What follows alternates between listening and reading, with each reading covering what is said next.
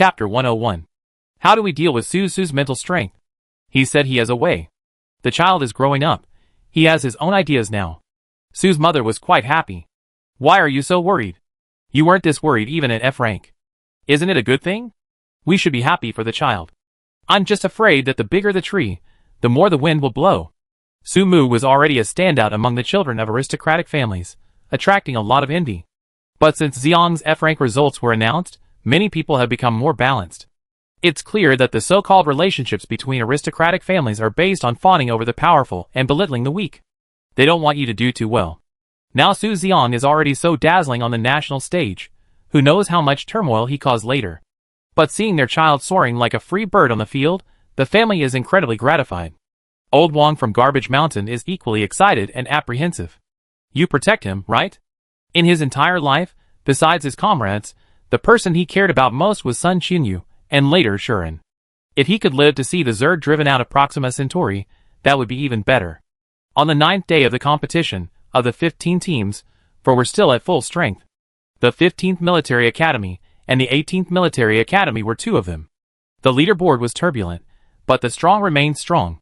Pluto 1st Military Academy, 1125 points. Rank 1. Alpha Military Academy, 1080 points. Rank 2. 53 Military Academy, 1045 points. Rank 3. Many members of the 53 Military Academy had been eliminated, and with a relentless pursuit, they simply didn't have time to accumulate points. However, because they had reaped a large number of victories early on, their foundation was strong, so their advantage remained. Pioneer Military Academy, 1020 points. Rank 4. 15th Military Academy, 1015 points. Rank 5. 18th Military Academy, 1005 points. Rank 6. 8th Military Academy, 990 points. Rank 7.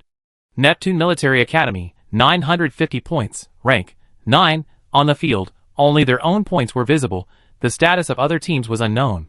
However, the Command Center and the Star Network could clearly see the current rankings of all teams. We're 6th. Li Yuanboi explained excitedly. They rightfully entered the top 10 of the Star region. Neptune is 9th. Wang Qian couldn't believe it. The other teams looked on, with envy and resentment. What incredible luck. It's already a miracle that these bottom-ranked teams even made it into the ranking matches, let alone the top 9. Is there any justice left? Is there any law left? Will they really get a free pass into the national competition? The 15th Military Academy, on the other hand, remained calm. Their ranking and points reflected their normal strength. But following the 18th Military Academy all the way was too easy, allowing them to conserve their strength for the very end. The most frustrated were Xingyou and the 53rd Military Academy. The instructors watched helplessly as the 18th Military Academy used a clever maneuver, reaping the benefits without firing a single shot, while simultaneously outmaneuvering their own team. Xingyou is still chasing the 53rd Military Academy all over the field. Matsuda is practically spitting blood with anger.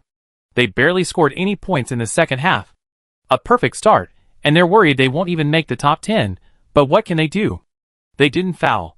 As he himself said, all's fair in war. With 15 teams competing for 10 spots, the odds of success are extremely high. All teams launched a desperate final assault. Seizing the last moments, they rushed towards the last supply point, the foot of Mount Angus, the finish line. As the animal army approached the mountain range, they heard the roar of artillery fire. Someone's here. There should be more than just 1 or 2 teams. The scouts peered into the distance. Captain, everyone except 53 Military Academy and Starshine has arrived, about 70 people. Wow! Is this the final showdown? Should we go? Is it possible to bypass them? A bit difficult. And another question, will we get enough points if we do bypass them? This is the cleverness of the competition rules. No one knows the other's points, and no one is sure of their own ranking. To win, they can only keep fighting. They rack up kills or star beasts to climb the ranks and avoid falling out of the top 10. We have no choice but to go for it. It's alright, we have plenty of manpower. Command Center, it's time to get going. You guys haven't had many proper battles. Although we were some distance away, with so many people and animals, it was hard to stay quiet. So, the chaotic army quickly spotted them, and began to move towards them in unison, fighting as they went. Over 70 pairs of eyes witnessed this bizarre scene. 17 star wolves, 4 desert lizards, and 3 sand boars, with 24 people sitting on top of him. 48 innocent eyes stared blankly at each other, stunned. What happened to the military academy competition? Did they wander into the wrong movie set? Which team is this? Riding star beasts? Wait, are star beasts rideable? The scene was too absurd. Everyone unconsciously stopped attacking. A moment of silence fell. Giddy up. Scatter! Scatter! Zhao Rui shouted, and the animal army scattered in all directions to avoid being concentrated under attack. Get in the mechs. Along the way, they had developed some affection for these star beasts, and while activating their mechs, they didn't forget to drive the star beasts away. Humph, goodbye, I come find you. Humph, don't come again. Never again. Our fate is over. The star beasts could feel the bindings on their souls, and bodies being released in an instant, and they scattered like flies. Seeing the newcomers join, the opposing side immediately shifted their firepower. It's the 18th Military Academy and the 15th Military Academy. Be careful, they joined forces. The other teams immediately made a judgment based on the current situation. What are the chances of them not being allies, yet both being at full strength and riding star beasts? They're clearly a group. As for the Sea Kings, almost no one considered them a threat. They seem to ignore us. That's normal. Then what about us? We still have to fight. If we win, consider it a bonus. Let's go help the 18th Military Academy. Okay. Su Xiang, you actually managed to hold on this long. Ase had been waiting for a long time. This time, he was determined to show Su Xiang what it meant to be a tough guy. The majesty of Hades would be upheld by him. Ase, A-rank Ase versus F-rank Su Xiang. Judging from the cards, the outcome should be obvious. But the fight was unexpected. You? You got some skills. You're not F-rank, are you? Guess. I don't care what rank you are, you're not making it up the mountain today. Chapter 102. Asai hadn't expected Su Xiang to be so incredibly fast, like an eel. How could the 18th Military Academy pull out just anyone, and yet be so difficult to deal with? Meanwhile, Sun Xinyu was weaving through the battlefield, even managing to dismantle other people's mechs. Damn! Who is this? Dismantling my armor. My lightsaber. Mech pilot, my right arm is malfunctioning. The demolition crew is here. He was fighting, dismantling, and even picking up items as he went. He became a bizarre yet beautiful sight on the battlefield. Sun Xinyu, I bear not only the victory of the competition, but also the wealth of the Xianxin sect. Please understand, the melee of over 70 people escalated to over 100. It got even more chaotic. It was the perfect time to rack up points, whoever it was, as long as they weren't on our side, they take them down. Boom boom boom. Clang clang clang. Listen to the clang. Crack bang bang. Artillery fire erupted from the foot of Angus Mountain. Various sub-contestants unleashed their full power. Wow! I witnessed the strongest combat force in the 7-star region. Samir. Jianwen. Sirens. Impressive. Is this the strength of 2 S-ranks? Who is that? Gu Han from the 18th Military Academy. Don't know him, but he's quite formidable. How could he not be? The only A rank among the Federation's top 500. He's A rank? You must be mistaken. He's at least S rank. In the melee of 105 people, 104 were fully engaged. Only Sharon remained detached. She exuded an air of superiority, looking down upon all living beings. Others couldn't hit her, and she would occasionally deliver a finishing blow. Occasionally saving teammates is just a side job, nothing too strenuous. As long as the team can pass, there's no need to strive for first place. Isn't her child here for training? As a mentor, guidance and support are necessary, but in moderation. Maintain a relaxed, easygoing approach. In terms of individual points, she's probably at the bottom. In terms of strength, very few people have truly noticed her. Except the Sirens. Now it's the final battle of the ranking matches, and the 7-star region is going all out. No one can hide their strength in this situation. But the girl is at ease, composed. Everything around her seemed irrelevant, having no effect on her whatsoever. She was far too relaxed. Even she herself, and even those stronger than her like Samir and Jianwen, couldn't achieve what she did. At this moment, Siren had a heartfelt question. Could Sharon be the 18th Military Academy's hidden trump card? Vanguard Military Academy, A.G. Lee eliminated. 15th Military Academy, Parisa eliminated. Pluto 1st Military Academy, Darius eliminated. 8th Military Academy, Ian Hang eliminated. 18th Military Academy, Gal Yunlei eliminated. Neptune Military Academy, Peng Xian eliminated. Yuan Lei. Ah, mistake. I'm logging off now. Vanguard Military Academy, points plus 40. 8th Military Academy, points plus 20. Pluto 1st Military Academy, points plus 60. 18th Military Academy, points plus 40. Neptune Military Academy, points plus 20. Alpha Military Academy, points plus 80. Don't let them up the mountain. If we can't go up, nobody else can. I'm going. Anyone who stops me will be cut down. Stop them, don't let them pull the flag. We'd definitely be number 1. 895th Military Academy, eliminated. Pluto's 13th Military Academy, eliminated. Individual eliminations continued until more teams were eliminated. As the battle raged on, only 10 teams remained. Hey, what are we fighting for? If we all go up the mountain and pull the flag, we all win, right? Everyone in the public chat exclaimed, that's right. Looking at the surrounding teams and counting, it seemed so. No one had gone up the mountain yet, which meant all 10 flags were still there. As long as everyone went up together, there were enough spots. That makes sense. Stop. Stop. Stop. You stop first, then we stop. How can we stop if you don't stop? Military Academy people, their hearts are all dirty. Watch out for sneak attacks. Okay, stop with the pretense. You stop, then we stop.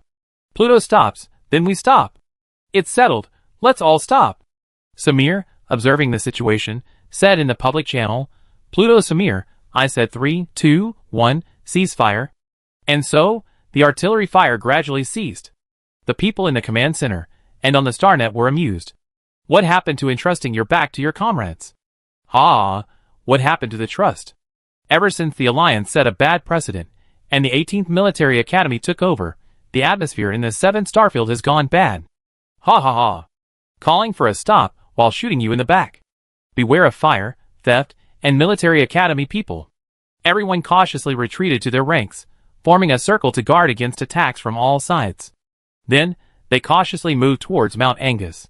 Wait, Military Academy 53 and Xingyo aren't here. If they came, with far more points than us, wouldn't they push us down again?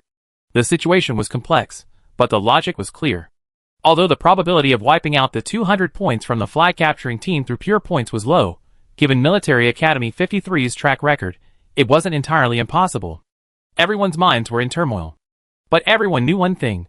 No, they had to fight. The already taut string snapped, and fragile trust collapsed again.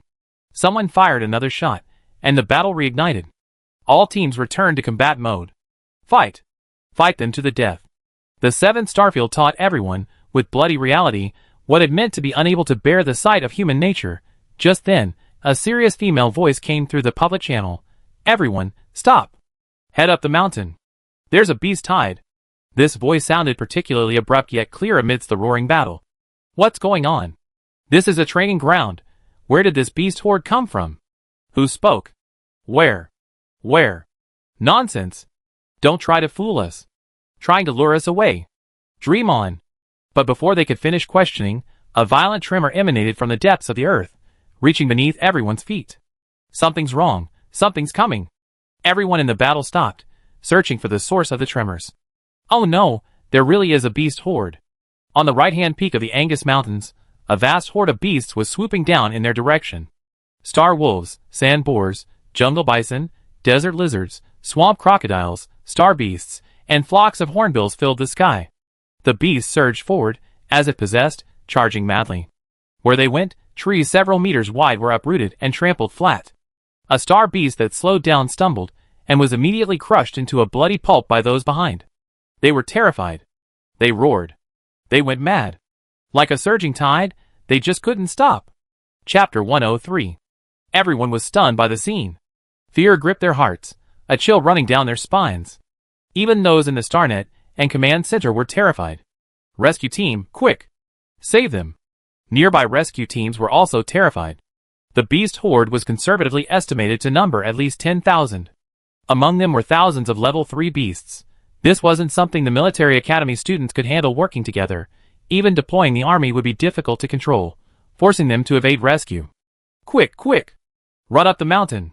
Rescue team, come to their aid! How did the beast tide form?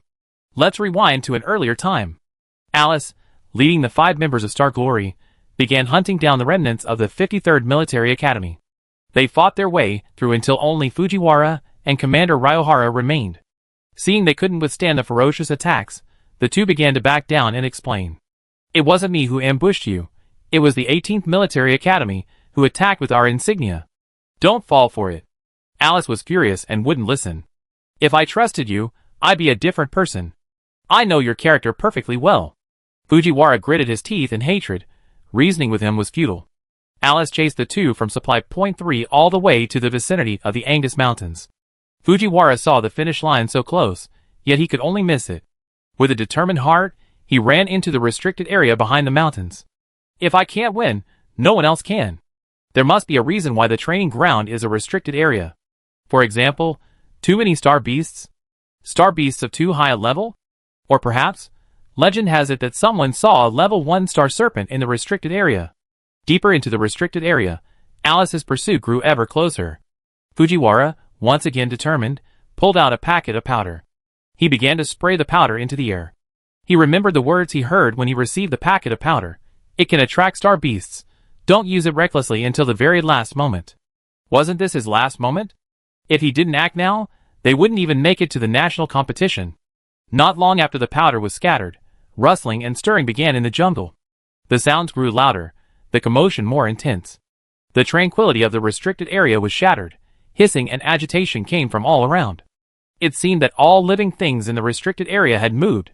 Snakes, insects, rats, any living creature, emerged from every crevice, rushing towards Fujiwara. So he decisively braked, turned around, and lured the horde towards Alice. Oh no! A horde of beasts! Alice was impulsive, not stupid. Seeing the horde growing larger and larger, she realized something was wrong and turned to run away. The situation had completely changed. Alice and the others were running frantically in front, with Fujiwara and Ryohara chasing behind, and the 7 mechs being pursued relentlessly by an ever-growing horde of beasts. Fujiwara gloated for a moment after scattering the powder. Let you chase me, huh? I show you how powerful a reverse chase can be. But soon, the situation spiraled out of control. The number of beasts far exceeded expectations. Moreover, he had scattered so much powder that he couldn't break free. Ryohara, give me the energy stone from your spatial storage. Fujiwara said to Ryohara, feigning composure as he ran. The Ryohara family was a subordinate clan of the Fujiwara family. The two had grown up together, and would unconditionally obey Fujiwara's orders. The latter, unsuspecting, handed him the energy stone.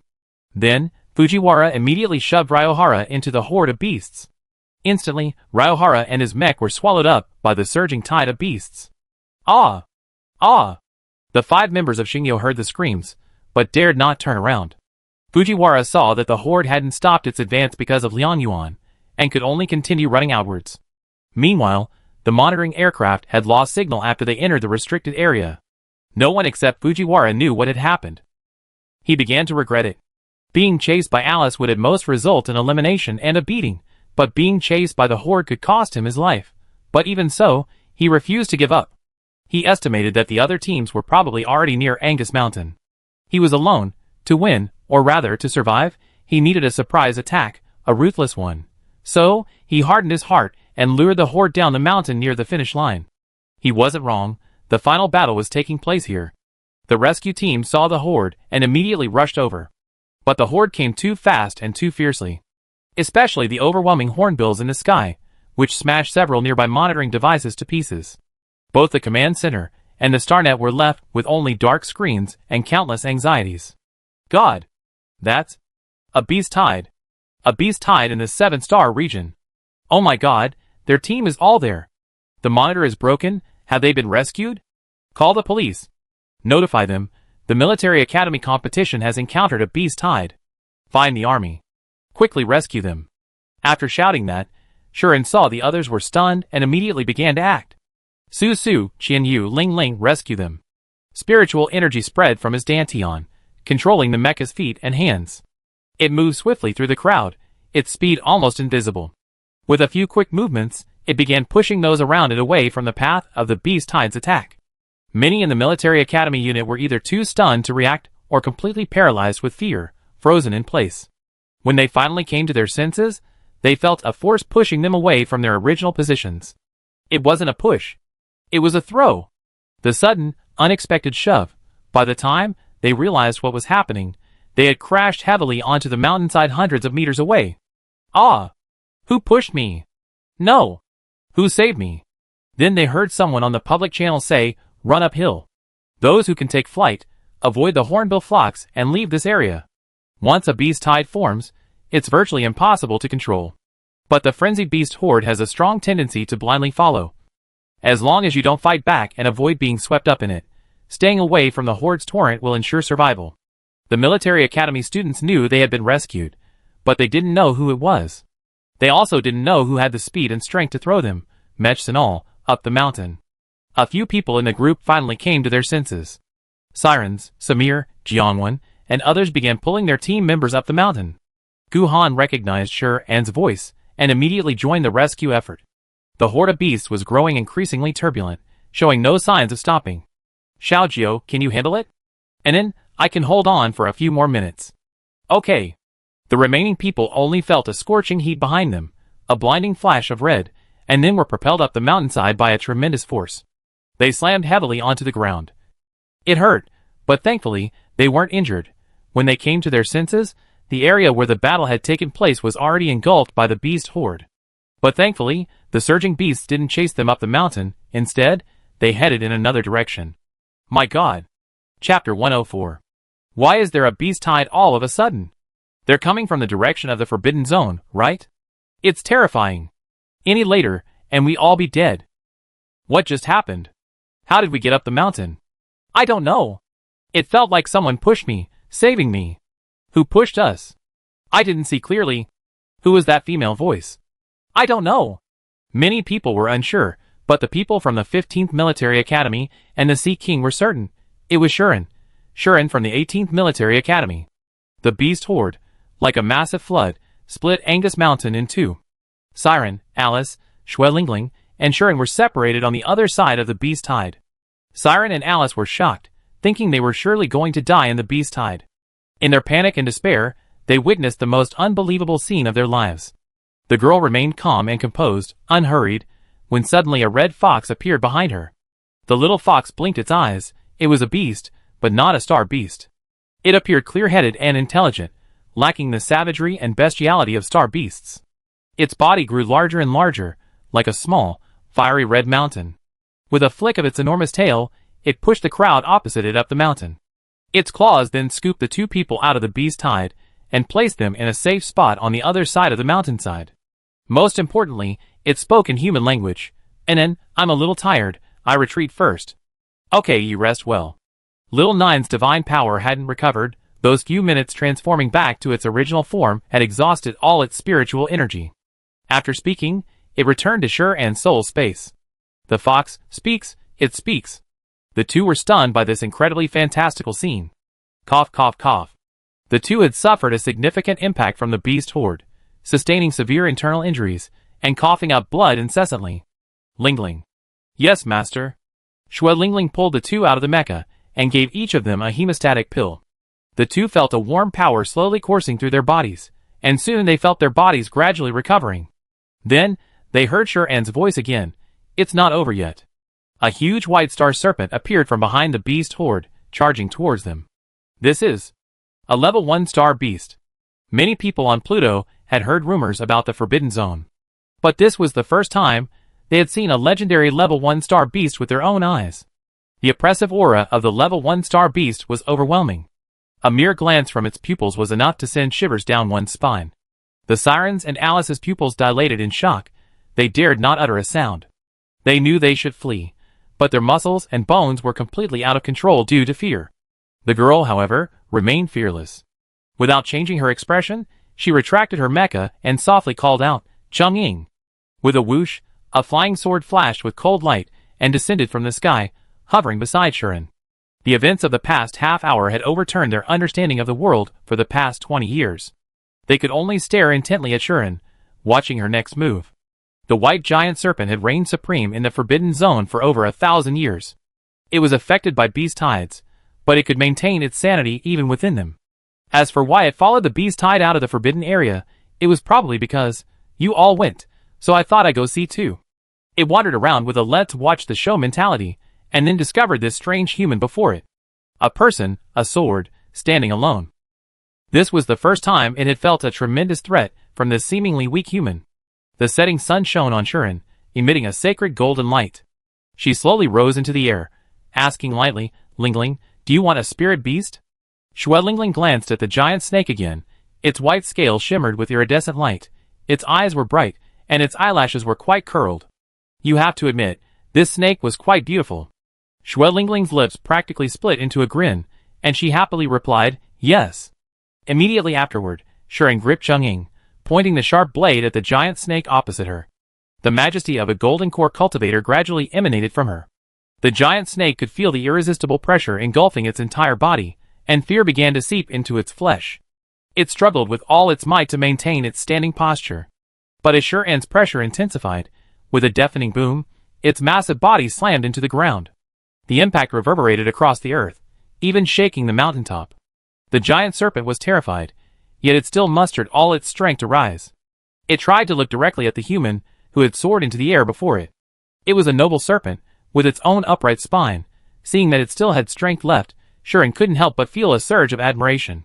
Spiritual energy coiled around Chang'ing, followed by lightning that covered the sword like vines. The crackling lightning sounded like a death knell from hell, making the giant serpent tremble. Want to fight? Animals have an incredibly keen sense of danger. At this moment, the giant snake knew very well. The person before it was not someone it could fight. It had no choice but to submit unconditionally. It gave up resistance. Its fierce and cunning gaze transformed into a pitiful look. Its brief resistance seemed to be nothing more than a moment of anger. The posture of resistance turned into complete submission. Shuren's voice, seemingly from ancient times, filled with holiness and majesty, entered the ears of the three people and the snake. Would you be willing to cultivate under my tutelage? 100 years to transform into a python, 1,000 years to transform into a dragon, stepping into the immortal realm, and attaining the great Tao. The giant snake quickly nodded. Lingling, come here. Hee, coming. Lingling skipped and hopped over, her whole body brimming with joyful excitement. She was going to have her own spirit beast, just like Xiaojiu, a cute spirit beast that belonged only to her. A cute little white snake, giant snake, little? Speak properly, where's the little one? Shuren gently tapped her finger, and Lingling felt a subtle connection form between herself and the white snake. Hold your breath and concentrate, I will help you form a contract. Yes, sir. Suddenly, a huge circular array appeared beneath their feet, covered with various shimmering runes, enveloping the person and the snake. By spirit as the contract, by soul as the pledge, with your power, protect your master, never to betray. The array shone brightly, almost blindingly so. After everything subsided, the array and the giant snake had vanished. In Lingling's arms nestled a small white snake, its red eyes looking rather adorable. Master, hello. What's your name? I don't have a name. Please bestow one upon me, master. Then call me Xiaoyu. Okay, master. No need to call me master, just call me Lingling. From a young age, she longed for companionship. After joining the Xianqing sect, her master and senior brothers provided her with much warmth. But she still yearned for unwavering companions, like her master and Xiaojiu. She cherished Xiaoyu's arrival immensely. Chapter 105. The rescue team and the garrison troops on Pluto were now fully in place. They split into several groups. The instructors led the participating athletes up the mountain, providing security in case of another wave of attack. The military was responsible for guiding the beast horde, dividing and dispersing it to prevent the horde from growing too large and breaking through the protective shields, potentially harming civilians. The 5 teams were guided and separated, with most being led back to the restricted area after being lured around. The beast horde was greatly weakened and eventually became no longer a threat. The entire process lasted for more than a day, and this massive incident was finally resolved. After the main force of the beast horde left Mount Angus, the trainees were still recovering from fear and shock. The trainees from the 15th Military Academy and Star Glory were frantically searching for their captains. Suddenly, a clear voice sounded in their personal terminal. Siren, Captain Alice is with us, she's safe. Let's continue the competition. Hearing that the other side was safe, the people on the mountain unconsciously breathed a sigh of relief. But then they remembered. The race. That's right. The race is still going on. The command center was busy with the rescue and didn't have time to stop it. That means the race is still ongoing. They could already see all 10 race flags clearly from their position. The finish line was almost there. If they didn't move now, when would they? So, their focus returned. They looked at each other, filled with wariness, alertness, and a restless energy. Run! Charge! Pull the flags! Stop them! There were 12 teams in total, but only 10 race flags remained. A desperate last stand. The crowd was too dense. There was simply no space to unleash a mech battle. So, humanity's most primal form of attack was activated, melee combat. At this moment, the monitoring aircraft finally reactivated. This is the scene the StarNet viewers witnessed. The elites of the 7-star region were pushing, pulling, tearing clothes and hairpins, wrestling together. Foul language. Ferocious expressions. Unbearable to watch. Get out. Die. The battle flag is ours. Pluto is number 1. Vanguard Military Academy, forever gods. Get out of the way. Victory will forever belong to Alpha. They used every trick in the book. It's hardly more dignified than a street brawl between elderly folks. Where's the beast tide? What's going on in the 7-star region? What's happening? What happened to the promised mecha battle?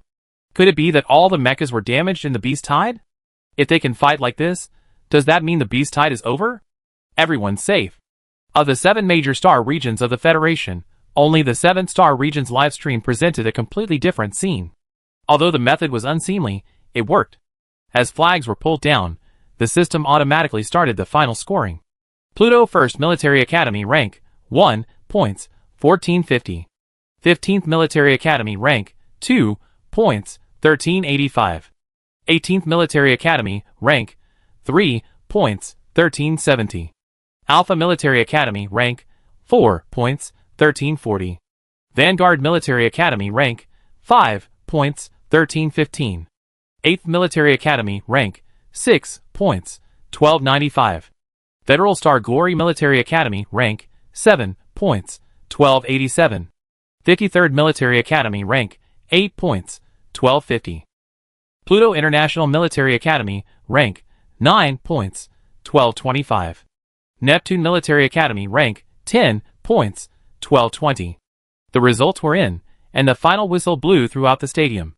The eliminated military academies were all heartbroken. They were just one step away. And this one step wasn't about mechs. It was about who could run the fastest. Who could be shameless. At the Hades 1st Military Academy, Ase looked towards the direction of the 18th Military Academy. His gaze followed Su Xiong, who was happily dancing in the crowd. He clearly remembered that when the beast tide arrived, it was someone who rushed over and pushed him up the mountain. Su Xiong saved him. Samir was busy saving his teammates, but he also noticed that those who were rescuing people were indeed from the 18th Military Academy. Not only them, but Jiangwen from Alpha was particularly sensitive to information. If she remembered correctly, the female voice announcing the beast tide seemed to be from a female member of the 18th Military Academy. Her name seemed to be Shuren. At the 18th Military Academy, Bairui took advantage of the chaos to rush to the front, securing 3rd place for her team. Carefree and overjoyed, they were celebrating. The 18th Military Academy, emerging from Star 9527, had finally made its way to the national competition. The most delighted of all was Sea King. The bottom-ranked team in the Star region, clinging to a powerful ally, had managed to snag 10th place. We're actually 10th in the Star region. Among them, Fujiwara was the most secretly smug. His risky move had paid off. At least he hadn't been stopped at the Star region level. Moreover, no one knew about the Forbidden Zone incident except for himself. Only a few girls from Star Glory were staring at him with hostile eyes. They speculated that Fujiwara had done something to trigger the beast tide, but they had no evidence. They wondered if the command center would discover anything. On the other side of the mountain, everything had fallen silent. What they were witnessing shattered Siren and Alice's worldviews, and their understanding accumulated over the past 20 years. A fox could transform into a vast expanse of land, and sea, and even save lives? A sword could fly? Could a person fly? Was the sword electrified? To subdue a level 1 star beast without lifting a finger? A level 1 star beast could shrink? Siren had considered Shuren's differences, considered that she might be strong. But he hadn't imagined she was this strong. Alice, whose formidable combat power made her fearless in all situations, was now intimidated. She admired strength, but before, apart from Gu Jianshan, she had never encountered anyone she truly respected from the bottom of her heart. Shuren landed lightly in front of them. With a whoosh, Chang'ing retracted. Siren didn't know what to say. He seemed to have discovered an incredible secret. And this secret was beyond what a military academy student like himself, or even any interstellar being, could bear. Would he be silenced? But the other party didn't seem like that kind of person. Could he pretend nothing happened? No way. If the other party could let them see all this, they could easily shut them up too. He was filled with resentment. Why hadn't he fainted just now? He racked his brains, using all his 20 years of experience, but still couldn't figure out how to handle this complicated situation. He could only bite the bullet and ask, "What are you?" Before he could finish, the girl next to him rushed forward, excitedly saying, "Are you cultivating immortality?" "Yes. The kind of immortality cultivation where you can move mountains and fill seas, ride the clouds, slay demons and monsters, and live forever?" Chapter 106. Yes. So what level are you at now? Wait, do you cultivators have levels? Like in TV dramas and novels? Like leveling up and fighting monsters? Yes, I'm at the Golden Core stage now. Wow, so you're a Golden Core immortal? Yes. Then what was that sword just now? My natal divine sword, Cheng-Ying. A divine sword. Where's the little fox? It's the nine-tailed divine beast. It went back to its spatial dimension. A divine beast? Even more powerful than a level 1-star beast? Yes. Alice was like a curious child, wanting to understand all the wonders. She chattered on and on, her eyes shining brighter the more she listened. Oh my god! She's struck gold. She actually met a cultivator, and one who could crush a level 1-star beast the moment he appeared. No, the level 1-star beast is now nestled in Xue Lingling's arms, incredibly docile. No way, she wants one too. Forget the competition. She wants to cultivate. Can I cultivate with you? Alice, a muscular woman a head taller than Shuren, usually exuded a dignified and serious air when silent. Many people would keep their distance. But now, her eyes were filled with excitement and admiration, her fists clenched against her chest like a large, affectionate puppy. Her enthusiasm was so direct it was hard to refuse. Siren's lips twitched speechlessly. The Federation's female ruler, no, Alice, is actually like this? Shuren carefully observed her expression. Sure. Yeah. Yeah. Yeah. Hearing the affirmative answer, she jumped 3 feet high. And you? Shuren turned to look at the stunned Siren beside him. Me? Siren pointed to himself suspiciously. Can I too? Of course, are you willing? Judging from the scene just now, Siren knew that he, like the snake, had no choice. Moreover, judging from Shuren's reaction, he might have already taken a liking to him. But what exactly did he like about him? Shuren, you're more reliable, you can help me take care of the kids. I'm willing. Just then, the rescue team's spaceship landed on the open ground. The teachers ran down with rescue equipment, and after checking on the group's condition, they breathed a sigh of relief. Is anyone injured? No. Good, let's get out of here first. All the teams were taken to the command center, and the rescue team confirmed immediately that no one had been seriously injured in the beast tide. The injuries were mainly from scratches and blows during the final flag grabbing. Looking at each other's bruises and messy hair, many exchanged glances. Ha ha ha. You still have the nerve to laugh? Who pulled someone's hair on the field? I haven't even said anything to you yet. Who pulls someone's pants down like that? Ha ha. Except for the eliminated teams who were crying, the other teams seemed to have let bygones be bygones. Alright. Quiet. Zaina, the principal of Hades, spoke up. The organizing committee has unanimously ruled that the results of this competition are valid. Yeah. Yeah. Yeah. We're going to the national championship. Central Star. Here I come. The cheers almost lifted the roof off. Zaina continued, thank goodness, everyone's back safe and sound. However, because the monitoring aircraft was struck after the beast tide appeared and didn't capture the entire process, I hope everyone can help me clarify what happened. A beast tide is such a big deal, and a student is missing. It's definitely not a small matter. Moreover, according to the military's confirmation of the traces at the scene after entering the restricted area, the missing Ryohara is most likely dead. This matter has escalated to another level. Therefore, all the students were separated and taken to different rooms for questioning by the military. Of course, the focus was on Fujiwara and Alice's group of 5. Fujiwara knew very well that the monitoring equipment in the restricted area was unusable. No one but himself knew about him sprinkling the powder and pushing Ryohara. The monitoring equipment on the mechs was. He had completely ruined everything in an instant. Therefore, the military couldn't obtain any evidence to charge him with any crime. He was just an innocent child who didn't know what had happened. And the truth was just as he thought. Teacher, I really don't know. Alice Yang chased me into the restricted area, and then chaos broke out. We were being chased by the star beasts, so we started running out. Liang Yuan was behind me. He must have tripped. I only heard his scream, but I didn't dare turn around to save him. What? The Xingyo group's account was similar to Fujiwara's. Don't worry, just tell the truth. When we chased them into the restricted area, we didn't see any star beasts at first. Later, I smelled a faint scent of herbs, and that's when the star beasts started to panic. The scent of herbs? Yes. Student, you can speak frankly. Seeing her hesitation, Zaina, who was in charge of the interrogation, went along with her. You suspect Fujiwara used drugs to trigger the beast tide? The Star Glory team members remained silent, tacitly agreeing. Zaina immediately connected the dots. Drugs that could trigger beast tides? Wasn't there one? The 18th Military Academy, Schwedlingling. But those two teams didn't seem to have much of a relationship. In fact, they had some conflicts. Besides, when Star Glory and the 53rd Military Academy entered the restricted area, the 18th Military Academy was engaged in a chaotic battle at the foot of the mountain. Anything else? I vaguely heard Fujiwara ask Ryohara to give him the stored energy, and then I heard Ryohara's screams. Zaina knew what she suspected. This wasn't some trivial matter. It was an accusation of murdering a team member, and this other person was the pride of the second-class Fujiwara family, a rising star in the Federation. Without concrete evidence, even the military wouldn't dare to make such a claim lightly. But the matter of the beast-inducing drug could be confirmed.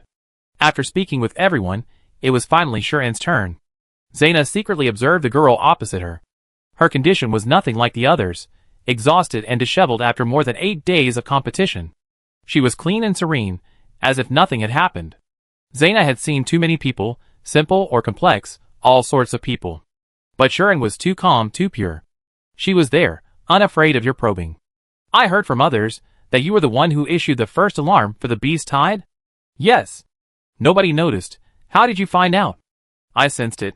You and the members of the 18th Military Academy were the ones who rescued people? Yes. I admire your quick thinking and decisiveness. Without you, the casualties in this competition might have been much higher. You're welcome. But I still want to ask, how did you manage to throw so many people, mechs and all, up the mountain? Just save them with all my heart. That's all? That's all. Chapter 107. Fine, I asked you about tactics and you're giving me value advice, huh? One more thing, did you see any level 1 star beasts during the beast tide? A giant white serpent? I don't know. After asking for so long, not a single useful piece of information was obtained. In any case, on behalf of the military, I thank you for your heroic contribution. It's only right. Zaina carefully reviewed Shuren's information. His mental strength was B-level, second only to Su Xiang, already at the bottom. In the 3 matches, there were very few shots of her, almost no information or data to refer to. His abilities were unremarkable, his points were near the bottom, and his personality was frighteningly low-key. If it weren't for the fact that both Hades and Alpha's people unanimously said it was her who saved him, Zaina wouldn't have believed it at all. But no matter how she did it, today, she is a hero. The questioning ended, and the teachers in the command center were still cleaning up the mess. The students returned to their respective dormitories. That evening, when Samir and Ase arrived, they ran into Alpha's instructor and Captain Jianwen, who were coming out of Building 106. You're here? Same purpose as you. With that, Jianwen left. The two could hear Alice's signature loud laughter from afar. Hee. The 53 Military Academy said you tricked me, I don't believe it. Prepare to die? Su Xiang. Shuren, help!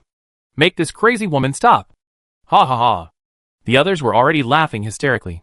They hadn't expected the legendary tough guy Alice to have this kind of personality. Straightforward and decisive, she acted without hesitation. But as long as they didn't mess with her, she was actually quite cute. Don't try to hide if you dare. Boom boom boom. I heard you're in too, Sun Qianyu. Ah. I'm sorry. I didn't mean to. They thought it was a joke, but Alice just blasted them with a cannon. No, she really hit me. You know why they say never mess with her. The title Queen of the Hill isn't just for show. Won't something bad happen? No, Guhan's here, and you haven't seen how much Alice listens to Shuren. Wait, how did the Sirens and Alice get in here? It seems Shuren saved them from the beast tide, and now they're incredibly clingy. They even ate dinner here. This was the chaotic scene Samir saw when he came in. Huh? Hades Captain. Hello, let me formally introduce myself. This is Captain Samir of Hades. Hello, this is Gu Han from the 18th Military Academy. Thank you all for saving me during the Beast Tide. Shuren, thank you. He looked sincerely at Shuren after saying this. You're welcome. Ase was hesitant. He had always targeted the 18th Military Academy team. Unexpectedly, their first reaction was to save him without any hesitation. Here, this is the latest model of a light energy cannon. Try it out. It fires quickly and has a strong instantaneous attack. He couldn't bring himself to say it, so he simply shoved the light energy cannon into Su Xiang's hands. Wow! So cool! This must be worth hundreds of thousands. More than that, the key is that even if you have the money, you can't buy it. It's a limited edition. You gave it to me? Yes. Thanks, Brother Sai. You're welcome, Brother Su. From now on, whenever you come to Pluto, just look for me, and I treat you to the best food and entertainment. You said it? It's all on me. Whether it's Samir or Ase, they are truly Pluto's golden thighs. They may not be able to say anything else, but they're incredibly wealthy. The Xianxing sect members were delighted, their eyes gleaming. Gu Han looked at everything before him. So many military academy competitions, they were supposed to be rivals and comrades in arms. In reality, how many could truly consider each other comrades in arms? Most people met by chance, and then went their separate ways. In the hundreds of battlefields of the Federation, he might never encounter her again in this lifetime. He might even die before others remembered who he was. But Shuren appeared. She was powerful and inclusive, dazzling and captivating. Even her best efforts to be low-key couldn't hide her. Like the moon hanging high in the sky, everyone would unconsciously gravitate towards her. Late at night, everything calmed down. Shuren gathered everyone from the Xianxing sect together. Master, don't tell me you took this crazy woman in? You're dead. Even the usually serious and dignified Siren couldn't help but laugh out loud. Ha ha ha. Su Xiang, can't you learn from your mistakes? Doesn't your injury hurt? Alright, wait a bit. As soon as Shuren spoke, Alice instantly transformed into a well-behaved child. She stood obediently beside her, glaring fiercely at Su Xiang. As if saying, you just wait. Let me introduce you, Siren, Earth grade with spiritual root, Alice, Heaven grade fire spiritual root. Oh wow! Heavenly fire spiritual root.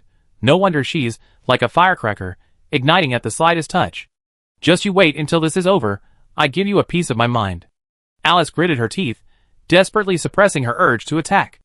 You two, one like the wind, the other like fire, you're going to be entangled to the ends of the earth. Senior brother, Sun Qianyu, he's a weapon cultivator, find him for weapons and tools. Second senior brother, Su Xiang. Third senior sister, Xue Lingling, she's a pill cultivator, she'd be in charge of potions and pills. And there's also fourth senior brother Tony, he's a body cultivator. Oh, and fourth junior brother is a hairdresser, he's a great hairdresser. I take you to him for a makeover tomorrow or the day after. You be the most dazzling person there. Sun Qianyu, Xue Lingling, so you're setting me up here. The Xianxing sect currently has 6 disciples, a little fox, a little white snake, and a divine sword. Our next step is to conquer the stars and the sea. Wait, who's the white snake? Here. Xue Lingling then released Xiao Yu. Wow! The white snake. This is my spirit beast, see you? A level 1 star beast. Really? I never seen a level 1 star beast before. It doesn't seem as imposing as I imagined. Also, was it originally this small? No, Xiao Yu can grow as big as Mount Angus. Master is biased. Where's my spirit beast? Where's my natal sword? Su Xiang's last sentence successfully hit Shuren's sore spot. Wait a little longer. Thinking of the Xianxing sect's financial situation, and the 6 disciples who were eagerly watching her. Thankfully, she didn't mention the disciples' salaries. She couldn't afford to raise them. She simply couldn't afford it. By the time she collected enough for their apprenticeship gifts, it would probably be half her life. The key is that some materials aren't something you can just buy whenever you want. Don't worry, Master. Leave the little treasury to me. Chapter 108. And you, second senior brother, how dare you say that? Master favors you the most, always letting you run wild. No way. I'm the most obedient one in the Xianxing sect. Unlike some people, who actually dared to beat up a senior brother, it's simply going against the heavens and betraying their master. Su Xiang, maintaining the demeanor of a senior brother, looked at Alice with feigned seriousness. Master, in our Xianxing sect, is it based on seniority or merit? Alice's mind raced, and she asked defiantly. Master, I request to switch places with Su Xiang. I be the second senior sister, and he be the junior brother. Why? Because I'm stronger than you. Let's compare spiritual power. How dare you say that? You're almost at foundation establishment, and he hasn't even begun Qi induction yet. Give me a year, and you just wait. Hee. In a year, I definitely have formed my golden core, reaching master's level. Then you can try. Alice was seething with anger, but thinking of how Shuren had subdued a level 1-star beast without even making a move, her anticipation surged. Alice, your imagination is amazing. Master, does the Xianxing sect have such a rule? No. Did you hear that? No. You're destined to be younger than me. Shuren was exasperated. The reason she sought out Siren was because she was gradually becoming overwhelmed by personnel management. She wasn't good at solving cases, nor was she good at balancing relationships. These problem children need to be properly disciplined. Siren, from now on, the internal affairs of the Xianxing sect are entrusted to you. I will obey your orders, Master. The case is solved. Master has summoned him to be the kindergarten principal. Okay, got it. Location confirmed. Li Yuanwood didn't return until the following evening after dealing with the beast tide and its aftermath. Upon entering, he saw Siren and Alice acting as if they were at home, clearly already integrated into the 18th Military Academy. What are they doing here? They said Shuren rescued them. Siren went back to the dorm yesterday, but Alice has been staying here the whole time, sleeping with Lingling last night. And Su, Qianyu, Yunlei, and Ase went to the city to play. Don't let their odd appearance fool you. They're incredibly skilled at building relationships. Managing to keep these big shots so well behaved is quite an achievement. You guys should go back now, especially Alice. Your instructor will probably announce something. Oh, off we go. They left reluctantly. Li Yuanwood's words weren't without reason. He had called Shuren and Gu Han over. Suzuhara from the 53rd Military Academy has been confirmed dead. Both fell silent. There's speculation internally that it's related to the Fujiwara family, but there's no evidence. Isn't Suzuhara a subordinate family of the Fujiwara clan? Yes, they grew up together. Shuren wasn't familiar with or concerned about the affairs of these interstellar families. He only overheard it. But Gu Han knew this family's ways very well. The Fujiwara family, huh? Doing something like this isn't surprising at all. Using teammates as shields in competitions, stepping on comrades' lives to advance on the battlefield. This isn't the first or second time they've done it. The 53rd Military Academy also passed the ranking matches. They meet again in the national competition. The Fujiwara main family is a first-class family of the Empire. Every year, their disciples enter the Proxima Centauri Military Academy battle. There's a high probability they meet again. This family has other forces involved, so we must be careful. Okay. Shuren did very well this time. The military will give him a reward. But next time, I still hope you be careful about your safety. Also, as the source of the beast tide, Fujiwara and Alice have been given a major demerit. They'd be on the military's record from now on. No wonder Alice was sent back. Her punishment decision had been made. It's alright. She probably won't care too much. Li Yuanwo thought to himself, how can a military academy student who's going to join the army and go to the battlefield advance if her record is ruined? How could she not care? Not long after, he realized, what could Alice possibly care about? The Star Region tournament is over. There are still 3 months until the national tournament. We should head home and prepare for the national tournament. Okay. The ranking tournament officially ended, and the 70 teams from the 7-star regions of the Federation that advanced to the national tournament were officially determined. The StarNet was in an uproar. Gu Zhanting is on fire. The Central 1st Military Academy is on fire. Over 2,000 points in one ranking match. Is he insane? Is this the combat power of a top-tier SSS? Shen Wanqing from the Yin Kingdom Military Academy in the 2nd-star region is also amazing.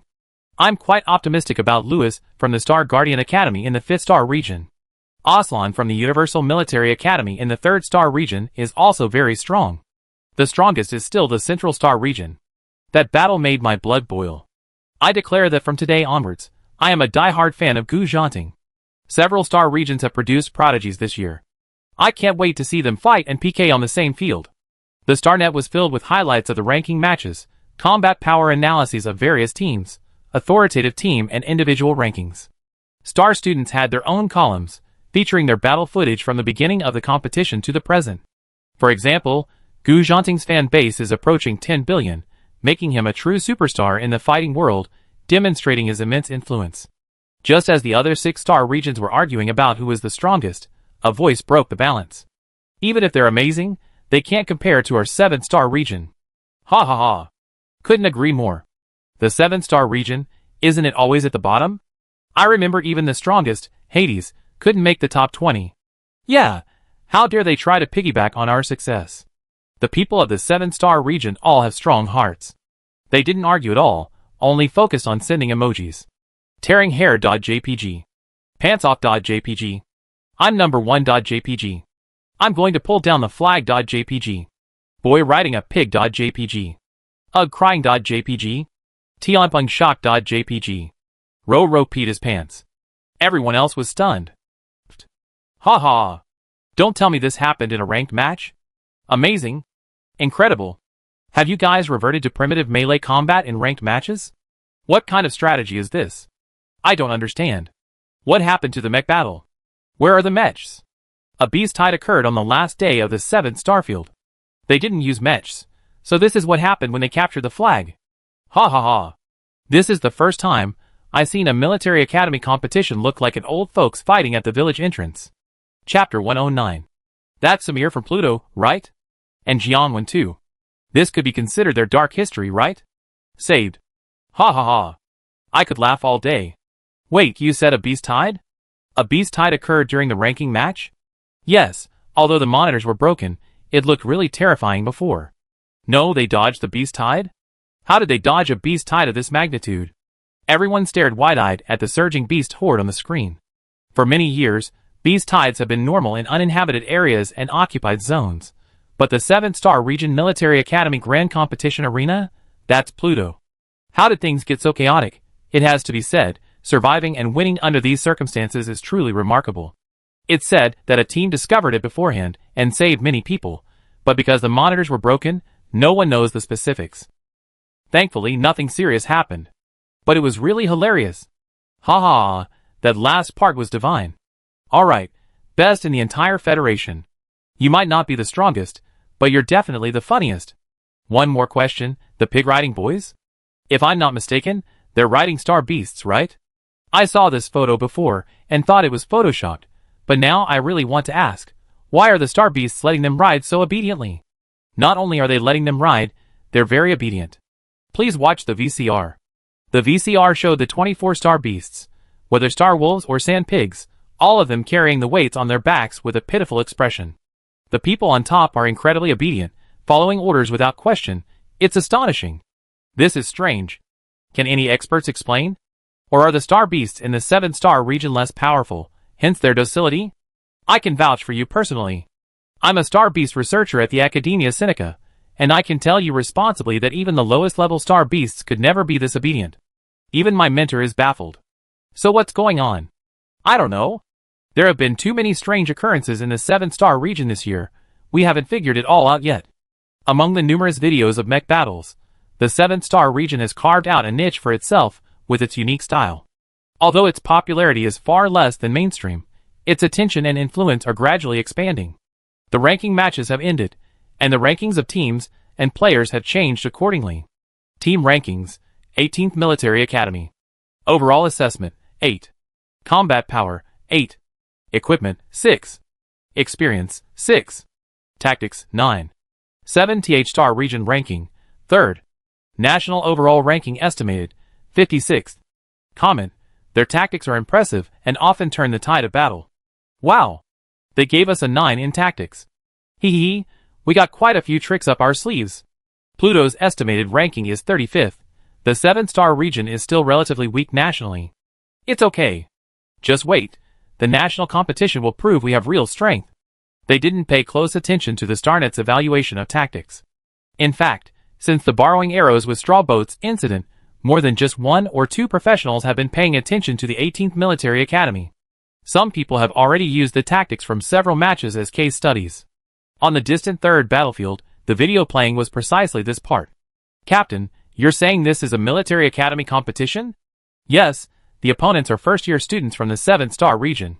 To be able to cleverly utilize the surrounding environment, with each move linked to the next, adapting to changing circumstances, to perform like this in actual combat is truly rare.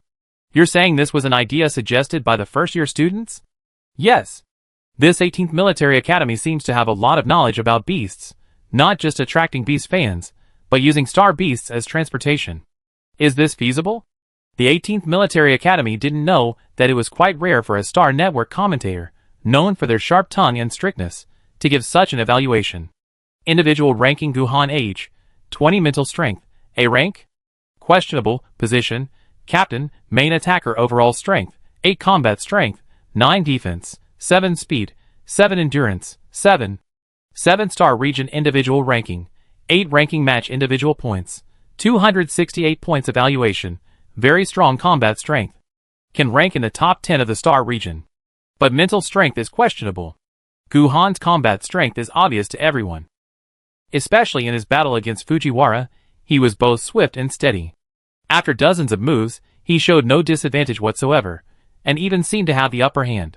The gap between A rank and S rank is like an insurmountable chasm. A rank is 2 ranks lower than SS rank, yet he could fight like this, which is quite strange. There's only one conclusion. Guhan's mental strength measurement is flawed. Of course, he's not the only one with this problem in all the teams. But there are too many suspicious people at the 18th Military Academy. For example, Su Xiang age, 18 mental strength, F rank, questionable. Position, main attacker, reconnaissance, commander. Overall strength, 8 combat strength, 7 defense, 6 speed, 8 endurance, 7 tactics, 9. 7-star region individual ranking, 28 ranking match individual points, 224 points evaluation, amazing tactics, outstanding speed, outstanding reconnaissance ability, questionable mental strength assessment. Should he be transferred to command? If we're talking about who's stealing the spotlight, Su Xiang is undoubtedly the one. Whenever he's on screen, it's either a highlight or a laugh. The comments are flooding the screen, clearly indicating he's already a rising star at the 18th Military Academy. But the question is, can someone with such weak mental strength achieve this? The answer is self-evident. Defeating 3 B-rank opponents in the PKE tournament is already astonishing enough, and in the final ranking match, he clearly suppressed Hades Ase after only a few moves. Even someone blind would know his mental strength test was flawed. Third from last out of 30,000. I'm now star domain 28. Ha. Quick! Interview me. Ask me, what was my journey from last place to the top? Su Xiang, hands on his hips, let out a smug laugh that echoed throughout the entire venue. Don't be so smug, you Federation comedian. Get lost. Just wait. I make the whole nation realize just how amazing my combat talent is. Until then, your comedic talent is truly astonishing. Chapter 110. Sun Qianyu age, 18 mental strength, B rank, questionable. Position, mech pilot, mech designer. Overall strength, 8 combat strength, 7 defense, 6 speed, 6 endurance, 6 mech repair, 9. 7-star region individual ranking, 31 ranking tournament individual points, 201 points evaluation, outstanding mech repair skills, suspected of possessing the ability to modify pathways and design mechs. Every major competition produces many top-tier mech pilots, but to say they can dismantle and reassemble simultaneously is unique. No other can do it. Is it because others don't want to? No, other mech pilots simply can't. Moreover, mecha designers should at least be S rank or higher. You couldn't find a single B rank designer in the entire galaxy. So, his B rank is incredibly suspicious. Also, how did someone with such a valuable treasure end up scavenging for scraps? It's rare to see a mecha designer this poor. Xuelingling age, 18 mental strength, A rank position, pharmacist overall strength, 7 combat strength, 5 defense, 4 speed, 5 endurance, 5 potions, 9. 7-star region individual ranking, 38 ranking tournament individual points, 189 points evaluation, beast attracting medicine holder. Just for this beast attracting medicine, the entire potion-making world will remember her name. The key is that when she submitted the beast attracting medicine, she reminded Cole and his team that they might not be able to replicate the original formula's effects. At the time, the experts on site thought she was arrogant. But 2 months later, Cole, holding the formula, and several teams repeatedly experimented with it word for word. The medicine was indeed made, but its effect was less than a tenth of Schwellingling's. It could only attract beasts, but it was far from enough to trigger a beast tide in the competition. This was an inevitable result. The raw materials were the same, but how could the Interstellar people possibly replicate the crucial spiritual energy extraction? The Research Institute was in a state of panic, trying to figure out whether to invite someone to provide guidance. But doing so would undoubtedly be a slap in the face. Meanwhile, traces of beast-attracting drugs reappeared on the competition field.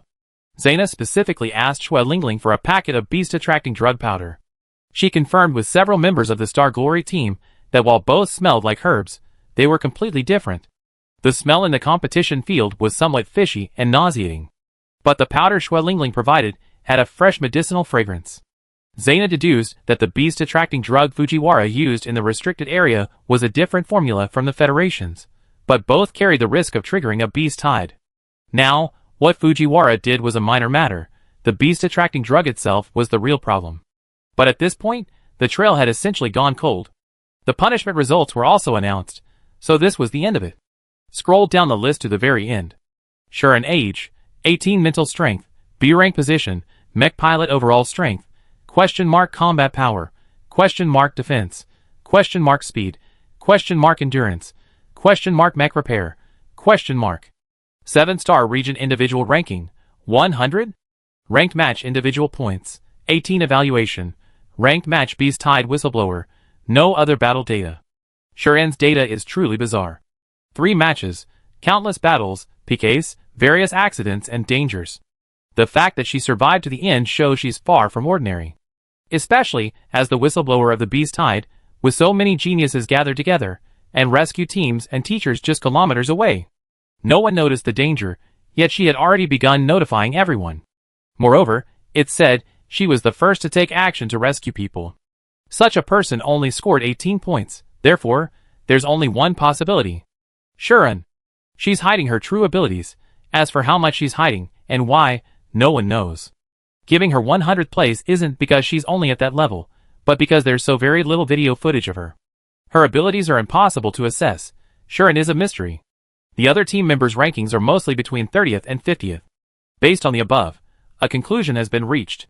The third place winner from this year's 7-star region, from the 18th Military Academy of Star 9527, definitely had problems with her mental strength test results, and because of this, Li Yuan was originally passionate and upright image has completely collapsed.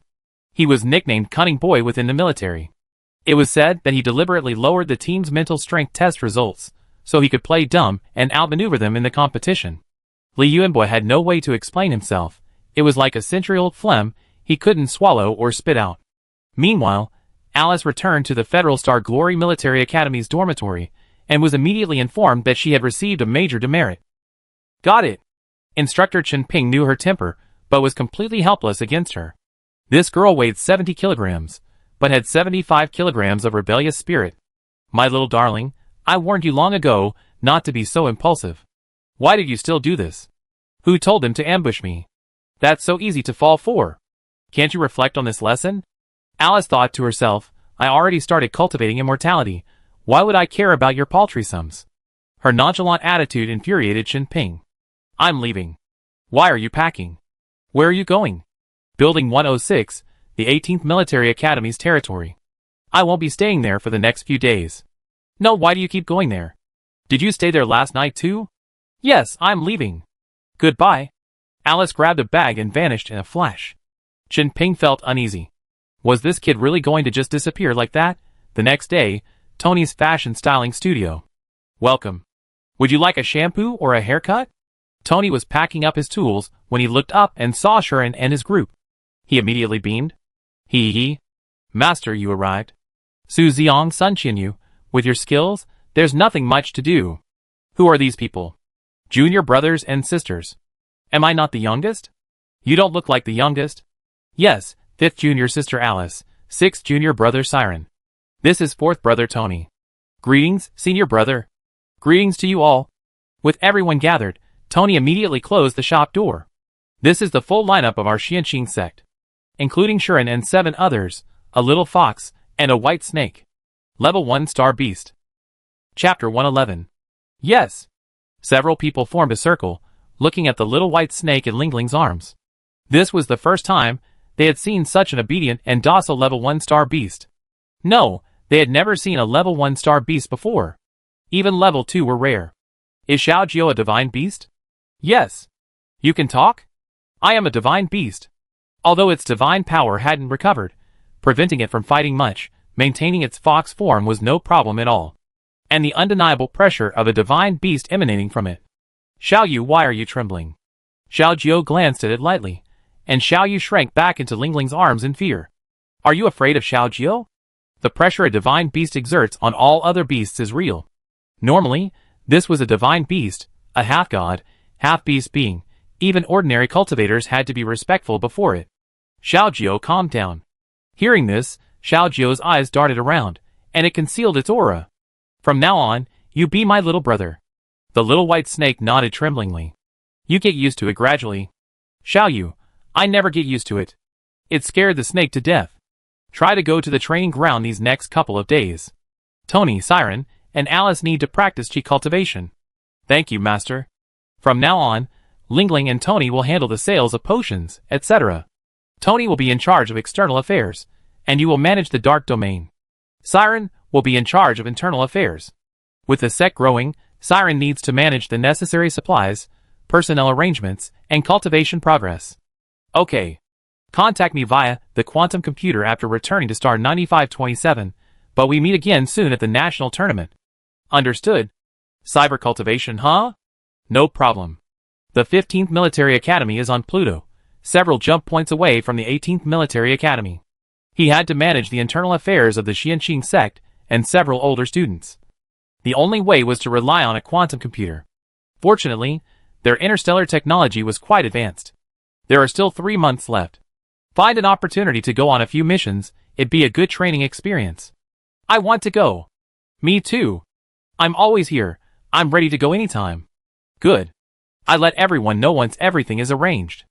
Even if I'm not by your side, your cultivation cannot be neglected. The Master leads you through the door, but the cultivation is up to you. To achieve the Great Tao, you still need diligence. We will obey your orders. Before leaving, Alice was happily tricked into getting a makeover. Looking at her lightning-struck, afro-like hairstyle in the mirror, her laughter nearly lifted the roof off. Ha ha! The most handsome guy on all of Pluto. I'm dying of laughter. Alice, take a picture, I make you a meme. You haven't even entered chi cultivation yet, and you already been struck by lightning? You guys. You're dead. The group received a good beating from her. Serves you right for tricking me. Serves you right for tricking me. Wait, junior sister, isn't it pretty good looking? Now you know why Tony went to work in the dark realm, right? Senior brother, don't open a barbershop, you're really not suited for this. Wherever they went, chaos ensued. Shuren unconsciously recalled his days in the Xianqing sect of the cultivation world, when his senior brothers, sisters, and junior brother were around. It seemed like it was just like that. The whole mountain was bustling with activity. The days of cultivation were arduous and long, but warmth filled every day.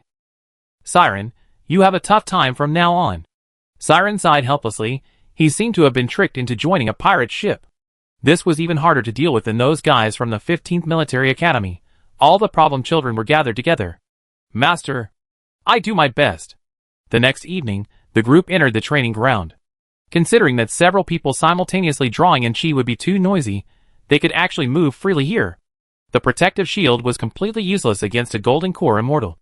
Her fingertips flashed with white spiritual light like knives, slicing a doorway through the shield. Go! She pointed again lightly, and the cut automatically closed up with a white light. Everything was as if nothing had happened. Lingling summoned Xiaoyu, revealing her true form.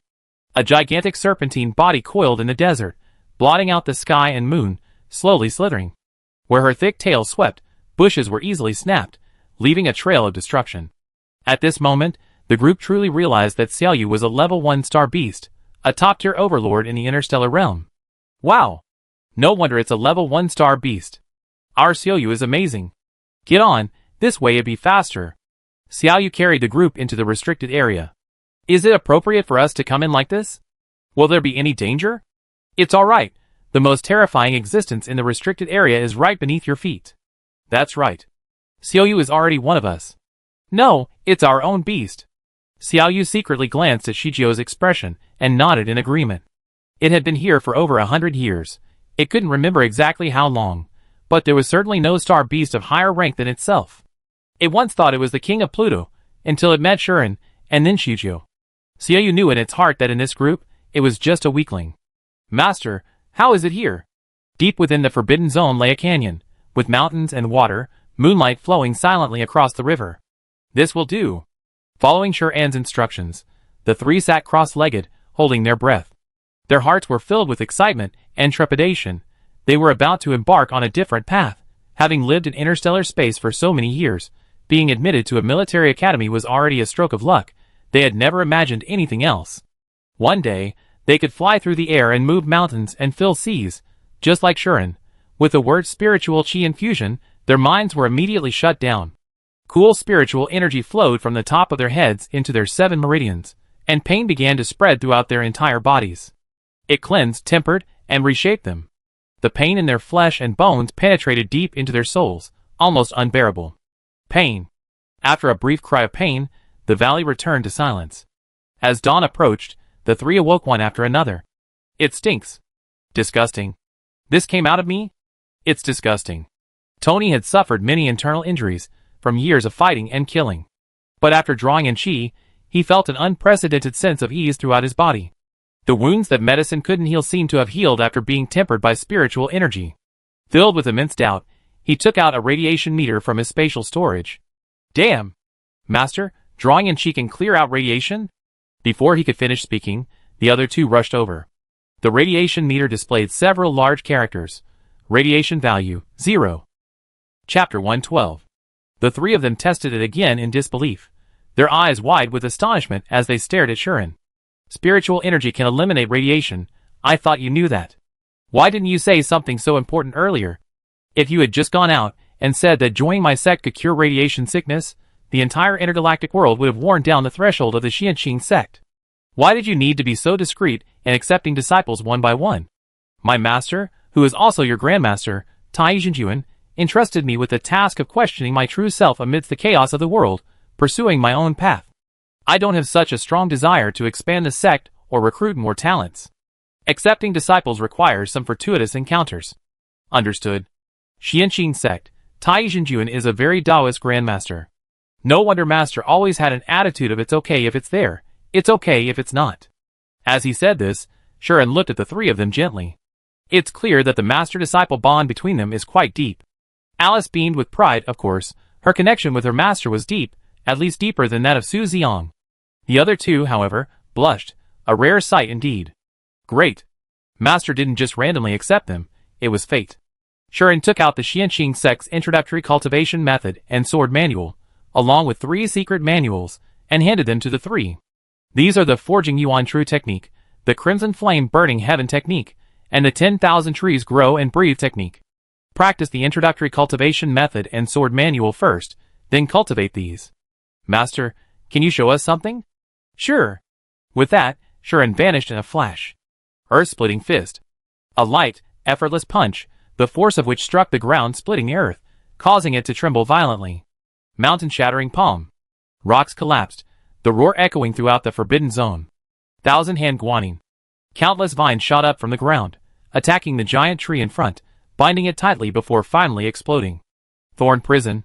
Countless sharp thorns grew from the vines, enveloping the tree and forming a 360-degree prison with no blind spots. Fireball. Flame dragon. My god. This isn't a holographic projection, is it? Are we supposed to train like this? Is this even possible for a human? You asked the right question. From today onwards, we are immortals. This is something only immortals can do. All was quiet. Shuren earnestly admonished his newly initiated disciples. Remember, with great power comes great responsibility. You can pursue your own path, but if you bring harm to the world, even if I don't punish you, every cause has its effect, and you will pay for it sooner or later.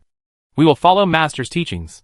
Shuren also wondered if his own experience with the god-slaying lightning tribulation might also have some karmic connection. 2 days later, all the teams began their return journey. The 18th Military Academy received many gifts. Most were thank you gifts from other teams. The reluctant, clingy Neptune had already returned to Neptune 2 days ago. Before leaving, Yang Chung, Kelly, and the others were all in tears.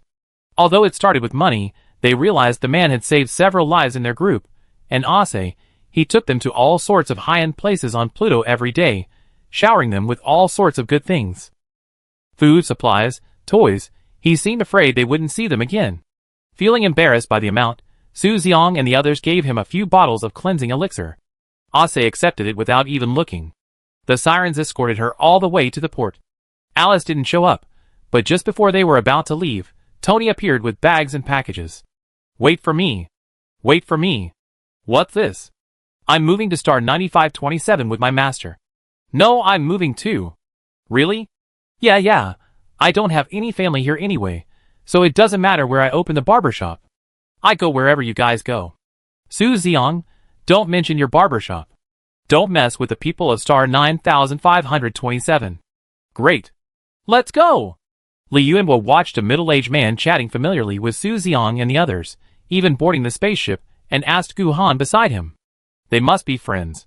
How come they even know the sirens? They probably met them in the last few days. Their auras are the same, and now even the sirens have joined them. Gu Han felt a pang of envy. They only known each other for a few days. But he carried other risks and hidden dangers, and couldn't be a burden to Shuren and the others. How's the investigation into the venom-inducing drug going? The substance is correct, but I feel the Fujiwara family in the Federation isn't powerful enough. They were just intermediaries, and might not know its origin.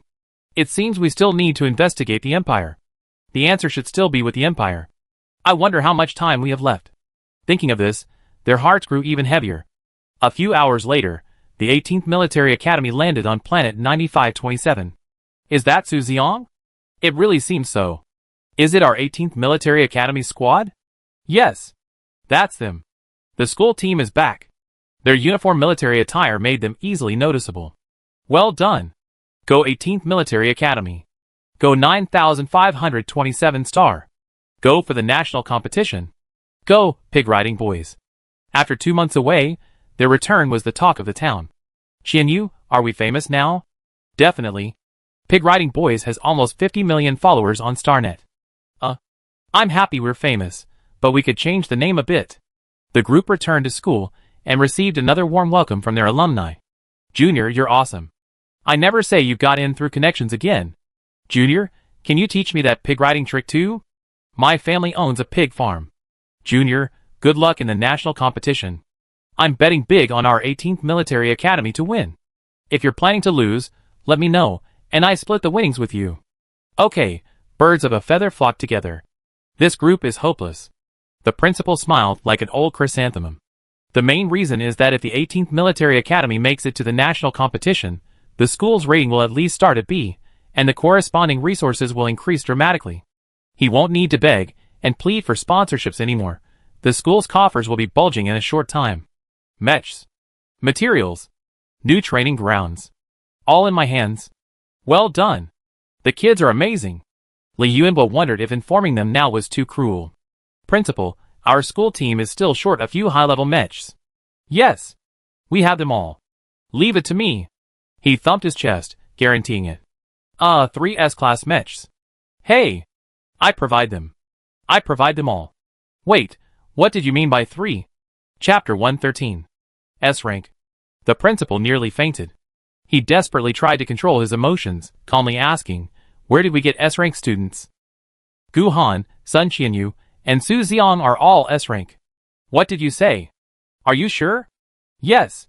The principal's eyes widened in fury, and he immediately dragged the group to the mental strength testing device. Everyone on the school team, no one is getting away today. Test them one by one. Retest everyone. Half an hour later, the results for all 15 members of the school team were in. Only a few had problems. Gu Han, S-rank, Su Xiang, S-rank, Sun Qianyu, S-rank.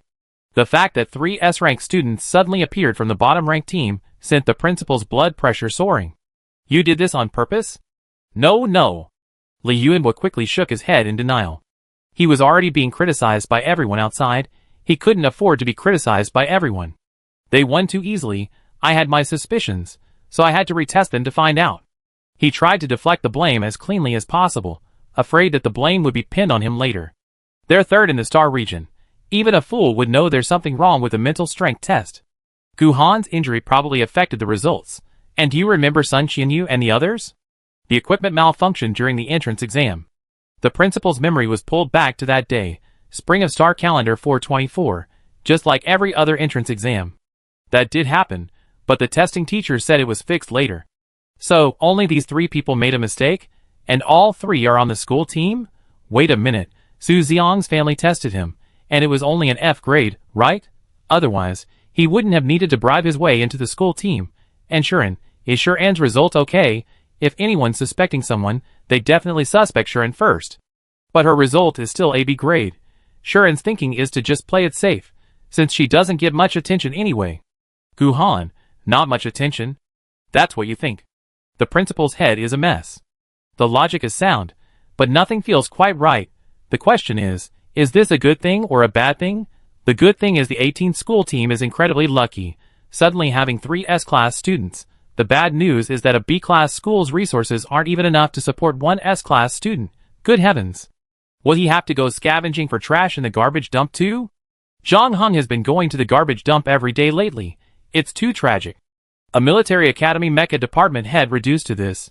The key is, he, the principal, might very well follow in his footsteps. Good heavens. Even if I sold the school, it wouldn't be enough to buy you 1 S-class mecha. Principal, quick, quick, quick. Come and see. Who's here? The teacher cheerfully led in a person with an afro, rushing over like a small cannonball from afar, giving Shuren a bear hug. Alice? And I transferred schools. What?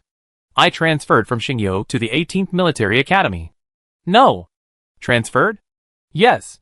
Transferred to the 18th Military Academy of our star 9527? Yes. The principal was still stunned when he suddenly remembered who was in front of him. Alice Yang, the current captain of the Federation Xingyao Military Academy, who had consistently ranked among the top 10 in the National Military Academy competition for over 20 consecutive years. You kidnapped her? You kidnapped the captain of Xingyao? What kind of spell did you cast on her? The principal bombarded him with questions. The amount of information today was overwhelming, and his heart was about to give out. What's her rank? SS rank. Well, the principal was practically collapsing. The resources he painstakingly accumulated weren't even enough to fill a tooth gap. Wait, did your school agree? Did your family agree? Yes, they agreed. Alice's agreement was completely different from anyone else's. Let's rewind to a day earlier. What did you say? I'm transferring schools. Transferring? Transferring to what? Where are you transferring to? I'm transferring to the 18th Military Academy. Goodbye. Oh, Shuren said to be polite. Thank you, Teacher Chen, for your care over the years. This is a farewell gift for you. Please come visit us often. Alice bowed politely, turned around, and began packing her things, showing absolutely no reluctance or sadness. Chen Ping stared dumbfounded at the box of local specialties he casually bought. They're from Pluto. Why buy such insincere local products? Pa! No, that's not the point. Chen Ping finally realized what his good captain was talking about. Wait, transfer schools? Transfer to what? That's a bottom-ranked military academy. What are you, a Star Glory captain, going to transfer for? Where are we bottom-ranked? We were 3rd this year. I'm leaving. How did you get so caught up in the role? What do you mean we? Alice, don't go. Have you submitted the paperwork? Has your family agreed? You're just leaving. Haven't I been good to you? Come back here. Chen Ping persisted, but he knew very well that once Alice made up her mind, nothing could change it. Undeterred, he immediately contacted Alice's family. Director Chen, I'm so sorry, you know the child's situation. She won't listen to me. Just let her go. No, the national competition is in 3 months. Why would she transfer schools? If she transferred to a prestigious university, I wouldn't say anything, but the 18th Military Academy has poor resources and a low rank. It only just started this year. Who knows how long it can last? Isn't this ruining her future? Director Chen, I understand what you're saying. I said the same thing to Alice more than once, but that's just her personality. If I try to persuade her any further, she'd probably resort to violence. Mr. Yang touched his injuries, which still seemed to throb. That's true. If she were to resort to violence, the Yang family and he himself would suffer. Let her go. The Yang family's sponsorship won't stop, and we have other children who will continue to support Xingyu. If she hits a wall, she come back on her own. What could they do? Even her father couldn't help her. The two unfortunate souls felt a deep empathy at this moment. You really want to transfer? Yes, my transfer papers are approved. The principal was nearly having a heart attack from all this sudden turn of events. You suddenly have 3 S ranks, and the test problems are somewhat understandable. How did you manage to seduce someone else's double S rank captain? That old Chen Ping will kill him. How did he even agree to this? But looking at this scene, all the brotherly respect and everyone acting as if it were perfectly natural, he, the principal, will still have to clean up the mess in the end. And how is he going to support so many S ranks? With his life on his hands? Chapter 114. Although he had always hoped to attract outstanding talent, how could he wear such a big hat when he didn't have the head? He pulled Li Yuanbo aside and asked in a low voice, "No, have you considered how we're going to support so many people?" That's where you come in. Rely on me? Haven't you heard of relying on a mountain? If you gave me 1 or 2 schools to concentrate their resources on training, that would be fine. But a whole bunch of them came like pigs. What am I supposed to do?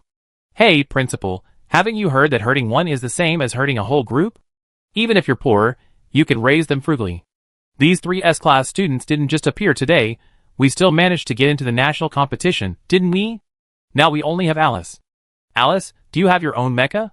Yes, my family customized one for me, a double S-class red dragon. It's so impressive.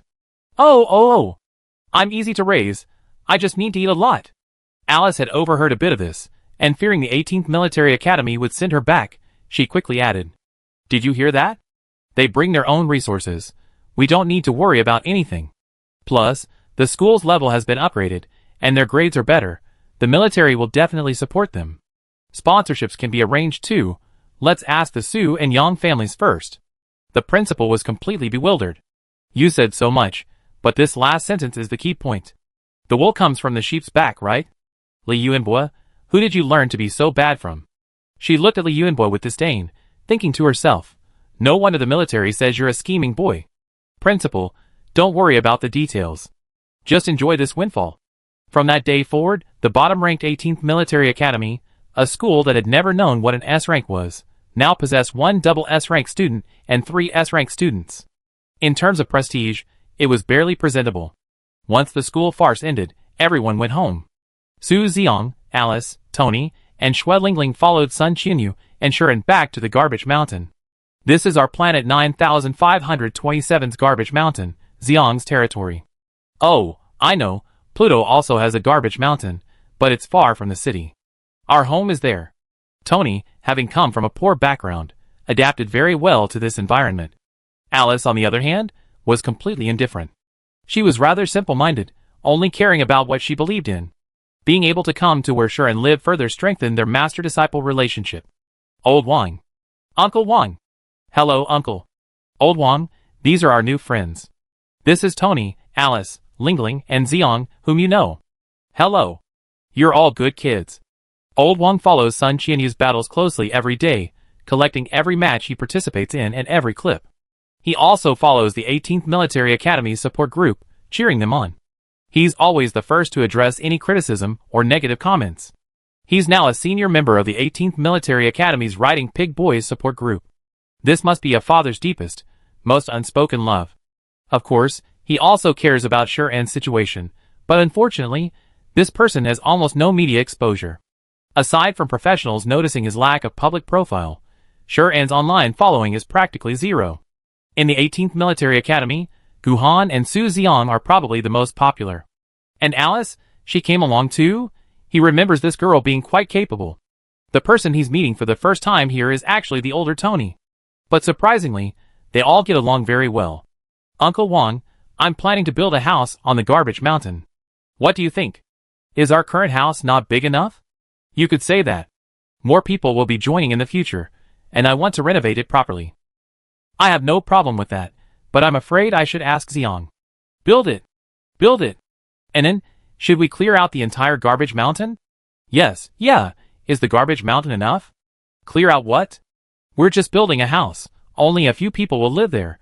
Why clear out the Garbage Mountain? Old Wang was dumbfounded. Even if you included these children, how much land would it take? Isn't 1 room per person enough? You went out for a while, and now you're acting so arrogant. The Garbage Mountain can't even hold you all? No need, let's build it first, take it slow. The Xianqing sect's membership was gradually increasing, and they wanted to establish a large headquarters. After all, they were the first cultivation sect in the Proxima Centauri system. They needed a decent place. Otherwise, spending every day either in a hair salon or a late-night training room, acting suspiciously, wouldn't be befit the identity of the Xianqing sect, a cultivation sect. She had previously considered Sphinx Star. That place was great, nobody there, but abundant in star beasts, exotic plants, and spiritual energy. She could simply move there and start building. But right now, everyone is still in military school, and Sharon doesn't plan to let everyone leave to establish their own sects before she can firmly establish herself. Star 9527 was the original origin. This was where she woke up, this land and its people.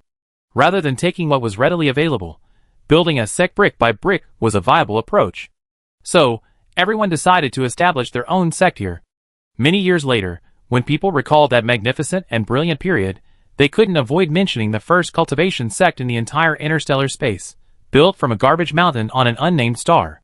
The location was chosen on a mountain range on the edge of the garbage mountain, extending all the way to Old Wang's house. It covered tens of thousands of square kilometers, and could expand outwards. Everyone explained their ideas. It ensured the roots and origins of the Xianqing sect, while incorporating high-tech elements of the interstellar space. Master, I need a medicine refining room. And a weapon crafting room too. Yes. The medicine peak and the weapon crafting peak need at least one mountain. Both alchemy and weapon crafting cultivators needed large spaces to store materials and spiritual fire, and to prevent their furnaces from exploding, so separate spaces were necessary. What? There are also mountain peaks. That won't do. What about those of us practicing swordsmanship and Tony's body cultivation? Yes, we have them all. Won't we have other spirit beasts in the future? Will we need a beast farm then? That makes sense. Since we're raising animals, shouldn't we also grow spirit herbs? Right. We grow our own spirit rice and spirit plants. Siren, online, synthesized everyone's opinions. Let me summarize. We need 5 areas. The core area, which includes the sect's main hall, scripture pavilion, and ancestral hall, the cultivation area, including the cultivation hall, alchemy and weapon forging areas, the living area, such as dormitories, canteen, and recreational facilities, the production area, including spirit fields, spirit mines, and the spirit beast park, and the defense area, on the outermost edge, with a mountain gate, defensive towers, and the sect protecting formation. Old Wang's original location is right at the mountain gate. It can be used as the sect entrance. Yes. Perfect. Chapter 115. And another thing, we also need a general store, a place to display and sell our products. Oh, right, spirit purification liquid, hemostatic pills, beast-attracting medicine, I forgot, these aren't allowed to be sold anymore. You're right, pills and weapons for sale too, we absolutely must have that, our sect's livelihood depends on that. Got it, local specialties, a small shop, why does this feel strangely familiar? It's like a tourist attraction? Old Wang, how about setting up a visitor center? A complete cultivation tourism package. With my years of business experience, it's got potential. Our cultivation techniques. Just a few moves and the tickets will sell out. That's not a problem. Making money isn't shameful. Siren listened to this group's ridiculous idea, and her master didn't seem to find it inappropriate at all. What happened to the otherworldly immortal? So down to earth? Also, don't we also take on guard missions?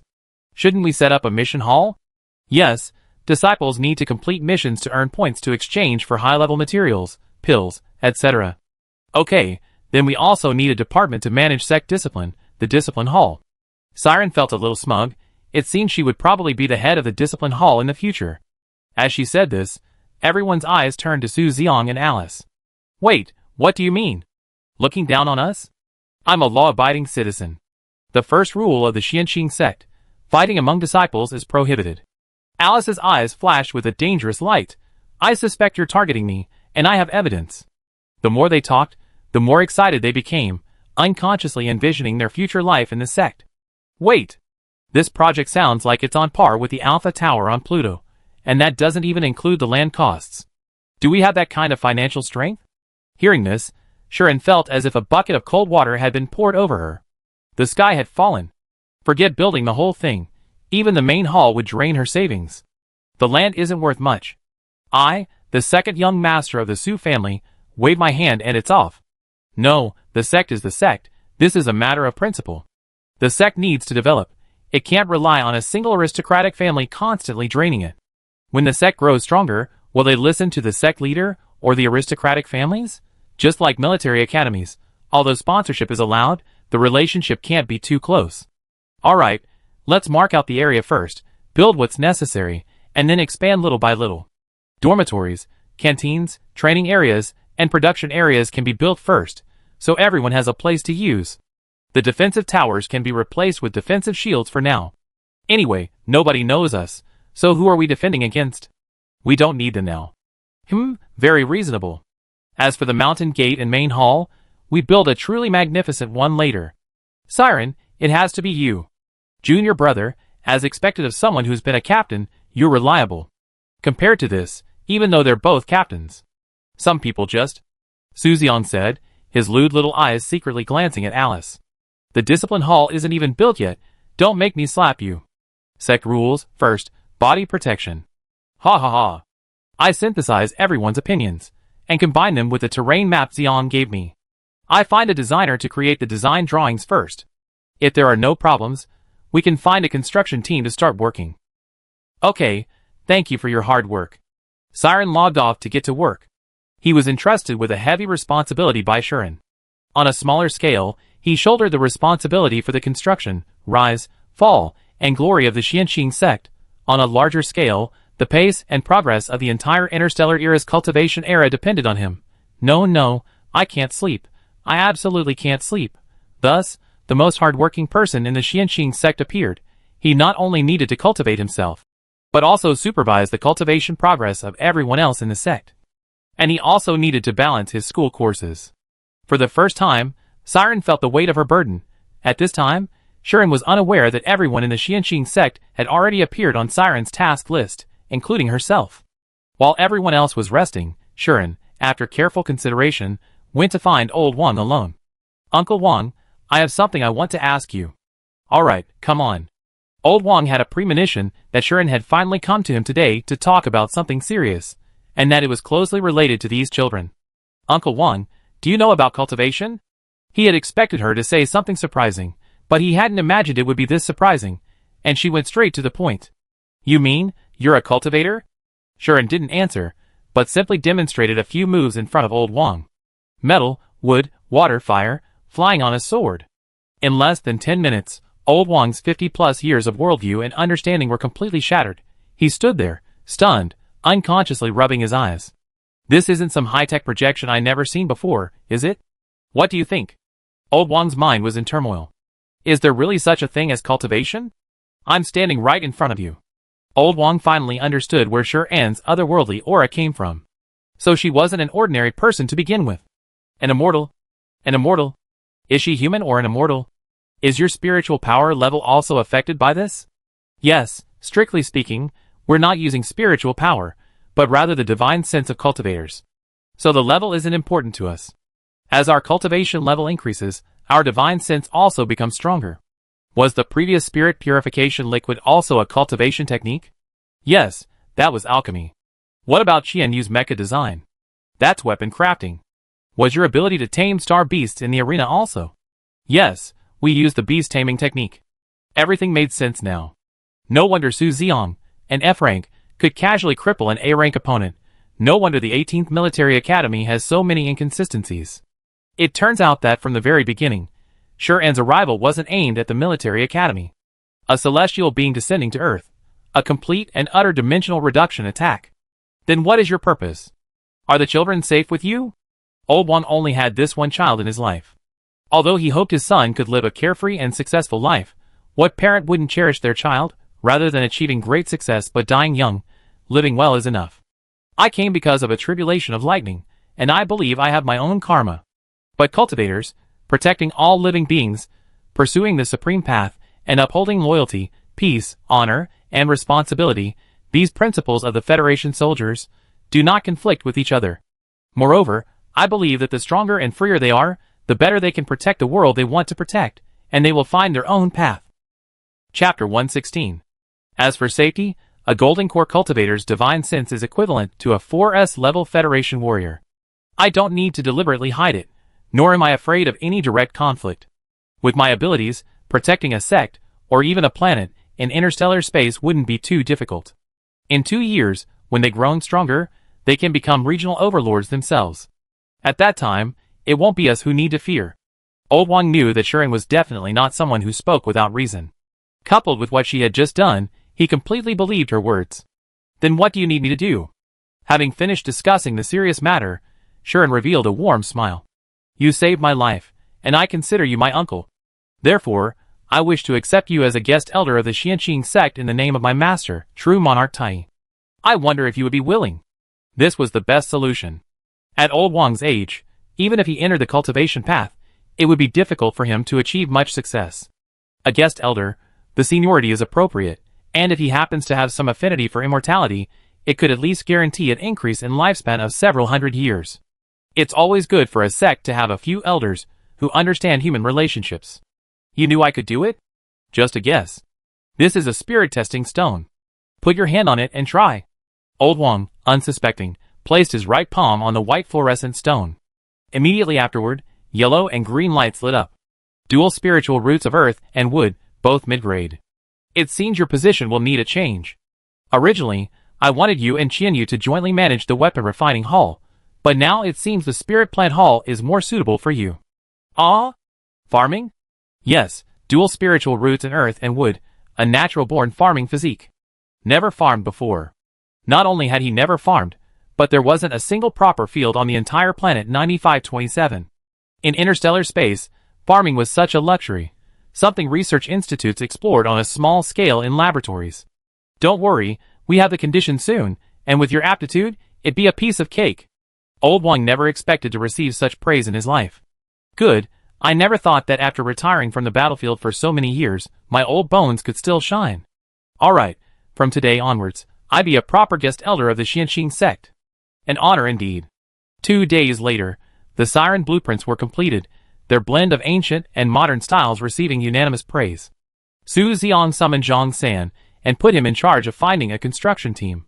Construction at the Xianqing sect began. Once they went to school, Old Wang was in charge of supervising the construction. Everything proceeded smoothly and efficiently. On the school side, the 18th Military Academy, for the first time ever, qualified for the national competition as the third-ranked academy in the Star region. This event caused a stir not only on Star 9527, but throughout the entire Star region. The key is that their success wasn't purely due to luck.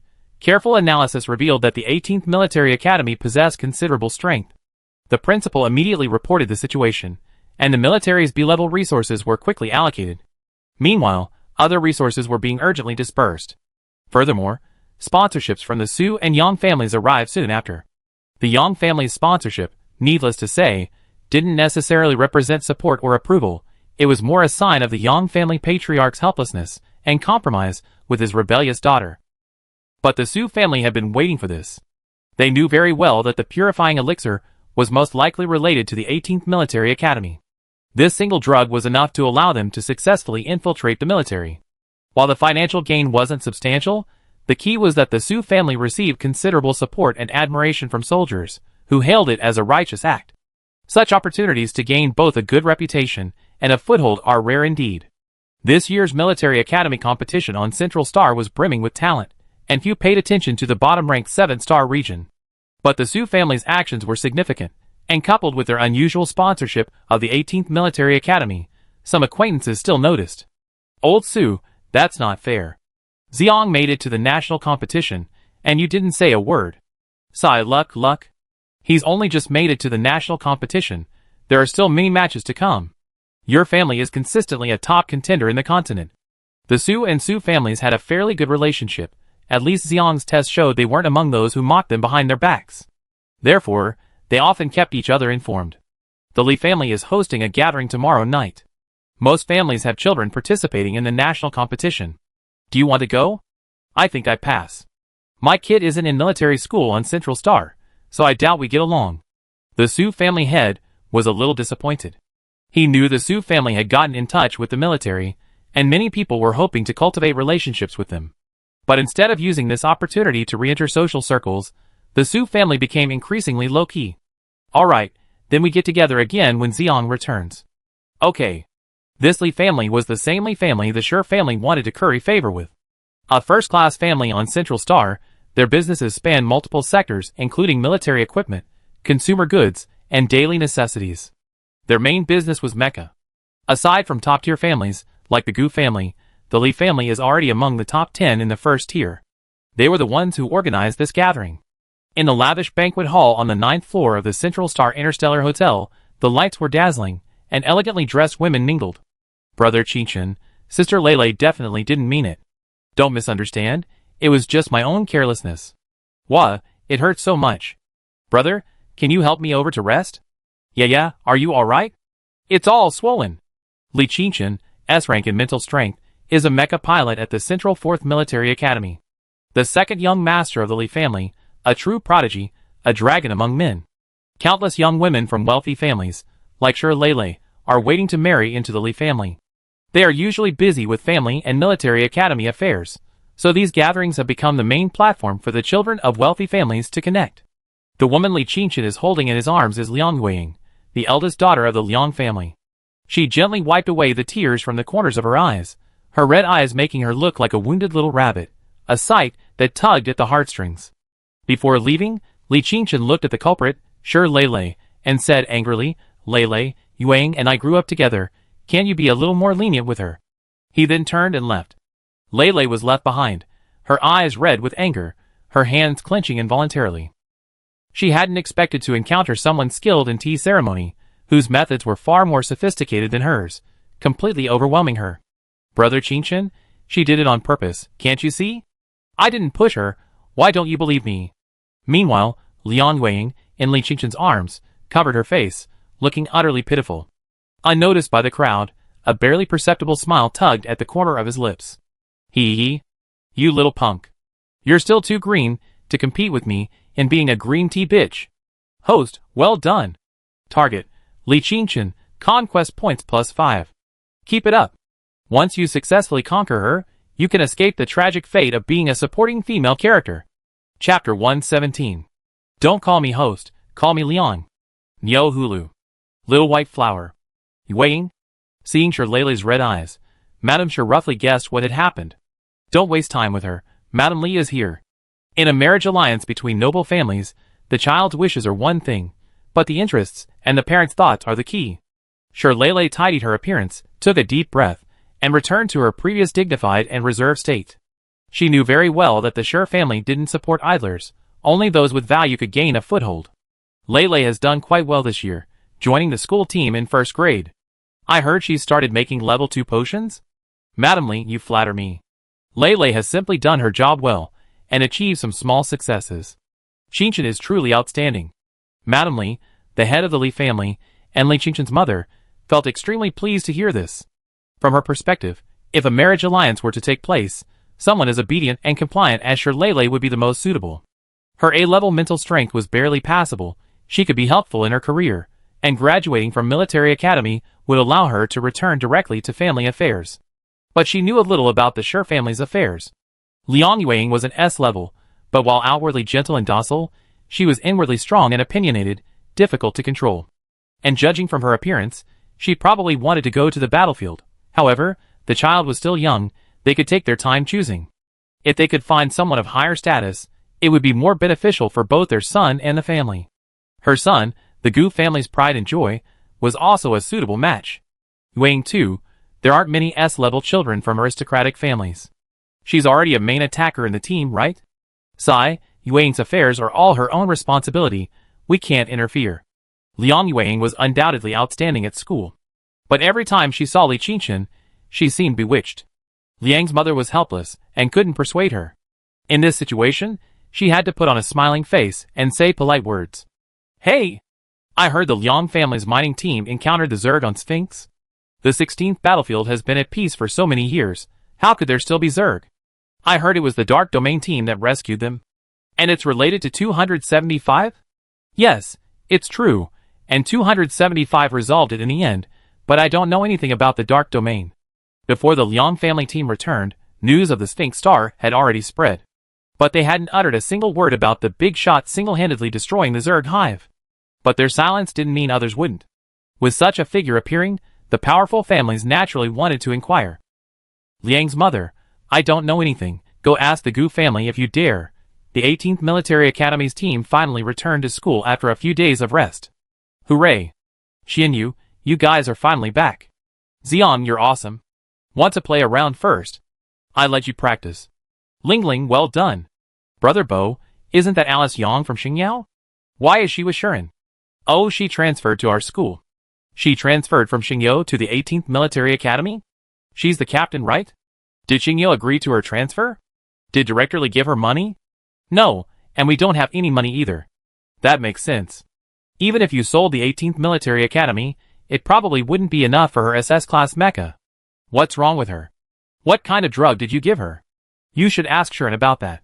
She's been clinging to him every day since she arrived. Even the rest of the 18th Military Academy and their team were stunned by Alice's transfer. Many of them had been on the team for 2 or 3 years, but none of them had experienced as many strange things as in the past 6 months. But regardless, it was a good thing for the 18th Military Academy. This was their first time entering the national competition, and the team would have specialized training for the next 3 months. Let's start with a light hand-to-hand combat match to warm up.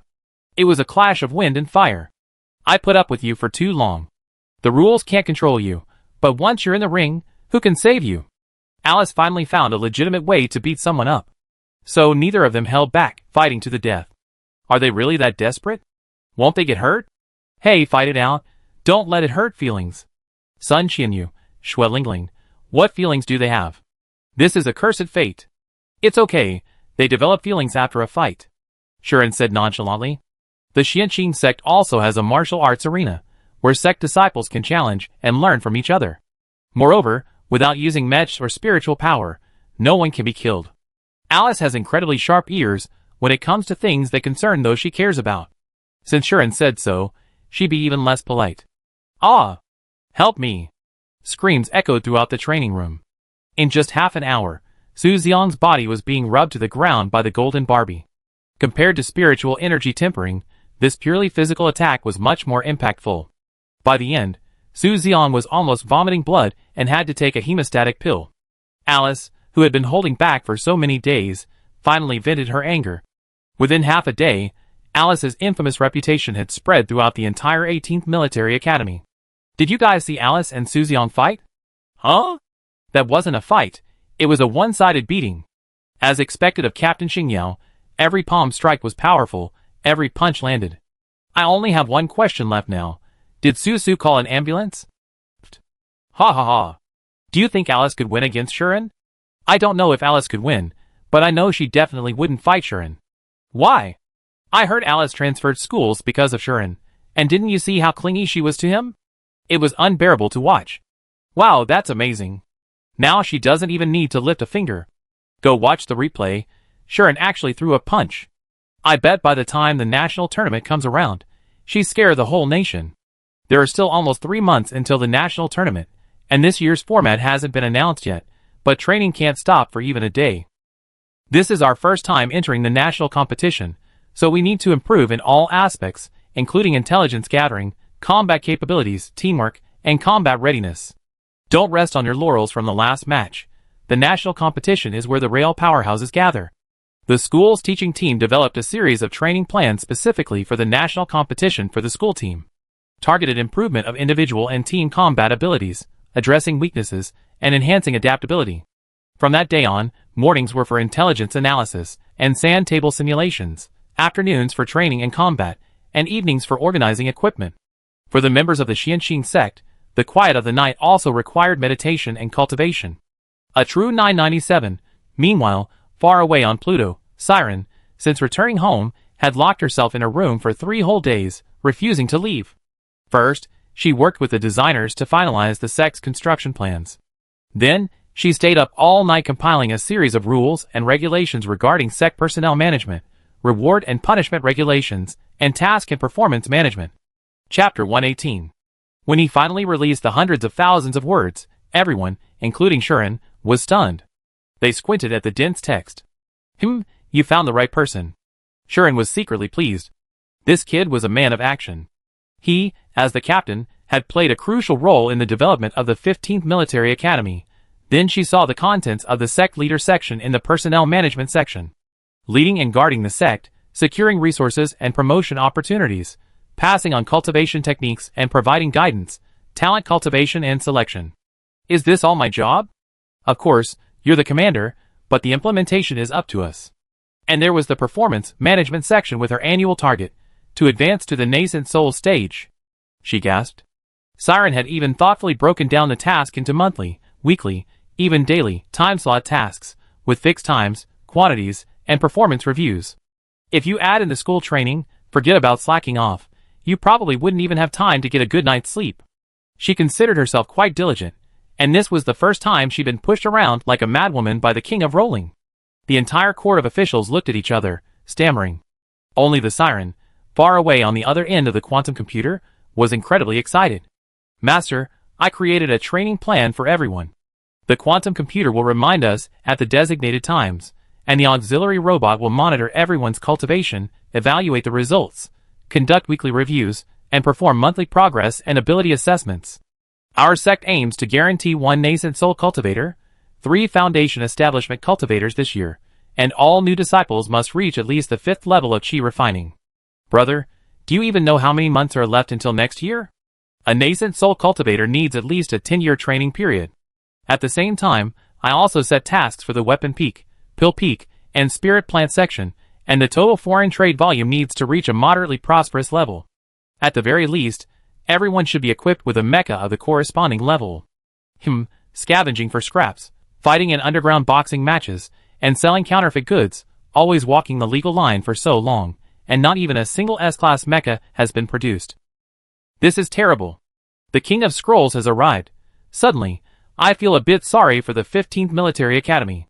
Siren has been the captain for 3 years. Have they been living like this for 3 years? According to his plan, within 3 years, the Xianqing sect will at least control the 7-star region. In 5 years, the Federation will be renamed. Within 10 years, she will ascend to the upper realm. Ugh! This is rebellion. Looking at the excited yet eager expression on Siren's serious face, it's not good to dampen the child's spirits. Our plan is a little too ambitious. Master, please explain properly. Is it a little? It's a tiny bit. But Master, aren't cultivators supposed to have their fate in their own hands, not in the heavens? That's true, but you can also consider the Tao's natural way. Man follows the earth follows heaven follows the Tao, and the Tao follows nature.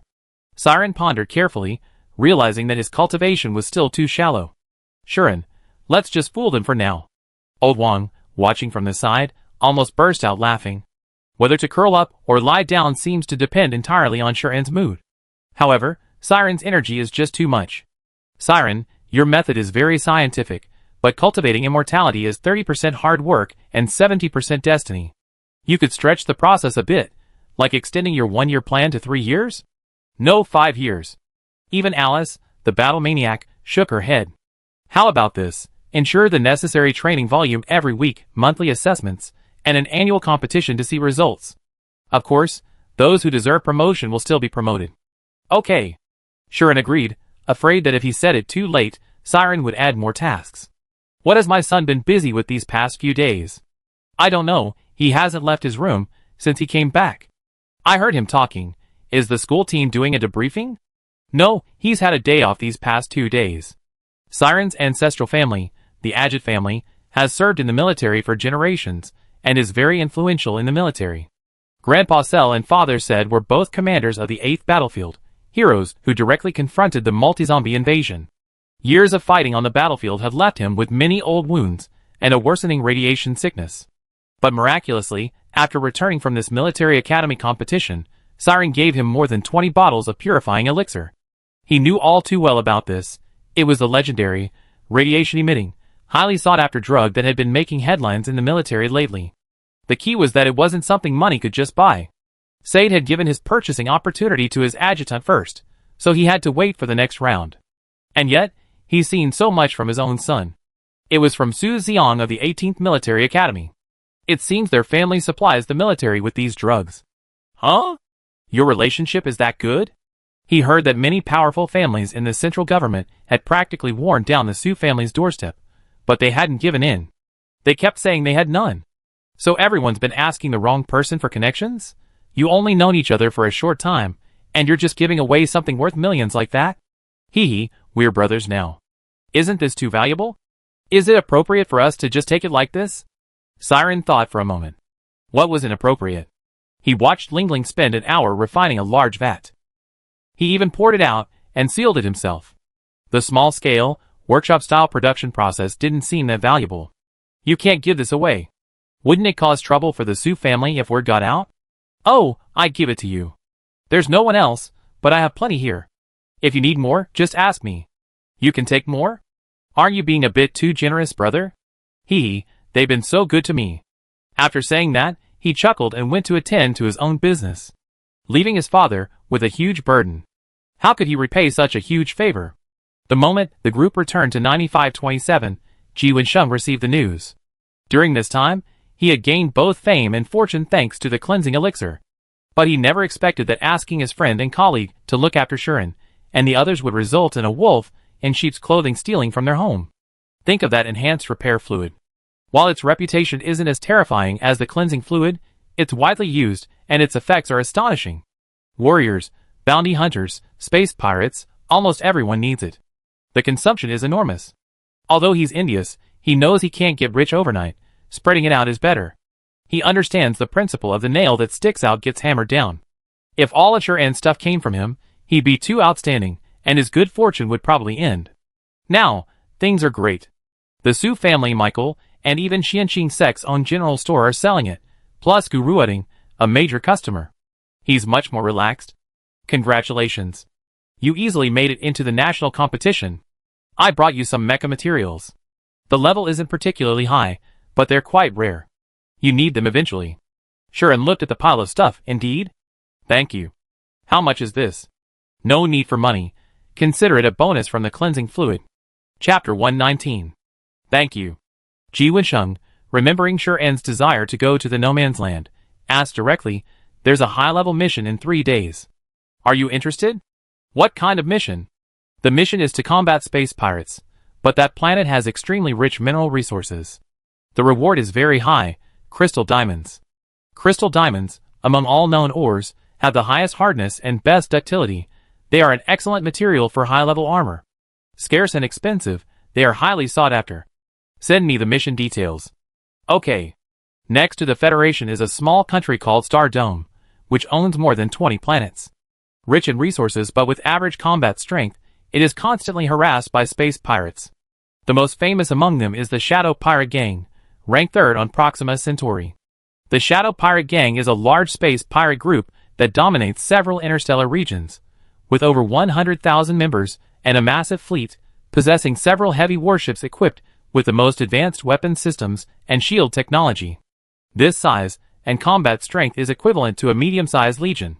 The Shadow Pirates are powerful and ruthless, their crimes ranging from robbery to murder. Their hands are stained with countless drops of blood.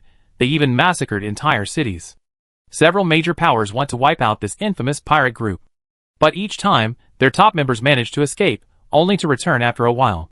Starry Sky suspects the Shadow Pirates have informants within the military, so upon receiving the information, they immediately turn to the Dark Domain as a last resort.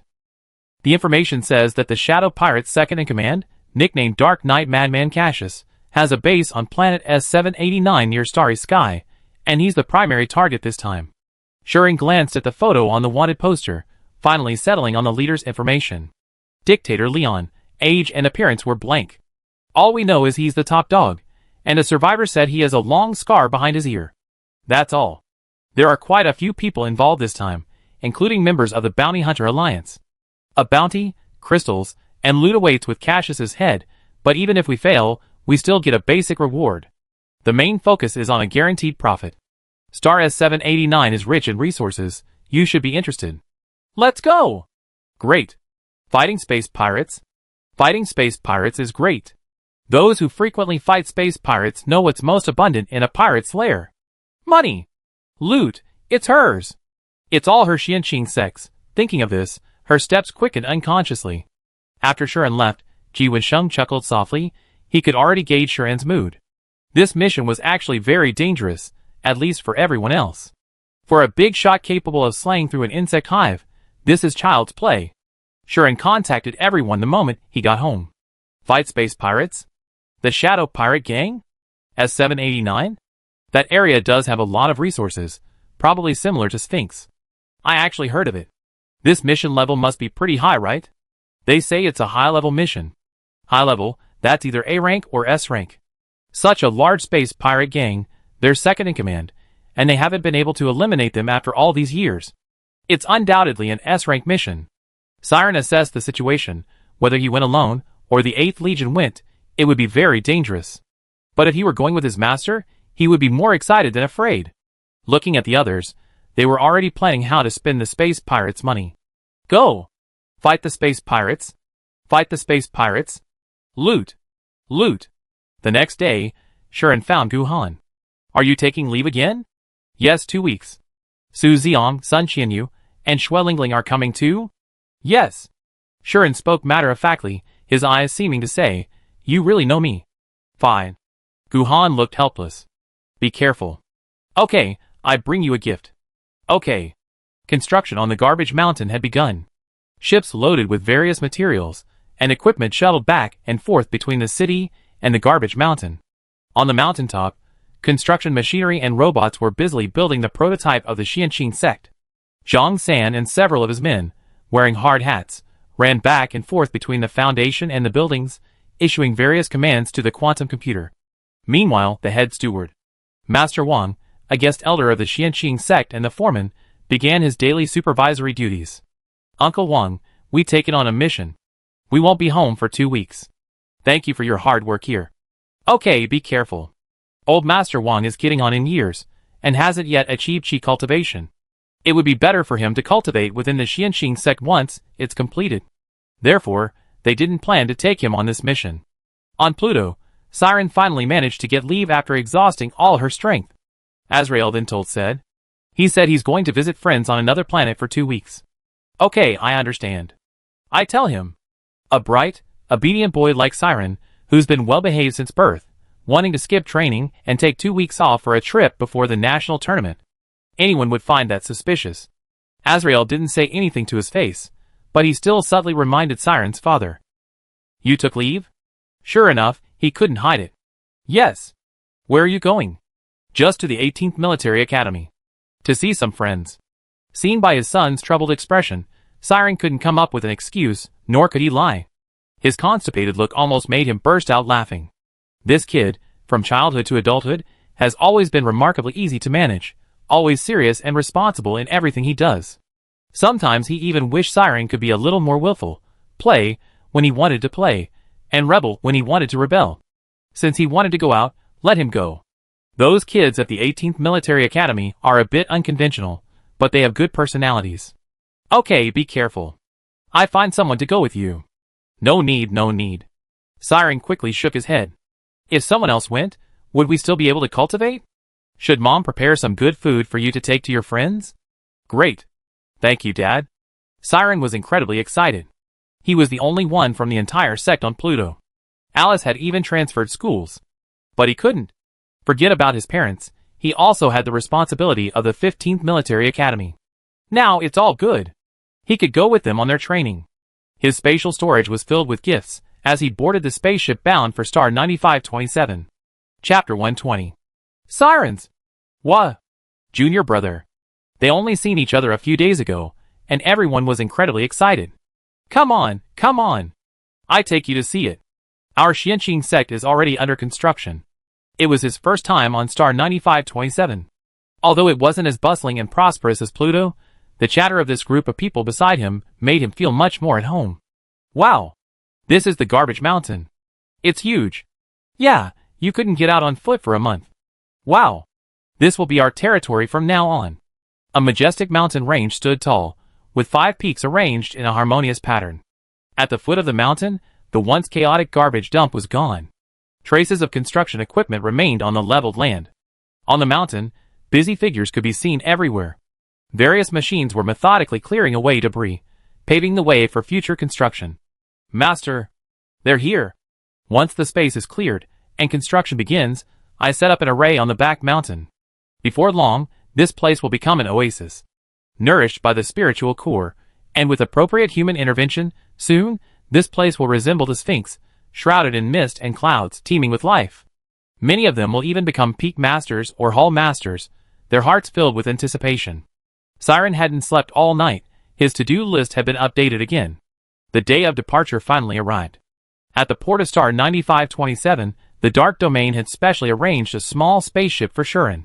Everyone took a disguise pill and boarded the journey to the starry sky capital, Seagrim. They would rejoin the main group there one day later. For missions of this caliber, those who can participate are usually concentrated in a few major cities, especially the Central Star. But Shuren is an exception. The small spaceship is anything but sloppy. The food and supplies are all top-notch. Even Siren was a little surprised. You're only giving us this much? Is there something wrong with it? These ingredients are quite expensive. A whole table of food almost equals our payment. Siren hadn't mentioned it, and the others hadn't noticed. The Dark Domain's treatment of them was indeed a bit too good. Tony thought about it. The high-level missions he participated in certainly didn't have this kind of treatment. Also, besides the crew, there were no other passengers on this spaceship. Master, could it be because of the Sphinx? Possibly. Jiwa Sheng, Michael, our stiffs, prepare their necks and serve them well. Siren immediately remembered the Sphinx upon hearing it. The Sphinx has recently made headlines. The military and aristocratic families basically all know about it. The Sphinx had insectids. But the army was wiped out before they even entered. I heard it was a Dark Domain team. Dark Domain. Dark Domain. Damn! Isn't that them? Master, were you behind the Sphinx insected incident? Yes. How could he not have connected these two things? A Dark Domain bigwig single-handedly withstood the insected queen. A cultivation master made a level 1-star beast grovel at his feet without a single move. The only one who could do that is the person in front of him. Awesome. You guys seemed pretty exciting while I was gone. With you here, it'd be even more exciting. Alice, with huge dark circles under her eyes, looked at him resentfully. I've been staying up all night meditating. That's already pretty exciting. Could you cancel the cultivation reminders you gave me? Or at least cancel some of them? And that little robot, it supervises me every day. I'm like a dog, constantly being whipped forward. It won't let me rest until I finish my training. Ha ha ha. We still advocate happy cultivation, okay? Everyone couldn't help but burst out laughing. It's already being adjusted. I forgot about the reminders. Siren scratched her head sheepishly. But Alice was about to explode. Adjust it now. Listen to her. Don't mess with her. Su Xian offered sincere advice based on his own experience. The group joked and played around, losing track of time. The spaceship's engines emitted dazzling light as it flew towards the vast universe. One day later, the spaceship landed at the first port of Seagrim. The person in charge of receiving them was Vladimir, who was also the overall captain of this mission. Captain, why are you here to pick someone up? It's a mission from the boss. Don't ask too many questions. The subordinate was confused. Vladimir, an S-Class mission commander, also a high-ranking member of the Dark Domain headquarters, and an SS-Class combatant. Who is this person that requires his personal attention? It's already excessive for him to come himself. Vladimir hadn't told anyone, but he knew who he was picking up. Jiwa Sheng and Michael had both personally contacted him via his personal terminal, instructing him to take good care of her, the sect master of the Xianqing sect. This person comes from Star 9527, has been around for less than a year, and is associated with the Purifying Elixir and the Enhanced Repairing Elixir. Most importantly, there was her feat at the Sphinx a month ago. He came to pick us up personally. That's the Dark Domain's attitude. The hatch opened, and a group of people stepped out, chattering and joking around. Is that them? The subordinate wanted to say, we're here on a mission, not for a picnic. These people don't look like predators at all. If you have any questions, keep them to yourself. I tell you later, but these guys are not to be trifled with. Treat them with utmost respect. Hearing the seriousness in his tone, the subordinate immediately shut up. Greetings, everyone. I am Vladimir, the commander-in-chief of this mission. Greetings? Greetings, Commander? Time is tight, so we board another ship and head directly to S-389. Okay, as per the commander's instructions. On another platform in the port, more than a dozen spaceships and warships were ready. The main ship carried the main combat force of this mission, the first squad of the Central Star Dark Domain, and the elites of the Bounty Hunter Alliance. Several S-rank or higher warriors were present. Boss, who are we waiting for? I don't know, they said the commander-in-chief went to pick someone up. What? What important person needs Vladimir to pick them up? I don't know. The leader of the Central Star Dark Domain is SS rank Mihawk. The strongest in the Bounty Hunter Alliance is also SS rank, Alinzu. In a one-on-one fight, they are confident they wouldn't lose to anyone, but this mission is closer to a military operation. These people understand this, so even though everyone acts independently, they all obey orders. They're back. Everyone stared at the entrance and saw Vladimir leading in a group of students. Chapter 121. Even with their changed appearances, it was clear the 7 individuals were very young. They still looked childish, curious about everything. Their physiques, appearances, and demeanor didn't resemble those of warriors honed on the battlefield or in the Dark Realm. They chattered and joked, their attitude far too relaxed. Noticing everyone staring at them, Tony immediately stepped forward. Hello everyone. Sorry we're late. He recognized 2 of them as big shots from the Central Star Dark Realm and among the bounty hunters. Before Tony finished speaking, Vladimir interjected. It's alright, it wasn't departure time to begin with. I take you to your lodgings. Notify the fleet, we can depart. Okay. As soon as Vladimir left, the others began to discuss. Who were they? So respectful? Vladimir took them to the VIP area. Of the 12 star ships, this flagship was the most luxurious. And the flagship's VIP lounge only had 10 rooms. Aside from Vladimir, Mihawk, and Alinzu, the other 7 slots were all given to these 7 people. This undoubtedly sent a signal to everyone that these individuals were extremely important. Could they be the children of some high-ranking official in the Dark Domain? An S-rank mission? Do you think it's a picnic? It's easy for something to go wrong. No need to guess, we find out when the missions are assigned. 2 hours later, Vladimir notified all squad leaders to assemble. When Shuren and his group arrived, more than a dozen pairs of eyes were immediately fixed on them, and they consciously took their seats at the back. On the screen was the Starry Sky Military Command Center. Hello everyone, I am Vladimir, the Commander-in-Chief of this mission. Please, Starry Sky Military Commander, provide an overview of the situation. Hello everyone, this is General Victor from Starry Sky. Planet S789 is a lawless planet surrounding Starry Sky. Our target is its only town, S-Town, with a permanent population of around 10,000. We learned that Cassius's stronghold is located here, but because of the remaining civilian population, even with full equipment, we can't launch a large-scale ground attack directly. We have to switch to ground warfare. Vladimir continued. The target is a consulate of over 500 square meters southeast of S-Town. We will split into 5 groups to surround it. The commanders of the 5 groups are myself, General Victor, Alinzu, Mihawk, and the sect master of the Xianxing sect. Shuren glanced at him and nodded. This indicated his approval. The 4 of us will advance along these routes. The back mountain is likely to become the pirates' escape route, so I leave it to you, Master. Once the battle begins at the front, the back mountain will become the pirates' escape route, and they will definitely fight back fiercely. Therefore, Shuren's mission is very important, but under these circumstances, Vladimir not only entrusted her with the rear, but also sought her opinion in his words. It's clear that this person is no ordinary individual. Just who is this person? Vladimir and Victor made many tactical deployments. A short night later, a fleet of 12 ships began to dock. Dear passengers, we are about to land in Seagram, the capital of the Star Empire. The ground temperature is 23 degrees Celsius. Hello everyone. This time, the group exceeded 500 people. 6 were SS rank, 25 were S rank, and the majority of the rest were AB rank warriors. This demonstrates the importance the Dark Domain placed on this mission. Victor led them to the Star Dome military headquarters, several dozen kilometers from the city. Everyone gathered on the parade ground, while the team leaders were in the command center. The deployment on the spaceships is complete. Everyone, meet your respective team members. The target is the 3rd largest pirate group on Proxima Centauri. This is practically a military operation. To be responsible for everyone, I hope you will follow orders, go safely, and return safely. Okay.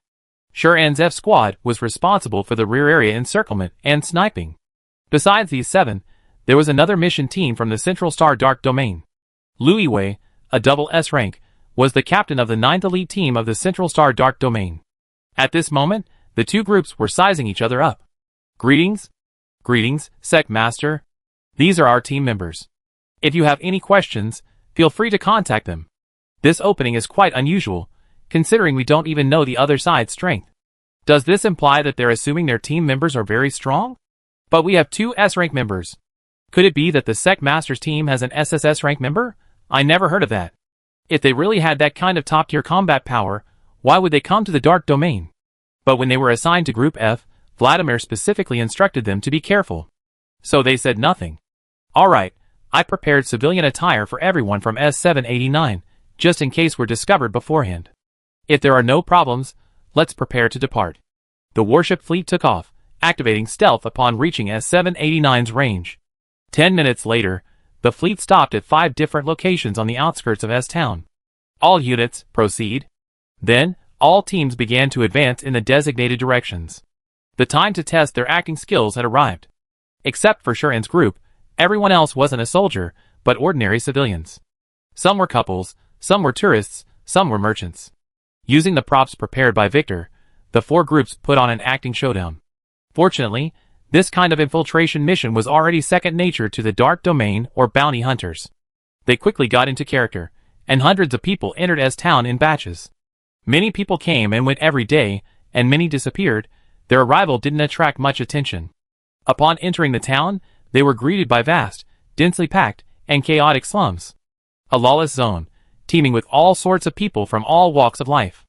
Fights and brawls occurred frequently in the streets and alleys, and an atmosphere of unease and restlessness permeated the air. This was merely the surface. Various forms of plundering merchant ships, the slave trade, the arms trade, and even deeper crimes lurked in the shadows.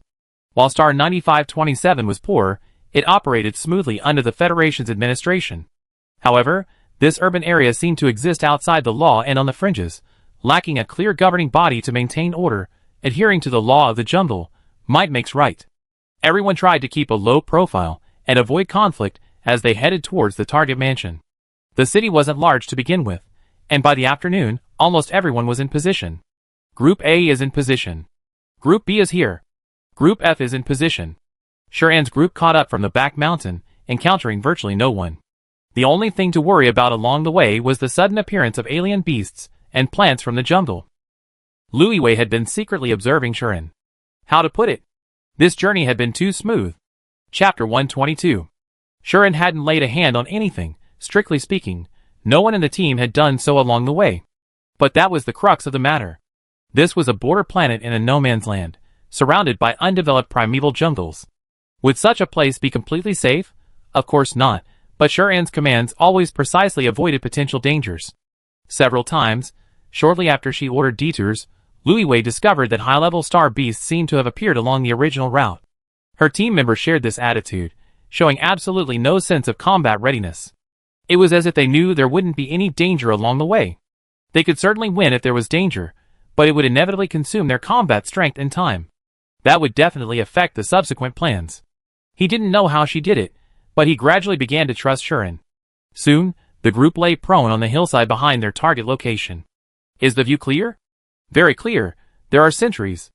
20 visible sentries, and I can see 8 hidden ones. There's definitely something here. This level of security is comparable to some space pirate headquarters. Second brother? Master, there are 5 secret passages leading to the manor from the back mountain. Should we go in? 5 exits. If Group F goes in, they have to split up. The situation inside is unpredictable, the routes are unknown, and the risks are considerable. Let's wait. According to plan, the other teams will attack first to scout the area. Louis Wei looked at Shuren with renewed respect. These joint teams, while they all obey orders, each has their own agenda.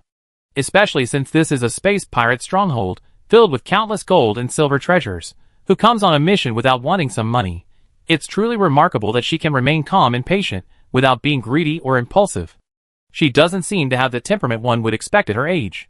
Shuren, how old is Ben Dao again? Around 500 years old. Operation begins. With Vladimir's order, everyone focused their attention on the mansion. Teams A and B were responsible for infiltrating and clearing out the sentries, identifying routes, and locating the target. They didn't use their mechs immediately, but instead used energy guns, making minimal noise. Several flashes of blue light, and more than 20 sentries were taken down. What's that on your forehead? A flash of blue light, leaving only a small hole in the other's forehead. Damn it! Enemy attack. With a retaliatory gunshot, The mansion's alarm blared throughout the town. The mansion's alarm officially went off. The space pirates arrived one after another, activated their mechs, and joined the battle. From afar, it was clear that the nearby residential areas were also in chaos upon hearing the gunfire. Boom boom boom. Bayou bayou bayou. Enemy attack. Enemy attack. Get mechs. Enemy fire began to rain down from all directions. Teams A and B quickly found cover, and Teams C and D joined the battle, engaging the space pirates in fierce combat. Team F watched from the back hill, preparing to ambush the pirates after their fighting force was wiped out. But the more they watched, the more something seemed off. They'd been fighting for so long, the pirates were falling one after another, but no one had escaped. Not a single one had come out of the 5 secret passages. Why were they holding this place, and that counterattack? It seemed like they were just stalling for time. Could this be a trap? Shuren thought for a moment, then released his divine sense, and said seriously into the team channel, "Watch out for the rear." The 4 teams on the front line sensed something was wrong. But before they could react, artillery fire began to rain down from behind. Explosions erupted at their feet or behind them. Defend. Defend. Attack from behind. Groups A and B, defend. Groups C and D, attack. Crowds and mech surged in from all sides of the town.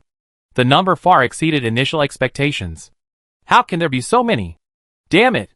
This town is full of space pirates. No wonder things went so smoothly up there. Because they weren't afraid at all. The entire town was a pirate den. Once you entered, there was no turning back. Although many of the pirates were using low-level mechs, they couldn't withstand the sheer number of people. Dozens against one, 2 fists can't fight 4 hands. This kind of firepower couldn't be taken down without a whole regiment. Victor was now alarmed. The intelligence was wrong. It wasn't a question of whether the mission could be completed, but more importantly, whether they could escape safely. Retreat! Retreat! Hurry, this place is full of space pirates. The firepower from the rear is too intense. We can't leave. Retreat to the mansion. Thousands of mechs surrounded the mansion, their artillery fire aimed at the Dark Domain army. The situation was now one of overwhelming odds, attack from both sides. Left with no other choice, Vladimir ordered a fighting retreat, charging towards the mansion. The area wasn't very open, and the space pirates outside couldn't break it anytime soon. You guys stay here and guard this place.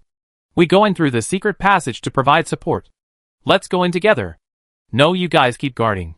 Once the fighting inside is mostly over, the space pirates will still run this way. The sudden turn of events left Lu Yui's mind in turmoil. However, he never doubted Shuren's intention to take everything for himself or gain merit, as the situation inside meant a higher chance of death. Will they just bombard the mansion? That's a gamble. The whole town is infested with space pirates. This is definitely not an ordinary hideout. I bet there's something or someone very important inside this mansion, and they won't.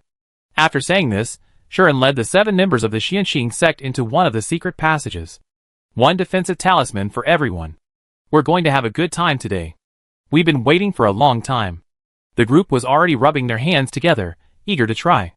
The passage was narrow, making it impossible to pilot mechs through, but this actually gave the Xianxing sect members an advantage. Isn't their specialty hand-to-hand combat? Everyone drew their lightsabers and moved through the dark underground passages.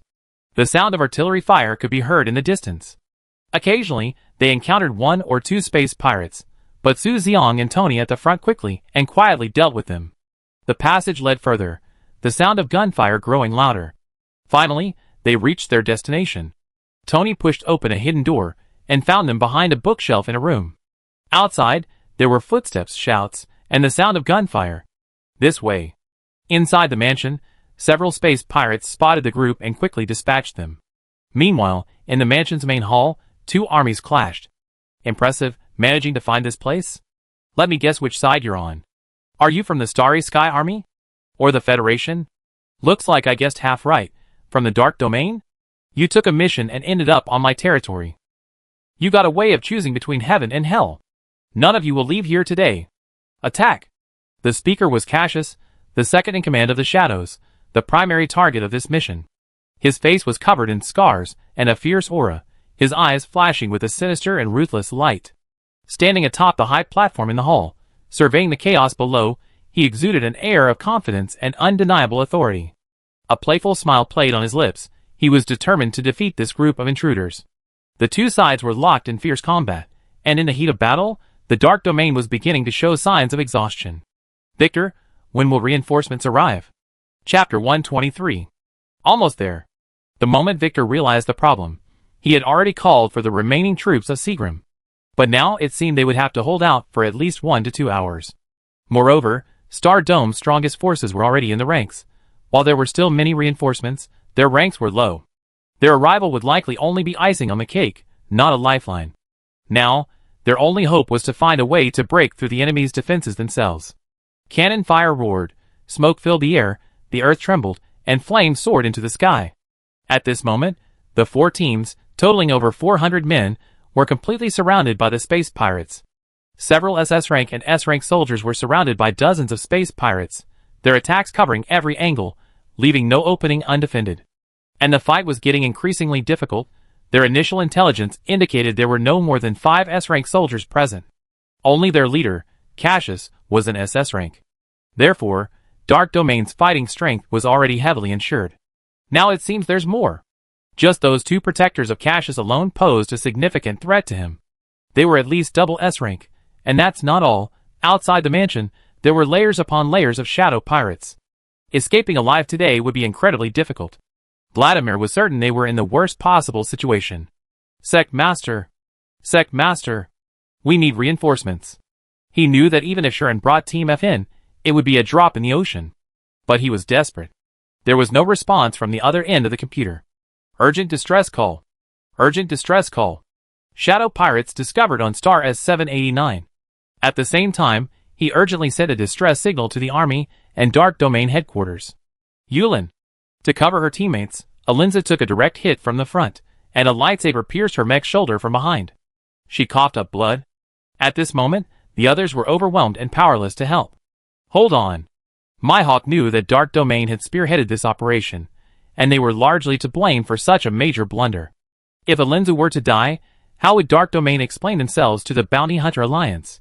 He struggled desperately to break through the encirclement, but his comrades fell one after another. Everyone had only one thought. It's over. They were all going to die here today. Suddenly, a woman's voice rang out from the chaotic battlefield. Tell them to stop. The voice was gentle and steady, yet it reached everyone's ears precisely. When Cassius reacted, he saw a sword, covered in runes and gleaming coldly, pressed against his neck. He scoffed. Cold weapons against mechs, a terrible strategy. His 2 bodyguards were about to turn back and eliminate the person behind their leader. Suddenly, several mechs descended from the sky, blocking their path. Your opponent is me. The one on the right is mine, Sue. Don't try to take it. What are you trying to take? If you can't beat me, don't ask your senior brother to save you. I don't need your help. You second in command? You have the nerve to say that, 6th in command. Get lost. I'm not 6th in command, I'm 5th in command. Su Xiong took charge of the left, Alice the right, and the others joined the battle. The fighting team saw reinforcements and felt a glimmer of hope, but looking at the numbers. Only a handful.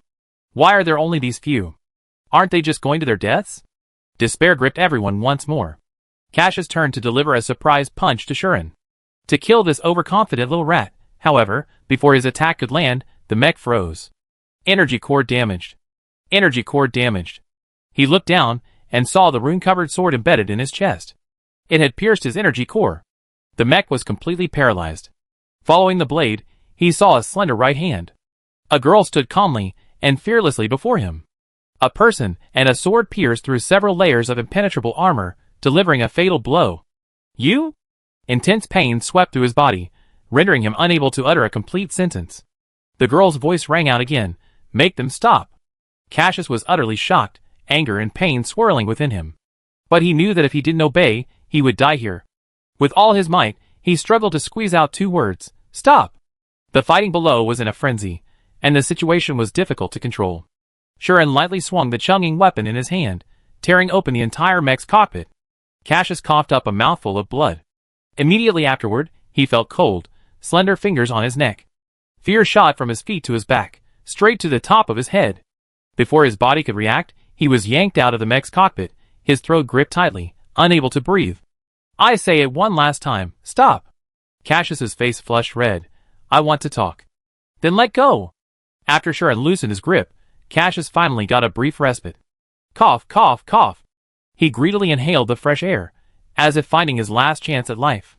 Then, with all his might, he roared furiously throughout the mansion, "Stop! All of you!" Finally, everyone noticed, especially the members of the space pirates. They witnessed the shocking scene on the platform. Cassius, the once imposing and fearsome second-in-command, known as the Dark Knight Madman, a notorious figure with a bounty of tens of millions on his head by the Federation and Empire, was now like a trapped beast, utterly pathetic. His body struggled weakly, covered in blood, his face flushed and veins bulging from difficulty breathing. His throat was gripped tightly by a slender yet powerful hand, and the owner of that hand was a seemingly weak and harmless girl. His former ferocity and authority had vanished, leaving only a pathetic state of humiliation and despair. The Dark Domain's team was also stunned by the scene before them. Vladimir had noticed Shuren and his group the moment they appeared. The sect leader didn't even need his mech, he just used a melee weapon to completely destroy Cassius's mech. Cassius wasn't just ruthless and cruel to become the second-in-command, he was a true SS rank. Defeated in a single encounter? Subduing 2 S ranks with one hand? Was this some kind of dying hallucination? He knew she was strong, but how could someone be this strong? Victor, Mihawk, and the heavily injured Alenza stood frozen in place, as if nailed down by an invisible force, their pupils contracting sharply, their eyes filled with disbelief. Only one thought echoed in their minds, refusing to subside. This is the Xianqing sect master. Immediately afterward, both sides began cautiously withdrawing from the battle zone.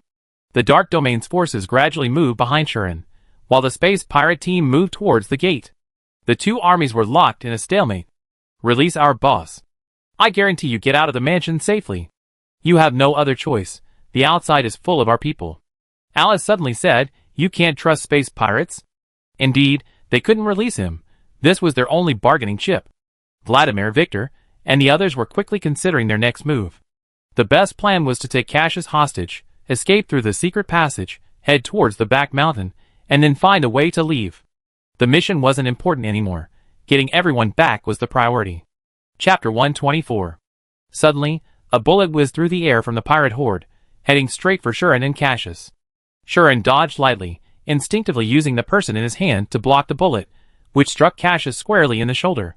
The sound of the bullet hitting flesh was jarring in the quiet hall. The second-in-command, already gripped by extreme fear and pain, twisted his head and passed out completely. An eerie silence fell over the room. Now, their only bargaining chip is missing, its fate unknown. Su Xiong suddenly exclaimed, "Master, the living are more valuable than the dead." Shuren, feigning innocence, explained to everyone, "He's still alive. And the gun was fired by your men." But the pirate crew wouldn't listen to her. Their leader had died under her watch anyway. The pirates' angry gunfire erupted again.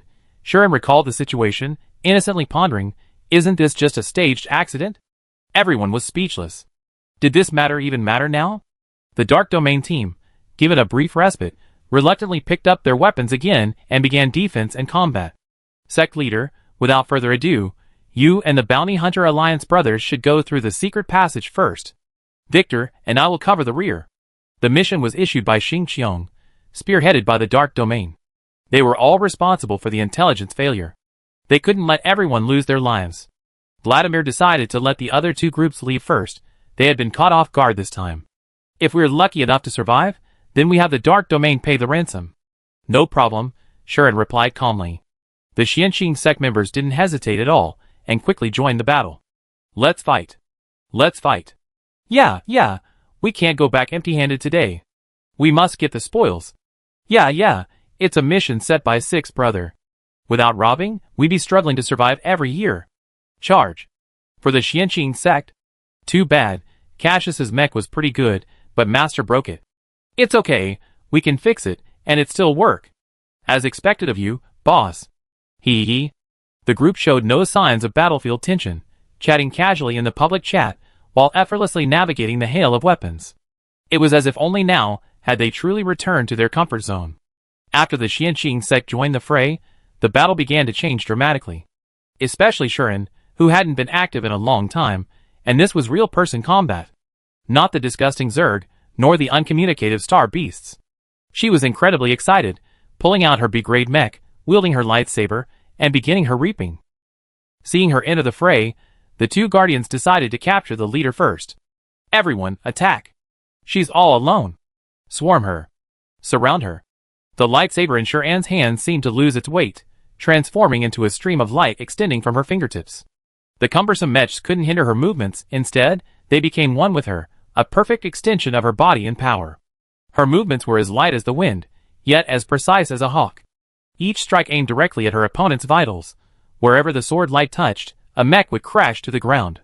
Screams and the tearing sound of metal being pierced mingled together, like a cruel symphony. The space pirates surrounding her fell like stalks of wheat in a field. These dumplings are definitely not going to be made. They can still fight while keeping an eye on the situation at the Xianqing sect. Never thought that in such a dire situation, the advantage would shift back to the Dark Domain side because of the arrival of these 7 people. Are they from your Dark Domain? Victor was truly astonished. What's going on with this group? How are they all so strong? Sort of. Vladimir hadn't expected this either. When he received the order that someone from Star 9527 would be participating in a mission, he was completely bewildered. Who on this wretched, nameless star is capable of participating in an S-rank mission? Even invitations are almost always drawn from elite teams in the Dark Domain of the Central Star. Could they be parachuted in to steal the credit? Immediately afterward, Ji Wensheng and Michael contacted him directly, instructing him to make sure the people were well taken care of. Thank goodness he had asked back then. The other party had just revealed that this was the Sphinx hero who had caused such a stir recently. But he only knew that this sect leader had performed meritorious service in the insect hive. He didn't know the specific details of how she fought. He guessed she might be very strong.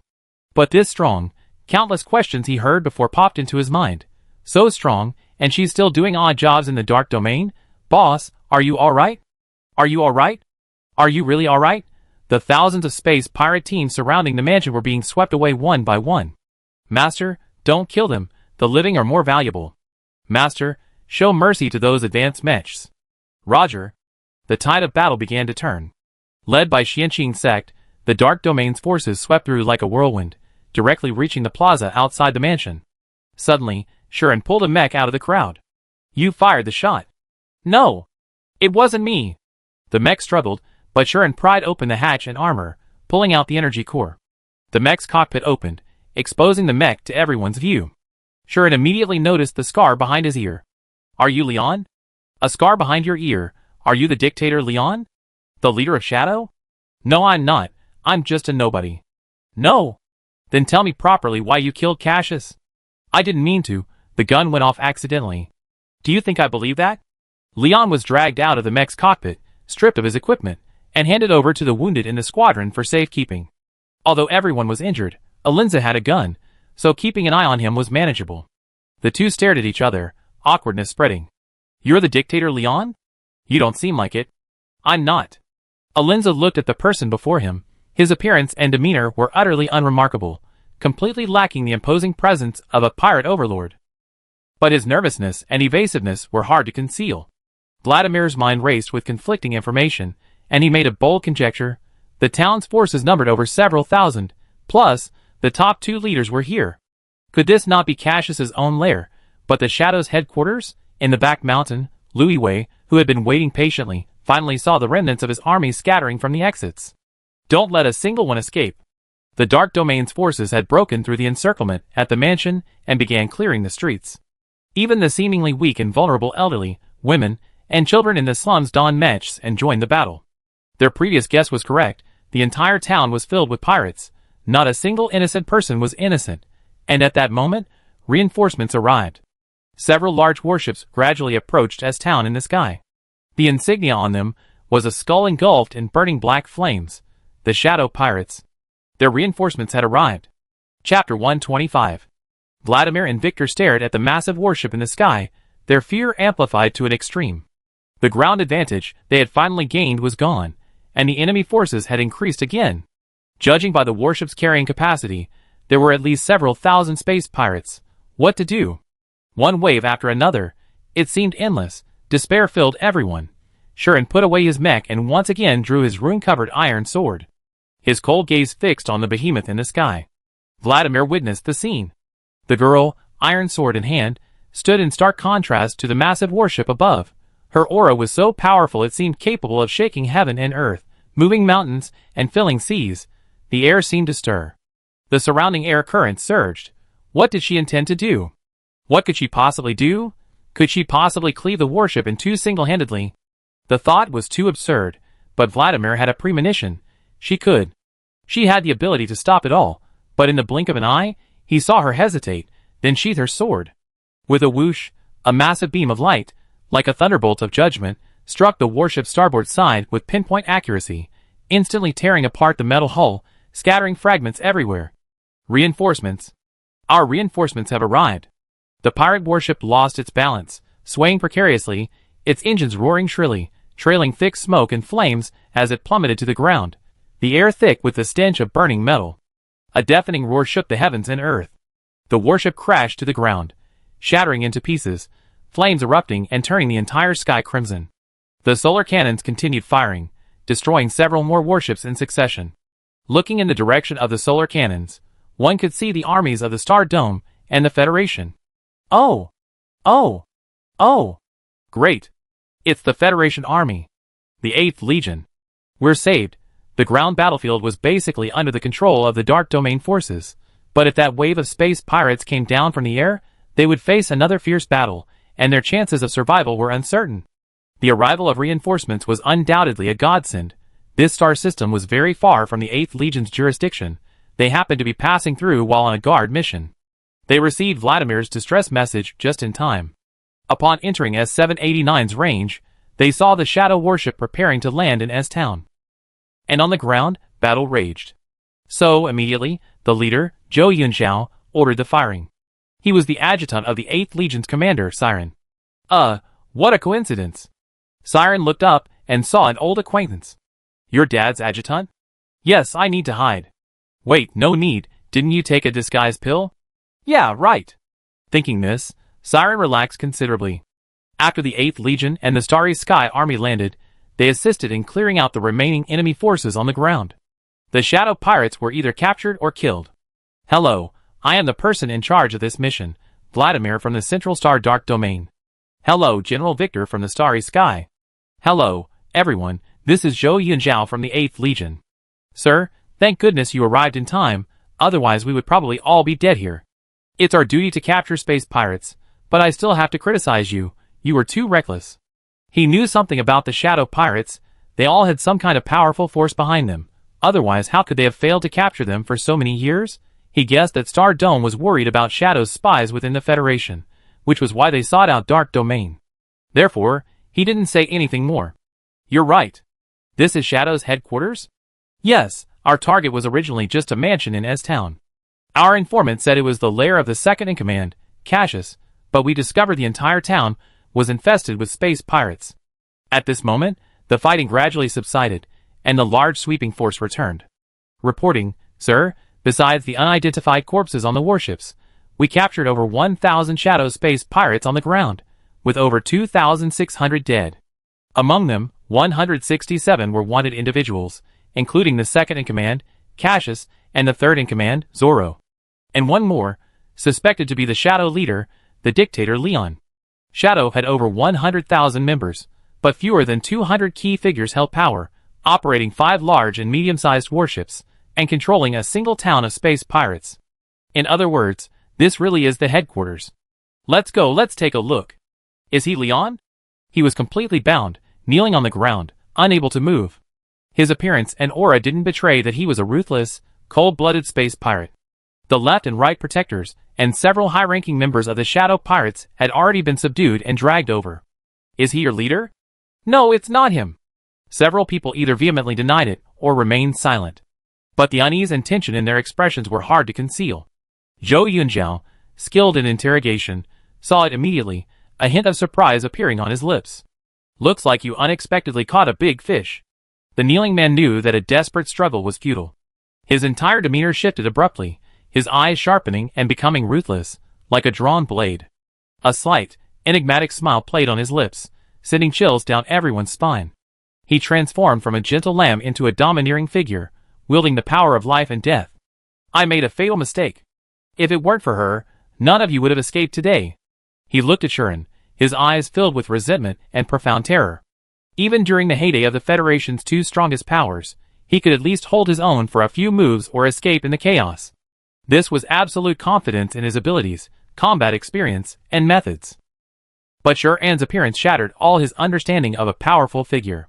He couldn't withstand a single move from her. A single glance was enough to render someone immobile. He had a premonition that even if everyone attacked him, they might not gain the upper hand against the girl. He hadn't lost to the dark domain, nor to the army, but to this unfamiliar and terrifying being. You're a monster. Leon trembled, betraying his inner fear. Especially when he thought about the consequences of failure and exposure. At this moment, he was on the verge of physical and mental collapse, and was quickly taken away by the 8th Legion. The people from the Dark Domain said that Leon and Cassius were both dragged out of their mechs by her. When she faced Cassius, she didn't use a mech, she used melee weapons. Hearing the whispers of his subordinates, Zhou Yunzhao's eyes widened suddenly, and he gave Shuran a meaningful look. These two are both double S. He himself is also a double S. What level is that girl? Judging from her condition, there's not a trace of fatigue or disarray, clean and refreshed. Is this someone who has traveled a long distance for a whole day and then fought for 2 hours? Obviously not. Compared to her, everyone else looks like they crawled out of a pile of corpses. Just how easily did she fight? Chapter 126. He suddenly caught sight of the lurking siren behind Shuran. Zhou Yunzhao, with his background in reconnaissance, possessed an extremely keen memory and intuition. Especially since he had watched Siren grow up, his physique, demeanor, subtle movements, and micro-expressions were all too familiar. Only the face was completely different. He briefly doubted his intuition. But his sharp gaze made Siren shrink back nervously behind Shuran. He caught that movement precisely. Who is that? These are all the sect leader's teammates, namely the eldest, second, third, fourth, fifth, and sixth. The sixth? You're really something. Oh. Reporting, sir, there's something downstairs in the mansion. Let's go take a look. A group of people were led to the open space of the mansion. The space pirates were being guarded, and the wounded were receiving treatment. Vladimir, Victor, and Shuran followed Zhou Yunzhao into the hidden passage at the back of the courtyard. The dim light barely illuminated the narrow, winding passage, making it appear even more eerie and terrifying. The walls were mottled and damp, so damp they seemed ready to be wrung out. A mingled smell of mold and rust, along with a pungent, nauseating stench, filled their nostrils. After walking down nearly 20 meters, the space suddenly expanded. It was a huge, dark cell, from which rustling sounds could be heard. People. Completely filled with people. The over 1,000 square meter dark cell was crammed with people, old and young, men and women, all stared in terror at the army at the source of the light.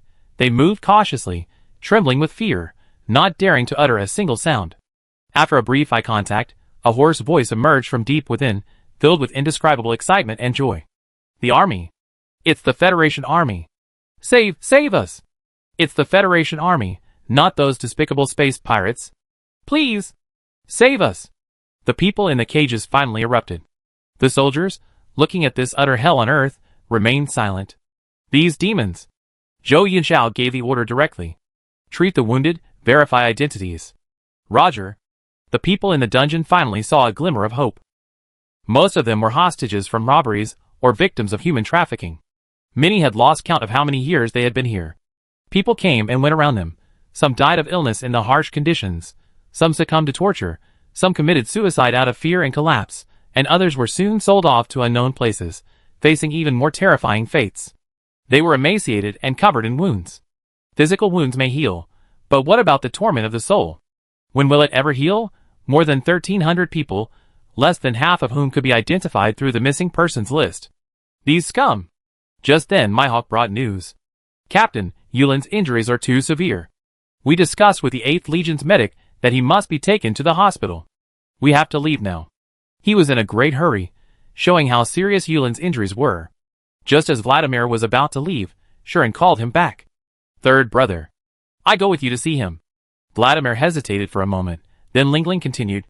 Oh, this is repair fluid, enough for the seriously wounded soldiers and those in the dungeon. She took out a spatial storage device containing 500 doses of repair fluid, just in case. Now it came in handy, and given today's situation, it might not be enough. She turned and followed Vladimir towards the wounded. Half an hour later, Zhou Yunzhao received the news. The living dead, flesh and bone restored. These 6 simple words hardly conveyed the shock of everyone present. Chung Wu, the medic of the 8th Legion and an S-rank pharmacist, was renowned throughout the military. Lingling quickly checked on Wuling after arriving at the plaza. Just as Chung Woo diagnosed, the injuries were exceptionally severe. The explosion she had shielded her teammates from was too powerful, her internal organs were bleeding heavily, and her mental strength had been severely shaken. In just a few minutes, she had vomited blood several times and fallen into a coma. The others were in complete chaos. The military dispatched their fastest spaceship to urgently transport the seriously wounded to the military hospital in Sejerin. Lingling took out a hemostatic pill and stuffed it into her mouth. Hey, what did you give her? She can't eat anything now. Chen Wu was too anxious to stop her, and was jumping up and down in panic. Before he could react, he heard her say lightly, she'd be fine after a rest. What? What nonsense! How can she rest with such serious injuries? Is she just waiting to die? Wait! She's not vomiting blood anymore? The group fell silent instantly. Chen Wu went over to check her for a while and frowned. What's wrong? We can't wait any longer, we need to hurry and leave. Wait! Let me check. He felt the situation was incredibly bizarre. After a few agonizing minutes, he said incredulously to the crowd, it's stabilized. A few more minutes passed, and Willing actually woke up. Opening her eyes, she saw several large men surrounding her, anxiously watching her. What are you doing? You? Can you talk? Yes. Does it still hurt? Hurt? She thought carefully and remembered. She had been injured during the fight with the space pirates, and it had been excruciating. She couldn't remember anything after that. She touched her chest and abdomen. It seems, it doesn't hurt anymore. Not only had she stopped vomiting blood, but her breathing was steady, her condition was good, and her complexion even had a rosy glow. Chen Wu was both worried and disbelieving, and examined her carefully for a while longer. All better. She's actually healed? Huh? Do we still need to go back to Sejerim early? As she spoke, William stood up abruptly. If it weren't for the bloodstains all over her body, no one would know she had almost died. I said all better, I mean completely healed. We can skip the hospital. What did that girl give her? A magic pill? No, a magic trick. This kind of injury would require at least half a year in a military hospital. Where is she? I need to ask her. No, I need to ask her for advice. She's gone. Xiao Lu's feet alarmed everyone, including Chung Wu. Meanwhile, Xue Lingling, after leaving dozens of hemostatic pills for the seriously wounded, went to do something more important. Strictly speaking, the most important thing in this mission. Ha ha ha. Heavens! We're going to be rich. I never seen so much gold and silver in my life. I declare, I'm sleeping here tonight. I'm going to fall asleep with my head on my gold. It's all ours. It's all our Xianqing sects. The Xianqing sect will never be poor again. A hidden passage leads down from the dry well in the backyard to a huge cellar. The cellar is filled with the spoils of the shadow demons looting over the years, their treasury. Endless mountains of gold and silver, jewels and treasures.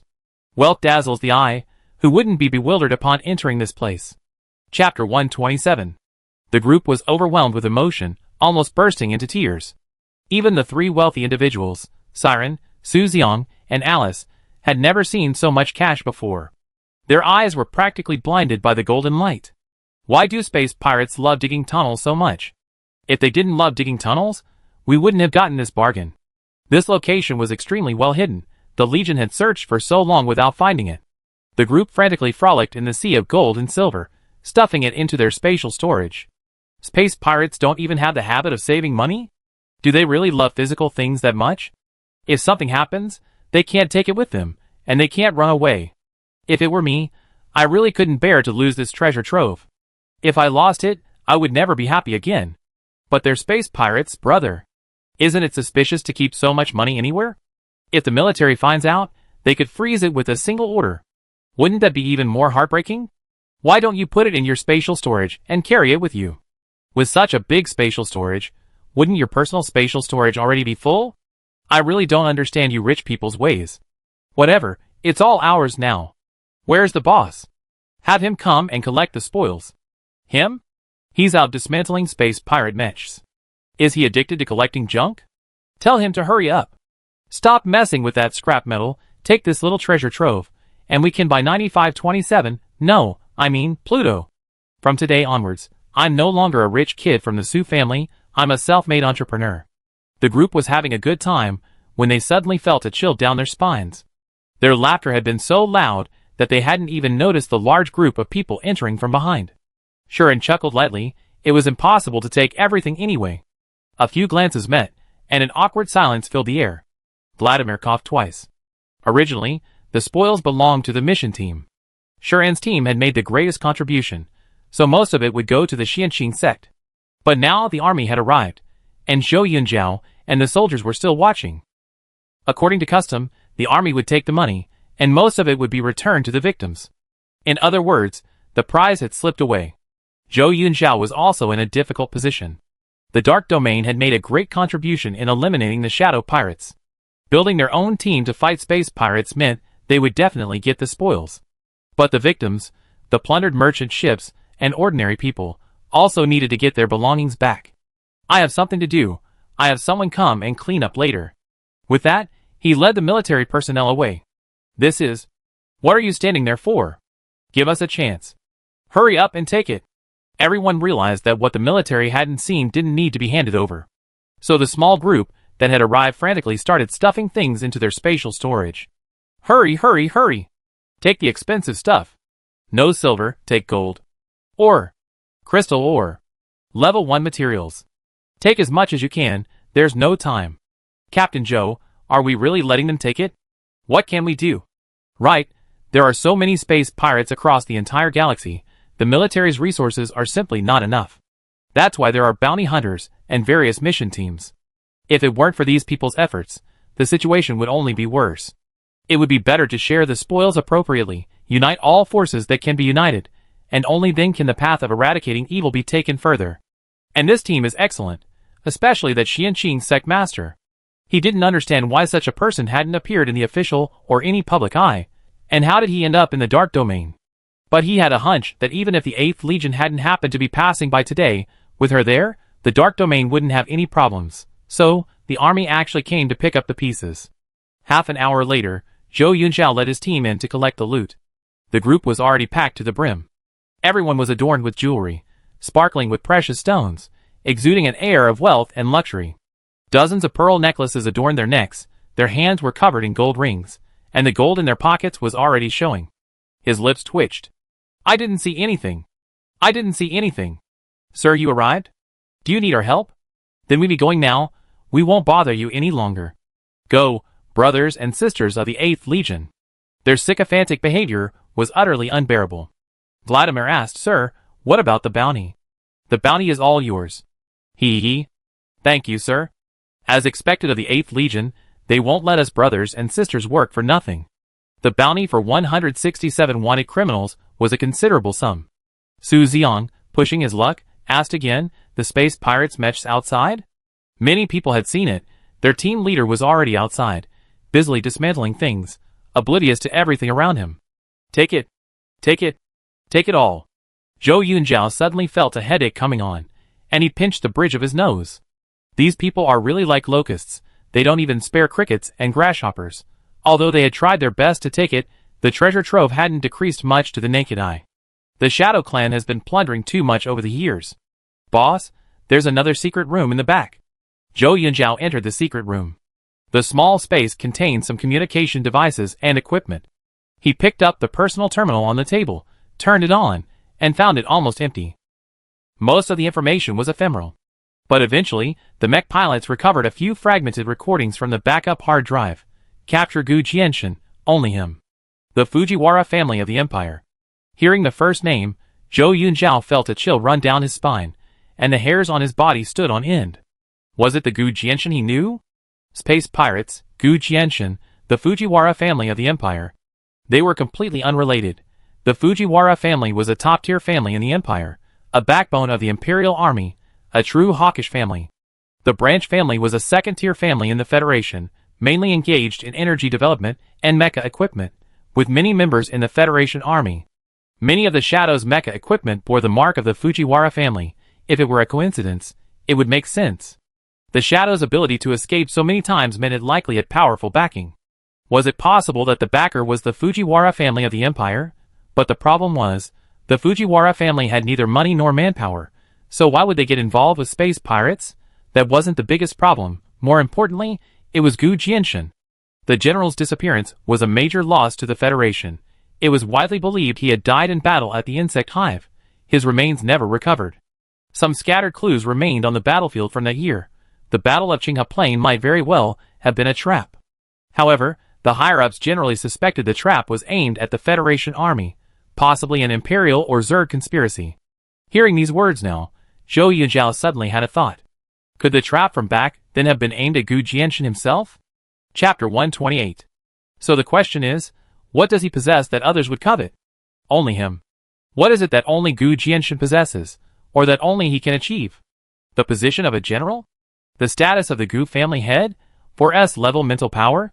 That can't be taken away either. Captain Zhou, there's one more thing. Speak. Many of the people in the dungeon are high-level mercenaries and independent bounty hunters, many of them orphans, not affiliated with any organization. They are sent away in batches each time, and it's unclear what they're being captured for. Extortion is the most logical reason to capture so many people. But without an organization or family, who can they extort? If it's for manual labor, many interstellar devices can do it faster and better than humans. If it's for body organs, current medicine already has many high-tech alternatives. So the question is, what are they going to do with so many people, especially high-level warriors? Zhou Yunjiao fell into deep thought. The truth seemed hidden in a fog. The more clues there were, the harder it was to find. It said only Leon can get in here. Good, at least that's one clue. Unnoticed by him, Shuren quietly listened to their discussion in the darkness. She had discovered this place long before the army arrived, and found a bottle under the table. Inside was something both strange and somewhat familiar. A black pill lay there quietly, still emitting a faint, fishy smell. Perhaps because it had been stored for too long, or had come into contact with too many other medicines, she could no longer discern the pill's effects. She wasn't sure if it was just ordinary pills or something she was more familiar with. But, was it possible? The Fujiwara family. Gu Jianshan. Shouldn't she ask him directly? When the group arrived at the plaza carrying gold and jewels, they attracted everyone's attention. After a moment of silence, cheers erupted. This trip. It was truly worth it. On the contrary, the space pirates guarded in the corner almost fainted. The sky had fallen. Their home had been stolen. Seeing the gold and jewels they had plundered over decades now in someone else's pocket. The group was furious. They were enraged but helpless. The entire Dark Domain team surrounded them, including Lu Yiwei from the back mountain, who had also finished his battle. When they arrived at the plaza, they had heard about Shuren and his group's heroic deeds. Especially the feedback from the apothecary, which was being spread like wildfire. It said that the Xianqing sect leader's teammate was that third brother, who, through some kind of elixir, saved those on the verge of death.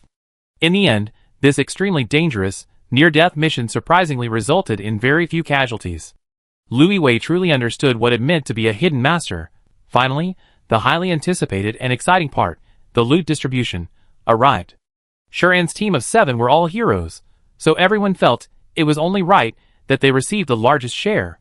Taking it all wouldn't have been unacceptable. After all, they had saved lives. Even when they offered to divide a few spatial buttons equally, the team leaders resolutely refused. Thinking about those pills and potions, they probably couldn't even get them even if they sold everything they owned. The bounty for 167 space pirates exceeded 2 small targets, so Vladimir allocated all the top 10 bounties to Shuren. This portion already accounts for half of the total bounty. The remaining portion was mostly distributed to the Bounty Hunter Alliance. The Dark Domain took a small share, so they didn't lose out on this mission. It also compensated for the intelligence oversight that caused the mission. This is yours.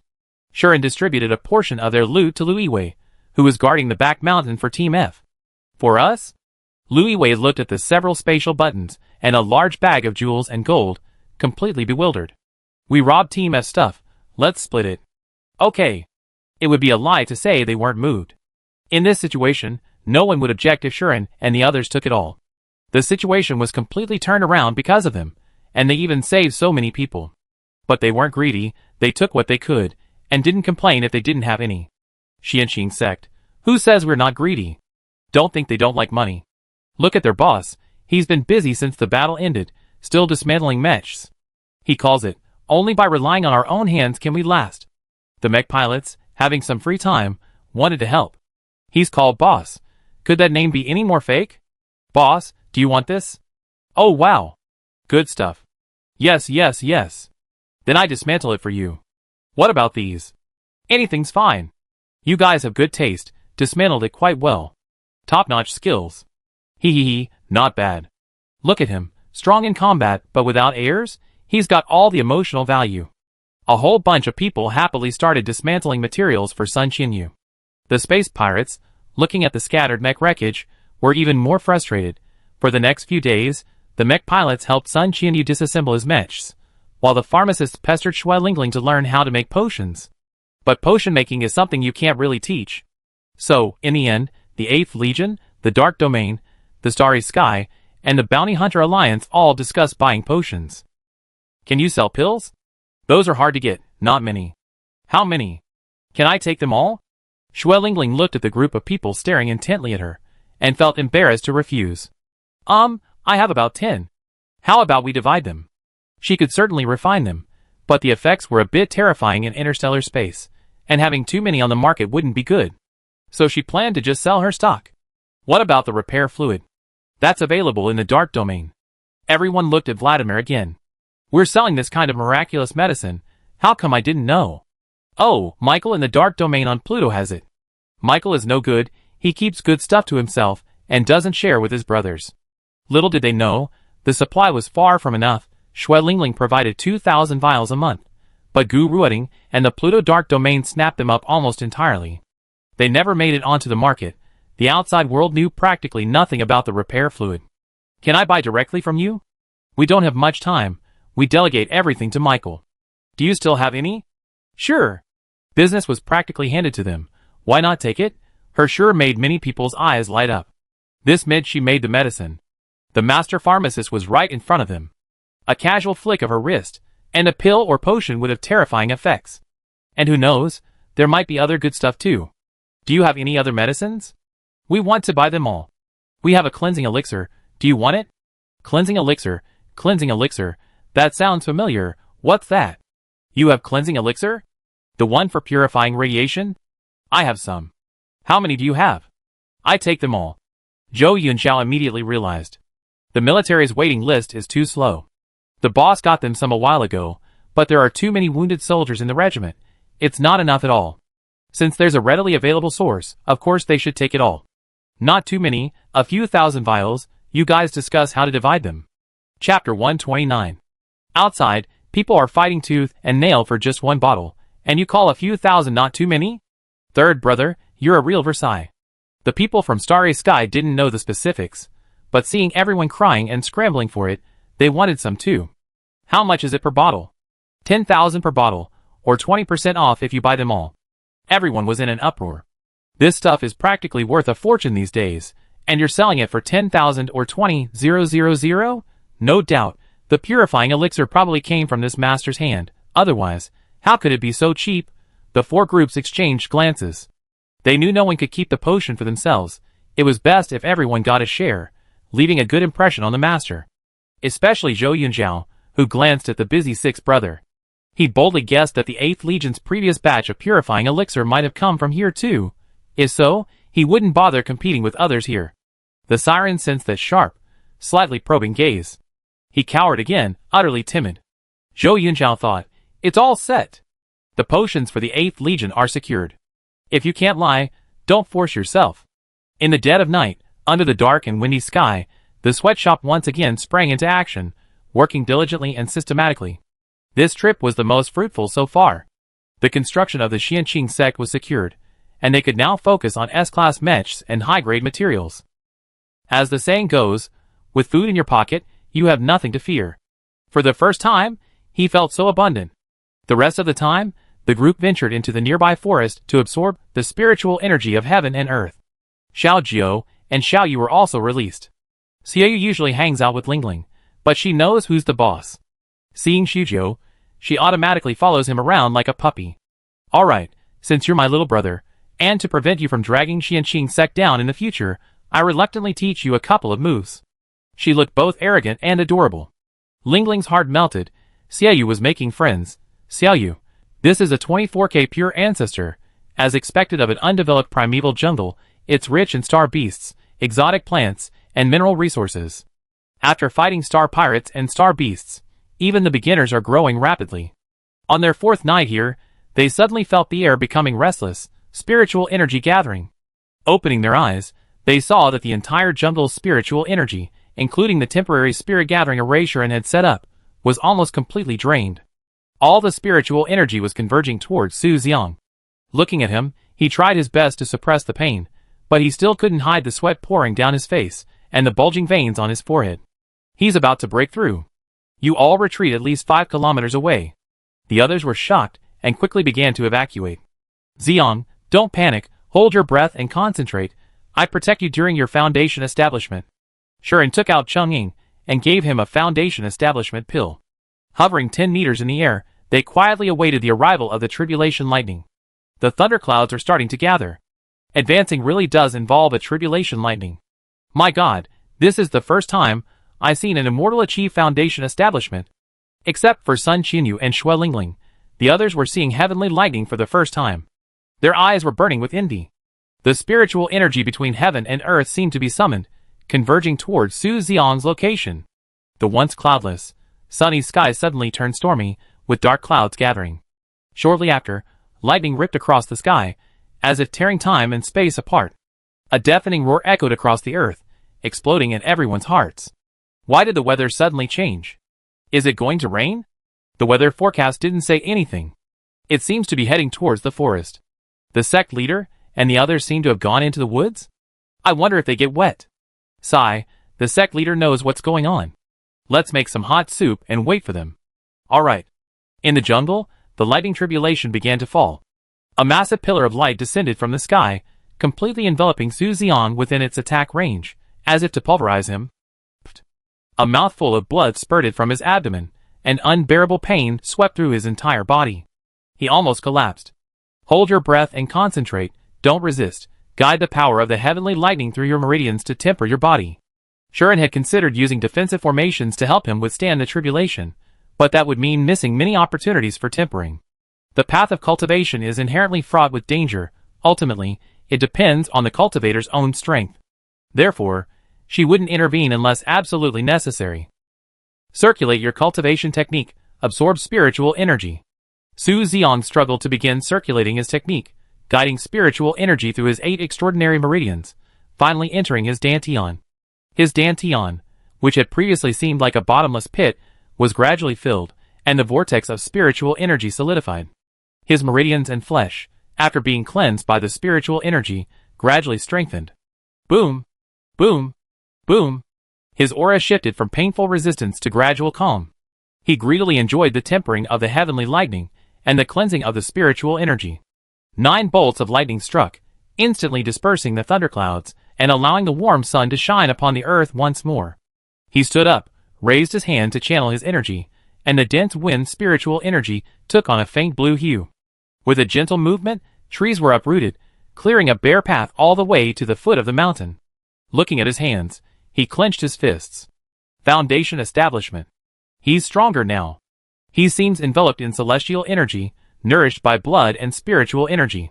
His skin, darkened by training, has become flawless, as white and smooth as jade. His features are more refined and expressive, exuding an otherworldly, serene, and far-reaching aura. Hey! Is this still our second brother? Hee, Su, you become handsome.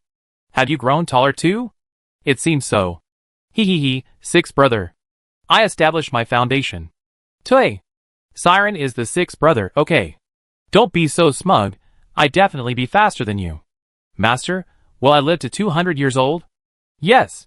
Hee, live to 200 years old. I scare you all to death.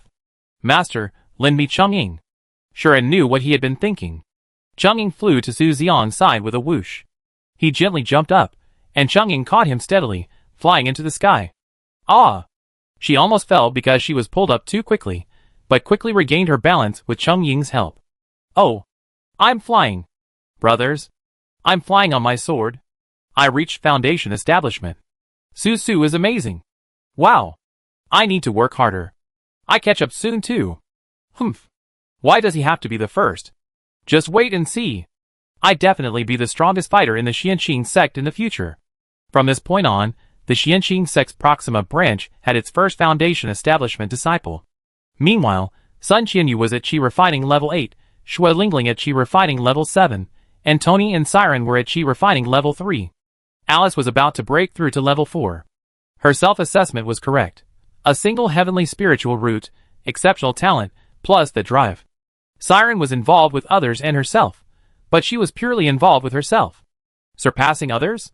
It wasn't impossible. Chapter 130. The group returned to S-Town, where the 8th Legion had largely finished cleaning up the mess. Starry Sky couldn't handle so many serious criminals, so the Federation took all the space pirates away directly. However, S-789 was too close to Seagram, so Starry Sky would send troops there, making this area Starry Sky's sphere of influence. Zhou Yunzhao solemnly saluted everyone, his eyes fixed on Shuren. On behalf of the Federation, I thank you for your outstanding contributions. This made the Dark Domain group feel quite embarrassed. Although they had captured space pirates and rescued civilians, they had also received a considerable amount of money. Then he glanced at the siren behind Shuren. He said softly, "Go back soon." Then he turned and led his team away. What does he mean? The siren felt like the sky had fallen. Clearly, his disguise pill was wasted. The kid was stripped bare. What? Master, what do we do? Just say we're here for tourism. How could that be? Say we accidentally joined the Dark Domain's team? Accidentally arrived on S-789, tens of thousands of miles away? And then accidentally killed the Shadow? And accidentally made a fortune? Fine, tell the truth, we're here for training. What about the cultivation? Keep it a secret for now, just say it's a secret. That's what I told my family. The inability to lie is easy to fix. I teach you a trick. Don't ask, don't answer, stammer, change the subject, and if they press you, just pretend to faint. That makes some sense. You can practice that for the next couple of days. There's another trick. You can take some extra potions back to shut your dad up. Brother, brilliant. It has to be you. No wonder you're the first in the sect to reach Foundation establishment. Your brain works much better than others. Su Xiong glanced smugly at Alice while being praised, his boastful and provocative gaze blatant. Alice gritted her teeth and chimed in with her own suggestion. Don't listen to his terrible ideas. Brute force is the best weapon, you know? Listen to me. Just beat them into submission, and no one will dare question you. The others looked at her muscular biceps, and silently shed a tear of sympathy for Yang's father. It's easy to imagine the kind of life the Yang family leads. Only you can use this trick. Captain Zhou should have seen through it long ago. Didn't you notice how excited he was about getting the purifying elixir at first, but then he backed out? He probably wanted to start with you. With the army gone, only the mission team remained. The Dark Domain was busy running errands for the Xianqing sect every day, dismantling mechs, mining ores, and finding medicinal herbs. Wu Lin had given Xuelingling quite a bit, almost emptying his own pockets. At first, they called Xuelingling Third Princess, which she found too embarrassing to accept, so later she called her Third Miss. From then on, a legend spread throughout the martial arts world. The creator of the infamous purifying elixir was the third young lady of a certain aristocratic family. Many people searched for this clue, but to no avail. Wu Lin figured that the Xianqing sect loved money, so he decided to play to their tastes. Sect leader, do you still want to catch space pirates? Any more? Yes. Like the shadow pirates? No, not really, just smaller ones. Another shadow pirate? Their hearts couldn't take it. Are they far away? We have information on 2 or 3 more hideouts. We can probably get them sorted out in a week. Let's go! Let's go! As citizens of the Interstellar Federation, we have a responsibility to fight evil, to rid the people of Scourge. Don't you agree? Su Xiong shouted, and everyone was instantly energized. Following the big boss means you get the benefits, and you feel incredibly safe. Yes. It's our duty. Eliminate evil. Rob the rich to help the poor. Eliminate evil. Rob the rich to help the poor. Others, you better be. Who's poor? We are. Wu Linju, you're still poor. A small bounty. At this moment, on the distant star 9527, at the 18th Military Academy, Guhan's personal terminal urgently rang. We need to request another week's leave. The reason? We were delayed. Couldn't you put some thought into finding an excuse? Is there anyone more perfunctory than you? Fine. Also, I bring you a small gift when we get back. Okay, I wait. Guhan turned around and told Li Yuanbo about it. Are you even speaking human language? What leave are you asking for? Make them write a leave slip, get their parents to sign it, and then give it to me. Li Yuanbo was furious, his beard bristling and eyes wide. He managed students for so many years, and he never encountered anyone like this. Outrageous. Completely disorganized and undisciplined. The national competition was just around the corner, and they kept skipping training and asking for leave. And you're the one who spoiled them. Don't worry, maybe they'd be more effective after their trip away than during training? What did that mean? Are you questioning my teaching ability? Absolutely not. Li Yunhua grumbled on and on the way, completely helpless against these students. Over the next week, Yulin and Vladimir contributed 5 or 6 leads. Led by the Xianqing sect, they worked tirelessly, like clockwork, raiding several pirate hideouts around the Federation. A branch of a medium-sized pirate group, the headquarters of 4 small pirate groups, and one that was ultimately proven to be false. Wherever they went, they left devastation, slaughter, and utter devastation. When the pirates were handed over to the army, they were all naked. Not a single penny was left for them. Alice's catchphrase when she kicked down the pirate hideout became, "Every penny that falls from the sky belongs to my Xianqing sect." From then on, the reputation of the pirate assassin spread far and wide. Breaking news. The Shadow Pirate Gang has been eradicated. The infamous Shadow Pirate Gang has been wiped out. Shocking. The Shadow Pirate Gang was wiped out by them. Starry Sky and Dark Domain joined forces with the 8th Legion to capture the Shadow Pirate Gang. 167 wanted members of the Shadow Pirate Gang have been captured. Total bounty exceeds 200 million. On-the-spot pursuit, who captured the Shadow Pirate Dictator. The untold secrets of the Shadow Pirate Gang. Following the Shadow Pirate Gang, 5 more pirate gangs have been wiped out. Pirate killers appear. Following the Shadow Pirate Gang, Dark Domain, and the Bounty Hunter Alliance dismantle 5 pirate bases. Dark Domain, call me the savior of evil. The news caused an uproar. Hooray! Great news! The infamous Shadow Pirates have finally been wiped out. What? My father was captured by the Shadow Pirates.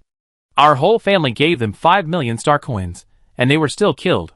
Heaven has eyes. The Shadow Pirates have been a menace for so many years. Other space pirates at least spared lives. This is retribution.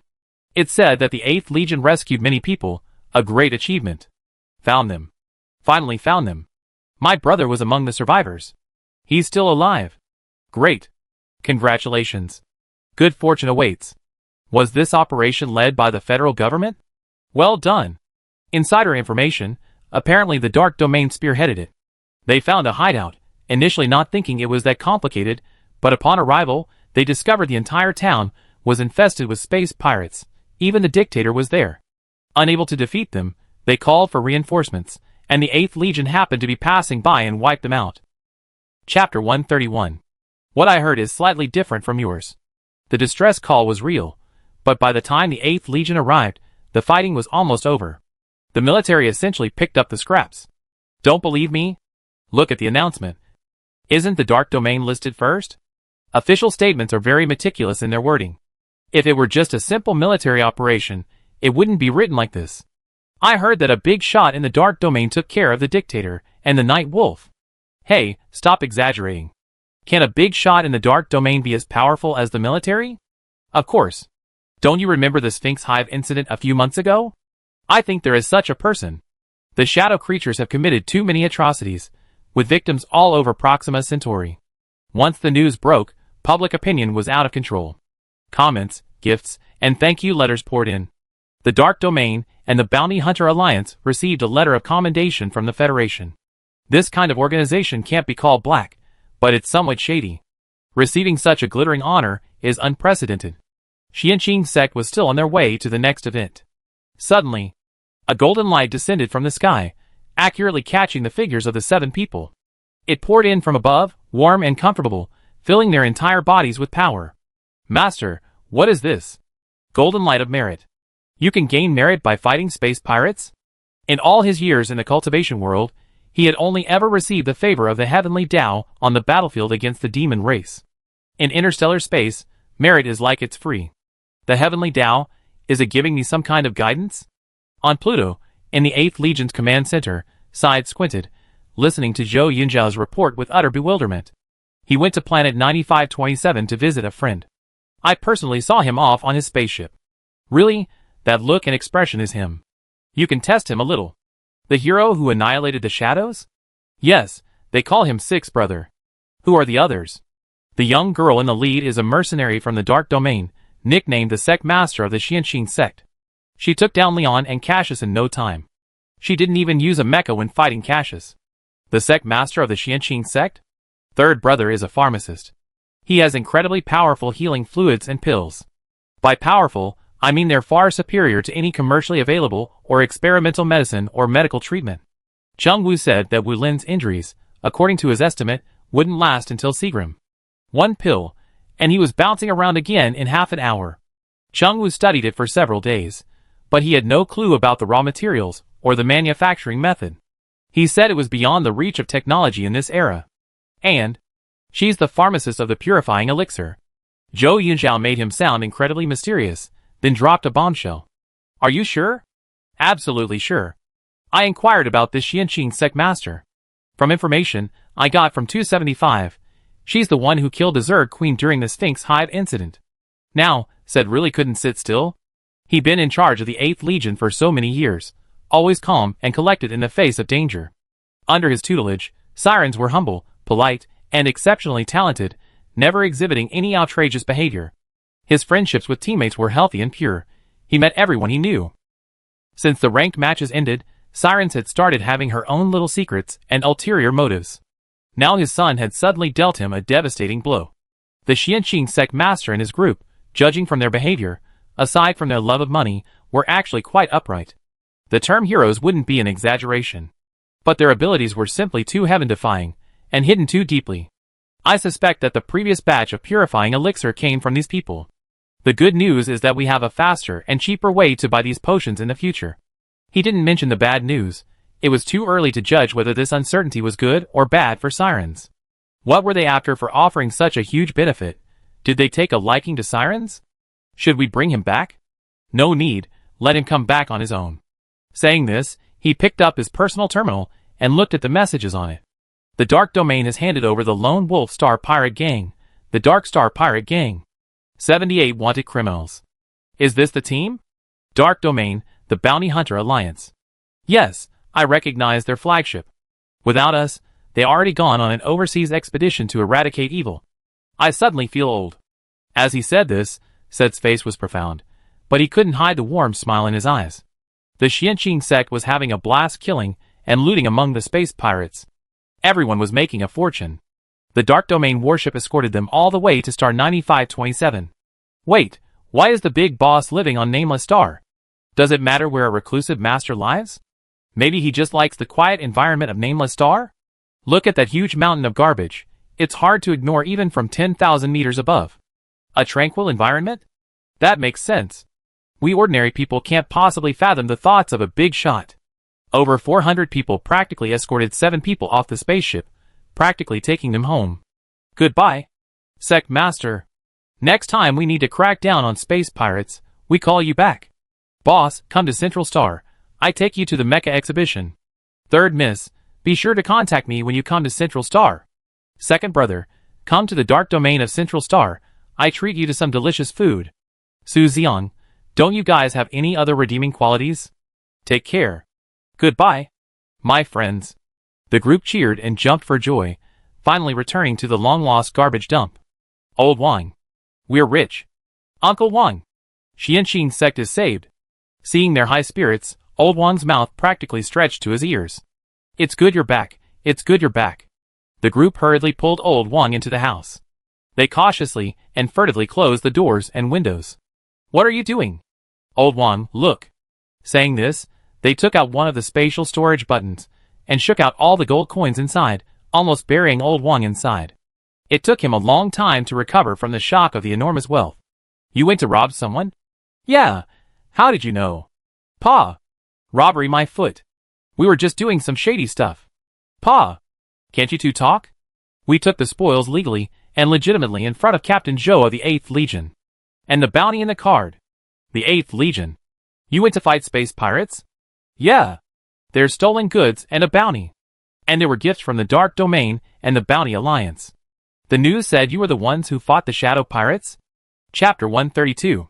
Yes. Old Wang knew they were on a mission, but he hadn't expected it to be so dangerous. But thinking of Sher An's extraordinary abilities, he understood. Aren't you hurt? Of course not. Just a few space pirates.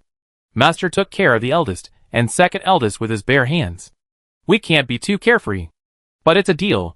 Leave a few for me to practice with next time. Okay. Old Wang, aren't we amazing? Amazing, of course we are. That's the Shadow Pirate. I was wondering which brave warrior had rid the people of this menace, and it turns out it's our kid. Hee. Uncle Wang, I show you later. I reached the Foundation establishment stage. I can fly on a sword. I can ride the Shadow Pirate and fly into the sky. Good.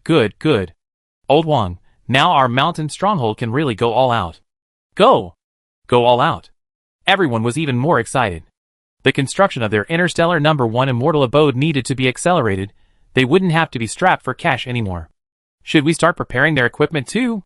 Master, sword. Hammer. Furnace. Alice, seeing the three of them begging and acting cute, copied them. Master. Hungry. Food. Don't look for me. Lingling is the little housekeeper. Go to her. Leave it to me. Yeah. At the Central Star Dark Domain headquarters, the first thing the Dark Domain people did upon returning was report to their leader. Mihawk was annoyed by Lu Yiwei's sweet little face. They fought tooth and nail up front, but this kid who got lucky didn't even get as much. The book says choice is more important than effort, and it's true. Who told me to be assigned to Group F? The captain led the whole team. Ha. His smug look was too irritating. Wait, don't go. Don't be angry. Or I share some with you. Lu Ruyan, known as the Dark Knight Empress, founder and leader of the Dark Domain.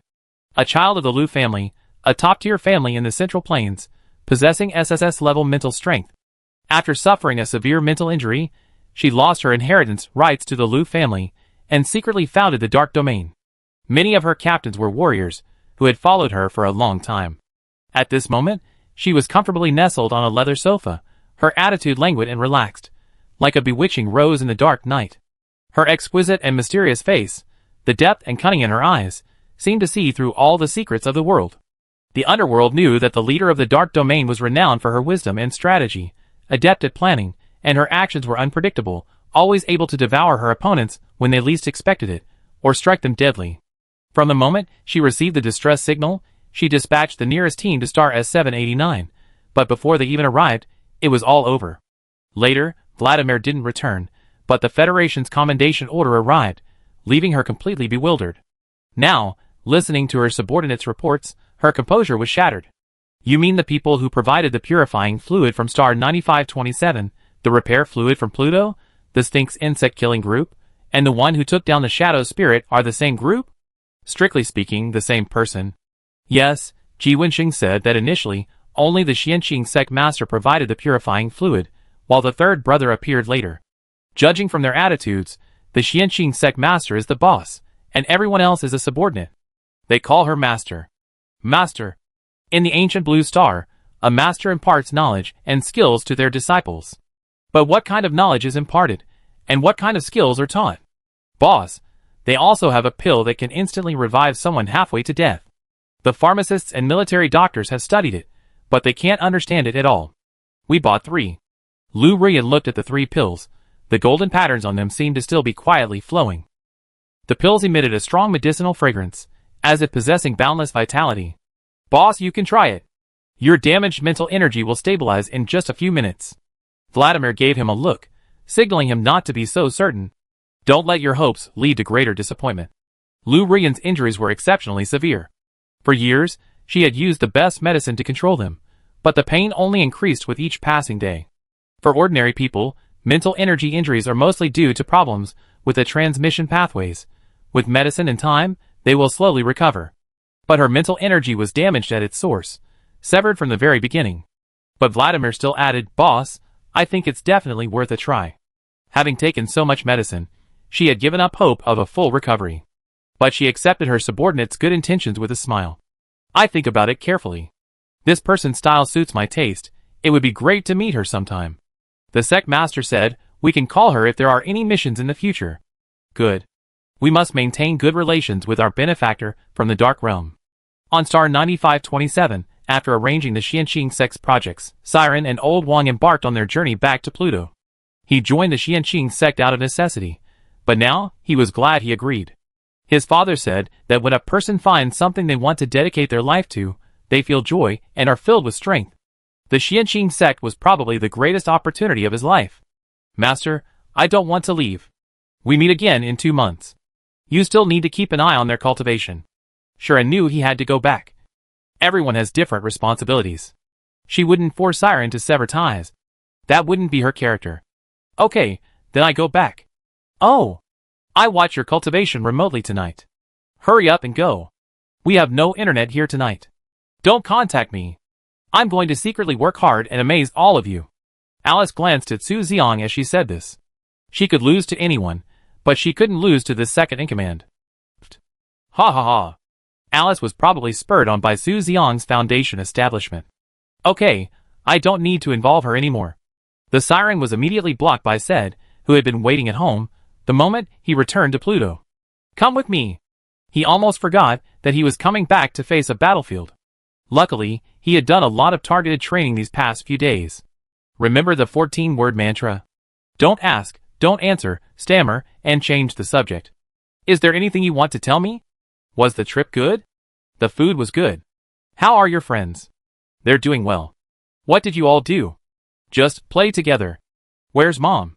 I'm talking to you. What else could your mom be doing? Waiting for you to come back and cook for you.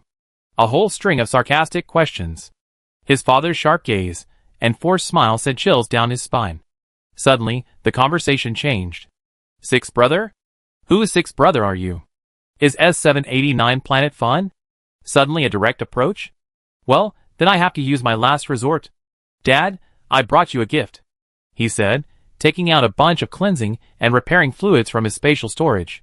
The usually unmoving father finally moved. Chapter 133. I almost jumped off the stool. Okay, this time I got Ced completely stumped. I'm exhausted. I have training tomorrow, gotta go. Father! Last resort, feigning unconsciousness. Siren's Diary, November 12th, Star Calendar 424, Sunny. After a week of deliberate training, I narrowly won my first verbal exchange with my father. My senior brothers are amazing. The 14-character mantra really works. I still have so much to learn. Today was another day of progress. Heart. Said, hee. Who will win is still unknown. After half a month of carefree fun, Sharon and the others finally returned to school. Li Yuanhua had been brewing a bellyful of complaints, but upon seeing Sharon, he couldn't utter a word. Her warm and gentle smile made it impossible to say anything harsh. Besides, even if he did, it wouldn't seem to make a difference. He then began to berate the other four. You four. Remember to give my parents and a leave slip. Especially you, Alice. You only been here a short time, and you're already running around with them. Did you transfer here just to skip school? No, I gotten stronger. Try me if you don't believe me. She rolled up her sleeves, ready to throw a punch, determined to let the facts speak for themselves. Caught between explanation and cover-up, little Alice chose to fight. Wait. I believe you. I believe you. Seeing her nonchalant, defiant attitude, he became even angrier. But he couldn't do anything about her. He finally understood the bittersweet emotions in Yang's father, and Shen Ping's words, when they talked about Alice. This was a classic troublemaker. In fact, he had already complained to Alice's father. The other party sighed heavily, and said helplessly, sigh. Director Li, we're entrusting our child to you from now on. Mr. Yang thought, this little rascal is yours now. He then approached Shen Ping, who gloated, heh heh. You guys were the ones who instigated this, poaching my team leader. Risk and opportunity go hand in hand, so just bear with it. I'm giving you advance notice. Alice isn't easy to deal with. Get the highest medical insurance. Alice's personality is truly unmanageable. Just wait, maybe old Li will voluntarily return her intact. Li Yuanhua felt his blood pressure rising. But suddenly, his tone shifted, his words carrying 3 parts compromise, 3 parts sadness, and 4 parts helplessness. Fine, so you think I'm too old, that I'm incompetent, and you won't listen to me anymore. He finished speaking, looking at them with sorrowful eyes. His eyes seemed to glisten with tears. Gu Han was shocked. This was it? Old Li had been driven to this point. Sigh. I'm a military academy director, getting old, my glory days are over, and you bunch of S ranks look down on me, an A rank. I go to the military headquarters and ask if they can send an SS rank director. I really don't have the energy. He turned to leave, his back view radiating sorrow and desolation. He even wiped away imaginary tears. No, absolutely not. Sun Qianyu immediately called out to him, suddenly thinking that Director Li resembled old Wang. We just have something to do. We promise it won't happen again. Really? Really? What about you? We too. Alice didn't know what had happened, but seeing the others say the same thing, she nodded in agreement. Okay, it's settled then. From now on, you need my approval to take leave. No, don't take leave randomly anymore. Okay. Li Yuanbua, hee. Green tea is really effective. Being a scheming boy has many advantages. Gu Han was stunned. Human potential is indeed limitless. The other team members were almost dying of laughter. Li Yuanbua had finally found a way to control these guys. It wasn't exactly honorable though. Alright, you all rested enough. Let's get down to business. The national competition is in 2 months. The rules are out. Everyone on the team turned to look. There are 3 rounds in total. The first round is a faction competition based on star regions. The second round is a team ranking competition. The third round is an individual ability competition, divided into individual soldier, pharmacist, and mecha pilot categories. The competition accumulates points. The top 100 can participate in the Proxima Centauri Military Academy War, which is the international competition. Let's talk about the faction battles first. This is the latest competition format, perfect for Legion-level missions on the battlefield. There are 70 teams, organized into factions by star region. Each faction has 100 players and their own flag. Capturing the opponent's flag eliminates the entire team. In other words, teams that were fighting tooth and nail before need to learn to cooperate. Everyone exclaimed, cooperation? Cooperation was their forte. Hee, leave it to me. I know Pluto, Neptune, and the 15th Military Academy pretty well. Ase said, we go out and have fun together when we get to the central star. Neptune was even more obvious, with his gang of lackeys. The sirens. There are 6 brother, okay? Yes, Xingyo is my little sister. Alice patted her chest and put her hands on her hips proudly, saying she had connections now. Captain Jiangwen from the Vanguard is also very nice. He even gave us a gift last time. They already won over 5 of the top 10 teams. Strictly speaking, apart from Military Academy 53, the other teams were quite respectful of them, even a little admiring, with a hint of goodwill. Li Yuanbua had intended to make things more serious to get their attention, but he'd been careless. He was almost convinced himself. His sense of collective honor was taking over. While other star regions were scrambling to get their attention, Military Academy 18 had practically run through every possible connection in Star Region 7. You guys really know how to handle things. I almost forgot, there are those annoying guys from Military Academy 53. A rotten apple spoils the whole bunch. It's okay, no big deal, just eliminate them. Hee, you're so smart. If you're talking about which star region has the best inter-team relationships, this side has to be the best. In other star regions, powerful figures are often at odds, disobeying orders, scheming, and engaging in double-dealing. But in the 7-star region, the presence of the 18th Military Academy creates a strange yet harmonious atmosphere. While the 18th Military Academy isn't officially the commander-in-chief, they consistently lead the team by the nose, which speaks volumes about their abilities. Getting back to business, the faction competition is quite close to actual battlefield conditions. 100 people form teams, testing command, intelligence, and execution capabilities. It's very likely that next year's international competition will adopt this format. The competition will also include supply battles and mission execution, making it flexible and diverse. Everyone needs to adapt in the next 2 months. Of course, I have complete faith in your strategic thinking. Everyone looked at Su Xiang. Alright. Since Director Li has entrusted me with this important task, I will certainly use my wisdom to lead the 7-star region steadily forward to final victory. Chapter 134. That's not what I meant. I just wanted to tell you to stop causing trouble. Haha. The second ranking match will take place on Snow Dome Star. Glaciers and snowfields, minus 40 degrees Celsius, blizzards and strong winds. Snow Dome Star is rich in snow beasts and snow plants, many kinds, all of high level, and adapted to the harsh, low-temperature environment. It will only be more difficult than the desert arena.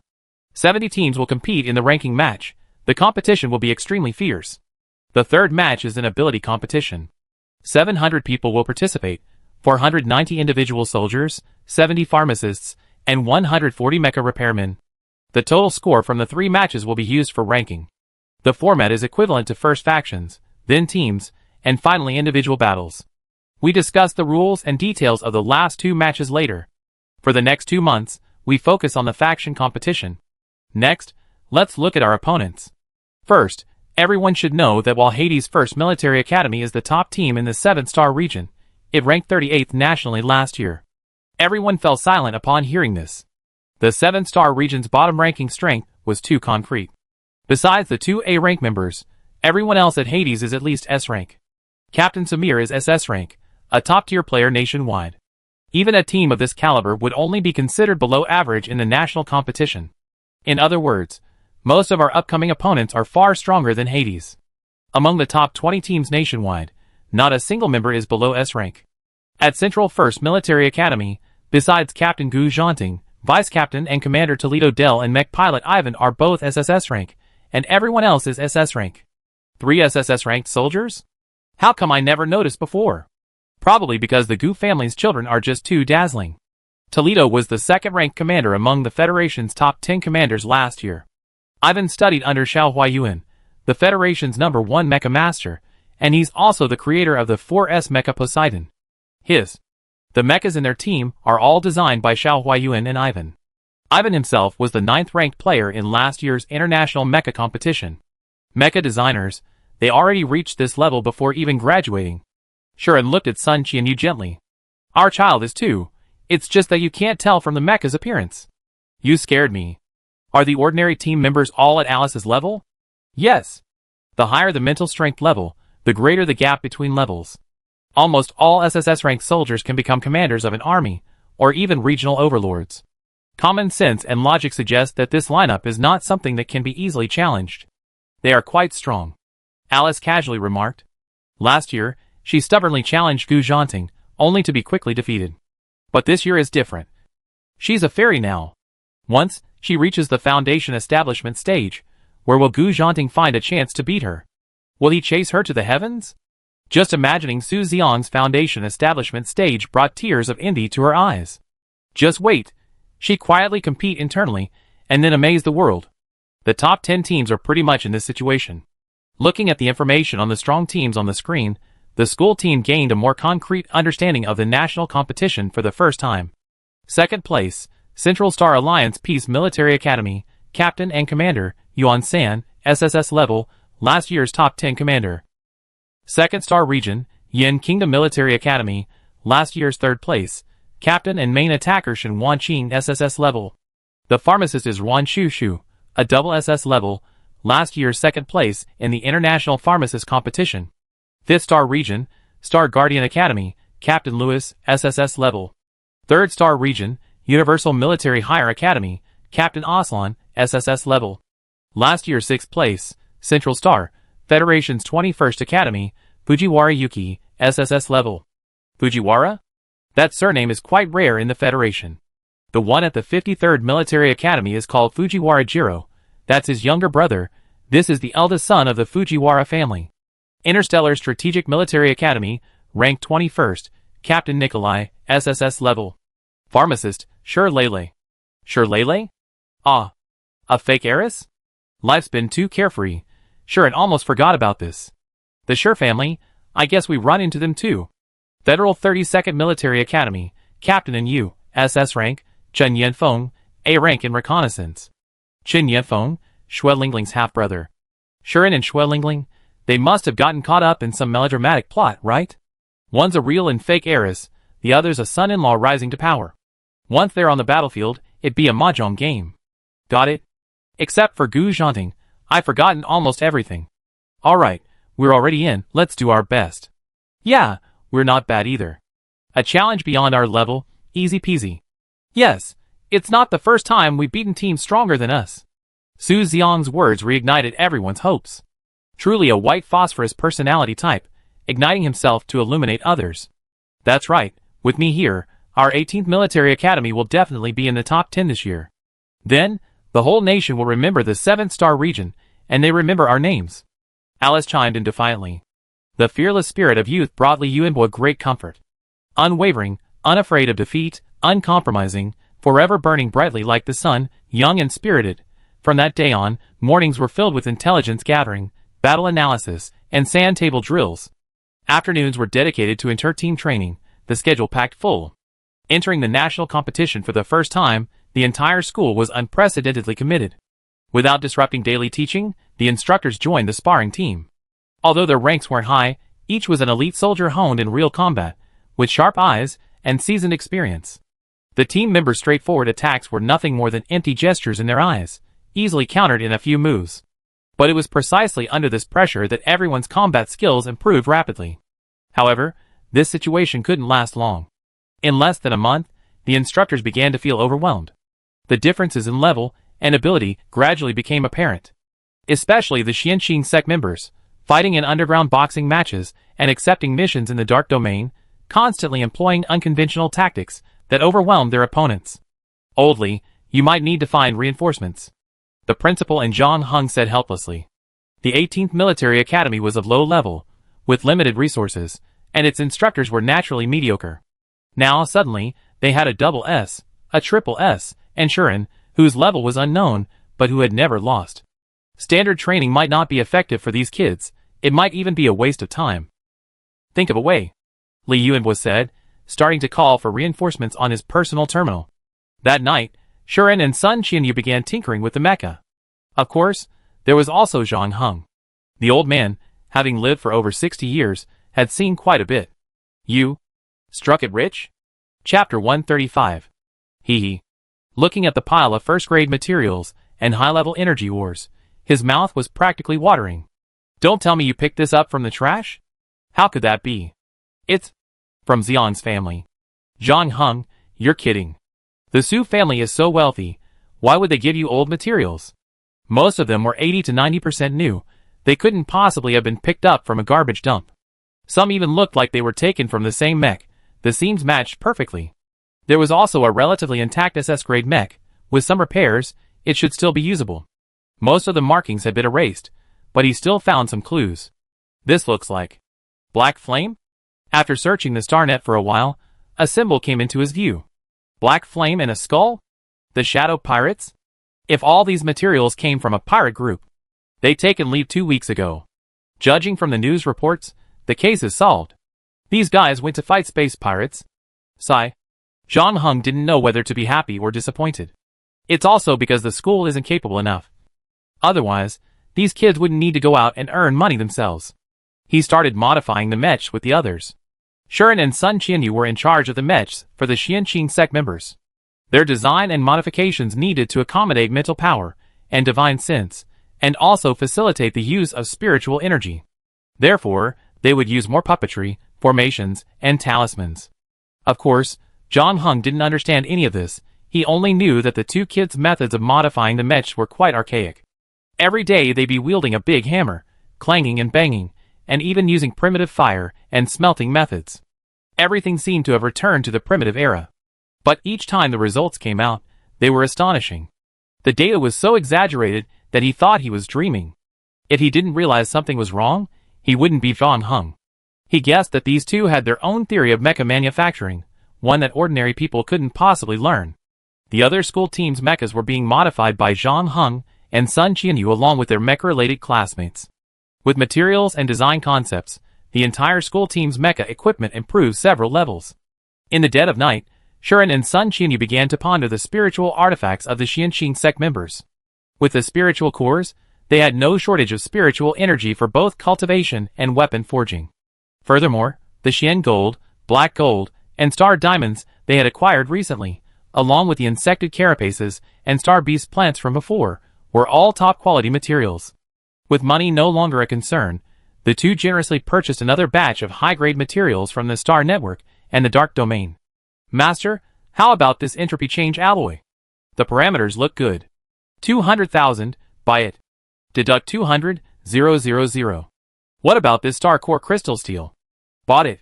It should come in handy. Deduct 780,000. This quantum psionic fiber? It's a bit expensive though. This really will come in handy. Deduct 700,000. All in all, at least 6 disciple swords, Qianyu's hammer, and Lingling's alchemy furnace are all available. The quality of the refined items will probably be quite high. If there's an opportunity in the future, we upgrade them. Of course, the Xianxin sect's construction, mecha upgrades, spiritual weapon equipment. The result of this generous spending is that the newly filled treasury is visibly dwindling. Shuren, I can't laugh. Can't the god of wealth just love me once? Sun Qianyu warned anxiously. This money really doesn't last long. It can't be wasted at all. I heard you guys tried to stop me when I picked up the space pirates mecha last time? Remembering now, they were all blinded by the windfall, while only Sun Qianyu diligently collected scraps. No, absolutely not. Right, our Xianqing sect needs to be frugal and save wherever possible. Although we still have a considerable fortune now, we can't afford to spend it all if we have new disciples later. First of all, Alice's food expenses are just too high. It's true, Alice doesn't have any other hobbies. She doesn't care about clothes or dressing up, and prefers hand-to-hand combat, so her only expense is eating natural food. High-end and expensive natural food. It adds up to quite a bit each month. At Old Yang's house, Alice's food expenses are specifically budgeted. Alice hadn't expected Su Xiang to target her first. What did you say? You didn't eat? You ordered a lot of it, and you better spit it all out. Ha ha ha. And besides, I didn't eat a single bite for nothing. See these biceps, these 8-pack abs? Every bite turned into muscle. I can see that too. Your masseter muscles are quite strong. You're dead. No, Su Xiang, will you die if you don't mess with her? Yes. Ha ha ha. Sure, it appeared outwardly calm, but inwardly she was slightly panicked. She definitely couldn't skimp on the food expenses. Once the sect is established, Old Wang's side will start planting and raising livestock, which will naturally reduce food costs and improve the quality of spiritual plants. Moreover, there will be no concern about radiation. But the sect stipend. It's a bit unreasonable not to pay it. If the cultivation world knew that the Xianqing sect not only didn't pay its disciples stipends, but also took their contributions, her reputation would be ruined. How much should she pay? Luckily, there aren't many disciples now. If it were like the Xianqing sect with tens of thousands of disciples, she'd have to work like an ox, toiling away on tasks every day. Whatever, let's live for today. Starting today, each disciple will receive 10,000 star coins per month. Upon further reflection, the disciple stipend is essentially a form of salary. What about the management personnel, like the sect leader, Siren, the steward, and Lingling, the finance and production manager? Should they be paid separately? My head hurts. She's good at cultivation and recruiting disciples, but she's really bad at production and management. Leave it to Old Wang, Siren, and Lingling to discuss. Master. Ah! There's money to be made? I thought learning from Master always involved paying tribute. Yes, this is the sect's salary. You all participated in the missions, so everyone gets a share. It's just that we need money in many places right now, and since we're at school, we can't keep running missions, so this is all we take for now. Everyone was incredibly excited, never having heard of a salary for cultivating immortality. Hee, I haven't even joined the army yet, and I'm already getting paid. 10,000 star coins. My first paycheck earned through my own skills. Wasn't your first paycheck something you tricked your brother out of? You dare say that to me? Where's Alice? My status in my family is different. My dad listens to me. All the money in our family is mine. This is quite a lot of money. Because of the existence of the spirit cores, none of them need extra spirit stones for cultivation for the time being. The cultivation techniques and magical artifacts were also bought up by Shuren, so the money could be spent elsewhere. This is about the same level of salary a registered private in the military earns in a month. My dear, what do you want? I buy it for you. Chapter 136. Su Xiang received his money, and immediately thought of giving it back to his dear brother. What's wrong with you now? I'm rich. Since you're my brother, I'm asking if there's anything you want. Just say it. Don't hesitate to speak up. Hearing his arrogant and smug tone, Su Mu said irritably, the Miles family's retail business. Alright, you go ahead and do your work. I won't bother you anymore. Love you. Alice immediately went online and bought a bunch of snacks, emptying her account again. Dad, Alice, send me money. Both Mr. Yan on the other end of the computer and the people from the Xianqing sect were stunned. Sister, are you doing magic? Mr. Yang, how many times has this happened? How many times this month? I really can't afford to feed this little darling anymore. The others didn't have much to spend money on. Especially Tony, who had no family or friends, had very low spending. Holding his first stipend, watching his fellow disciples chatter away, his heart warmed. The word life finally had a concrete meaning. After the others went to school, he and Old Wang, two empty-nest old men, stayed in the sect, supervising construction and cultivating.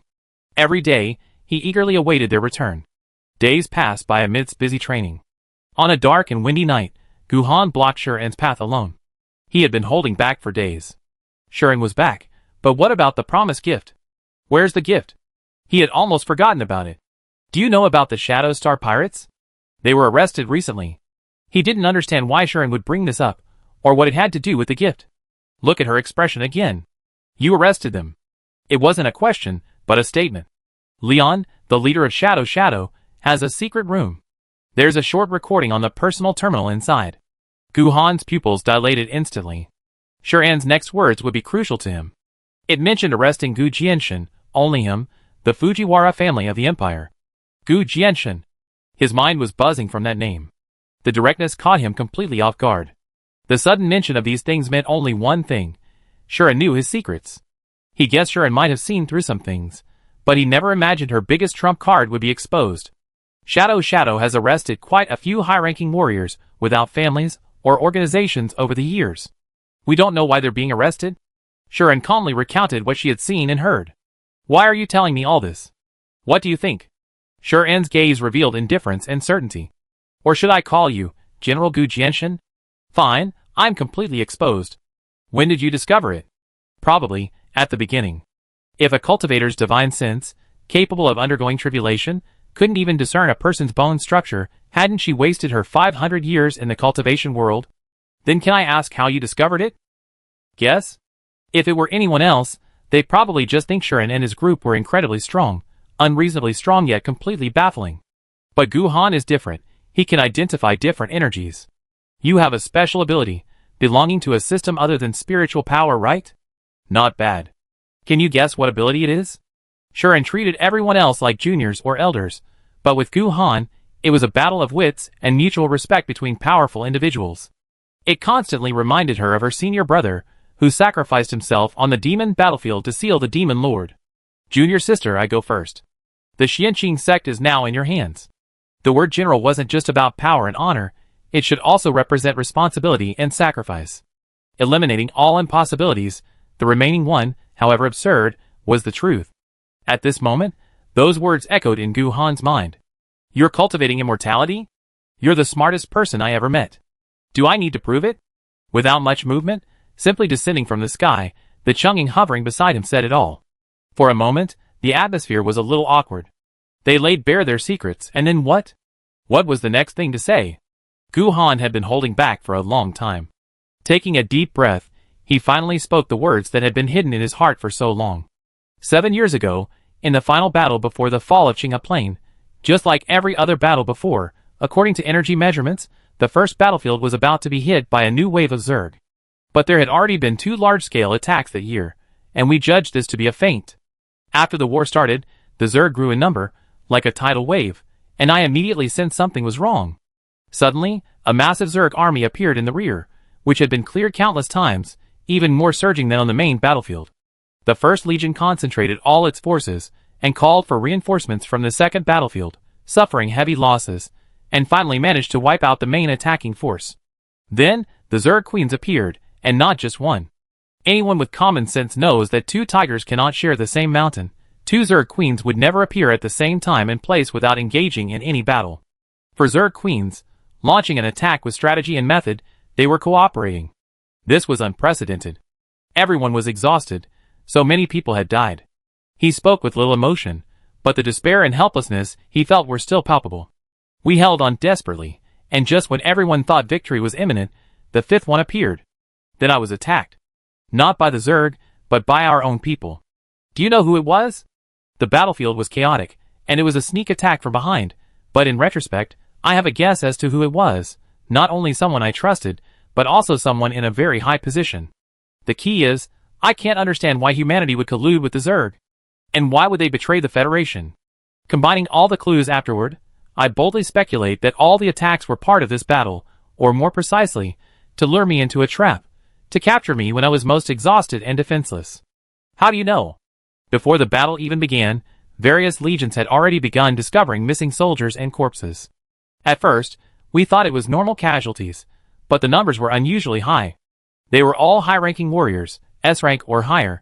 Those below A rank were the ones who survived. This pattern is too strong. It's unlikely to be an accident or coincidence. In that battle, the Zerg tied down 21 of my elite squad leaders, and 4 queens besieged and weakened me. But none of their attacks were lethal. They didn't even seem to intend to harm me. I knew they were after me. The First Legion fought with all its might. 15 of its 21 elite squad leaders perished. Chapter 137. He remained silent for a long time. His mind flashed back to the vivid, lively faces of the past, but in the end, only fear, pain, and resentment remained. I was severely wounded. There was a traitor within my ranks but no evidence, so I simply disappeared. After the battle, the Zerg entered a long period of dormancy. From then on, Proxima Centauri enjoyed a brief period of peace. So, someone's colluding with the Zerg for high-ranking warriors? Is Shadow one of them? That's my guess. I traced it to the Fujiwara family. I suspect the Empire and Federation's high command have been involved for a long time. What are they capturing people for? That's the crux of the problem. Even now, I don't know their purpose or how they control the Zerg. Capture them for what purpose? Human experimentation? Such a huge undertaking, even using the Zerg Queen? The target is one of only 2 4S-class warriors in the interstellar space. What kind of earth-shattering experiments will they conduct? Is it to overthrow the entire interstellar society? Or destroy all of humanity? And once captured, can they be controlled? She had a vague intuition, but the clues were too few. Your mental damage is from the battlefield? Yes, thanks to you, I had already given up. Sometimes I think, if you were here, so many people wouldn't have died in that battle. He looked at the twinkling stars in the sky, his thoughts drifting back to the brutal battlefield. The poignant story ended in silence. Life is like this, a long journey, where you always encounter like-minded people. I am the 68th sect master of the Xianxing sect. My Taoist name is Yining. Would you be willing to become a disciple of my master, the true Lord Tai, and thus my junior brother? Aren't you afraid of being dragged into my affairs? With Sure-An's abilities, no matter how chaotic the situation, she could remain unscathed. But if she were dragged into such a shocking conspiracy? We're all members of the Federation. We're already in it, aren't we? Besides, you don't understand my abilities. As your senior sister, you can completely rely on me. This was the first time someone had told him he could rely on her. A confident light shone in Shuren's eyes. Her strength was so effortless. She could overcome any obstacle. Her profound and boundless spirit was unmatched. Since being assessed as 4S level at 15, his slender shoulders had carried the hopes and reliance of hundreds of billions of people in the Federation. For years, he had been like a taut string, never letting up for a single day. Until that battle. The terrifying and desperate scene replayed in his mind again and again. From then on, he was in hell. After all these years, he could finally chat easily with people about the past. He could unload the burdens in his heart and enjoy the tranquility of the moment. He could expose his vulnerability and draw strength from others. Shuren, for Gu Han, was salvation. She possessed this magical power. Like the moon hanging high in the sky, inspiring longing and yearning. Finally, the moon's radiance shone upon him.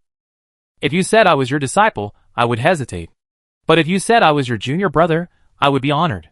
What's wrong with being a disciple? If you're bothered by my age, I'm actually over 500 years old. Gu Han, I truly didn't expect that. If this were interstellar society, I'd be an old lady by now. No, I am an old lady, it's just not outwardly apparent. Tony 38, also my disciple. Tony? The one who came back from Pluto with you? Yes, he's 4th now. Just a heads up, don't get your hair cut by him. Okay, I got it.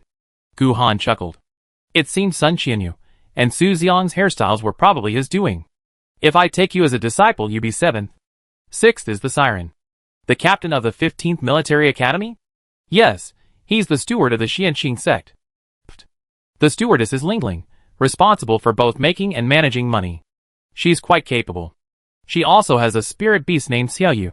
Oh, she contracted it at the Pluto training ground.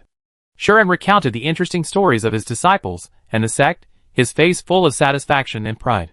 It turns out everyone is walking the same path, but seeing different scenery comes with different companions.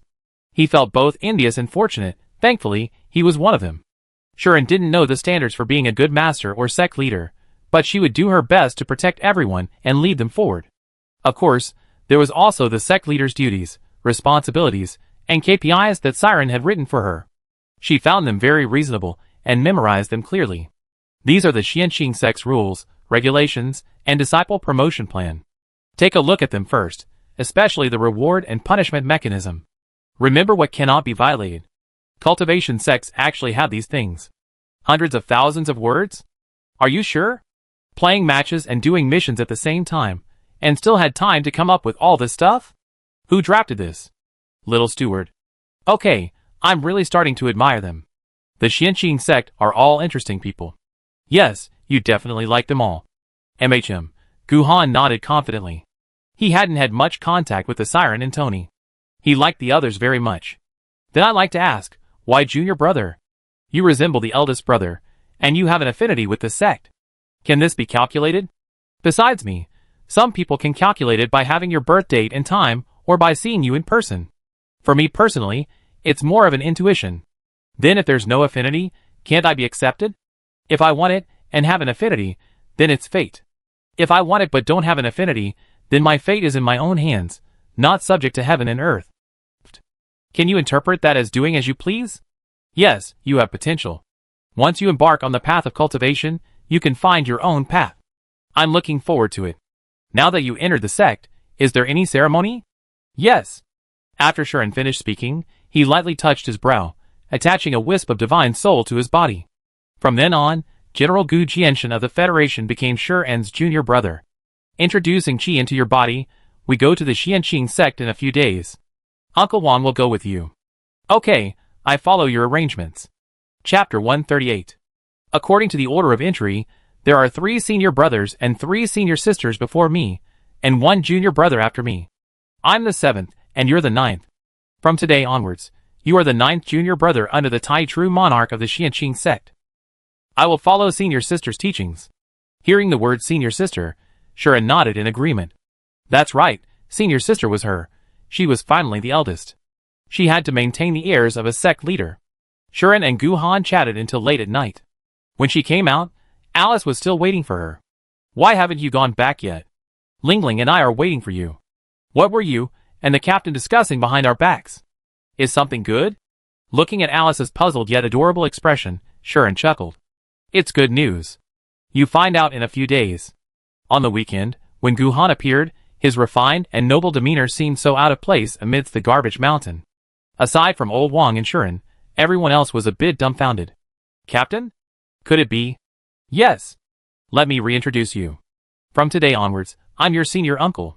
It was rare to see the usually serious and cold Guhan show such a gentle smile. Senior uncle is? Alice wasn't the only one confused about seniority. He's my junior brother. Why isn't he my junior brother? Yeah, why isn't he the 7th brother? Is that even possible? Then why can't I be your junior sister, but your disciple? Alice felt a little wronged. She was the one who came first. She tolerated Su Xiang, and now another one. She was happy with Shuren managing her. She accepted Siren, and now there was another person managing her. Unfair. There's something fishy going on. I'm reporting this. These are gifts for everyone. Everyone looked at what they had. Sun Qianyu and Xue Lingling gave high-grade, rare materials, useful for crafting weapons and medicine. Su Xiang, Tony, and Siren gave the latest weapons and equipment, limited editions at that.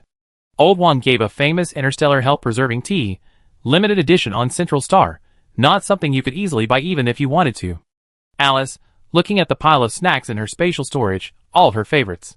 Will you buy me more next month? As many as you want. Okay, hello, Uncle Master. Even Xiao Jiao and Xiao Yu brought high-grade fruit. The little fox and the little white snake, smelling the fragrant, sweet aroma, glanced at him, then hid behind Shuren and started munching. Uncle Master. You can't do that. Uncle Master, you came all this way, why did you bring anything? Uncle Master is too kind. They said they didn't want it, but their actions betrayed their words. As he spoke, he put away the gifts, his smile harder to suppress than an AK. It has to be said, Guhan's arrival has brought Xianqing sect to a new peak in emotional and intellectual intelligence. Regarding his identity, the two had discussed it, and decided to keep it a secret for now. These children are too young. Getting them involved rashly could easily cause problems. Moreover, given their personalities, they're too easily exposed. Especially Siren, and Alice, and Xiang isn't much better off. Late at night, everything around was quiet. On the peaks of Xianqing sect, moonlight bathed the earth. The moment Guhan's hand touched the spirit-testing stone, a purple light, sparking and flashing, stunned everyone present. This is a heavenly grade thunder spiritual root. Not bad, not bad. Captain, as expected of you. This is the first time I've seen a spiritual root that also has a built-in lightning effect. So cool. It hasn't even been activated yet, and I can already feel the surrounding spiritual energy reacting. Just as Sharon guessed, this person's talent was not only not low, but exceptionally high. Excluding her chaotic spiritual root, it was still a once-in-a-millennium celestial grade. Putting aside the fact that she started late, the group was quite impressed with Guhan's abilities and wealth. It seems that outstanding people excel in both piloting mechs and cultivating immortality. 3 heavenly spiritual roots, Xiong, Alice, and you. Alice, who was eating snacks like a little hamster, immediately became alert. She miscalculated, she had actually been bribed by a few bags of snacks. Su Xiong had already surpassed her by a whole realm by sneaking away. Guhan also looked very strong. What had he caught up with her? No. She absolutely did not want to be the weakest of the 3. Although the sirens were annoying, they had at least done one good thing. If it weren't for his little robot, and the training plan reminding her, she might have easily become complacent and fallen behind the 2. Little Alice's competitive spirit reached its peak at this moment. The conflict began. Invisible sparks flickered in the exchange of glances between the 3. She's having another episode? She'd probably be staying up all night again tonight. Ha ha ha. Alright, keep rolling, the future of the Xianqing sect is in your hands. A few days later, the 18th Military Academy welcomed new guests. The principal and Li Yuanbo used all their strength to find the 2 former elite squad leaders of the 1st Legion. Zhu Lingchun of the 17th Squad and Dell of the 23rd Squad are both SSS rank. With countless battle achievements and such high ranks, they should theoretically be commanders of the 1st Legion, stationed in their respective regions. However, since that battle, the surviving squad leaders have been gradually marginalized. Those with names and titles have been scattered and assigned to unimportant, sinecure positions. For example, Li Yuanbo went to the 18th Military Academy. This is why they have the time and energy to be here. Old Li, you're not much better off than me. Who said that? Our 18th Military Academy is quite excellent. You see once you try. Alright? Since you're already here. Over the years, they haven't had many opportunities to meet. Breaking news. Breaking news. The former commanders of the 1st Legion are here. It's SSS rank Zhu Lingchun and Dell, the captains of the 17th and 23rd squads. Ah! My idols are here. The 1st Legion. SSS rank? What are they doing here? On vacation? Look at what you're saying. Coming to Star 9527 for vacation? A 3-day trip to the Garbage Mountain?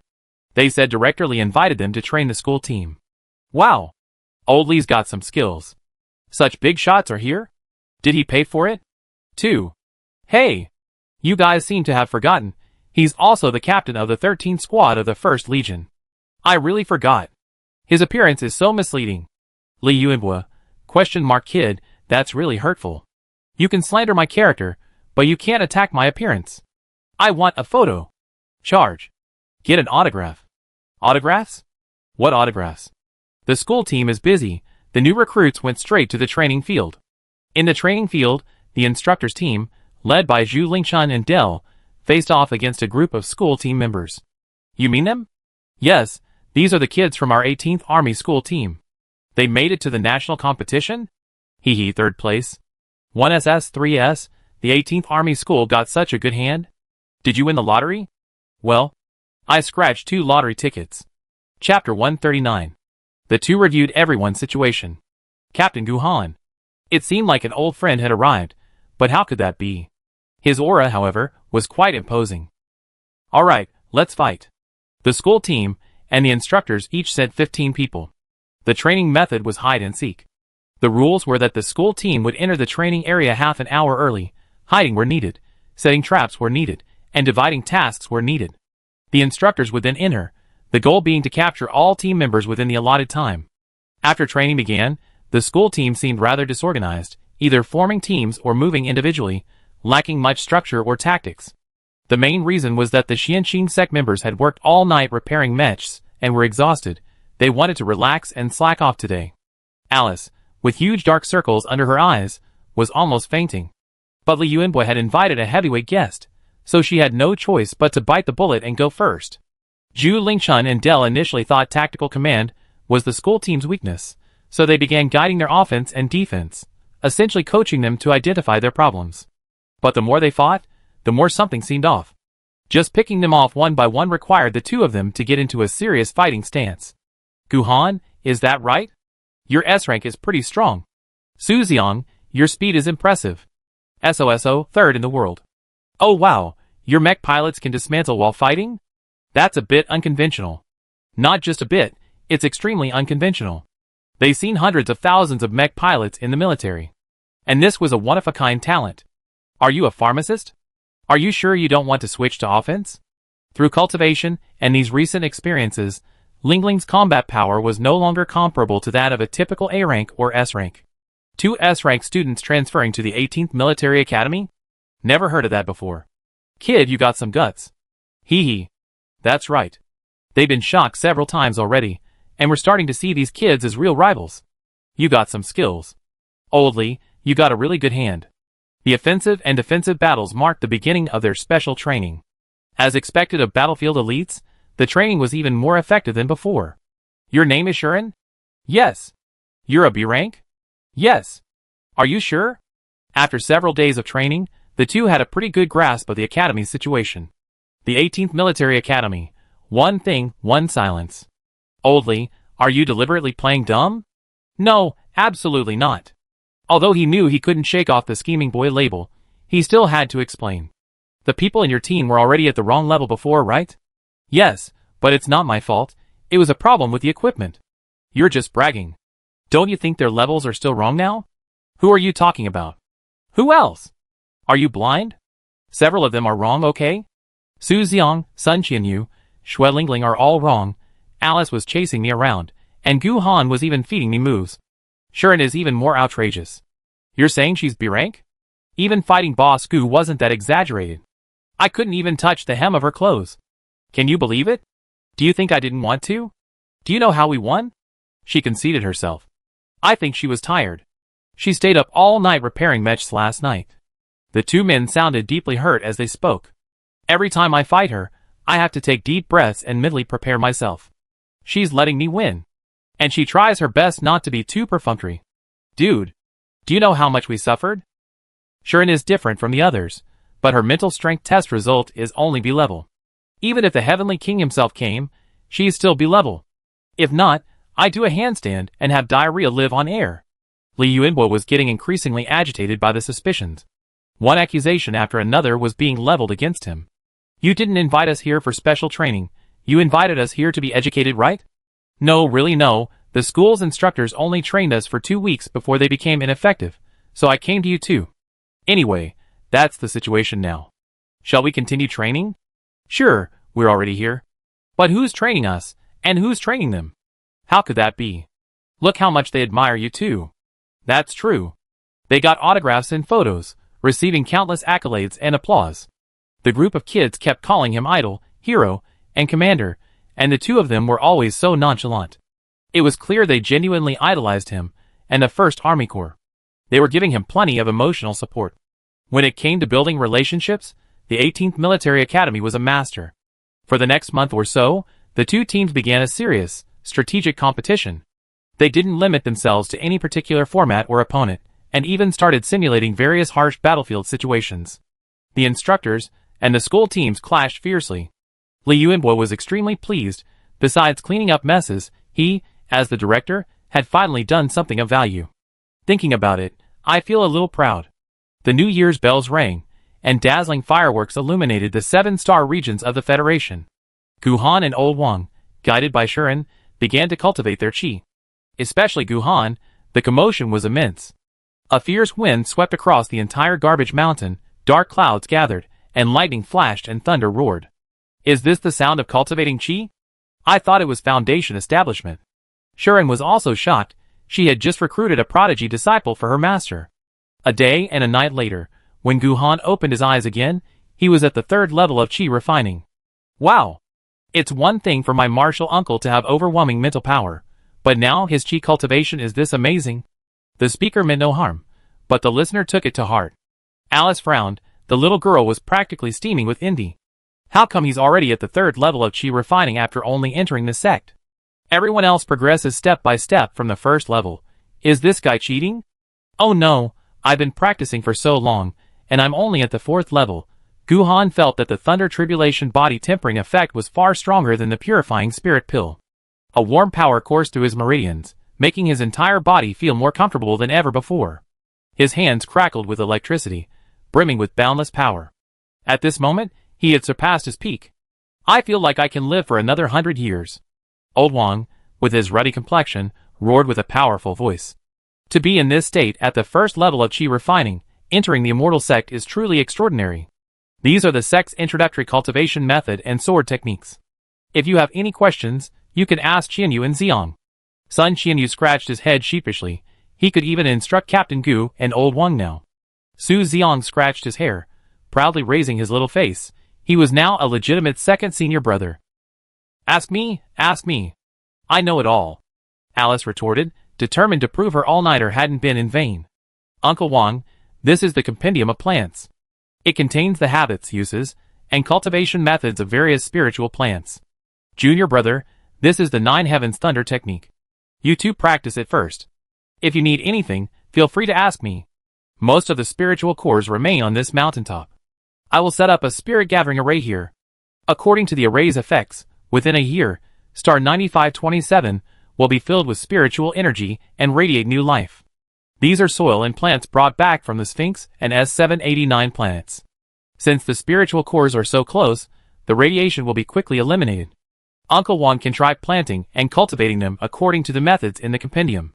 In the future, star 9527 will become a green planet. Chapter 140. Thinking of this, everyone's eyes were filled with anticipation. Okay, we definitely complete the task assigned by the sect leader. No rush, take your time. Farming should be leisurely, like brewing a cup of tea and enjoying the tranquility of life. We try to have a meal of spirit rice and spirit plants when you return. Alice's eyes lit up at the mention of spirit rice and spirit plants. Uncle Wang, it's a promise I'm waiting. All you do is eat, you greedy girl. Su Xiang, are you itching for a beating? The time came to February of star calendar 425, a week before the national competition. The training of the 18th Military Academy officially ended. Teachers, thank you for coming. Here's a small gift. With preparations almost complete, the team packed their bags and officially embarked on their journey to the Central Star. After they left, Zhu Lingchun saw the small gift in his spatial storage. Del, what's this? Purifying elixir. 10 bottles of purifying elixir lay there quietly. They were Gu Jianchen soldiers, assigned to a remote location, and their radiation sickness wasn't the most severe. If they waited for allocation, it would probably be a very long time. Amidst excitement and anticipation, a deep rumble resounded, and the spaceship detached from its home port. The engine spewed forth eerie blue flames that pierced the starry sky, and the ship trailed a long star trail as it flew into deep space.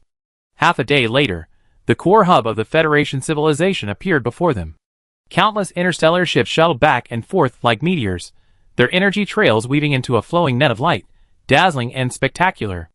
A massive interstellar space station hovered in the air, gleaming with the light of advanced technology. Countless planets, large and small, are densely packed, scattered like stars across the sky. Even as night approaches, the entire star field remains as bright as day. Wow! No wonder it's the central star field. The most dazzling, enormous pearl gradually reveals its radiant brilliance. As the spaceship enters the atmosphere, the blue-green planet grows larger, its surface dotted with countless twinkling lights. Closer to the ground, a profound sense of antiquity washes over you, inspiring an irresistible longing. The central star is not only prosperous and technologically advanced, but also steeped in rich cultural heritage. Within the city walls lies the central star's main city, with a name brimming with hope. Pax. Pax is the name of the ancient goddess of peace, representing the simple and beautiful aspirations of all the people of the Federation. Its peace and tranquility were forged with the blood and lives of countless Federation soldiers, imbuing this capital city with a deeper and more profound meaning. The ancient city walls, brick by brick, tell the story of the Federation's trials and tribulations. Within the city, wooden pavilions, intricately carved with patterns, stand in a picturesque arrangement, retaining their unique splendor despite the passage of time. At the very heart of the city, 2 magnificent buildings stand tall, prominently displaying the headquarters of the federal government and the federal military. The 7-starred red flag flutters in the wind, solemn yet full of vitality. Ancient architecture and skyscrapers complement each other, culture and technology perfectly blended here. This is the heart of the Federation, Parks. Dear passengers, it is now 8:05 p.m. We are about to land at Parks International Airport, the capital of the Federation. The ground temperature is 21 degrees Celsius. The spaceship begins to decelerate, docking at the port. The hatch opened, revealing a massive and bustling spaceport. The Xianxin sect members immediately sensed its grandeur. The land was blessed with outstanding people and abundant spiritual energy, its purity surpassing even that of the Sphinx. Wow, this is the biggest port I ever been to. The imperial capital is even bigger than this. There are souvenirs. It's a model of Poseidon. Don't buy it, don't buy it. I take you there when we get back. It'd be cheaper and more plentiful. Cosmic chips. I want some. Me too. I want galactic jelly. And star bubble gum. So many specialties from Parks. Everything seemed new and exciting to the group, eager to try everything they passed. Eat less, come to my house for something delicious later. The locals from Central Star, seeing their excitement, showed no disdain or contempt, but instead offered friendly smiles. This was the Federation capital, a place where people of different skin colors and languages flowed freely, cultures interacting and colliding, a place of both inclusiveness and openness. The local customs and friendly hospitality were the Federation's best calling card to the world. Huh? Aren't we going straight to the Central First Military Academy? Hey! There's still a week to go. As a longtime sponsor of the 18th Military Academy, I, Old Su, cordially invite you all to my house for a couple of days. Alright. Su Xiang had already discussed this with Liu Yunbei and Gu Han beforehand. Originally, he didn't want to cause trouble, but not only Su Xiang, but even Su's father and the Su family patriarch had repeatedly invited them. The school team had accepted the sponsorship. It wouldn't be appropriate not to go. Alice thought for a moment, wait a minute, why didn't she think of that? Yang's father also sponsored, although he seemed rather reluctant. Go to the Su family's house. Why not my old Yang family's? Alice pouted, clearly unhappy. Is your home on Central Star? My home is on Pluto. But if you go to the Su family's house, you have to go to my house too.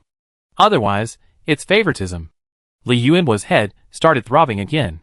Alright, if Daddy Yang agrees, can we go on our way back? Li Yuanbei had figured out Alice's thought process. He only had two choices, agree or get a beating and then agree. Dad, the school team is coming to our house, you should get ready. Daddy Yan on the other end of the computer, question mark. Although you always been sudden, this time, it really is sudden. They ate and drank, then followed the group out of the port. Su. Brother. This. From afar, Su Mu and his group could be seen holding a sign that read, Welcome to the 18th Military Academy of Star 9527. Suddenly, the crowd began to gather, footsteps quickened, and the once orderly port erupted in commotion. Colorful light boards and screams echoed throughout the hall. Ah! Star! Louis! My goodness, the Yin Kingdom Military Academy has arrived too. Goddess. Where's my goddess? Shen Wanqing, I want to have your babies. She's so beautiful. Not only beautiful, but she also hits really hard. Of course, the title of Federation's Goddess of War isn't just for show. Alice, that's a good title, I want it. Good luck in the national tournament. Go! The two teams met at the port. Louis and Shen Wanqing exchanged a provocative glance from afar. Today we be second. Dream on. Of course, all this joking around was just that, joking around. No one expected anyone could challenge the Central First Military Academy's dominant position. After a brief standoff, both teams went their separate ways. Chapter 141. What's going on there? It seems to be the Star Guardian Academy of the 5th Star Region and the Yin Kingdom Military Academy of the 2nd Star Region. They are so popular. No wonder they're prestigious schools. Who's that blonde, blue-eyed show-off? Is he trying to debut as a celebrity? The most eye-catching star in the crowd, aside from the moment he confronted Shen Wanqing with a sharp edge, was constantly winking, blowing kisses, and taking photos with fans. If it weren't for the iron-blooded aura emanating from his teammates behind him, he'd probably be mistaken for some guy. You're probably talking about Star Guardian's captain, Louis. He's the captain? Su Xiang's understanding of captains was generally limited to the serious, responsible, low-key, and composed type like Gu Han, Siren, or Samir. That flamboyant butterfly who practically covered in sequins was actually the captain. He's a real hidden talent. Wait a minute. Alice used to be a captain too. This kind of captain is rare. A strange look fell on Alice. Why are you looking at me like that? I don't know what you're thinking, but I just really want to punch you. Compared to the commotion and excitement over there, everyone's attention was focused on them. In a corner unnoticed by anyone, in front of the 18th Military Academy, there was only Su Mu's assistant in a suit and tie. Nobody recognized them, nor did they know they were also a team participating in the national competition. You can't look at us like that. Think about it, the person who came to pick us up is the head of a first-class family in the Federation. Doesn't it feel incredibly prestigious? Yes, yes, yes. Everyone nodded unconsciously, instantly finding their balance. After the national tournament, everyone's name will be remembered by the entire Federation. No one took this seriously, but in the near future, it came true. Brother, this is Director Lee, this is our Captain Guhan, and this is Shuren. Hello everyone, we met last time. It's getting late, let's go home first. Thank you. They boarded the Su family's small spaceship and headed southeast to Parks. Wow! It's really prosperous and sophisticated. No wonder it's the capital. It was already past 9 p.m., but the entire city was still awake. The streets were bustling with traffic and crowds, lively and full of energy. We entered the old town. Su, is your home in the old town? Yes, it's my family's manor in the southeast. Manor, what an unfamiliar word. Your family owns a manor in a place like Parks where land is incredibly valuable. It's all right. Su Xiong scratched his head sheepishly. He'd been following Shuren and Sun Qianyu for over half a year, scavenging for scraps, fighting in underground boxing matches, and selling merchandise at the ring. You really couldn't tell he was a young master from a wealthy family. That's the federal government headquarters. And the military headquarters? How impressive. That's the Federal Heroes Monument. Upon hearing this name, everyone fell silent. Every name engraved on the monument was a wound in the hearts of the federal people. Less than half an hour later, the spaceship passed through the center of the ancient city and stopped at the Manor District at the foot of the southeastern mountain. This vast area was entirely a wealthy district, manors adjacent to each other, each occupying a very large area. It was the kind of place where you had to take a shuttle bus to get to the next building. The small spaceship stopped in front of an ancient-style building. We're here. Shuren, this is my home. Come on, let me take you to meet my parents. Su Mu had been observing, especially Shuren. Of this group, his younger brother clung to this girl the most, followed by Sun Qianyu. The girl who liked to bicker was named Alice, apparently a child of the Yang family, and an SS rank, who had also transferred to Star 9527. This was strange not only in aristocratic families, but in the entire Federation. The charm of the 18th Military Academy was indeed somewhat mysterious. And his younger brother's attitude toward Shuren. Last time, he guessed that his brother was experiencing his first love, while she was still oblivious. Now, it didn't seem right. Su Xiong treated Shuren more like an elder, a mixture of respect and flattery. Not only him, but several people in the group treated the girl the same way. She was aloof, gentle, and unassuming, yet she was the center of attention. Su Mu had seen almost all the footage of the 18th Military Academy, and Shuren had hardly ever appeared. So why was she so devoted to everyone? Grandpa, Dad, Mom, our classmate is here. Su Xiong's cheerful voice echoed throughout the manor. Hello everyone, Director Lee, Captain Gu, and this is Shuren, right? Xiong thanks you for taking care of me. The elegant Su's mother had initially wanted to be closer to Shuren.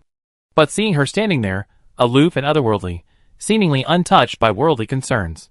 Like a snow lotus blooming on a high mountain cliff, possessing a touch of divinity, she could only be admired from afar. She truly is a fairy. They never seen such an aura in any of the many powerful families they ever met. Even the worldly wise Mrs. Su hesitated, stopping her attempt to take her hand. She was even a little shy. The Su family was now almost certain that Xiong's series of changes were inextricably linked to this girl. They investigated. Shuren was the biological daughter of the Shur family, who had been expelled. She spent her childhood wandering on a garbage planet, only staying with the Shur family for a year after returning. After that, she lived with Sun Qianyu in a garbage mountain. Could such a generous and composed demeanor be forged from such a fragmented life experience? Could a garbage mountain raise such a child? Strange. Truly strange. Come on, let's go have dinner first. My Uncle Zhang is an excellent cook. Okay, then I won't be polite. Alice drooled and rushed forward. The exterior was simple and elegant, but the interior was incredibly luxurious. Wow! Su, your house is so luxurious. I'm starting to wonder how you managed to squeeze into that tiny, shabby bed with Sun Chinyu in that garbage dump. So what? I love living with my little grandson. Wherever he goes, I go. You? Alice, who taught you that? I learned it from watching TV dramas. Ha ha ha. Seeing Su Xiang's angry expression, Alice felt she had finally gotten her revenge. From now on, she wouldn't just win in terms of fighting power, she couldn't lose in terms of verbal sparring either. At the dining table, delicacies were served, and everyone enjoyed themselves. After a day's journey, everyone returned early to the room prepared by Su's mother to rest. Dad, this is a gift. In the study, Su Xiang took out a spatial button and handed it to Su's father. So many? Looking at the piles of cleansing elixir, enhanced repairing elixir, and a small box of hemostatic pills inside, Su's father was a little stunned. You gave us all of this? Enough. This pill is for saving lives. Don't use it unless absolutely necessary. It wasn't that the hemostatic pill was particularly precious, but rather that such an effect appearing on the market was a bit alarming. That's what happened back on Star S789. Those pharmacists were nearly driven mad. Su's father, however, was thinking, the cleansing elixir was already so potent, and you didn't even say it was for saving lives, so how powerful must this pill be? Wait, pill. Not a pill, but elixir. Isn't that a bit unusual? Where did that term come from? The Su family guessed that Su Xiang was probably a minor figure in the pharmacist team, helping with distribution through connections. But now, judging by how easily he could produce so much, he must at least be a core member of the team. So who is that unknown pharmacist team? And what is their connection to the school team? Chapter 142.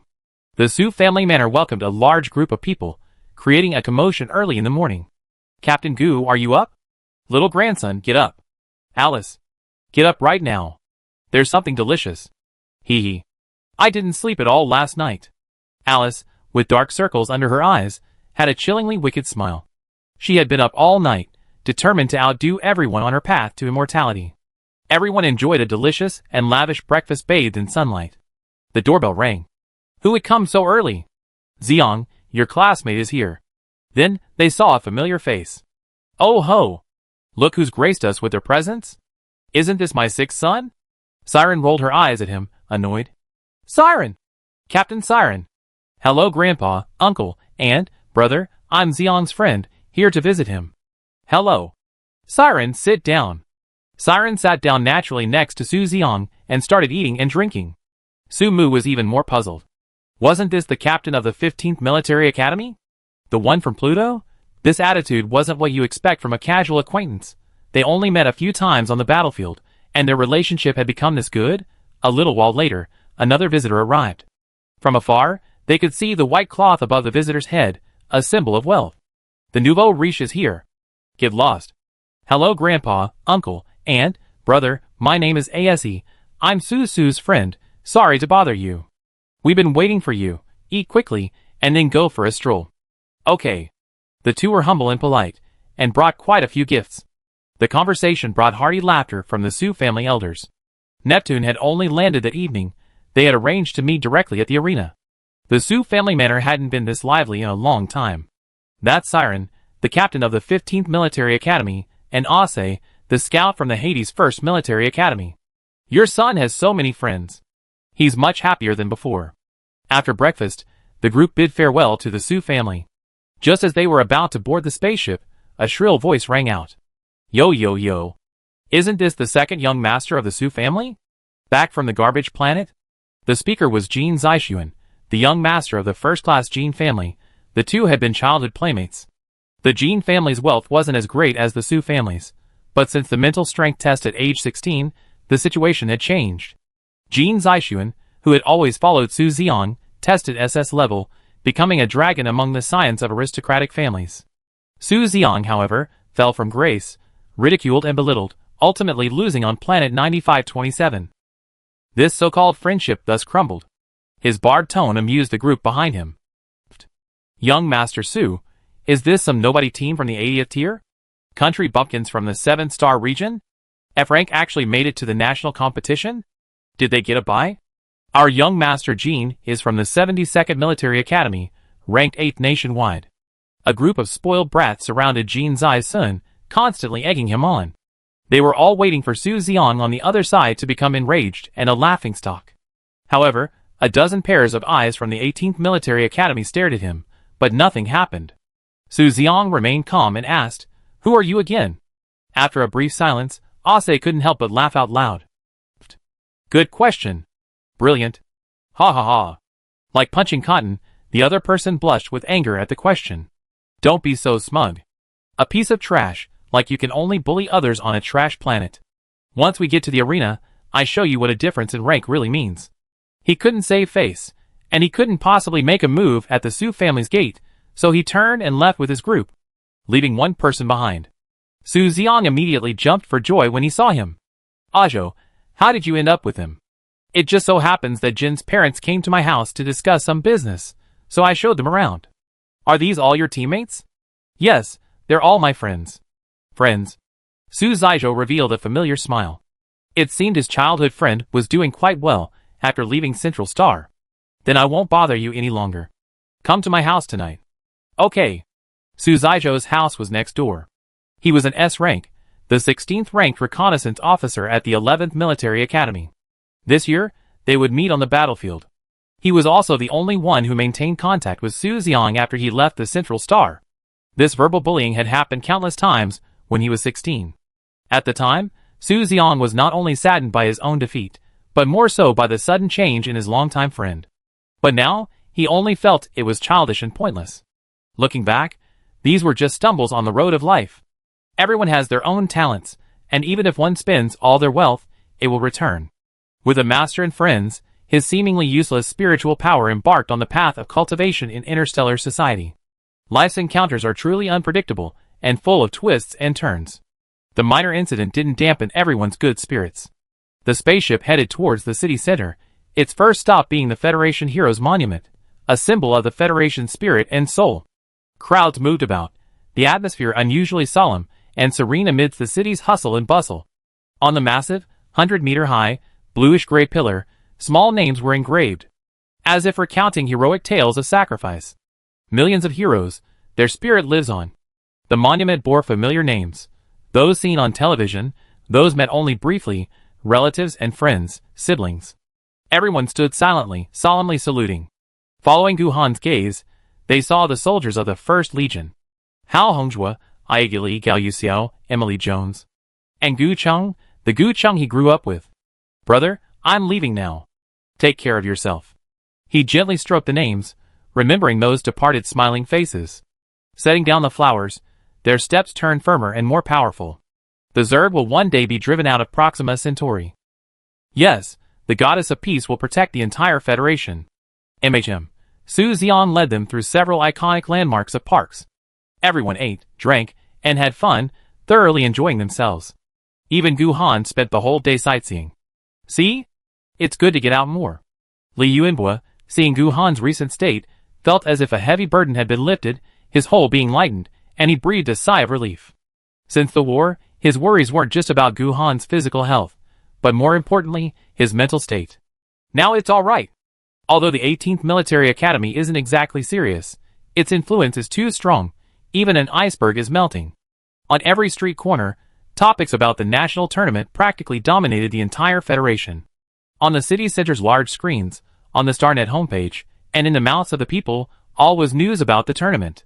National Tournament Faction Match Countdown. 6 days. 70 strong teams gather at parks.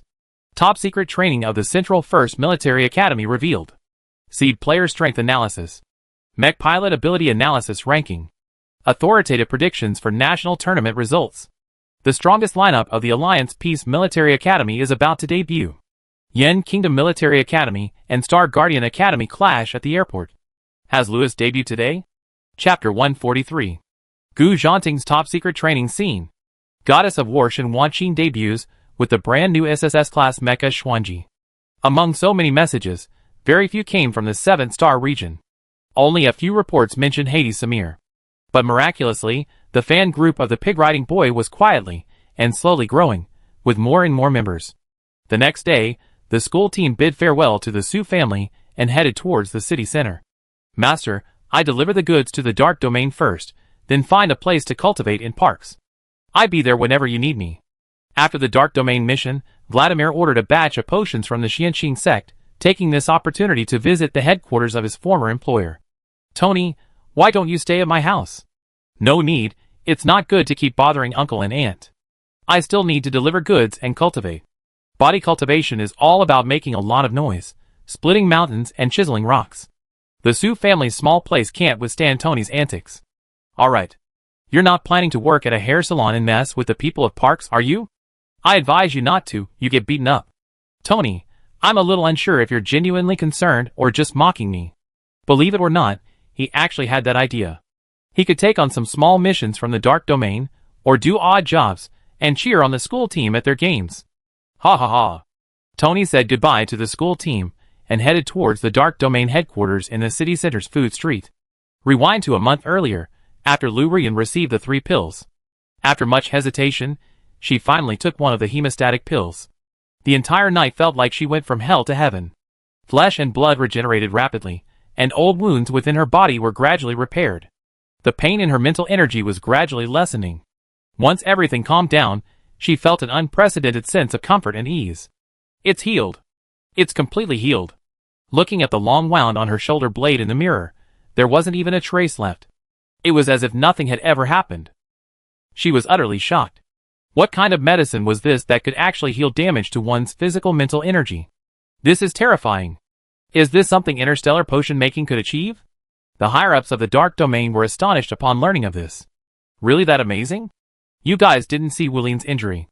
The army doctor thought she wouldn't make it, but after taking the medicine, she was cured instantly. Boss's injury is mental, different from Wuline's. I dare not say anything, for fear of greater disappointment. Now I know, my expectations for that pill were too conservative. Can we still buy this medicine? Hard to say. Lu Rian felt she had to properly thank her savior when the opportunity arose. The opportunity soon arrived. Vladimir, old Vladimir. Someone's looking for you. Who is it? The Xianqing sect is delivering goods. The Xianqing sect?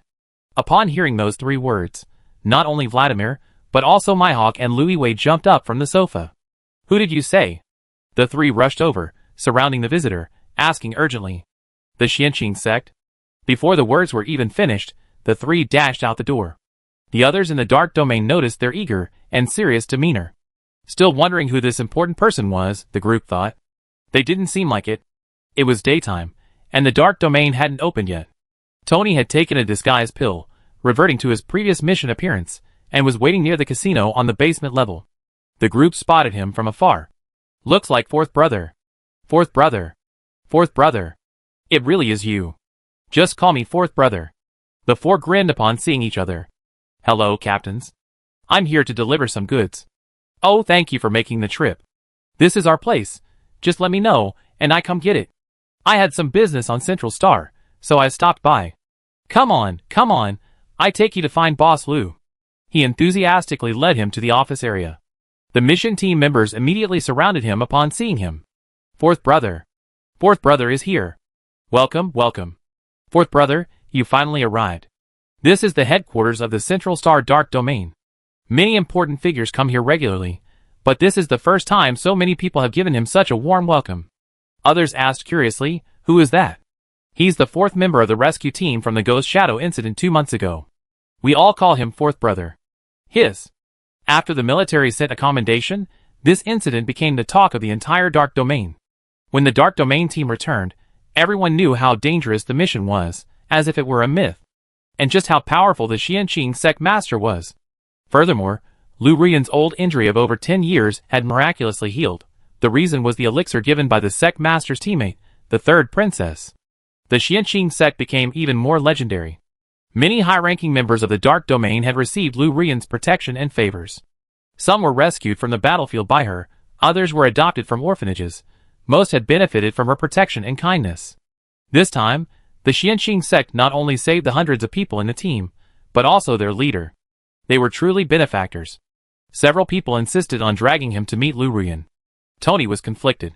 The Dark Domain was practically his employer, and he knew a bit about Lu Rian's deeds. Meeting his idol was certainly a good thing. But delivering goods was such a trivial matter, was troubling their leader a bit of an overreaction. Filled with joy and trepidation, he was half-heartedly pulled into a conference room deep within the office area. Come in. Boss, didn't you want to thank the Xianxing sect? The sect leader's fourth brother has come to deliver medicine to us. Hello, Boss Lu, I'm the fourth brother, here to deliver medicine for the sect leader. Nice to meet you. Lu Rian smiled knowingly upon hearing the word Xianxing sect. Looking at the fairy-like beauty before him, Tony's dark face flushed. His idol was not only powerful, but also kind-hearted and handsome. He thought his master was the most beautiful person in the world, but the Dark Knight Empress was no less so. The sect leader didn't come? She had something to attend to. The group chatted enthusiastically, and it was then that they learned the fourth brother was actually from the Dark Domain. Huh? I was from the Dark Domain of Pluto before, and then I met the sect master. We're all one family. Yes. Then I have to show you around these next 2 days, you can't refuse. Okay. At the same time, the school team arrived at their destination. Above the magnificent building before them were 8 large characters. Central First Military Academy. Chapter 144. How magnificent.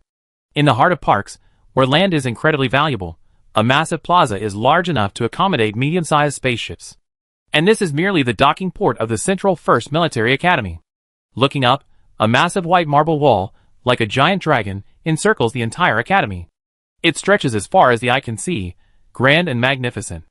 On the wall, totems and patterns representing the different ethnic groups of the Federation and the history of interstellar warfare are arranged in a harmonious and orderly fashion. Despite hundreds of years of wind and rain, and the changing stars, it remains pristine and new, showing no signs of decay, as if protected by an invisible force. On the right wall is the Central First Military Academy's motto. Stop war as an oath, protect the people as the border. These 8 powerful, flowing characters deliver a profound and soul-stirring impact. Every stroke seems etched into the blood of Federation soldiers. The mission of stopping war and protecting the people is vividly displayed before one's eyes. This is the legendary Federation Military Academy that created interstellar history and glory. With warriors like these, one day, interstellar space will usher in eternal peace. During his stay, the harbor welcomed many guests. Su, Ling Ling, Little Sun, Yang Cheng, his face beaming with excitement, ran out of the campus. Ah, you're here. Hai Wang arrived yesterday, knowing the 18th Military Academy was coming today, and waited at the entrance. Yang Cheng was very clear about his position. The competition wasn't important, and Hai Wang wasn't even in a position to advance. Clinging to powerful figures was the long-term strategy. Many teams have arrived. Just then, a commotion arose from the crowd not far away. A medium-sized spaceship landed, its emblem identical to the one on the marble floor before them. Sharp sword and white dove, it must be the Central First Military Academy team returning. Sure enough, a group of people disembarked, led by the very face featured on every front page of the Starnet. Gu Zhanting, Gu Jianxin's beloved nephew. Now, uncle and nephew in a showdown of epic proportions. This national competition is packed with dramatic elements. Their pre-battle encounter turned the entire plaza into a massive battleground. Although the rules forbade fighting outside the battlefield, many saw the sparks flying, the provocation palpable. Wash your neck and wait. Who are you talking about? Come out here if you dare. I'm talking to you, the bottom of the barrel of the 6-star region. The loser of the 3rd-star region. This year I beat you to a pulp. Come on, want to spar? Get lost, don't dirty the Central Star's territory. The weaker ones started spewing threats or launching verbal attacks. The stronger ones watched from the sidelines, but the sharp glint in their eyes didn't diminish at all. The tension grew stronger, everything seemed ready to explode at any moment. We're not really going to fight, are we? No, the rules are in place. Off-field brawls are banned. Do you think they're idiots? I heard this is an annual event, it's called a war of words. Ha ha ha. Is that so? Then why didn't they fight us? What do you think? The 7-star region is too weak, not worth it. The few people in the corner actually laughed. Playing dumb to fool others, their specialty. When you get on stage, you be scared to death. Xue Lingling. What are you doing here? Following the voice, the person who came was none other than Lingling's half-brother, Chen Yanfeng. You made it to the national competition? Xue Lingling didn't want to pay him any attention. Don't let his quiet demeanor and lack of conflict with her fool you. He's never been a match for her, and he's always been concerned. But deep down, he's quite calculating. They say a barking dog bites, and like his mother, he's been pushing Chen Jin to do a lot of things. None of your business.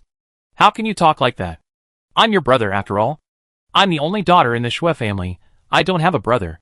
You're back on Central Star now. Why don't you go home and see Dad? He didn't even hold it against you for the beast-attracting powder incident. He put on a self-righteous face, as if he were doing it for her own good. None of my business.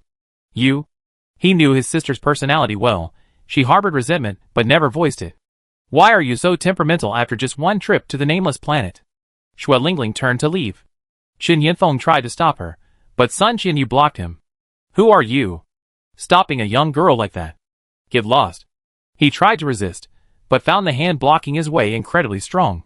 His wrist felt like it was about to be crushed. He couldn't move. Sun Qianyu shook off his hand, giving him a nonchalant glance that sent chills down his spine. The rest of the 32nd Military Academy students rushed over. What's wrong? Nothing. Which team is that? Never seen them before, probably from the 7-star region. In the plaza, another person also noticed the commotion. In the Interstellar Strategic Military Academy's team, Lei seemed to see someone she hadn't seen in a long time. Shuren? Impossible, she went to the nameless star a long time ago. That time should have already. Even if she's alive, how can she get into Military Academy without spiritual power? Captain, do you know the team over there? It seems to be from the 7-star region.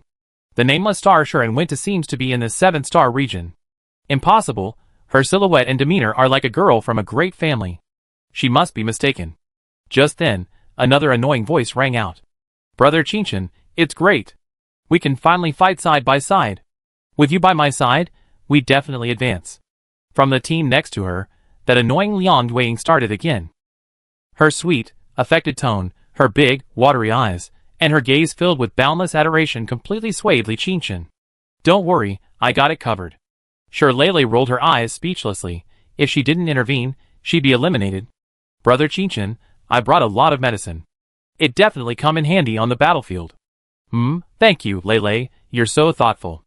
Li Qinchin felt like he was floating on clouds, showered with their concern. Unbeknownst to him, two pairs of eyes secretly met, clashing and sparking. Oh, did you prepare some for Yinging?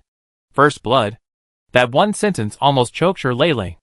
Liang Yueying's eyes gleamed with smugness. She pouted and said pitifully, Brother, don't make things difficult for sister. So many medicines must have taken a lot of effort. Sister's good medicine should be for you. Double kill. I have my own, although mine certainly can't compare to what sister prepared. Triple kill. But I'm S rank, I can definitely protect myself. Quadra kill. Chapter 145. She put on a forced, strong smile, while simultaneously taking a jab at Lei, who was only A rank. Lei, we're all friends, and from the Central Army too, we should help each other. Pentakill. Lei was practically spitting blood. As long as Liang Yueying was around, she wouldn't get away with it. She gritted her teeth inwardly, but still forced a bright smile. Give this to Yinging first, I make it later. She was in a bind, so she had to feign modesty and offer the best to everyone. Okay, thank you, sister. Liang Yueying, why not take it if it's free? Li Qinchin looked at the two of them, their sisterly affection evident, and nodded with a sense of comfort. Strategy value +1. Niu Hulu wins this round. Is this Li Qinchin serious? Can't even see through this little trick? Is this brain even fit for a male lead? Or does he just pretend to be oblivious? Is he a central air conditioner, spreading his affections evenly? Don't worry, host, he's the chosen one of this plane. He will eventually lead the army to defeat the Zerg, and bring a century of interstellar peace. Changing your tragic fate depends on him. Relying on mountains will lead to their collapse. Relying on water will lead to its flow. Relying on heaven and earth is not as good as relying on yourself. I'm sick of this naive girl act every day. Winning over the male lead also requires your own effort. And if your character breaks down, you get a warning in the dark. Thinking of how her few insignificant acts of resistance resulted in a dark, agonizing time and a devastating lightning strike, she compromised again. Who told her to be flexible? Life is the most important thing. She had to endure the disgust and play along with these two's antics. Luckily, she unleashed her ultimate move, using magic to defeat magic. After several exchanges, she, Liang Yueying, had a proven track record. Once I complete the strategy, I can act in TV dramas. I be the interstellar movie queen. Don't worry, host, I unbind you after success, and you can live in this world as you wish. My reputation is ruined. How can I live if I'm so idiotic? She suddenly remembered a saying, when you want to cry, do a handstand, and the tears won't fall. But she couldn't do that. It would only make her more idiotic. She was heartbroken. Liang Yuang was a member of the 26th-ranked Star Ring International Academy's school team. The others in the team witnessed the scene and shook their heads in disbelief. Was that voice changer on? Ying? Didn't we say to call her Ms. Liang? Did she take the wrong medicine again? She told me to call her the goddess of war. No, in my years of experience, she's been cursed. Li Qingshan is toxic. Keep your voice down. She beats you to a pulp if she hears you. Ha ha ha. The teammates' chatter didn't escape Niu Hulu's keen ears. I heard it. Liang Yuang, crying, why are there always so many people around when I perform opera? Sis, do you think the competition is going too smoothly, so you want to experience the bitterness of love? Take my advice. We're not suited for romance. We're better suited for the battlefield. Do you think I wanted this? I originally thought that since I'm in interstellar warfare, with mech battles, military academy PKs, and Zerg battlefields, I was going to follow the heroine route. Who would have thought that a space-themed story could be so tragic? A 2-million-word melodramatic tale. The sarcastic remarks from her teammates turned Ms. Liang from utter embarrassment to furious indignation. How about we practice later? Almost forgot, the normal Liang Yuang has another nickname, the Star Ring Tyrannosaurus Rex. Ms. Liang! You mustn't! Ha ha ha! We're doomed. In the faction war, we're on the same team as the 4th Military Academy. Is she planning to carry us from start to finish? Unbearable to watch, utterly unbearable to watch. After reporting to the school team, they were taken to their respective dormitories. Each star region has one building. The 7-star region is in Building 7, near the edge of the campus. The conditions are even better than on Pluto. There are 10 training facilities on the first floor alone, a combat conference room, virtual training, a melee arena, mecha combat, a medicine room, and a repair room, everything you could need. Upstairs is the dormitory area, which can accommodate over 100 people.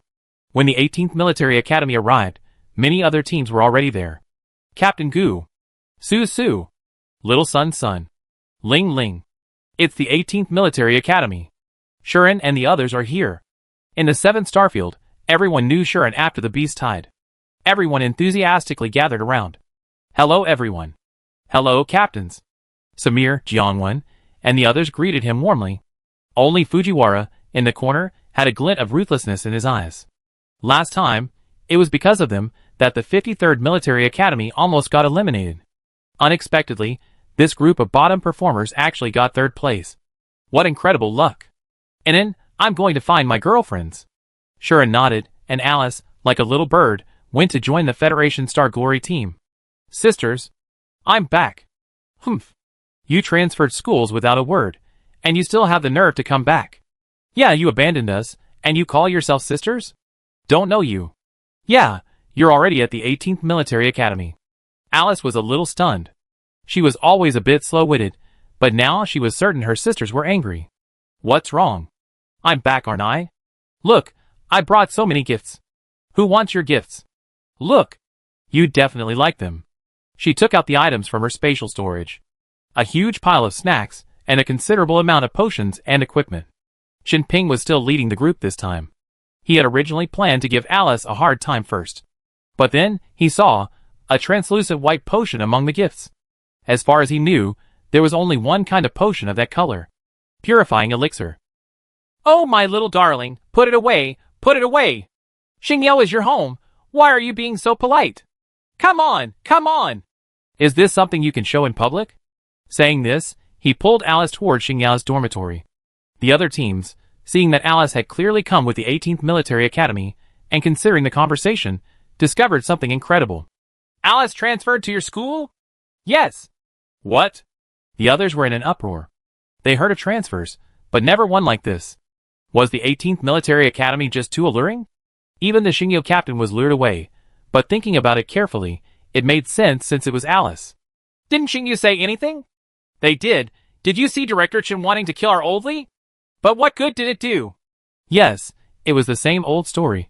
For Alice, it was kill anyone who stood in her way. She can do whatever she wants, no one can stop her. Moreover, this year's 18th Military Academy is not only not weak, but it can even be said to be extremely strong. Making it to the national competition takes more than just luck and coincidence. Alice's addition goes without saying, and many people already know the results of the recently completed mental strength test. Gu Han, Sun Xianyu, and Su Xiang from the 18th Military Academy are all S rank. It's unclear whether the original results were genuinely wrong or if they intentionally concealed them. But these test results truly deserve the third place ranking in the star region. And then, there's Shiren, whose background is unknown. Chapter 146. After everything was settled, Xue Lingling sought out Shiren alone. Master, you are from the Shi family. Sort of. Qin Jin had a close relationship with the Shi family, and she knew a little about it. The protagonist of the True and False Era's tale was actually her master. Or rather, the original Shiren. Master, the Xue family is my mother's business. I can't let it fall into Qin Jin's hands. Where there's cause and effect, there needs to be a resolution. I will always stand by your side. A vast Xianxing sect, a sect leader, who is a golden core cultivator, wouldn't it be easy to deal with two powerful families? There's not much time right now. Let's give them a little trouble first. Alright, do what you want. Shiren's gentleness reminded her of Xue's mother.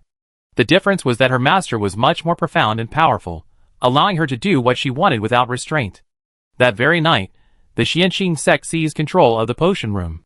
The sweatshop was operating at full capacity. Shiren was in charge of refining the pure spirit elixir, Xue Lingling was responsible for dilution, and the others were responsible for packaging. Shiren's golden core abilities resulted in an extremely high concentration of the elixir. Combined with this production line-like work method, the efficiency was frighteningly high. The busiest people were actually those packaging the elixir. Gu Han was stunned. This exorbitantly priced potion, so hard to find outside, was actually produced like this? The process was indeed rather crude. Anyone who's been in production knows that raw materials and labor are usually the most expensive, especially for such high-grade potions. But who would have thought that the cost was concentrated in the packaging materials? After the first night, everyone was exhausted. So Sun Qianyu set up some simple equipment, transforming the manual production line into large-scale socialized production. My goodness! Did we make this? If we had done this earlier, we wouldn't be worried about money. Do you have the time? Siren thought for a moment.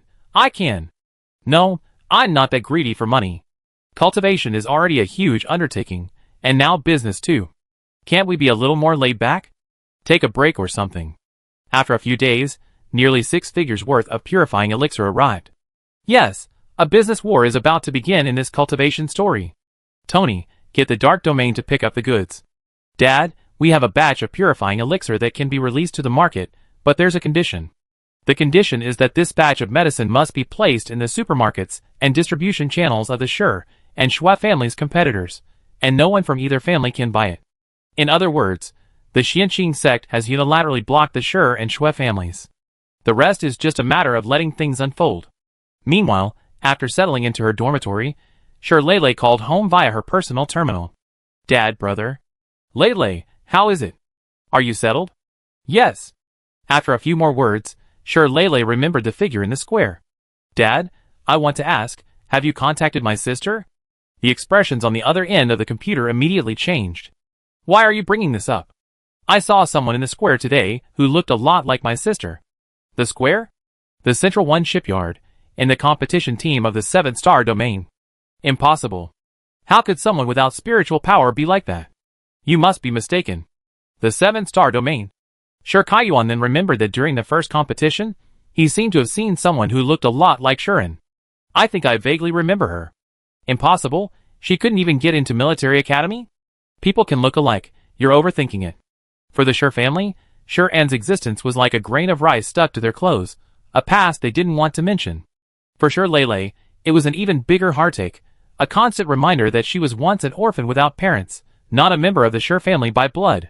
Everything she had was usurped, stolen from Shiren. She cared too much, so she went directly to the StarNet's contestant section and searched for Shiren's name. Only when she couldn't find anything could she sleep peacefully at night. She nervously typed in that long-forgotten name and clicked search. Her eyes widened suddenly. Shiren? The StarNet's answer wasn't no such person found, nor was it a pale, withered face. The girl who entered her field of vision was merely an ID photo, yet she was unrealistically beautiful. Her eyes, like twinkling stars, seemed to see into one's soul. Her long, flowing black hair was gently pulled back, a few strands of dark hair framing her face, making her appear even more ethereal and otherworldly. She possessed a cool, noble air, like a deity. It was a face that could be unforgettable even with a fleeting glance. Impossible. She muttered to herself, her fingers clenching until they turned white. Her gaze was fixed on the photograph, and she confirmed the name again. Name, Shuren. School, 18th Military Academy, star 9527, mental strength, B rank. Position, mech pilot. Mental strength B rank? How is that possible? She explained involuntarily. The Shur family members also noticed something amiss. They gathered around and saw that familiar yet unfamiliar face. Is this Shuren? When Xiao Shur returned to the Shur family, she was severely malnourished, haggard and weak, timid and cautious, completely out of place in the lavish, wealthy household. She had tried to please and ingratiate herself with everyone in the Shur family, but all she received in return was disgust and merciless mockery.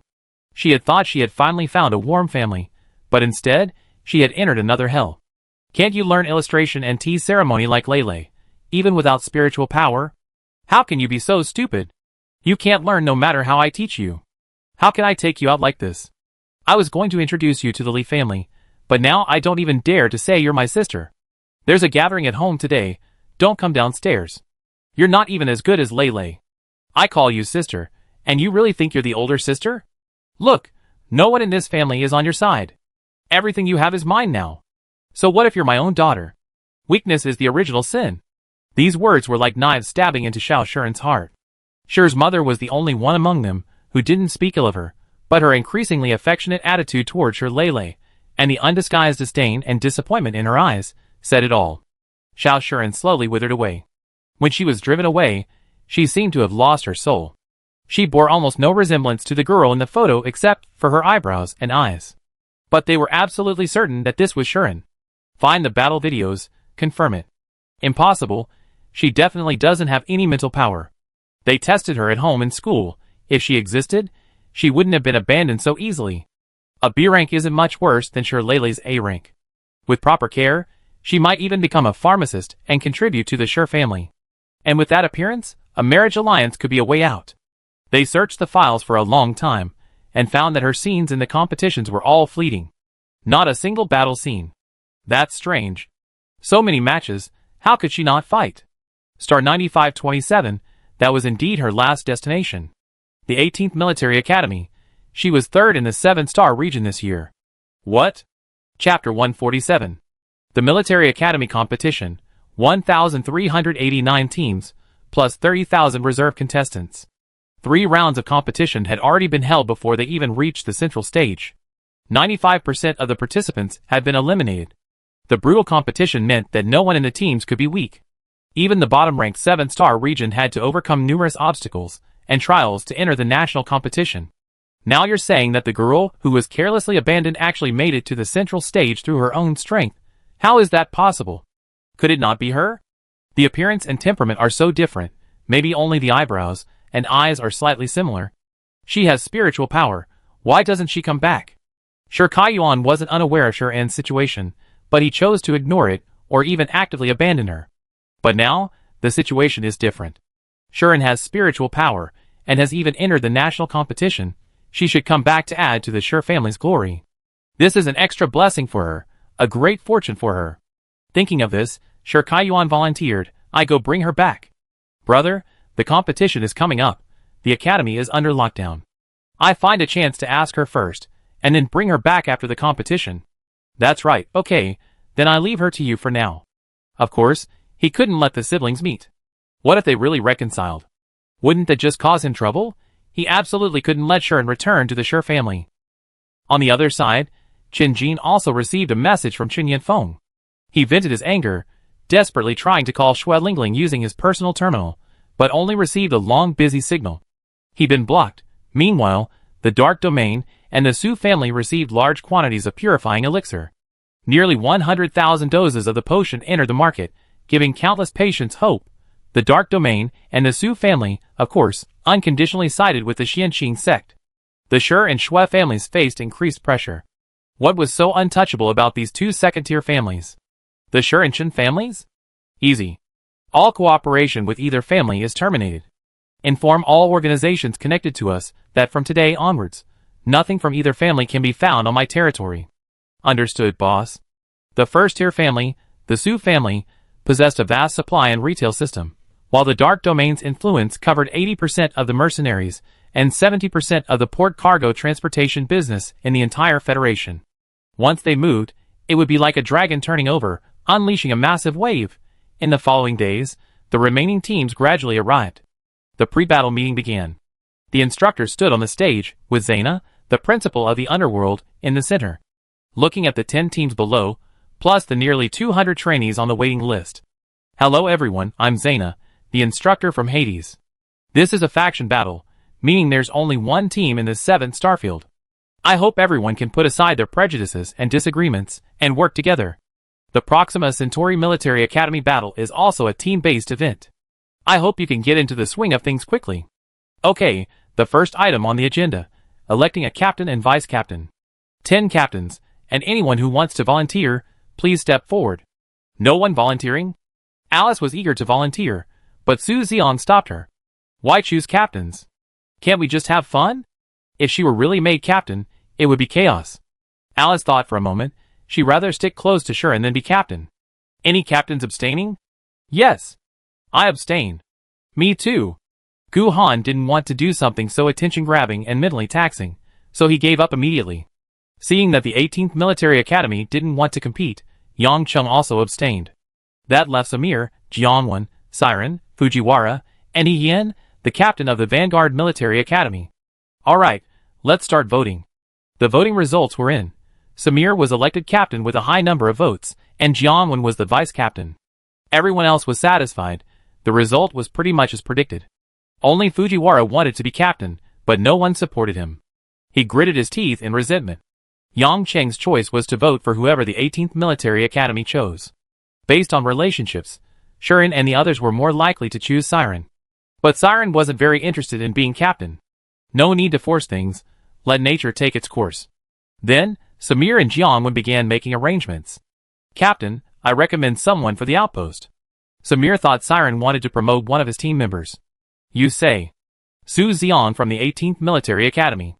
Those who had watched the D-Sector mission gave him a thumbs up. His reconnaissance is excellent. How excellent? Incredible, like he has a third eye. That's quite an evaluation. He didn't know Su Xian, but he trusted Siren's judgment. Then I recommend someone too. Yang Chun spoke up. I recommend Xue Lingling as a pharmacist. She made the beast-attracting medicine. She saved our team. Sun Qianyu, as a mecha pilot, is also very good. So, you're all recommending people from the 18th Military Academy? Jiangwan also thought of someone. What about Shuren? Since the beast tide warning, everyone had noticed Shuren. It's not just weird. A mecha pilot, yet no mecha experience. No combat scenes. A clean and relaxed physique and high spirits before and after the competition. More like an instructor than a participant. But then again, that idea seems a bit far-fetched. Shuren, she doesn't want to be too tired. Let her focus on defense. Gu Han knew very well that Shuren was mostly slacking off. She was here to train her disciple. She wouldn't fight unless absolutely necessary. As long as she wasn't eliminated. The other captains, speechless. Listen to this nonsense. Doesn't want to be too tired. If you don't want to be too tired, you can just quit. Why even come to the national competition? But Samir and Jiangwan sensed something different. The personnel situation was mostly sorted out. Now it was time to assess the competition. 5 of the top 20 teams in the Central Star region have extremely uneven strength. But since it's a competition, timing, location, tactics, and intelligence can all be utilized. It doesn't mean the strong will definitely win, and the weak will inevitably lose. If the weak are to accept their fate, the Zerg battlefield should have been abandoned long ago. Chapter 148. Samir was a captain with great courage and determination. His few words energized many. Yes, this problem was the most fatal flaw in the faction war. There is no such thing as a perfectly fair competition. From another perspective, is there any fairness in a real battlefield? Alright, then let them see what an accident is. The spirit of not giving up and not accepting fate was ingrained in the blood of the Federation warriors.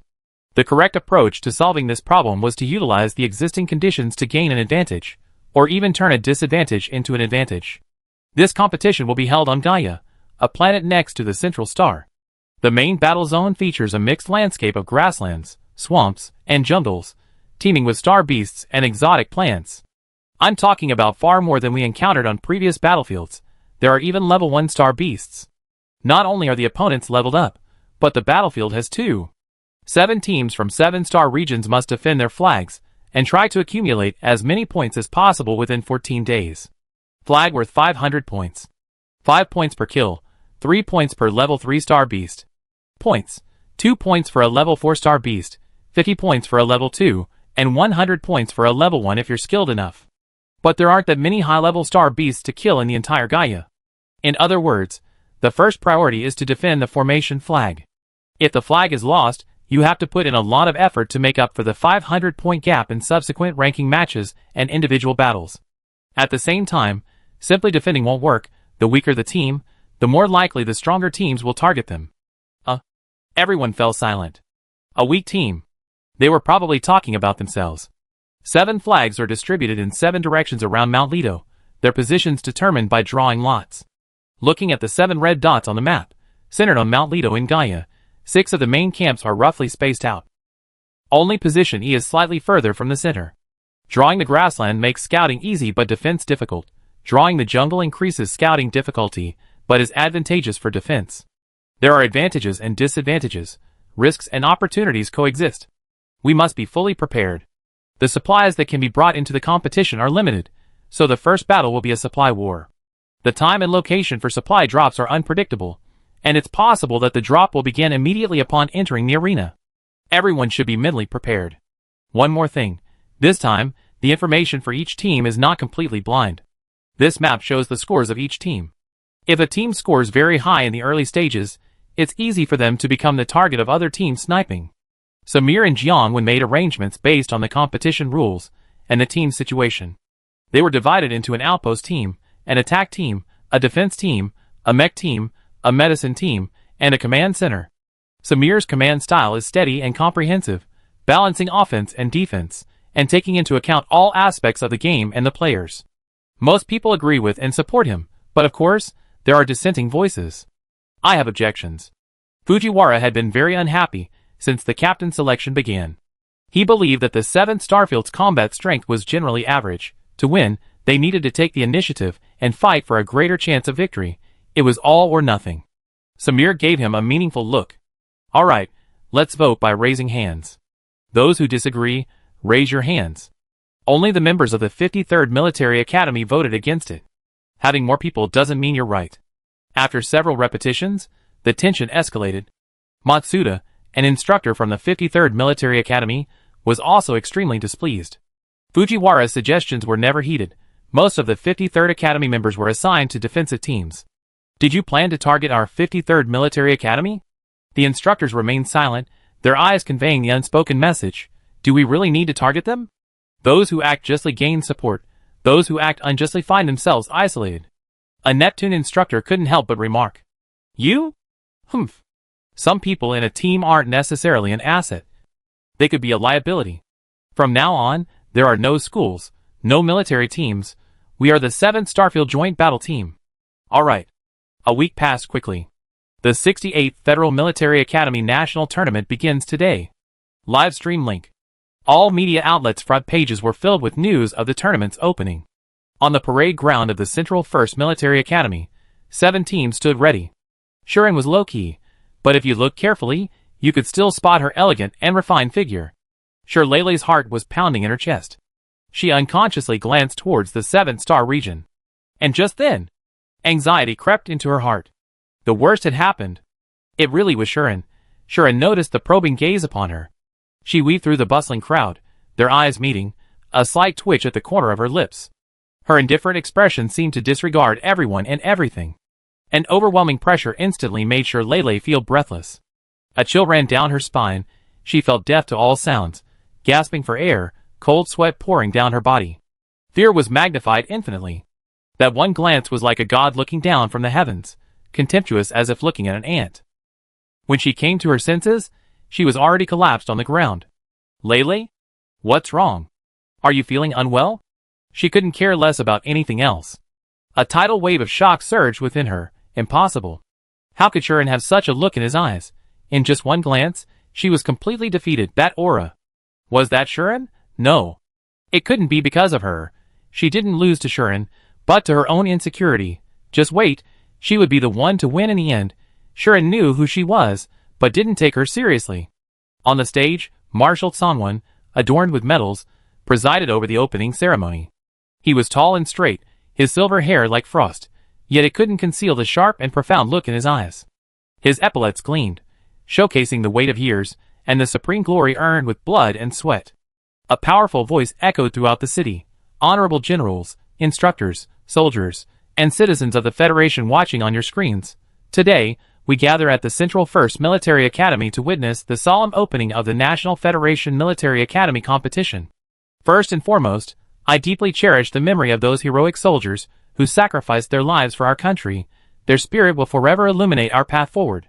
You are the future of the Federation, the beacon of hope for peace.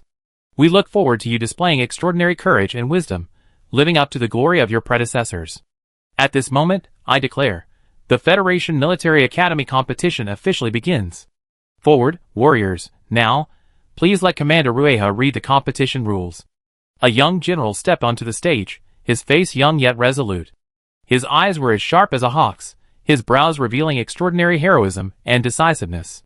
He seemed ready at any moment to lead his soldiers into battle, unstoppable. Rueha, former Chief of Staff of the 1st Army Corps, is now the highest-ranking general in the 1st Army Corps. Seeing an old friend again, Guhan's heart was filled with countless thoughts. The principles of this competition are fairness, impartiality, transparency, teamwork.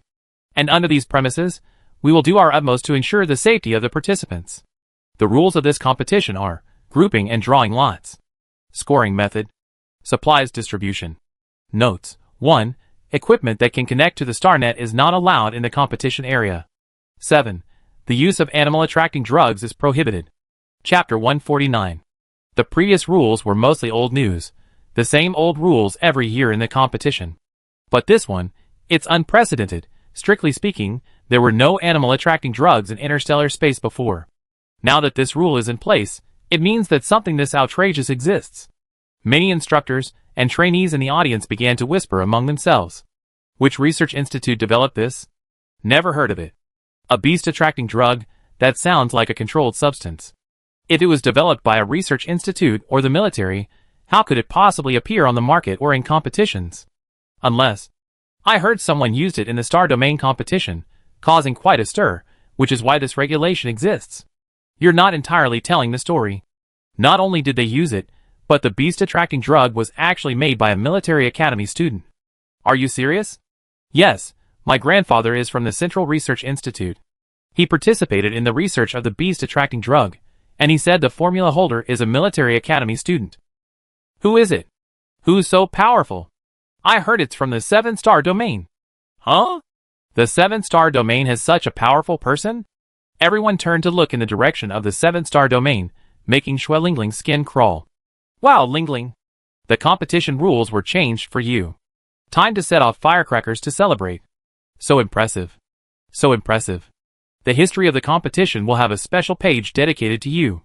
Xue Lingling, I don't really want this honor, and strictly speaking, it belongs to my master. Shuren, it's not mine, not even from the Xianxin sect. Have you heard of an introduction to alchemy? Fujiwara clenched his fists in the crowd. Among those paying attention to this was Ruan Shushu from the Yin Kingdom Military Academy, the only double S-rank alchemist in this year's competition. Her mentor was a renowned pharmacist at the Central Research Institute. Not long after the mission competition ended, news broke that someone had created a beast-attracting drug. In the months following obtaining the formula, a large group of pharmacists from the Military and Research Institute conducted countless experiments, only managing to replicate 20% of its efficacy. She had a premonition that Xue Lingling from the 7-star region would be a formidable opponent. Chen Yanfeng, standing in the crowd, wore a calm exterior masking deep disdain and jealousy. Xue Lingling's things should belong to the Chen family. He will take them back. Finally, the draw took place. The 7-team captains stepped onto the stage, and the selections were largely in line with StarNet's expectations.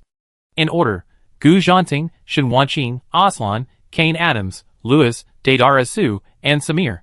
Each of the 7 positions had its advantages and disadvantages, but for the 7-star region, more cover in the jungle would provide a significant initial advantage. We're at point E. Great. Heaven's on our side. Samir lived up to expectations, drawing the most ideal position. The closest to them were the 4th and 6th star sectors. They perfectly avoided the strongest first 3 star sectors. Team 1 of the central star sector was at point B, just the furthest away.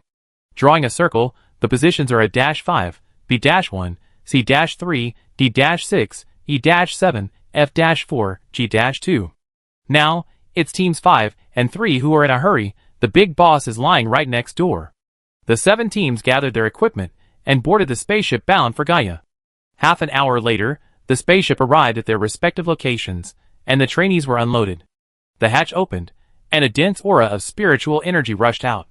The jungle stretched as far as the eye could see, massive bushes blocking out the sun.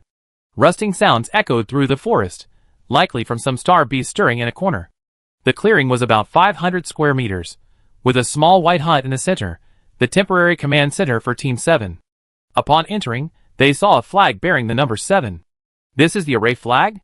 The flag was integrated with the table. Once pulled out, the green light on it would turn red, signifying the elimination of the entire team. All teams are in position. Monitoring equipment activated. Rescue team in position. Command center confirms. Preparations for the start of the competition are complete.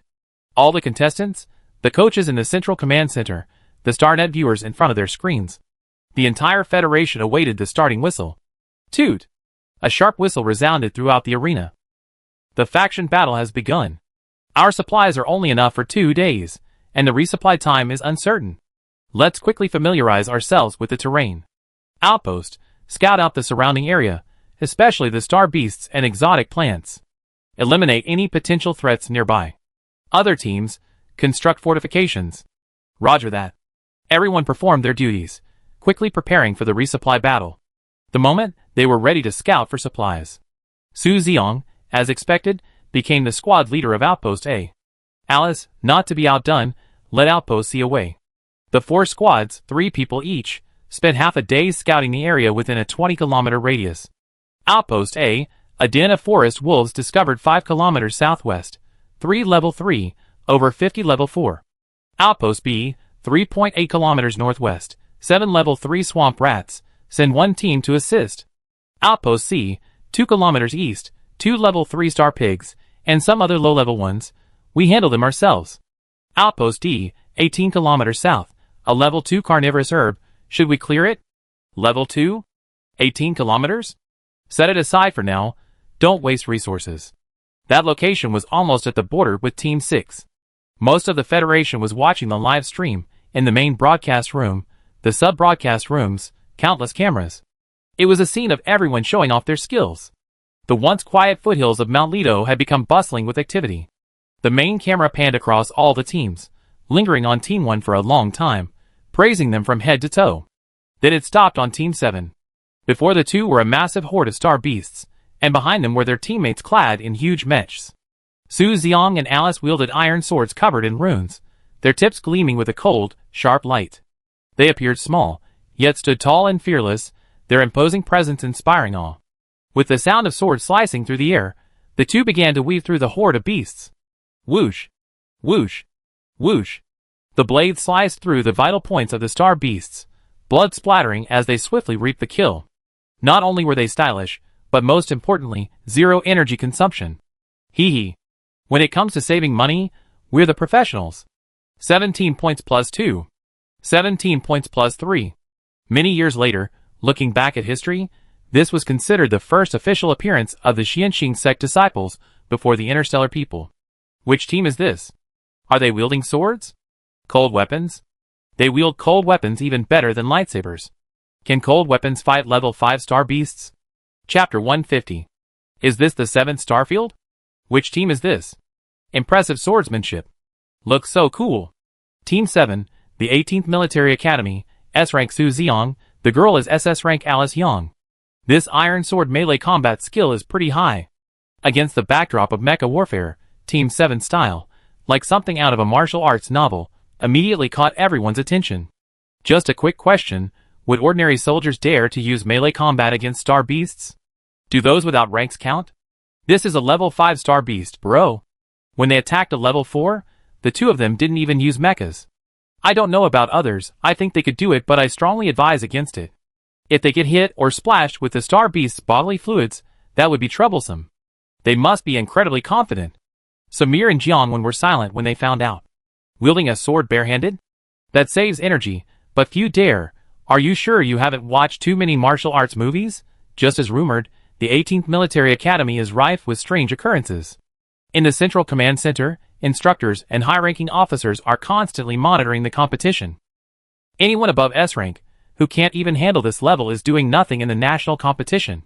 Compared to wasting energy and time barehanded, using mech to cleanly and quickly clear the area is the most efficient method.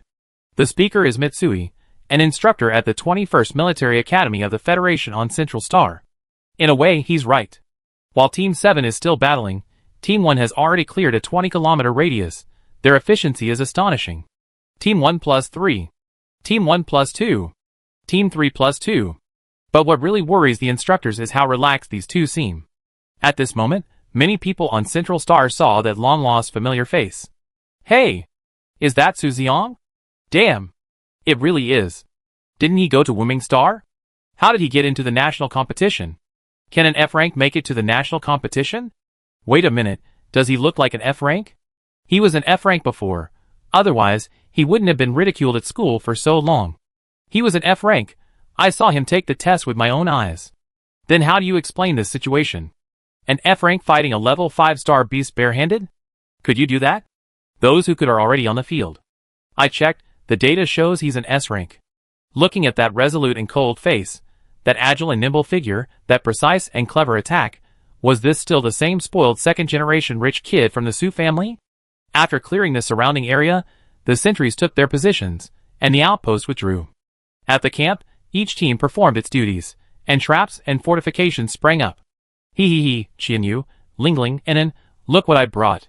When it comes to using whatever's available, the 18th Military Academy is definitely a master.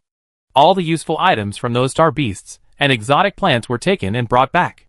Alice, it's you. Hee. That's right. It's me.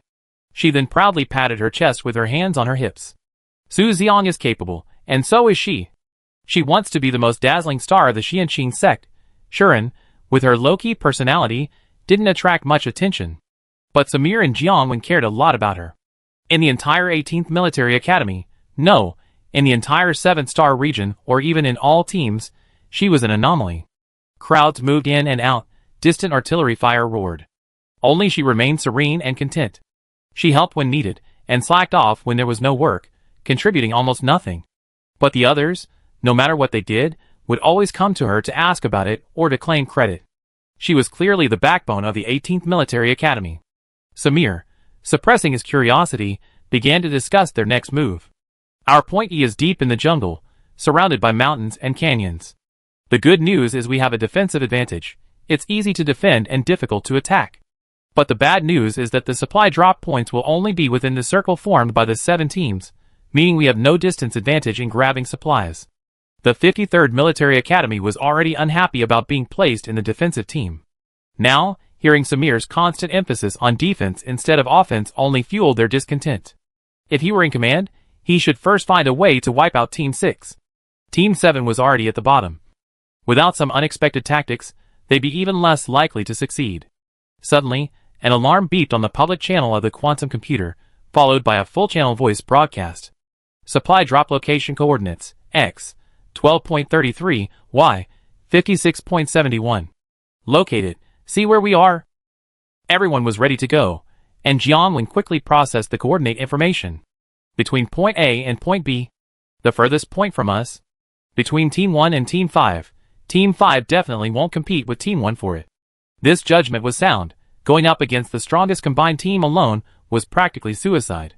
Unfortunately, it was too far. Team 7 wouldn't get any this time. Supply drop location coordinates, X, 42.13, Y, 26.7. What about this time? Near Team 3 at point C. They should be coming in waves, and some might be close to us soon. Supply drop location coordinates, X, 52.093, Y, 46.18. Between us and Team 6, very close to them. Should we charge? Wait a minute. Supply drop location coordinates, X, 11.2, Y, 36.08. Is it our turn? Jiangwen looked troubled after locating the location. This one's close to me. What's wrong? Near the carnivorous plant. Damn. This is too difficult right from the start. Let's go check it out. Level 2 alien plant, 2 teams to the outpost, 3 squads to the main attack. Bring the pharmacist and mech pilot. Lin Ning, you're the captain. Roger. Lin Ning was the vice captain of the Vanguard. Among this group, his mental strength level was the highest besides Alice's. Let's go, let's move out. This was the first batch of supplies. They had to get their hands on them. The team consisted of 6 outpost members, 30 main attackers, 2 pharmacists, and 4 mech pilots, including Su Xiang, Alice, Xue Lingling, and Sun Xinyu. This section of the road had been cleared beforehand, and there were no other threatening alien beasts or plants, so the group progressed smoothly. At around 17 kilometers, they could hear the sound of air currents slicing through the jungle bushes in the distance. There, a spaceship was dropping supplies from high altitude to the ground. Too bad luck, right within the attack range of the carnivorous plant. Who named this? This thing is called grass? The level 2 alien plant was enormous, even among the jungle bushes. It could be described as blotting out the sky, an overwhelming mass. Countless leaves grew on its roots, each leaf bearing long, sharp thorns. More than 10 traps, each over 2 meters tall and resembling a pocket, one of which was still moving. Listen closely, and you hear it's a level 4-star pig. Struggling and screaming under the corrosive slime, it's ultimately digested and devoured. The overflowing liquid drips onto the ground, sizzling, and white smoke rises, emitting a pungent, burnt stench. The surrounding land, hundreds of meters away, is barren. The soil has been corroded and sunken. This is the first time I ever seen a carnivorous alien plant. How disgusting. Chapter 151. Not only disgusting, but also very difficult to deal with. Its leaves are incredibly flexible yet tough, suitable for making the outer shell of mechs or spaceships. That spike, the book calls it little hair. Looking at the spear, over a meter long, its tip gleaming with a cold light comparable to a sharp blade, everyone fell silent. Little hair. The plant world has its own naming conventions. It also has a corolla, which is hidden. I read in the textbook that it can spray spikes and slime, like a cannon. Although disgusting, it has quite a few treasures. The Xianqing sect members stared intently at the spikes and leaves, their mouths watering. The terrifying description sounded like a rare, high-grade material.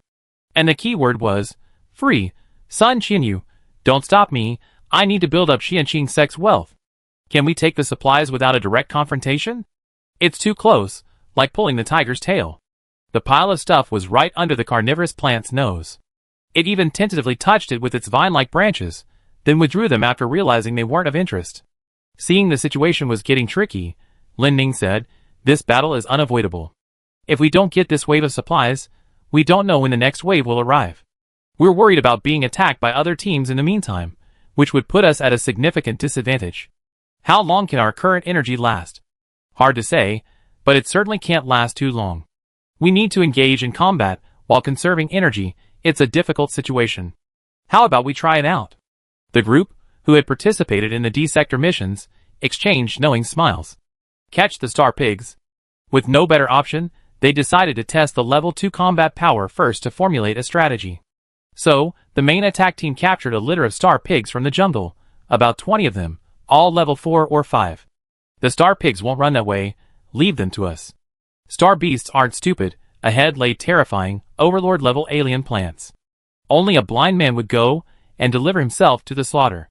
The Vanguard hadn't had much contact with the group, but they heard many rumors. Lin Ning, as the captain, had also investigated the other teams after the battle. The 18th Military Academy, behind its various clever tricks and flashy tactics, possessed exceptionally strong strength. He decided to observe first. Don't get too close, come back if it gets too dangerous. It's okay, we're fast. The 4 of them, Su Xiang, Alice, Sun Xinyu, and Siren, were brave and fearless, charging forward. The 22 pigs grunted and struggled. The group herded the star pigs into the territory of the carnivorous plants like sheepdogs. The pigs seemed quite obedient. Of course they were. Have you heard of the beast taming technique? The art style is so unconventional. The visuals are absolutely outrageous. The command center and the StarNet viewers were stunned. Excuse me, what's going on here? Am I seeing things? Is this a national competition? Not some Animal World or Interstellar agriculture/breeding show? Where are they taking the pigs? Don't know, They said they're testing the combat power of that level 2 carnivorous herb. Using pigs to test it? That's one way. But, will the pigs obey commands? Yeah, most star beasts would run away from the smell of carnivorous herb a kilometer away. Ha ha! The pig riding boy is online. Go for it. Let me give you a little background, viewers. The connection between our 18th Military Academy of the 7-star region and the Star Pigs dates back to the mission competition. The command center fell into deep thought. Legend has it that a team in the 7-star region can command star beasts. Is it really true? The Star Pigs began entering the carnivorous herbs territory, and the group slowed their pace. Go! Brave pig warriors. Star Pigs, for my peanut. For my peanut. From the moment the Star Pigs entered the territory, the carnivorous herb reacted. The leaves trembled, and the branches began to extend and retract. Although the pigs were controlled, their sense of danger was acute.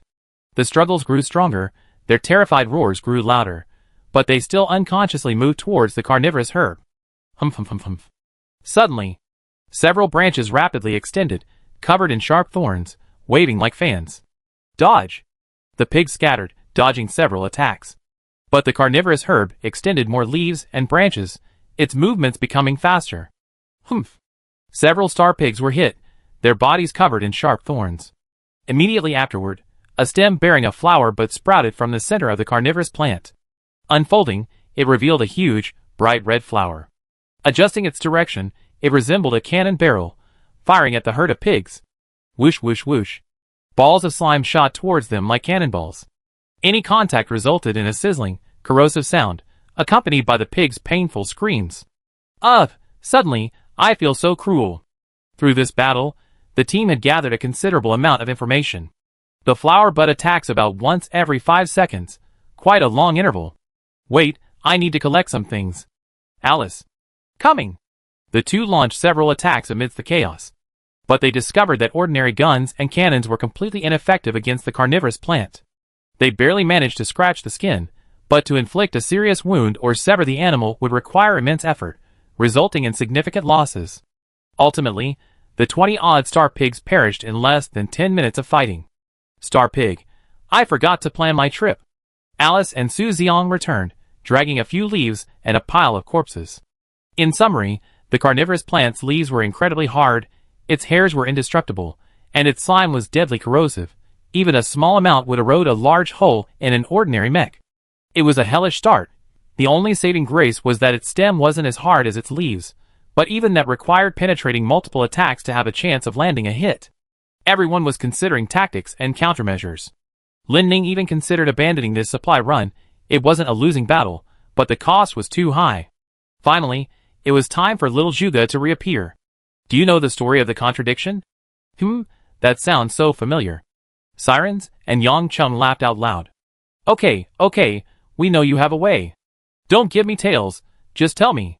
Use your own spear against your own shield. Not long after, the school team caught another pack of star wolves. Good news, finally not star pigs. Piggy Hero, heaven has eyes. Using the same method, they drove them into the carnivorous plant's territory. They lured it to attack, taking advantage of the chaos to harvest many leaves and slime. The results of the small experiment were that the leaves could prevent the slime from corroding. They could resist the attack of the hairs. However, the hairs could easily pierce the stems of the carnivorous plant. This strange plant looks really buggy. Chapter 152. The entire team was excited. Impressive. Lin Ning's praise was straightforward. The 18th Military Academy was indeed adept at adapting to changing circumstances. Sun Xianyu led the mecha team, using blades to make temporary modifications, covering the mechas. They also made simple modifications to the fluff, allowing it to be fired like a bow and arrow, or used as a sword. We split into 4 teams. Su, you're in charge of setting up the bait. Alice, you attack. I collect supplies. Yang Cheng, you keep an eye on everyone, make sure no one gets hurt. Roger. Alright. Let's move out. The operation went very smoothly. The bait was released, the carnivorous plants began their attack, and Alice led a dozen or so people to fire fluff, cutting off stems and leaves. While one group attacked, Lin Ning and the others began collecting supplies. Hurry! Left. Watch out on the right. Alice, see if you can get rid of the flower bud. Roger that, watch this. The flower bud wasn't completely broken, but it was crooked and twisted, with a few hairs stuck in its huge stem. Attack speed and frequency greatly reduced. Collection complete. Retreat. Before leaving, everyone remembered to take the spoils. The whole team happily returned to camp. Their laughter could be heard from afar. Hee hee. Men! We're back. The camp was now like a maze. If it weren't for the scouts leading the way, they would have been completely lost. Captain, the supplies have been obtained. Samir had already heard some of Lin Ning's message on his personal termo. His eyes held appreciation and approval as he looked at the Xianqing sect members. Thank you for your hard work.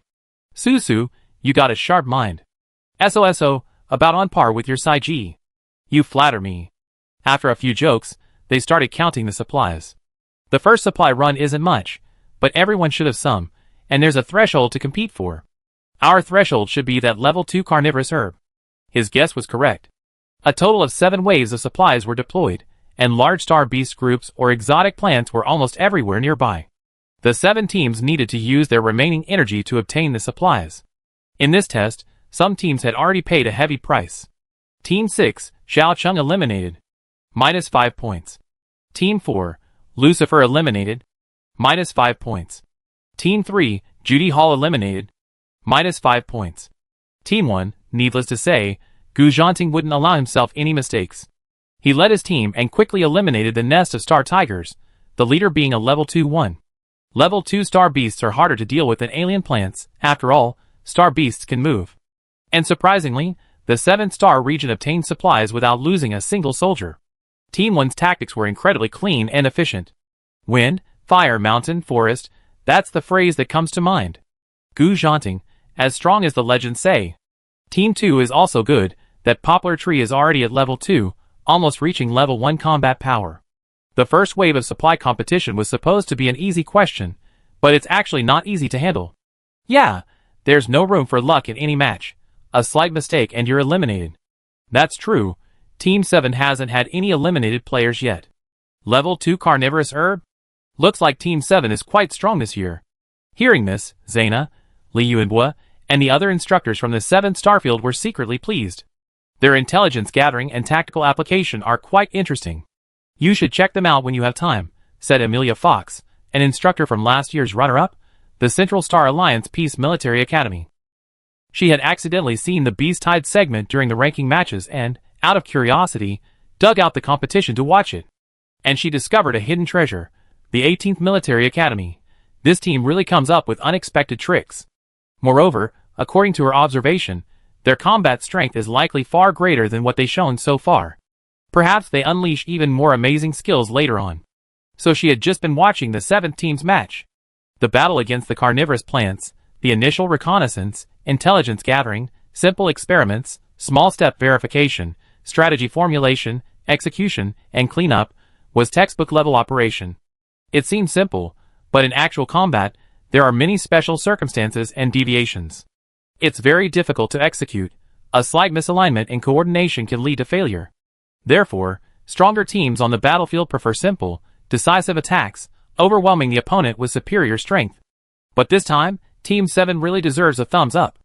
Amelia is a strict instructor in the team, usually reserved in her speech. This sudden praise, especially for the 7-star region, piqued the curiosity of many. Most of them were focused on their own team or the strong teams from star regions 1, 2, and 3. While the teams at the tail end were on the table, they were basically treated as a side dish. Especially Elle, the instructor from the Central 1st Military Academy. It's rare to hear you say that. I suggest you take a look.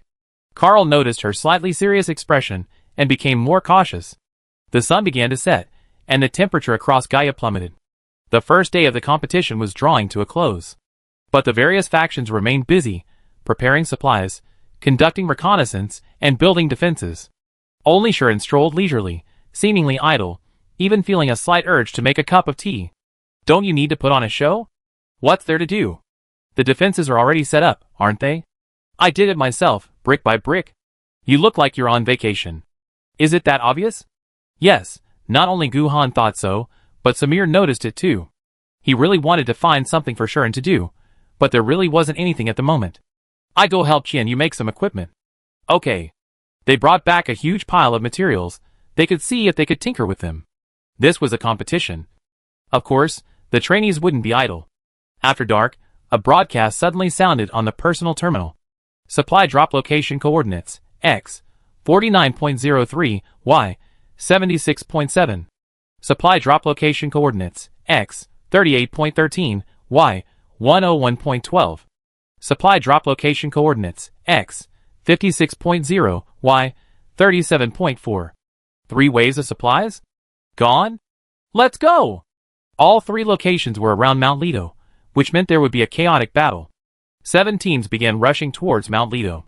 But there were too many supplies, especially for Team 7, who was still far away. At the first coordinate, Teams 2 and 5 were already fighting. At the second coordinate, Team 3, standing nearby, avoided the fray and didn't dare to compete with Team 1.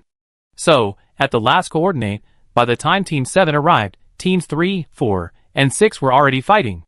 But even though they were fighting, they didn't really want to. First, the competition had only just begun. Second, these were several weak teams fighting amongst themselves, while the strongest team reaped the benefits, leaving their forces greatly weakened, allowing Team 1 to pick off the remaining supplies? Wasn't this just handing them easy prey? So everyone just fired a few shots as a show, hoping to discourage the other team and allow them to collect the loot. Seeing their ammunition dwindling, but no one showing any intention of leaving, they had to call a halt. Ceasefire. Ceasefire. Finally, the 3 captains, Athrun, Daedara, and Lewis, decided to stop fighting and divide the supplies equally among the 3 teams. Just then, a voice came from the bushes. Whoever finds it gets a share. Chapter 153. Even a fool could guess who it was. At this location and time, it could only be Team 7. A small group had been crouching behind the bushes for a while, and they just happened to hear the call to stop. Alice, upon hearing this, thought, "No more fighting, we're splitting it equally? Does that mean they can get some too?" That's what she thought, and that's what she asked. Then she saw the 3 opposing teams immediately become alert and start fighting as a united front. 3 teams fighting each other would only weaken each other. No one would benefit.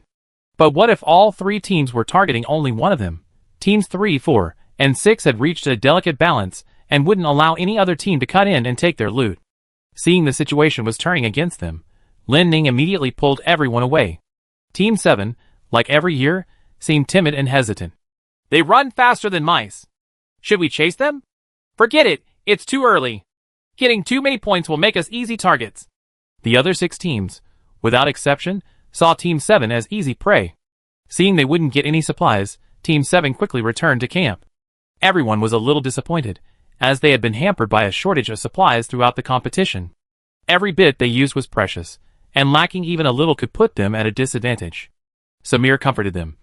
It's okay, leaving was the right thing to do. At this rate, there will definitely be more supplies tomorrow. As captain, boosting morale was his job. The moon hung high in the sky. The first day was finally over. Except for the sentries and the night watch defense team, everyone went to sleep, conserving energy for the next day's battle. The Xianxing sect barely rested, switching from mecha to cultivation. Especially Alice, who was determined to become the senior sister. The next day was another supply battle. Until all teams had accumulated enough energy, they proceeded cautiously even when they met. Once a battle broke out, not only would they lose energy, but they could also be eliminated. Teams closer to Team 1 were particularly unwilling to relinquish their supplies, but dared not confront them head-on. Otherwise, they would become cannon fodder. There were 3 supply drops that day, each at 3 different locations. Team 1 secured supplies 3 times, Team 2 twice, Teams 3, 4, and 5 once each, and Team 6 and 7 split the supplies evenly after meeting. The current situation is that Team 1's position is rock solid. Team 1 has widened the gap. The influence of the Central Star region isn't just limited to combat power, its psychological impact is also significant. The rankings are pretty much as expected. On the StarNet, the reputations of the teams from the Central Star region are at their peak. Oh! What does it mean to subdue the enemy without fighting? Team 1 is here, dominating the entire field. The gap between teams is too large. If other star regions don't come up with a solution, they'd be even more passive. That hits the nail on the head. If Team 1 accumulates supplies for a few more days, they won't need to fight for supplies when the battle starts. But at this time, all teams don't have enough ammunition and energy. They have to wait. On the 3rd, 4th, and 5th days, the arena was peaceful. No fighting, no grabbing, no guns drawn, Everyone unanimously adopted the most peaceful method, negotiation. 6 waves of supplies. A total of 14 batches. Team 1 grabbed supplies 5 times, Team 2 4 times, and Teams 3, 4, 5, and 6 each once. The final drop point was perfectly positioned high in the jungle, a confluence of perfect timing, location, and resources for Team 7. Even the StarNet viewers said that if they failed to secure the supplies, they truly deserved to be eliminated. When Guhan and his team arrived, they saw the spaceship had just departed, leaving a pile of supplies stacked on the cliff face. But as the saying goes, there are no easy tasks in the national competition. Are those helmeted hornbills? Not only that, but a flock of helmeted hornbills. On a platform more than 50 meters above the ground, next to the supplies, was a cluster of nests. There were at least 100, including one at level 2, almost the size of a small spaceship. Its enormous beak was sharp and long, the kind that could easily pierce through a mech. These birds don't have as many tricks up their sleeves as the exotic plants, but they have one thing in common. They're incredibly powerful in aerial combat. Fast, powerful attacks, and they love to gang up on each other. The legendary aerial overlords. Getting involved with them is extremely troublesome. They hold grudges and will chase you to the ends of the earth, fighting to the last man. Should we give up? We're already here. Then let's fight? I didn't say that. How do we fight? Fighting a helmeted hornbill is a fight to the death. Just as everyone was pondering a strategy, that familiar question arose again. Do you know about the honey trap? Yang Chung, you. Shouldn't that be something Susu would say? I thought I was hallucinating. Wasn't he out working on defenses today? You can take it as him saying it, because this is what I came up with based on his thinking. Tell me more. Yang Chung cleared his throat, mimicking Su Xiang's smug delivery. Seasonally, it's mating season for helmeted hornbills. I don't know what you're going to say, but I feel this might not be a good idea. Hey, just listen to me. You might not know me, but I'm a strategist, you know. A true master doesn't show off. Helmeted hornbills are invincible in the air, but their eyesight is poor. They can only make out outlines, not details, and rely mostly on scent to distinguish things. So, is it possible for us to disguise ourselves as female helmeted hornbills and just walk into their nests? After a long minute of stunned silence, Yang Chung was met with laughter from all sides. Ha ha! Is this the legendary birdworld honey trap? Ha ha ha! The name is fitting, but it's outrageous. Everyone was laughing uncontrollably, but Guhan, the team leader, remained silent for a moment, then fell into deep thought. The other team members looked at their captain, who was now silent. Wait, is this possible? Guhan still didn't speak, and even Lingling began to consider the feasibility of this plan. The two stared at the bird feathers and droppings scattered all over the ground below the cliff. Wait, what about the smell? Since birds are sensitive to smells, they can smell people too. Guhan and Lingling exchanged a glance. I have a way to remove the smell. Lingling's words caused an uproar. A cleaning spell could not only remove stains, but also mask odors. A sure thing. The trouble was that she had to use the cleaning spell discreetly, away from people. Damn! It actually worked? Huh? Yang Chung himself hadn't expected it. He only meant to lighten the serious atmosphere and crack a joke. It actually worked and was adopted. This was beyond belief, even for the person in question.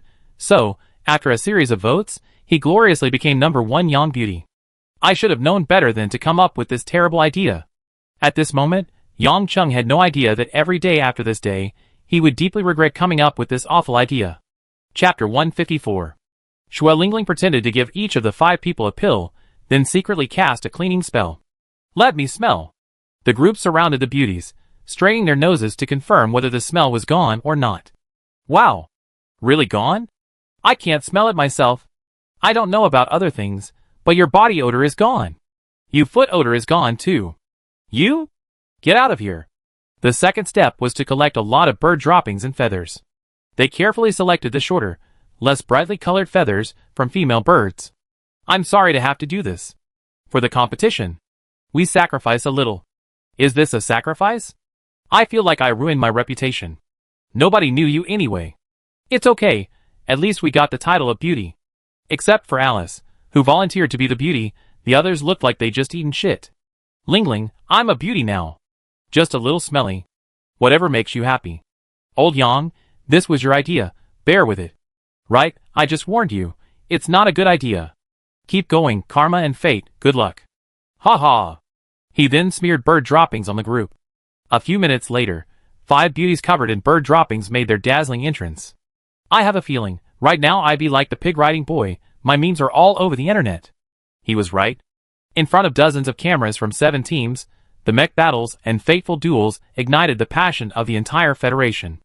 Only here, from the beauty trap. The moment the words were spoken, the tone shifted. The command center and the StarNet viewers watched helplessly as they went further and further astray. The 7-star sector, are you serious? I thought it was a joke, wasn't it? They even started smearing bird droppings. What do you think? Ha ha. That's outrageous. What a terrible idea. Who came up with this? Like those honey traps for helmeted hornbills? I don't know. I watched so many military academy competitions. I never heard of this approach before. I bet 100 star coins, it won't work. This is beyond my understanding of star beasts and the grand competition. I don't think it work. This approach is too wild. It made me do a handstand and have diarrhea on my live stream. But it's hilarious. Look at this, Team 7, 5beauties.jpg. I saved this meme. Is that Yang Chung? His idea backfired. Ha ha ha. His expression when he found out he was chosen as a beauty. YangBeauty.jpg. Ha ha. The sky has fallen. Wait, were they always this funny? Yes, they were always like this. I recommend watching the Star Domain competition, Riding Pig Boy. He provided me with 3 months worth of laughs.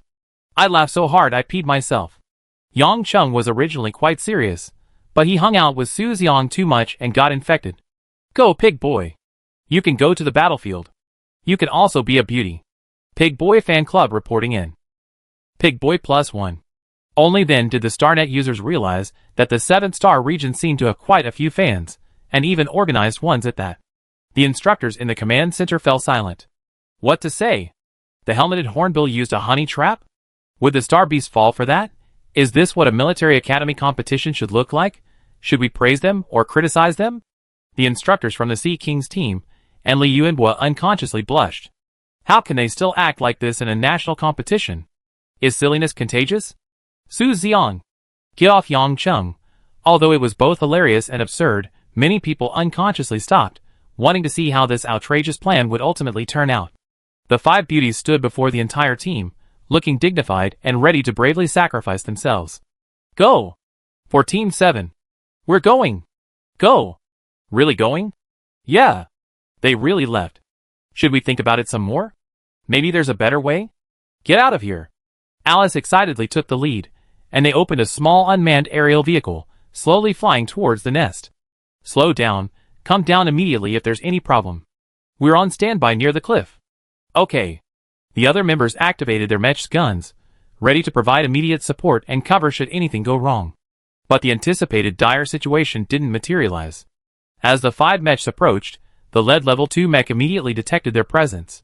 It kept scrutinizing them, its head nimbly twisting, blinking its large eyes, looking left and right. But still, it didn't take any action. Good. A big step forward. Slowed down. Safety first. Everyone in front of the screen held their breath, waiting for further developments. The 5 landed on the platform where the bird's nest was located, stepping onto the ground. Hundreds of birds looked over, their gazes meeting the 5 people's, as if confirming something. Several long minutes passed, and the flock made no further move. They even began to rest or fly away, going about their own business. It's done. Good, don't rush, take it slow, don't go too fast. Jump gently in your flying vehicle, remember, imitate the way a helmeted hornbill walks. Alice was delighted, hopping and skipping towards the supply depot. The others were less daring, slowly attempting to jump forward. The scene was absolutely hilarious. Viewers were both scared and amused, while the live stream chat was going wild. Is this some kind of shamanistic ritual? Ha ha. Oh my god. My heart was pounding in my chest. It went way too smoothly for me. They actually penetrated deep into enemy territory. Closer. Closer still. It really worked. The helmeted hornbill completely ignored them. Alright, let's get down to business. Gather supplies. Space was limited, so they could only put in some and move some. Luckily, the aircraft had enough carrying capacity, and after several trips, batches of supplies were brought to the bottom of the cliff.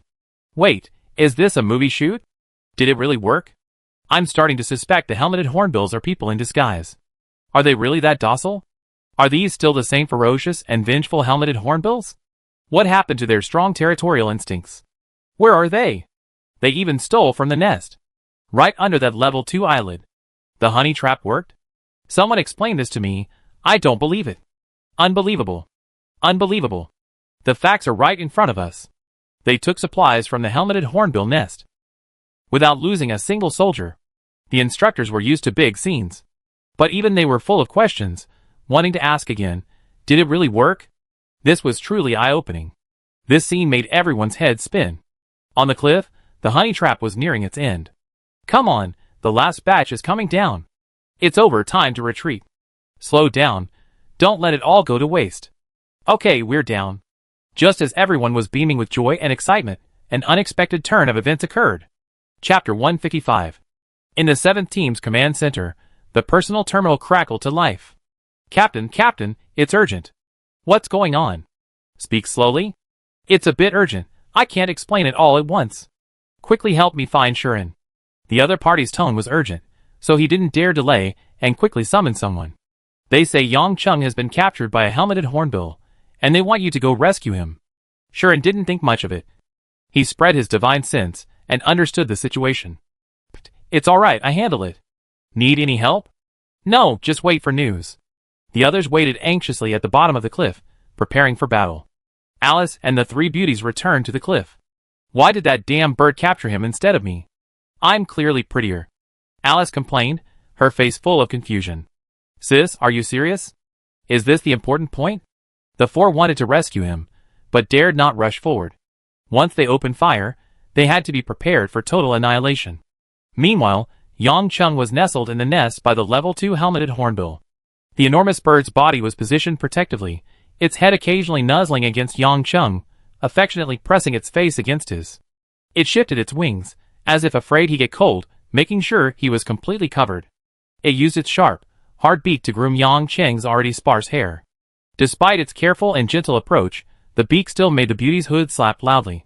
Yang Cheng's current state was 10% headache, 10% too hot, 10% scared, and 70% dumbfounded. Half an hour earlier, the situation had been roughly like this. The 5 people had finished transporting all the supplies, and were preparing to leave. The aircraft were already activated, and the other 4 had taken off. The sound of flapping wings suddenly came from behind. Before Yang Chung could turn around, warm feathers enveloped him, pulling him into a bird's nest. Speechless, utterly speechless. A true honey trap. Alice blurted out, it's over, the helmeted hornbill has taken Yang Chung as its bride. The plan was already absurd enough, but this development is beyond absurd. Shuren was certain that the helmeted hornbill had no malicious intent. It seems the honey trap really worked, but the atmosphere at the scene was tense, so she made this trip. She avoided the monitoring aircraft, applied an invisibility talisman, took out Cheng-Ying, and arrived at the scene in a few minutes. She connected to Guhan, Lingling, and Alice's personal computers and issued commands directly. Don't worry, he's safe. Just do as I say. Lingling, do you have any calming pills? Yes. Calling them calming pills is a euphemism for super powerful sleeping pills for both ordinary people and spirit beasts. Mix the calming pills into the star beast meat, and try to get the helmeted hornbill to eat it. I'm right here, it's not a big problem. Even if the helmeted hornbill went berserk, she had a way to handle it. Actually, they could do it themselves if they calmed down, but with Shuren there, everyone felt at ease. Lingling did as she was told, using the flying vehicle to deliver the meat to the platform. Alice tossed the meat into the bird's nest. The helmeted hornbill sniffed it, turned its head away in disgust, and then went back to rub against Yang Chung. Clearly, it wasn't going to eat it. The ruler of the sky, not a domesticated puppy, you think I eat it just because you throw it at me? Yang Chung, try feeding him. Wait, I'm not its bride, how can it eat if I feed it? Yang Chung tried to free his hands from the nest, pinched a piece of meat, and shakily fed it to the helmeted hornbill's beak. Seeing the bird didn't react. Take a bite yourself, then feed it immediately. This medicine will make it dizzy, you have to be quick. Yang Chung had no choice but to bite into it, hold it in his mouth, chew a few times, trying not to swallow. He even pretended it was delicious. Then he stuffed the rest of the meat into the bird's beak. The helmeted hornbill gave a haughty look, as if to say, fine, since you fed it, I reluctantly try a bite. It opened its huge beak and swallowed the meat whole. Both man and bird barely chewed a few times before their heads lolled to the side, and they passed out. Go! Go! Go! The four people quickly entered the nest and dragged the unconscious Yang Chung out. Everyone began to retreat rapidly. Go! Go! Hurry up! Back to camp! Back to camp immediately! Instructor, could things get any more outrageous? They actually pulled it off. I don't know how to comment. I learned a lot. This operation has refreshed my understanding of star beasts after decades. They put medicine on the star beast meat, right? What kind of medicine is it? I also want to ask, what kind of medicine can make a level 2 star beast faint? I want to buy it. The reality is, if such a miraculous medicine really existed, the struggle against star beasts wouldn't be in its current state. The instructors all focused their attention on Li Yuanbua, their eyes filled with inquiry. This old guy, he's secretly gotten some good stuff out of him. The Star Network is going crazy. Strictly speaking, once you enter this live stream after the honey trap incident, you can never leave. The main live stream, then switch to this segment as well. Never before in the history of the Military Academy competition has there been a scene so uniquely entertaining and comedic. The audience is like they're addicted. Other live streams are faster, more efficient, more powerful. Only Team 7 style is more imaginative, more hilarious, more absurd.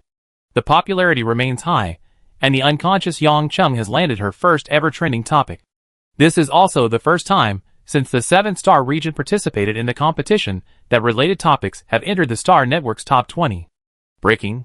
Team 7, the helmeted hornbill honey trap is live. Ranked 17th. Viewers who have just joined are only seeing the team dragging the unconscious Yang Chung back to camp. Then the screen filled with ha ha ha. Those who came later, what's going on in this live stream? Has the 7-star domain gotten stronger this year? No. I'm going crazy. This year's king of comedy has been chosen. His name is Yang Chung, right? 7-star domain, Neptune Military Academy, Captain, A-level mental strength. Okay, his combat power is average, but his comedic talent is off the charts. I'm a fan. Newcomers, I suggest rewinding the progress bar by 2 hours. You deserve today's happiness. Not just today, I can laugh for 7 days. The honey trap, brilliant. Added to my favorite military academy competition scenes. I'm just waiting here. I want to see Yang Marin's expression when the sky falls after he wakes up. Ha ha ha. He came up with the idea himself, chose the beauty himself, and now he's being used as the captive wife of the helmeted hornbill. Chapter 156. That girl's name is Alice, right? Her question is why the helmeted hornbill captured Yang Chung, but not her. Her thought process is completely different from ordinary people. Ha ha ha. No, the entire Team 7 is problematic. Too many flaws, I don't know where to begin laughing. Is this still a military academy competition? Even a comedy troupe couldn't write a script like this. After Yang Chung was captured, he found a girl named Sharon, and it seems the girl helped him get rid of her. Who is that? Is she the captain? No, she seems to be a mecha pilot in the defense team. After discovering Sharon's clues, the Sher family paid special attention to the situation of Team 7. They didn't have many shots, but they saw the part where she requested help. The Sher family felt uneasy. The Sharon shown on camera was relaxed and composed, handling things with ease. The feeling of being relied upon and trusted by the team couldn't be faked. She was completely unlike the timid girl they remembered. Is it really her? The Sher family fell silent. The topic of the honey trap spread like wildfire, like a virus. Before long, the topic soared to 7th place on the StarNet. Team 7. Yang Chung. He's gone viral. Wang Qian, the Sea King's instructor, looked at the unconscious Yang Chung and murmured softly, "It's good he's unconscious. Who knows what will happen when he wakes up?" The Sea King was usually quite serious, so why has he become like this year? The attention has certainly increased, but couldn't they have done something more dignified? Zaina has been leading the team in competitions for more than a year or two, but this year's style is indescribable. She glanced at Li Yuanbua. The problem still lay with the 18th Military Academy. Samir and Jianwen had been waiting for updates. They didn't know how Sharon had resolved the situation, only that Gu Han had replied shortly afterward that he was on his way back. Less than half an hour later, a group of people returned, dragging the unconscious Yang Chung and supplies. "How are you? Are you hurt?" Judging from his condition, he didn't seem to have been in battle. His excitement and agitation were written all over his face. What happened to him? He's fine, he'd be fine after a nap. I just don't know if he'd be completely healed when he wakes up. He doesn't have any physical wounds, but his mental state is another story. A moment of arrogance can lead to a lifetime of depression. If it were me, I'd probably need a lifetime to heal. Ha ha ha. Su Xiang, upon learning the situation, was filled with regret. He had missed such a wonderful story. How hateful. He should have gone today no matter what. Samir, upon learning the truth, was utterly speechless. He wanted to praise him, but he didn't know if Yang Cheng would be willing to hear it. But overall, getting supplies without losing a single soldier is a good thing, isn't it? You guys, should we comfort him? Samir wasn't familiar with Yang Cheng. He was good at commanding and fighting, but when it came to interpersonal relationships, this straight-laced guy wasn't so sure. Or maybe we should just pretend this never happened. Would that be better? Yes, yes. Let's not mention it again. It's a promise, okay? Once he wakes up, we act like nothing happened. Okay. Can I laugh now? Laugh. Laugh. Don't hold it in. Ha ha ha. But some things can't be ignored just because you don't want to talk about them. The calming pill was too effective. That small dose kept Yang Cheng asleep for 3 whole days. He slept for so long. Is he alright? Yeah. Shuren said he'd wake up in a couple of days. Shuren? Isn't Shuren a mecha pilot? She knows this? My Shuren knows everything. Shuren, with her B-level mental strength and almost complete lack of physical exertion, became a legendary figure within Team 7. In the following days, everyone continued to scramble for supplies. Team 1 continued to defend their title every time. No one dared to challenge them alone. From the start of the competition until now, Team 1 had 17 supplies, Team 2 had 12, Teams 3, 4, and 5 had 8, and Team 6 had 6. Team 7 remained at the bottom, with only 3.5 supplies. Once they accumulated enough supplies, it was time for the battle. Team 7's paltry resources weren't even enough for 2 matches. This won't do. Our scores are at the bottom too. Aside from low-level star beasts and alien plants, they cleverly avoided direct combat several times. They preserved their forces and energy, but the result is still very few points. Let's look at the total scores on the screen. Team 1, 276 points. Team 2, 230 points. Team 3, 207 points. Team 4, 186 points. Team 5, 191 points. Team 6, 134 points. Team 7, 110 points. Team 1 has widened the gap too much. As long as the teams are still grouped by star region, the Central Star region is undoubtedly the strongest. The teams behind, if they don't take action soon, they'd be out of the game. I can't deny that faction battles are the closest to real battlefield combat, but the strong get stronger and the weak get weaker, which only makes the weak teams lose confidence and fighting spirit.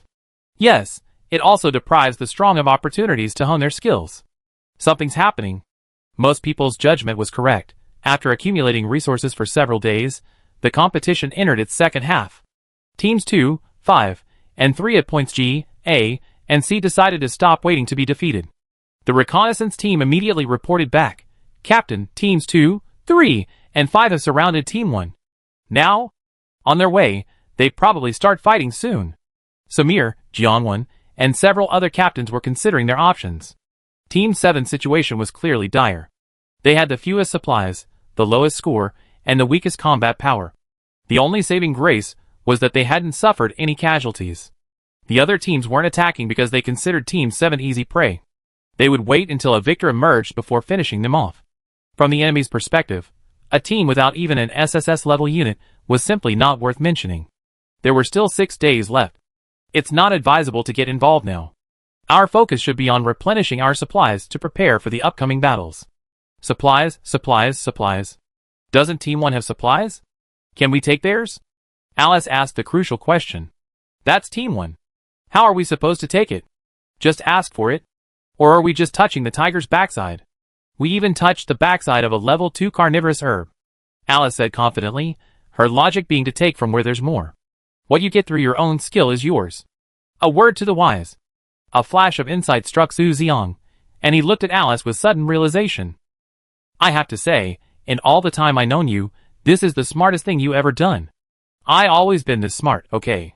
Little Alice proudly patted her chest, hands on her hips. Su, what did you think of? Do you know about feigning an attack while secretly advancing? Chapter 157. I know it all too well. I heard that phrase so many times these past few days. The last person to say it is still unconscious, just say it. Then let's use a surprise attack. Under the cover of night, Teams 2, 3, and 5 concentrated a large force, intending to take down Team 1 in one fell swoop. The main base left over 20 people, including most of the other main combat forces, scouts, mech pilots, and pharmacists. With over 200 troops, I refuse to believe we can't bridge the gap in combat power with Team 1. What we need to do is attack them by surprise. Take care of their outposts first, catch Gu Zhanting off guard. I go! Me too!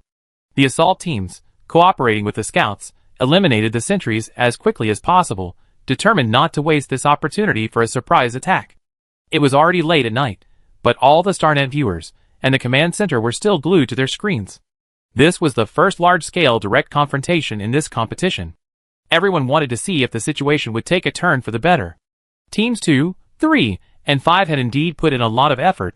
Their vanguard consisted entirely of SSS-rank soldiers, advancing relentlessly and eliminating sentries one by one. But Gu Zhanting was known for his strict and cautious leadership. Even late at night, the outposts would video link with the command center every 15 minutes. So, as soon as the allotted time was up, Yuan San, who was on duty, notified him. The 2 hidden sentries 2 kilometers to the southwest haven't responded. How long has it been? 5 minutes. Notify everyone to prepare for battle. He had anticipated being surrounded, but estimated it wouldn't be until tomorrow at the earliest. He hadn't expected it to be so soon. It seems the other teams are truly desperate. Let me guess, who will be coming today? Most likely 2 teams. How could anyone below the rank of 1 not covet the throne? Shen Wanqing, outwardly calm, harbored a desire for victory no less than anyone else's. If I were Shen Wanqing, I would target 3 teams. 2 teams combined don't have much of a chance of winning. There are at least 3 teams. Then that leaves 4 or 5 teams. And indeed, his guess was correct. The 235th Regiment marched through the night, and soon spotted the lights of Team 1's headquarters. All right. All teams, take your positions. Just then, the first sound of artillery fire erupted from Team 1's camp. Load your mechs. Engage. We've been spotted. Normal.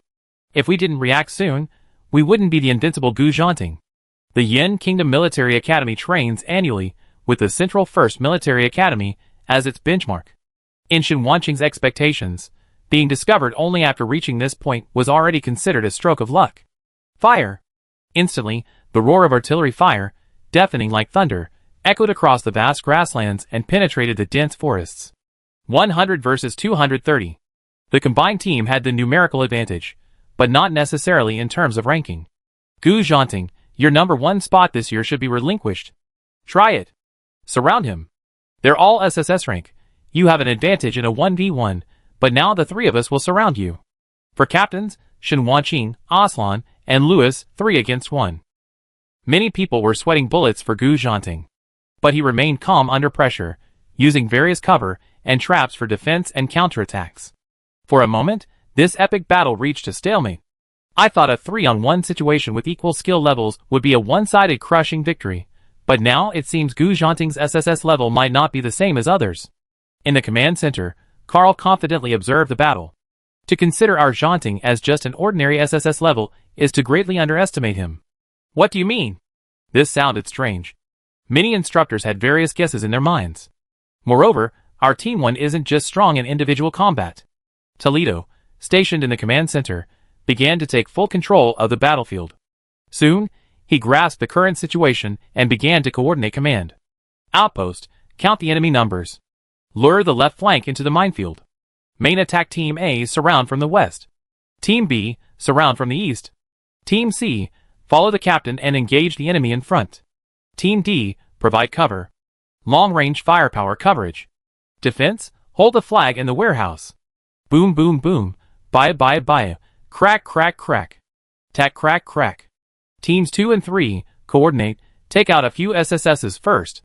Team 5, find a way to capture the flag. You're dreaming. Did you ask me Yuan San first? Go. Not bad. Who goes there? It's an honor to be looked upon by the Valkyrie. Second Star Region, Yin Kingdom Military Academy, Vice Captain Nadia. Central Star Alliance Peace Military Academy, Captain Yuan San. Forgive me. Brother Chinchin, I cover you. Watch out for the left. Ying, you're injured. It's alright, brother, as long as you're not hurt. Looking at the delicate Liang Yueying, Li Chinchin anxiously shouted at Shi Lei. Lei. Quick! Ying got hurt saving me. Strategy points +5. Host, hurry! Hurry up and leave, or your wound will heal. Brother, don't bother sister. I can still hold on. Looking at the strong, stubborn girl in front of him, whose heart was full of love for him, Li Chinchin wiped away the tears from the corners of his eyes.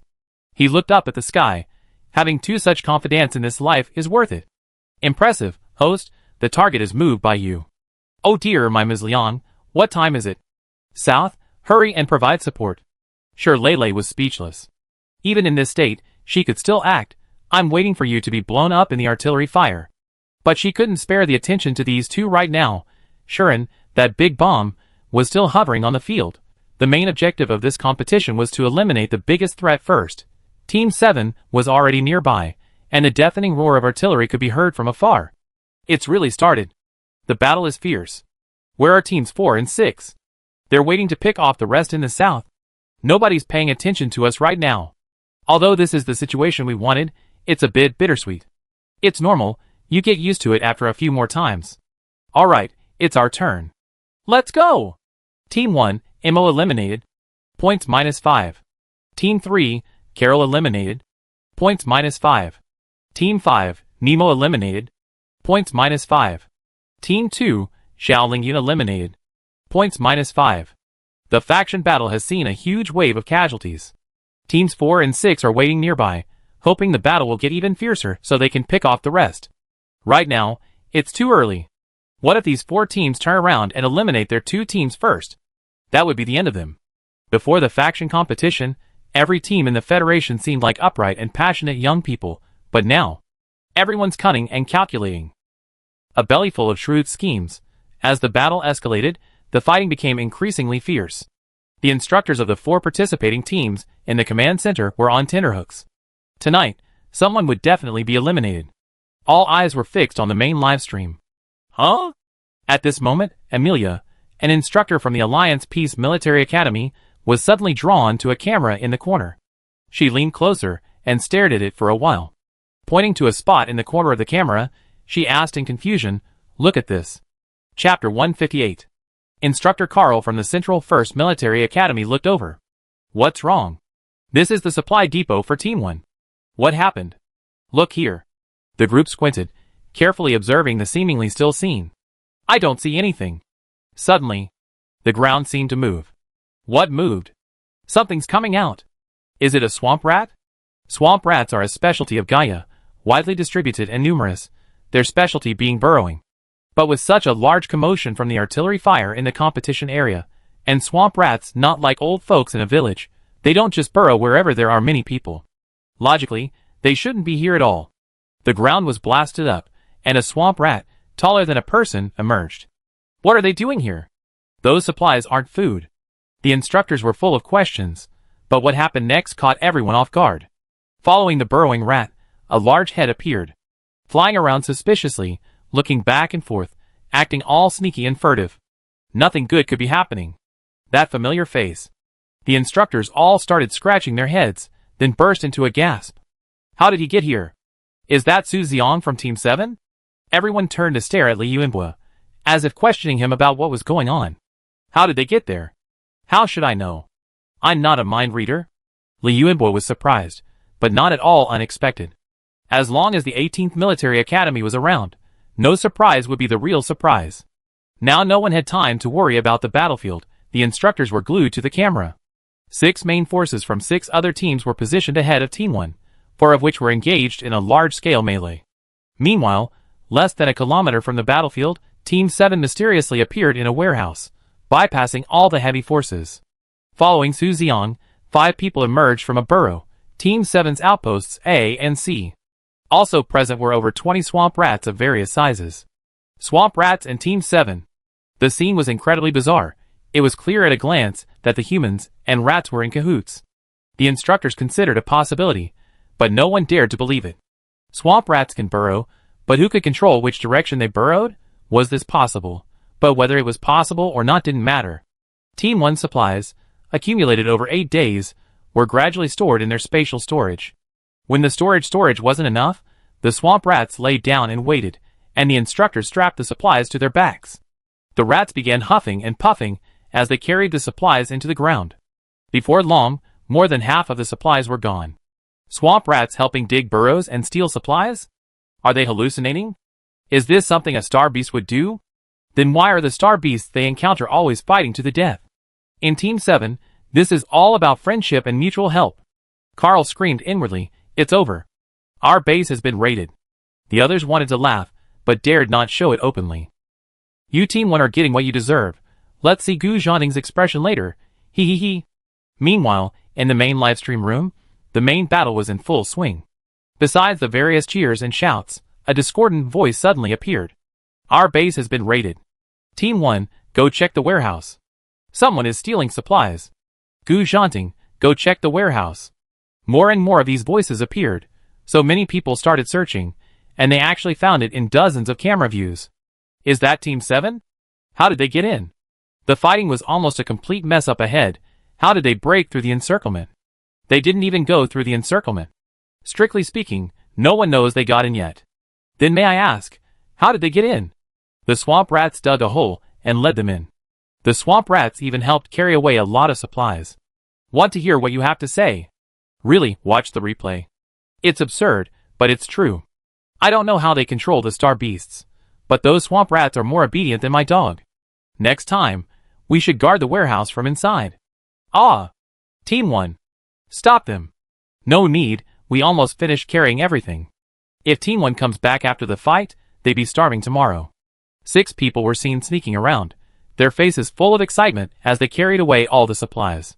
They began retreating into the cave, blocking the entrance as they left. The current situation is that no one has entered the entire warehouse, yet the goods have vanished. This is arguably the biggest unsolved case in the history of the military academy competition, the mysterious missing supplies in a locked room. Without the security cameras, this case would truly remain unsolved. Use the supplies on Team 1 sparingly. This battle should last until the end, Amelia optimistically analyzed. Carl finally recovered from his shock and speechlessness. The past 7 or 8 days have been wasted. In the underground tunnel, unseen by the surveillance equipment, 6 people, along with over 20 swamp rats, carrying a full load of supplies, continued their journey. Come on, Squeak. Almost there. I give you something delicious when we get there. Alice, don't give it a name randomly. Once you give a star beast a name, it follow you. You have no idea how sad I was when I gave up on a. So what if it follows? It's not like I can't afford to raise it. Look how well behaved my Squeak is, how helpful it is. If you miss a you can pick him up on your way back from my house? Yeah, right. Did you even ask for my permission? 2 hours ago, Team 7 gasped after hearing Su Xiang's plan. His idea was to take advantage of the fact that several teams were fighting, and have the swamp rats lead the outposts into Team 1's warehouse to take supplies. Unbeknownst to anyone, only heaven earth you, and I know, is this the kind of idea an ordinary person could come up with? No, it should be said, is such an outrageous idea even feasible? Are you sure the swamp rats will listen to you? Hee. Come out and say hello. Immediately afterward, the ground beneath the command center moved, and several swamp rats poked their heads out. They were all level 3 or 4, and seeing so many people staring at them in disbelief, they were initially trembling a little. Don't be afraid, we're all friends. Hearing Su Xiang's comforting words, the mice scurried out and hid behind him and Alice. They would occasionally peek out to look at the others. They were kind of cute. These are star beasts? Even pets aren't this obedient. How did you manage to do this? The 18th Military Academy had been closely associated with star beasts for quite some time. Many people had personally witnessed them riding star pigs, star wolves, and desert lizards in the last battle. They even used star pigs as cannon fodder when hunting carnivorous plants. If they had somehow managed to induce the star beasts not to resist, it would be understandable. But now, it had escalated to the point of being able to hit anything they wanted, which was hard to accept. You have a way to tame star beasts. Chapter 159. The group didn't want to be too explicit, so they just laughed it off. No way, it's because I'm handsome and dashing, the star beasts all like me. Carrot and Stick swamp rats are very smart. Want to hear what you have to say? If it were really that easy, research on star beasts wouldn't have stagnated. The reality is, Communication between humans and star beasts is a problem. Fujiwara listened from the side, his heart pounding. He heard that the 18th Military Academy had beast-attracting medicine, but he never taken it seriously. How could something a group of students bring out be as strong as what he had? But after witnessing the interaction between this group of people and star beasts, he realized he might have underestimated them. This situation was definitely not normal. Samir and the captains unanimously decided to adopt Su Xiang's plan of secretly repairing the plank road, while openly seizing the granary. Thus, the current scene unfolded. The instructors, dumbfounded, swallowed hard. Isn't this against the rules? Li Yuanhua immediately flared up. Which rule is violated? Point it out to me, word for word. The use of beast-attracting drugs is prohibited. Then test it. If it turns out, I give it to you. Li Yuanhua had confirmed this with the team members repeatedly. No drugs had been used. But as for the method used, he only received 2 words. Secret. The other instructors were unsure either. Everyone knew that beast-attracting drugs were used to drive star beasts mad, not to make them obedient and compliant. This was clearly not something that could be achieved with drugs. Several kilometers away from the battlefield, at the boundary between the jungle and the grassland, a group of people huddled furtively in the bushes. They're back. They're out. Unload the stuff off the swamp rats. No need to unload. Let them carry it back. Squeak, avoid the people in the jungle, take the supplies back to camp. Squeak, squeak, squeak. The leader, Squeak, received the order and quickly disappeared from sight with a swarm and supplies. The audience could no longer remain calm. Am I hallucinating from drinking too much low-grade nutrient solution? Can swamp rats understand human speech? I've been to Gaia countless times. Are these still the same ferocious swamp rats? Can star beasts be commanded like this? Swamp rats carrying out delivery missions alone? That's outrageous. So obedient, I want to raise a whole litter too. The reality is, swamp rats eat everything. Their teeth can gnaw through the shell of ordinary mechs, and a level 2 one can swallow you whole, leaving not even bones. Only here in Team 7 are they the adorable rat special forces. I need some time to process what happened today. Who isn't? The instructors couldn't sit still any longer. Can you handle anything that flies, runs, or burrows in the ground? What level? What about level 2 star beasts? Or level 1? Li Yuanhua, I don't know, but judging from those guys' behavior, it's pretty much a done deal. How did they manage that? Not just the instructors, anyone with even a basic understanding of star beasts was scratching their heads. Until someone asked again, isn't this against the rules? Li Yuanhua hated being accused of cheating. Show me, which rule says you can't let swamp rats carry things? There's really no question of foul play right now. At least when the competition rules were established decades ago, no one considered that star beasts, instead of being enemies, could become allies. But the principle of the competition is fairness. This question hit the nail on the head. Team 7 only used a small portion of the star beast's power, which is already quite alarming. What if they continued and summoned a massive army of star beasts to fight alongside them? Like a flock of helmeted hornbills, a swarm of swamp rats, and some kind of star wolf pack, besieging other teams? Would the competition still be fair?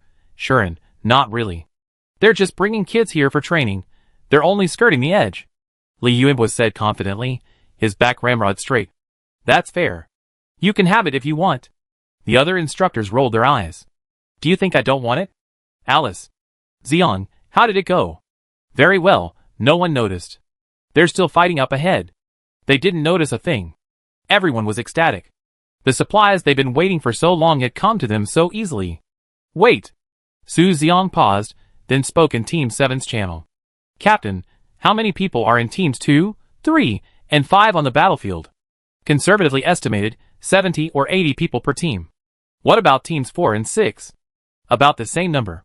So, there are only about 20 people left in the camp besides us. That was a wake-up call. You're really smart. If we took Team 1's supplies, shouldn't the other teams get some too? Let's share the spoils. Or, can we go straight for the enemy's flag? Today is day 8, 6 more days. Assuming we capture the battle flag, will we be besieged in the following days? Can the remaining troops hold out? It's a bit early. What if we just take the supplies? I think that's fine. So, the group prepared to attack, deciding to plunder the other teams along the way. I disagree. It was Fujiwara who spoke. Such a good opportunity, we should attack while they're in disarray. Teams 1, 2, 3, and 5 are in chaos. Once they've been dealt with enough, we can severely damage their main force, or even take their base directly. How can we let such a good opportunity slip by? Team 7 had always been the weakest, but this year, they gained wealth through various underhanded means.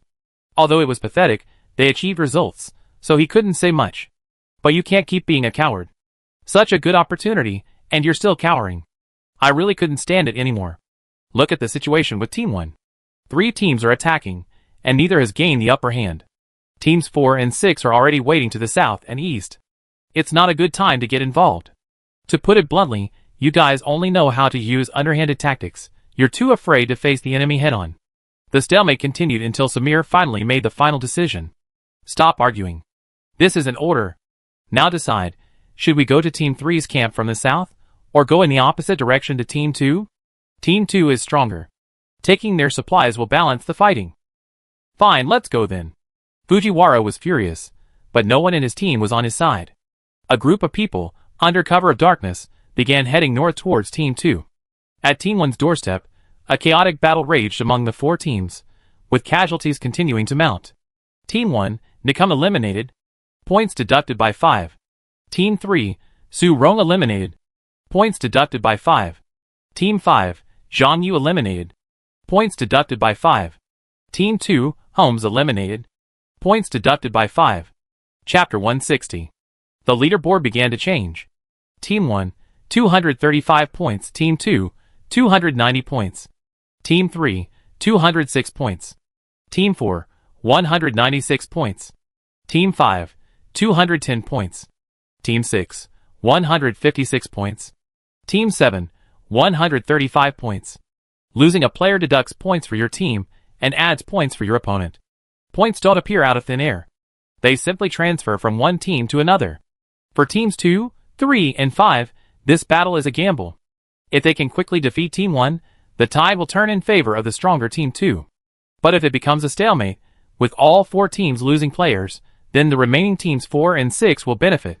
Team 7 is not in their consideration, because whoever wins, it will be the victor's prize. Now, the battle is at a stalemate. Gu Zhanting knows that continuing will yield no results for anyone. Shen Wanqing, having missed her first attack, planned to retreat. Captain Gu, call a halt now. Have our men evacuate. I agree. Do Lewis and Aslan agree? Agree. Agree. Good. Everyone cease fire. Teams 4 and 6 were now closing in, waiting for the 4 teams to wear down their numbers before they could pounce. The sounds of the battle were fading. Kane's personal terminal appeared. Deidara, do you want them to cease fire? No. Then add more fire? Okay. So the 2 set men to circle around to the rear of the regiment and unleashed a hail of bullets. Boom, boom, boom. Who fired? Counterattack. Counterattack. In this tense situation, with no trust between them, even the slightest spark could reignite the fighting. As expected, chaos erupted on the battlefield once again. The command center, looking at the chaotic battlefield, felt a headache coming on. It wasn't us firing. The attack came from behind. The sentry from Team 2 shouted over the public channel. Unfortunately, everyone was blinded by rage, and no one listened to them. Gu Zhanting and Toledo sensed something was wrong. Continuing to fight wouldn't benefit any of the 4 teams. The other teams that weren't involved in the battle would benefit. Send someone to go around and see who it is. They could guess pretty well, either Team 4 or Team 6, or they all came together. Team 7, in any case, didn't dare. Roger. Not long after, a message came over the public channel. Teams 4 and 6 behind, stop hiding. You're already here, show yourselves. They've been discovered. Should we fight? Just as the 2 were still hesitating, artillery fire exploded at their feet. They can't leave even if they want to. Trying to pick up the scraps? You better see if you're lucky. In the 6 army melee, all the seated fighters had joined the battle. The final battle has been brought forward? Meanwhile, the cowardly and timid Team 7 is scavenging for scraps all over the field. Like the mantis stalking the cicada, unaware of the oriole behind. Team 2 is left behind by its vice-captain, the SSS-level Hanks. Shen Wanqing is a cautious person, although few remain, their fighting strength is formidable. What's going on? Teams 4 and 6 are involved too, it's complete chaos. Hanks watches the changes on the leaderboard. You lose 5 points, I gain 5 points, moving them around. One person after another is being eliminated. And at this moment, Team 1's formidable fighting strength is truly revealed. Gu Zhanting and Yuan San were dominating the front lines, while Toledo orchestrated the battle from the rear, constantly disrupting the opposing 5 teams and making it impossible for them to coordinate. Central Star Region, the kings of the battlefield. To shake someone's decades-old empire, it's not that easy. However, the situation wasn't as one-sided as predicted before the competition. Team 1 was struggling. Unexpected events kept happening, the tide of battle turning again and again. The entire internet was abuzz with praise. Brilliant. Absolutely brilliant. The military academy competition has been going on for so many years, and they still managed to pull off such a spectacle despite the extreme imbalance in strength. It seems the Federation's higher-ups considered this issue before adopting this competition format. The leaders really have foresight, Federal higher-ups. We never imagined it would turn out like this. Vice Captain, should we go and provide support? Leave the camp undefended? What about the front lines? The flag is worth 500 points. We can only leave it to fate. Okay. However, the warehouse of Team 2 was bustling with activity. Hurry, hurry, hurry! Stealing is so exciting! Ha ha! You deserve the joy of getting something for nothing. Don't talk nonsense, we did the work, okay? Our brains and bodies, and what about the rat army working up a sweat? Right, right, please call them the 7 team's lifelong partners, the rat special forces. Keep your voice down. Before long, Team 2 was completely emptied. I came softly, just as softly as I go, waving my sleeves, leaving not a trace. After robbing Team 2, we headed towards Team 4 at Point G, following Point A. The situation was similar, few remained, all focused on the front lines. The crucial point was that no one could have imagined a team could silently infiltrate the rear from underground. They had almost finished moving, and were preparing to leave. Suddenly, artillery fire erupted. Who would attack Team 4 at this time? The 6 people, and a swarm of swamp rats in the warehouse were filled with questions. Fast footsteps approached, and the warehouse door was kicked open. They came face to face with Team 4, a dozen or so men. Enemy troops in the warehouse. Fire! Enemy attack! Enemy attack! 2 kilometers away in the woods, Guhan and Lin Ning, who were there to provide backup, discovered that Fujiwara and the others were missing. It's Fujiwara. He had been unhappy since the team leader selection, and as the competition progressed, he increasingly disagreed with Samir's decisions. Such a good opportunity today, and they didn't even take the flag? He boldly decided to take matters into his own hands, forcing Team 7 to join the fray. Fujiwara led the 53rd Military Academy into Team 4's camp. They alerted them. Samir and Jiang would also receive the news. It was normal for the 53rd Military Academy to be restless. Every team has a few troublemakers. But disobeying orders and opening fire without regard for the rest of the team. And even luring Team 4 to discover their supplies had been stolen. It was clearly an attempt to drag Team 7 down with them. What can we do? Fight! Lin Ning and Gu Han rushed in upon hearing the order. Team 7 had 6 people, Fujiwara had 7, and there were 20 more to provide supplies, totaling 33. Team 4 had no more than 30 people remaining. Numbers were almost even. In terms of combat strength, the enemy had 2 SSS rank.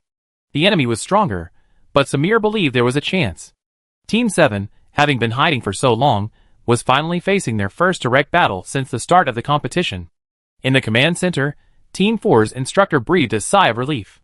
At least they weren't as frustrated as Teams 1 and 2, who didn't even know who had stolen their homes.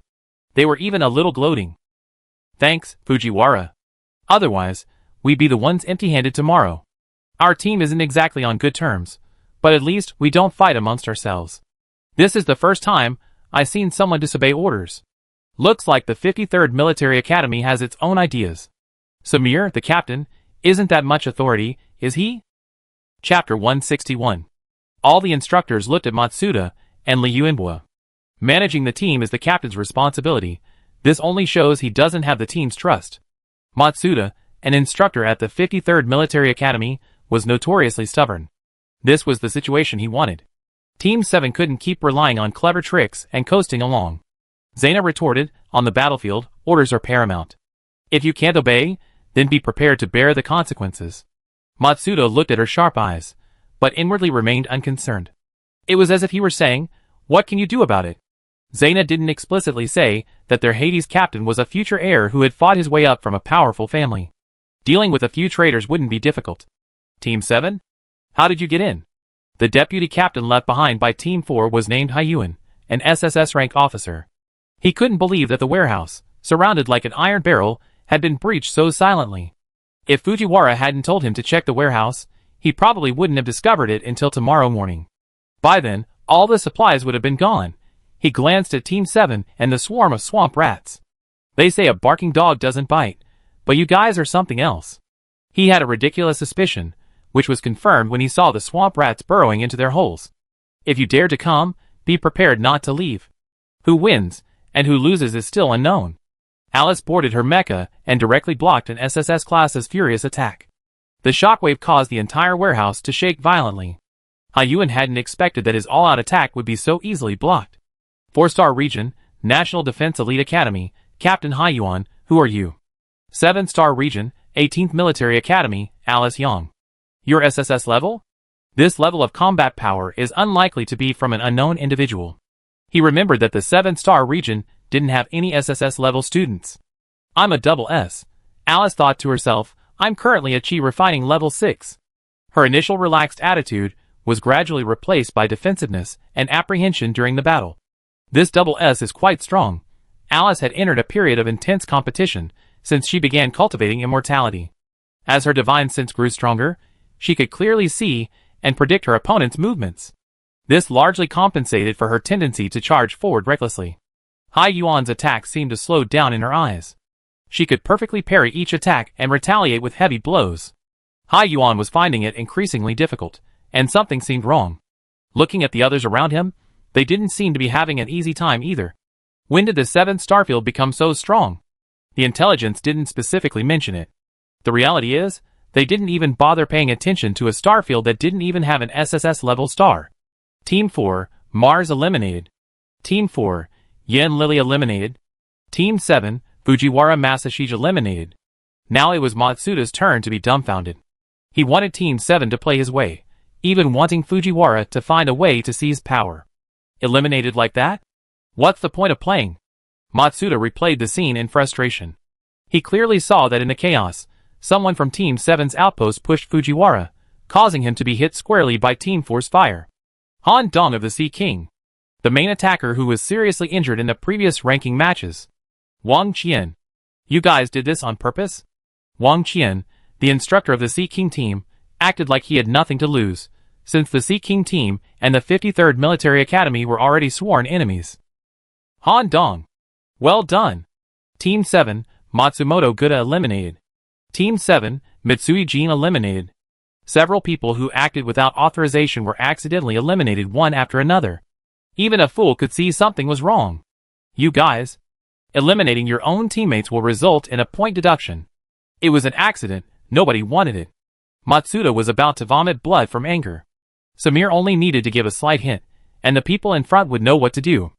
It's time to let the 53rd Military Academy know what it feels like to be betrayed by their own teammates. Zaina watched with satisfaction. Our captain, decisive and swift. Samir made the most appropriate decision based on all the conditions on the spot, giving his teammates the best stage to perform. He could let the 18th Military Academy run rampant, yet he could also decisively eliminate internal threats. Teaching according to aptitude, adapting to local conditions, truly a good general. As his teammates were eliminated one by one, Hyun's unease continued to rise. At this rate, not only the front lines, but even the battle flags would be compromised. The ones outside, come in after you've dealt with them. The ones outside?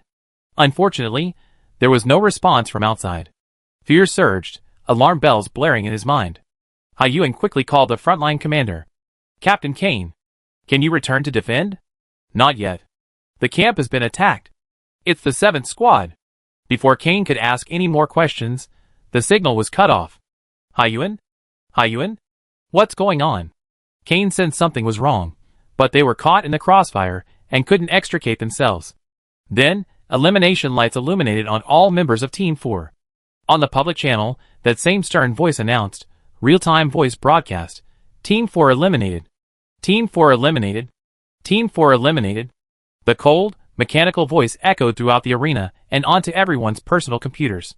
The sudden turn of events silenced all the teams, and the battle on the grassland gradually subsided. This was the first time an entire team had been eliminated. Team 4's flag had been pulled down. Everyone looked at each other in disbelief. The entire majority of the competition was here, who eliminated Team 4. Team 4's defenses were anything but weak. Anyone wanting to touch them would have to weigh the pros and cons.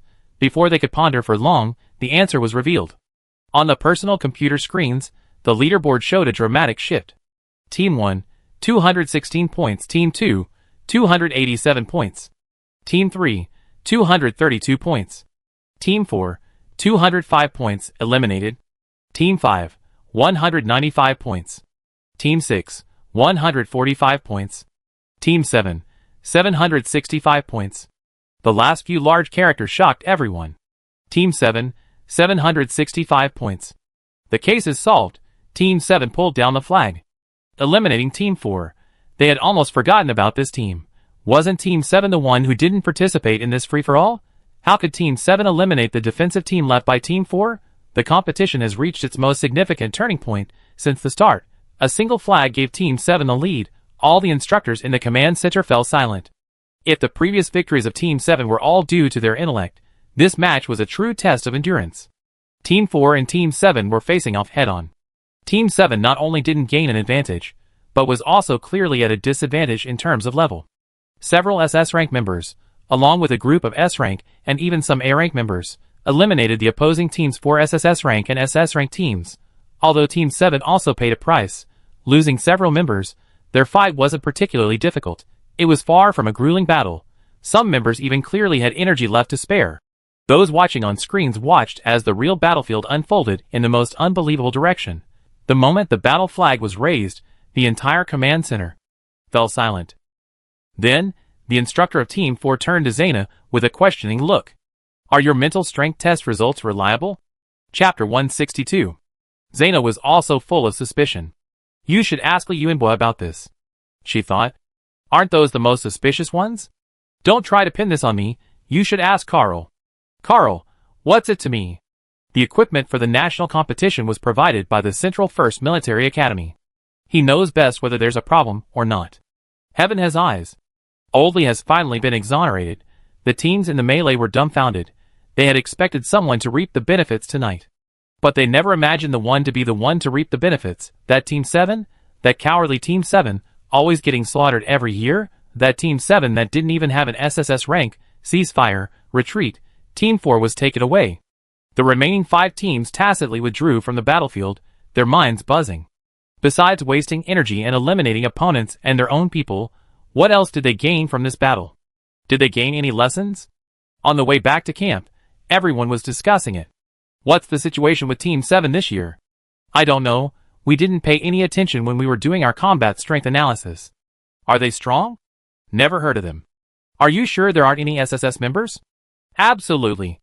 I only know Samir of Hades, a double S, and also the captain of Team 7. Is he strong? He should be quite strong among double S. What about the people left behind in Team 4? From what I know, at least 2 SSS members didn't participate in the battle just now. So that means Team 7 lost at least 2 SSS members? Yes, most of the 20 or so people left in Team 4 are double S. This is outrageous. I don't know how Team 7 managed to do it either. Even with a numerical advantage, the level difference can't be overcome by sheer numbers. Those 2 SSS rank players alone will give them a tough fight. Assuming Team 7 can really do it, how many people do you think they need? All of them? They need perfect timing, location, and strategy. A brute force approach simply won't work. All the teams fell silent. A huge unknown had appeared on the field. Teams 1 and 2 were unaware that a huge surprise awaited them. Captain Gu. Captain Gu. What are you shouting for? Everyone was already in low spirits, and this sudden shout made Team 1 even more agitated. Captain, you have to come and see. The messenger's face was filled with anxiety and shock. Then they were taken to the warehouse where supplies were stored. Looking at the empty warehouse, everyone erupted in chaos. Gu Zhanting clenched his fists. The series of loss of control tonight had plunged him to rock bottom. Toledo asked anxiously. Where's the stuff? Where are the supplies? Who came in? Did any team just come in? No. There's been someone guarding the entrance the whole time. The shift change was less than 5 minutes. There's no way we could move all this stuff. Many people couldn't believe it, and searched every inch of the place where you could see all 4 walls. Gu Zhanting's gaze stopped at a corner of the warehouse. He squatted down and gently touched the soil on the ground. It's a bit wet, someone come here, dig it. When Team 7 left, they only casually patched up the hole, the ground was still empty. A few quick digs revealed a new, hidden tunnel. Soon, to everyone's astonishment, a dark tunnel appeared. The outpost goes down to scout. Half an hour later, the outpost returned. Team leader Gu, it's about 3 kilometers long, extending into the jungle. 3 kilometers. At that length and size, even with machines, it would take at least a day to dig, and it would be quite noisy. This will take a lot of effort, won't it? Time is also a problem. Who has the time and energy for such meticulous work? The main fighting force of Team 6 was just engaged in a chaotic battle, and Team 7 was attacking Team 4's base? Who do you think it could be? It's like Rashomon. Anyone seems like it, yet no one seems like it. The same situation occurred with Team 2. Tonight's battle did not unfold as Shen Wanqing had expected. They lost over a dozen men, and Team 7 even managed to gain an advantage. They returned to base in a state of anxiety. The first thing they received was another piece of bad news. The aloof goddess's fists were practically clenched to pieces.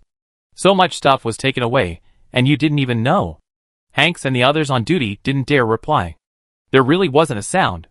The pharmacist, thinking the team would need treatment upon their return, came in to get supplies, only to find the warehouse empty. Not long after, they also discovered the tunnel. But the problem was, who did it? They could only guess. Who had the guts? Who had the ability to do it? They racked their brains, but couldn't find a single clue. The good news was that some of the supplies were stored in their spatial storage and carried by the team members. At least for the next 2 days, Team 1 and Team 2 wouldn't be completely empty-handed. The bad news is, all that hard work these past few days has been for nothing. They have to start from scratch again for the next few days, desperately scrambling for supplies. They can only swallow their bitterness if the other teams find out they're out of supplies. They don't even want to think about it. The only team that knows the truth is Team 4. With a total score of 205, each player has an average of 2 points. They've been brought back to the sidelines. They're still in a daze. This is the first time they've been eliminated without even knowing what happened. Only after they all met each other did they piece together the whole story. You mean, Team 7 and the swamp rats dug a tunnel, stole all the supplies from the warehouse, and eliminated all of us who stayed behind with 30 players? Yes. Kane, breathless, unleashed a torrent of abuse at Hyuan. Not a single SSS rank. How did they take you down? Were you ambushed? Did you underestimate them? Or were you surrounded? Being ambushed is one thing, but you can still recover by raiding supplies in the next 6 days. But Team 7, how did they manage to break through Team 4's strong defense head-on? More than 30 people came, not high-ranking, but surprisingly strong. My opponent was Alice, who claimed to be SS rank, and she was even harder to fight than an SSS rank opponent. You guys too? Boss, why don't you watch the replay? Team 7 is ridiculously strong. If you underestimated them, it was only at the beginning. I was already on guard after just a few moves. To be honest, some of them are even more terrifying than Yuan San from the Alliance Peace Military Academy. The instructors from Team 4 arrived as well. Sigh. We can't entirely blame you. Team 7 was completely underestimated this time. But don't be discouraged.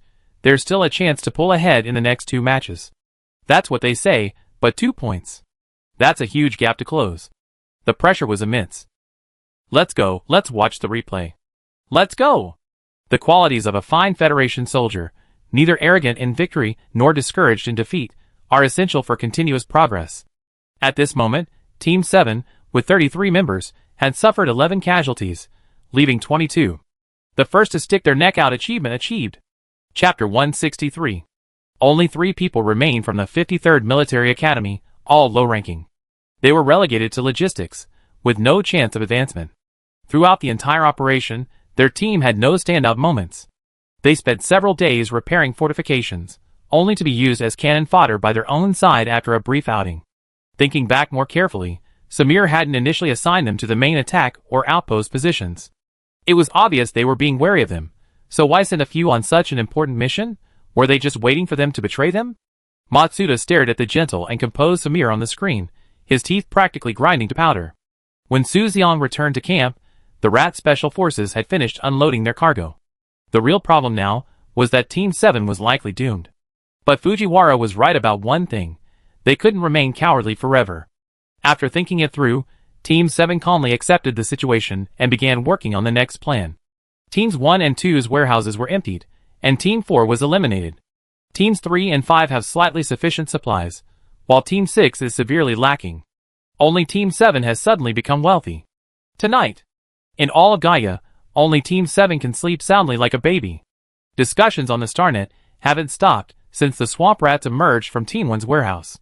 The 7-star region, located on the periphery of the Federation, comprises mostly garbage planets, nameless planets, and low-level planets, plus Pluto, that nouveau riche. Its strength is consistently at the bottom, and its annual competitions lack highlights, with no particularly outstanding geniuses. The highest-ranked military academy is outside the top 30 nationally. The Federation's impression of the military academy competition, in terms of memorable figures, is roughly the Central First Military Academy, the Central Star Region, the Second Star Region, the Third Star Region, Gujianting, Toledo, Yuan-San, Shenwanqing. If you rank them by popularity, the top 100 probably wouldn't include any teams related to the 7-star region. Every year in the competition, teams from the 7-star region almost always manage to survive for a short time before being eliminated. Throughout the history of the competition, the 7-star region has almost always been just there to fill a spot. This year, the start was no different from previous years. But starting from this night, Team 7 suddenly erupted. Team 7 wiped out Team 4? Team 4 had 2 SSS-ranked players, Haiyuan and Zhangde, left behind. Did Team 7 lose their mind? Didn't you watch Team 7's supply battle? I suggest you take a look. I admit, Team 7 is a little bit clever. Are you sure it's just 1 point? Okay, I was blown away by the contradictions, the honey trap, and the covert strategy. You should check out the Starfield tournament. I noticed them from the borrowing arrows with straw boats incident onward. And the using one tiger to devour another strategy. Doing the boldest things with the most cowardly attitude. They even built a covert strategy right on Team 1's head. Ha ha ha. This year's Team 7 is truly fighting with their brains. Yes, everyone studies military strategy, but I never seen anyone use it so smoothly before. A textbook example of military strategy, I recommend all military academy students. Go check it out. Of course, the most eye-catching thing is still trending on the hot search, the beauty trap. Ha ha ha. In that case, Team 7 has produced a star this year. More than one, dig deeper, and you find Team 7 is a real treasure trove. Xuelingling is the holder of the formula for the beast-attracting medicine. They're also the ones riding the pigs. The communication between Team 7 and the star beast seems abnormal. They must have mastered some method of communicating with star beasts. That's an understatement. What could possibly get swamp rats to help with deliveries? Communication? That's called control. You guys are giving me goosebumps. Hey! Is it really that exaggerated? Faction battles aren't purely about raw power. It's normal to get lucky and win. Right, Team 4's main fighting force isn't in their faction, and Team 7's upgrade this year makes them barely enough, which is understandable. Let Team 7 face off against the top 3. Watch Team 4's elimination video before you speak. Just the SS rank Alice Yang and the S rank Gu Han already shocked me. A battle between SSS rank opponents. They won so easily, it's not just a little bit strong. Friendly reminder. Su Xiang, Xuelingling, Alice Yang, and Gu Han all come from the same school in the 7-star region. Where? Which school is so awesome? It'd scare you to death when I tell you. The 18th Military Academy. Never heard of it. That's right, so many talented people come from a little-known, bottom-ranked military academy. Think about it carefully. I have a feeling that most people don't know about this school now, but it'd be hard to say after the competition ends. Although, purely in terms of combat strength, Team 7 is still hard to consider a strong team. But amidst the vast sea of topics on the StarNet, its popularity soared. Especially Su Xiang. His presence was felt in every topic and battle scene related to Team 7. Having left Central Star with F-rank useless mental strength for over 2 years, he re-entered the eyes of aristocratic families and became an S-rank Z-Way star. Many of those who mocked him back then felt a pang of bitterness. Is this Su Xiang? Is he really S-rank? Putting aside whether F-rank can even get into the military academy competition, look at how easily he fought SS-rank Crow. He did it so effortlessly. Was there a problem with his mental strength test? Or was the Su family deliberately holding back? All I know is that he's having a smooth ride right now. Old Jean grew up with him, but they haven't kept in touch much since he reached F-rank. Now, who even knows who Jean Zaisun is? Su Xiang, on the other hand, is a core member of Team 7. Truly, fortunes change. A classic underdog to hero power fantasy. The key is that he's incredibly smart. These past 2 days, the instructors have been using his previous battles as case studies in class. Our teacher used to say he was a born scout, then said it was a waste he wasn't a commander, but now he thinks he made the right choice as the main attacker. Su Xiong has become that other people's child now. The Su family received a lot of well wishes. Old Su, Xiong's a real pro.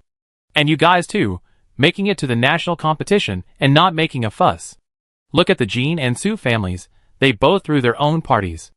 Oh, the kid did it himself, we didn't expect it. Old Su, your family is just too low-key. Chapter 164. How could we not keep a low profile? Back when we were at F rank, you all took advantage of our misfortune. Now, the aristocratic families are all saying behind our backs that the Su family is about to rise to a higher level. One purifying elixir has established itself in the military, and another S-rank child is making a name for himself at the military academy competition. The mocking crowd has fallen silent, and some are even considering trying to win him over.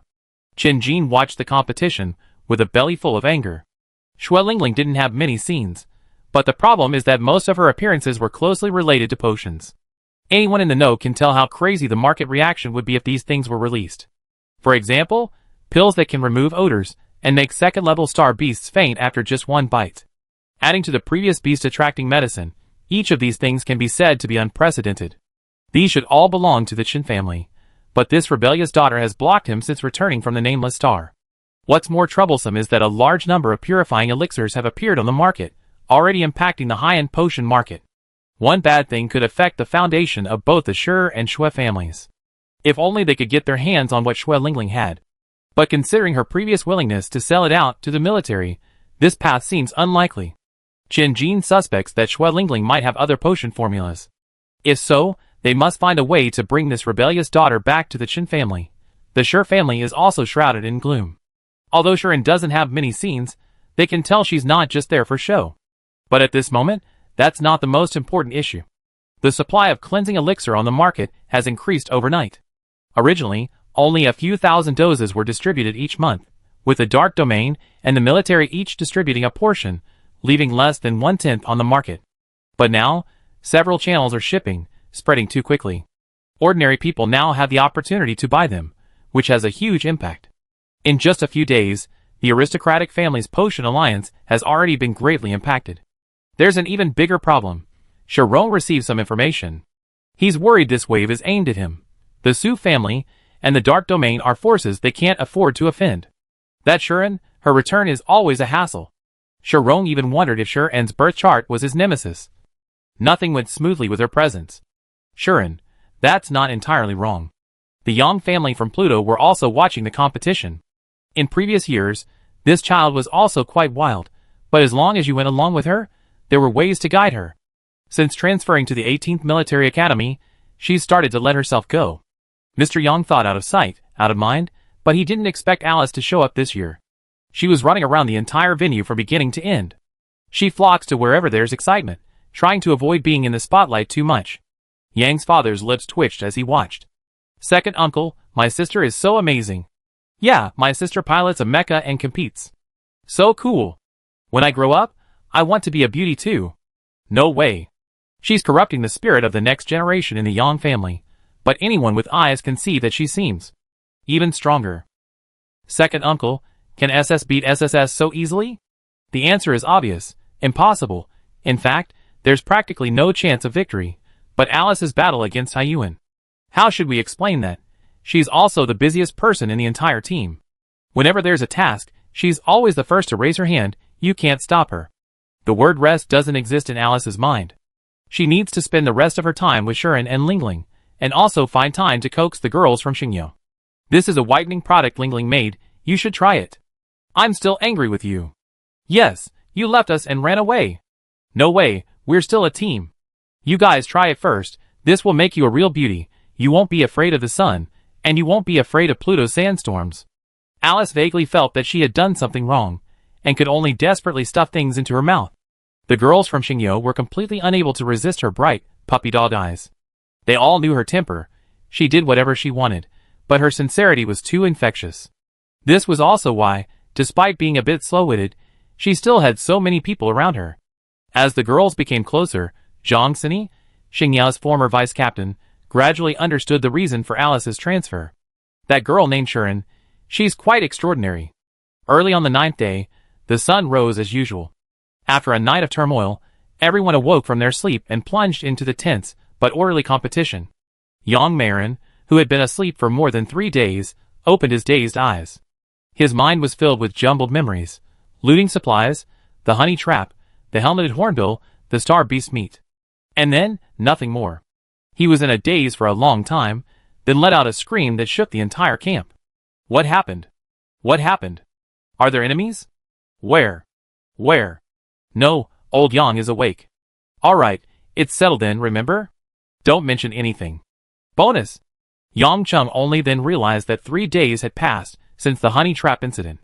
In other words, if he was going to be socially ruined, he'd been buried for 3 days already. He guessed right. Although Team 4's elimination caused a stir, its trending search ranking still wasn't as high as Yang Cheng's. The most terrifying thing was the subtle concern from his teammates, which made him feel like he had a fishbone stuck in his throat. Why did he have to bring up the honey trap in the first place? His urge to die had reached its peak. He mentally prepared himself, trying to tell himself that everything would pass. In a couple of days, when other hot topics emerged, everyone would forget about him, the bottom-ranked A level. Suddenly, the alarm sounded. Enemy attack! Enemy attack! Everyone grabbed their mech equipment and ran out of their tents, ready to fight immediately. Then, they saw flocks of birds circling and hovering around the camp. That's a helmeted hornbill? The one in the lead looks familiar. How could it not look familiar? A level 2 helmeted hornbill with a black marking on its tail. Isn't that the one from the honey trap incident? Everyone paused for a moment, looking at Yang Chung with inquisitive eyes, making him feel uneasy. Sharon began to ponder. Yang Chung seemed to have average aptitude, but he seemed to have some affinity with star beasts. No problem. Hearing her words, Samir's heart, which had been hanging in suspense, also relaxed. Sharon was never wrong. The helmeted hornbill didn't launch any attack. Instead, it gently circled closer and placed what it was carrying in its beak on the open ground of the camp. A level 3 star wolf and star tiger? A pile of star beast corpses was gradually laid down. The level 2 hornbill landed on the ground and nudged the star beast corpse towards Yang Chung. Its bright eyes, filled with expectation and joy, were like a pet waiting for praise. Having done all this, it spread its large, long, glossy black tail feathers, circling several times in the air, seemingly displaying and showing off. Someone in the crowd said, "It's here to deliver betrothal gifts, isn't it?" Everyone was holding back, but they simply couldn't suppress it. Indeed, first, it delivered gifts to demonstrate its power, then it flaunted its tail feathers to display its appearance. The standard courtship ritual of a male bird. Yang Cheng's face turned green. It's over. It's really over. He'd probably have to move to another star system. Chapter 165. Yang Chung almost ran back to his tent in tears. Watching the other's dejected figure, the helmeted hornbill was full of questions. It seemed to sense that it had been rejected. After a moment of stunned silence, it led its flock away. Yang Chung was already considering the possibility of abandoning the military and pursuing a literary career. No one in the empire knew him, so maybe he should go hide there for a while. Find a remote corner to forget this dark history. Start a new life. Yes. There are many ways. When he mustered the courage to step out of the tent again. Brother Yang, the helmeted hornbill is here again. This time, the level 2 hornbill had brought a dowry. What it was carrying in its beak was... Holy crap! A level 2 carnivorous herb flower. How did it manage to get this thing? It even knows how to bring flowers. Isn't this the same one they killed before? In other words, the helmeted hornbill went to kill the carnivorous herb specifically because of Yang Chung, and sent the flower as a betrothal gift. That's quite a show of sincerity. No way, I'm tempted. Brother Yang. Yang Chung was on the verge of tears, and started to give up. Go, I'm human. You're a star beast. We won't have a good ending. The StarNet viewers were almost going crazy. Ha ha ha. I laughed so hard I had diarrhea. I never expected this to have a sequel. The helmeted hornbill has come to propose. Several people in Team 7 have their eyes shining. Clearly, the bride's family is smitten. Who wouldn't be bewildered by those dowry gifts? A level 3 or 4 star beast, and a level 2 carnivorous herb. That's incredibly generous. Ha ha ha. It's over, Yang Cheng's situation is hopeless. Star Beast experts, take a good look.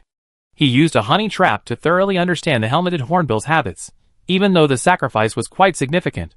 I think this one is surprisingly clever. The eyes of the masses are discerning. A typical level 2 beast wouldn't be this clever. That calming pill wasn't just any ordinary sleeping pill. It was a pill refined with spiritual energy, bearing triple pill patterns. It not only put the star beast to sleep, but also completely cleansed the restless radiation from its body. This level 2 beast was becoming increasingly human-like. Although it couldn't understand Yang Cheng's words, it knew from his body language that it had been rejected again. The Sky Overlord was not discouraged. So, from that day on, the helmeted hornbill settled in Team 7. The flock of birds came and went, plundering things to give to Yang Cheng. The level 2 beast stayed by his tent, accompanying him on missions during the day and keeping watch at night.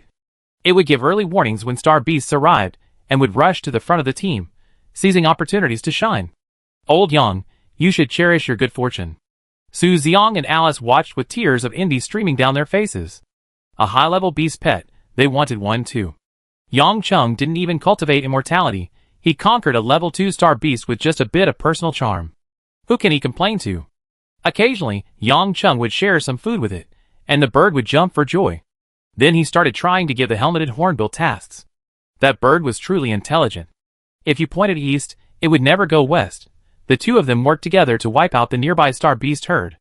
Humans and nature, living in harmony. The scene couldn't be more heartwarming.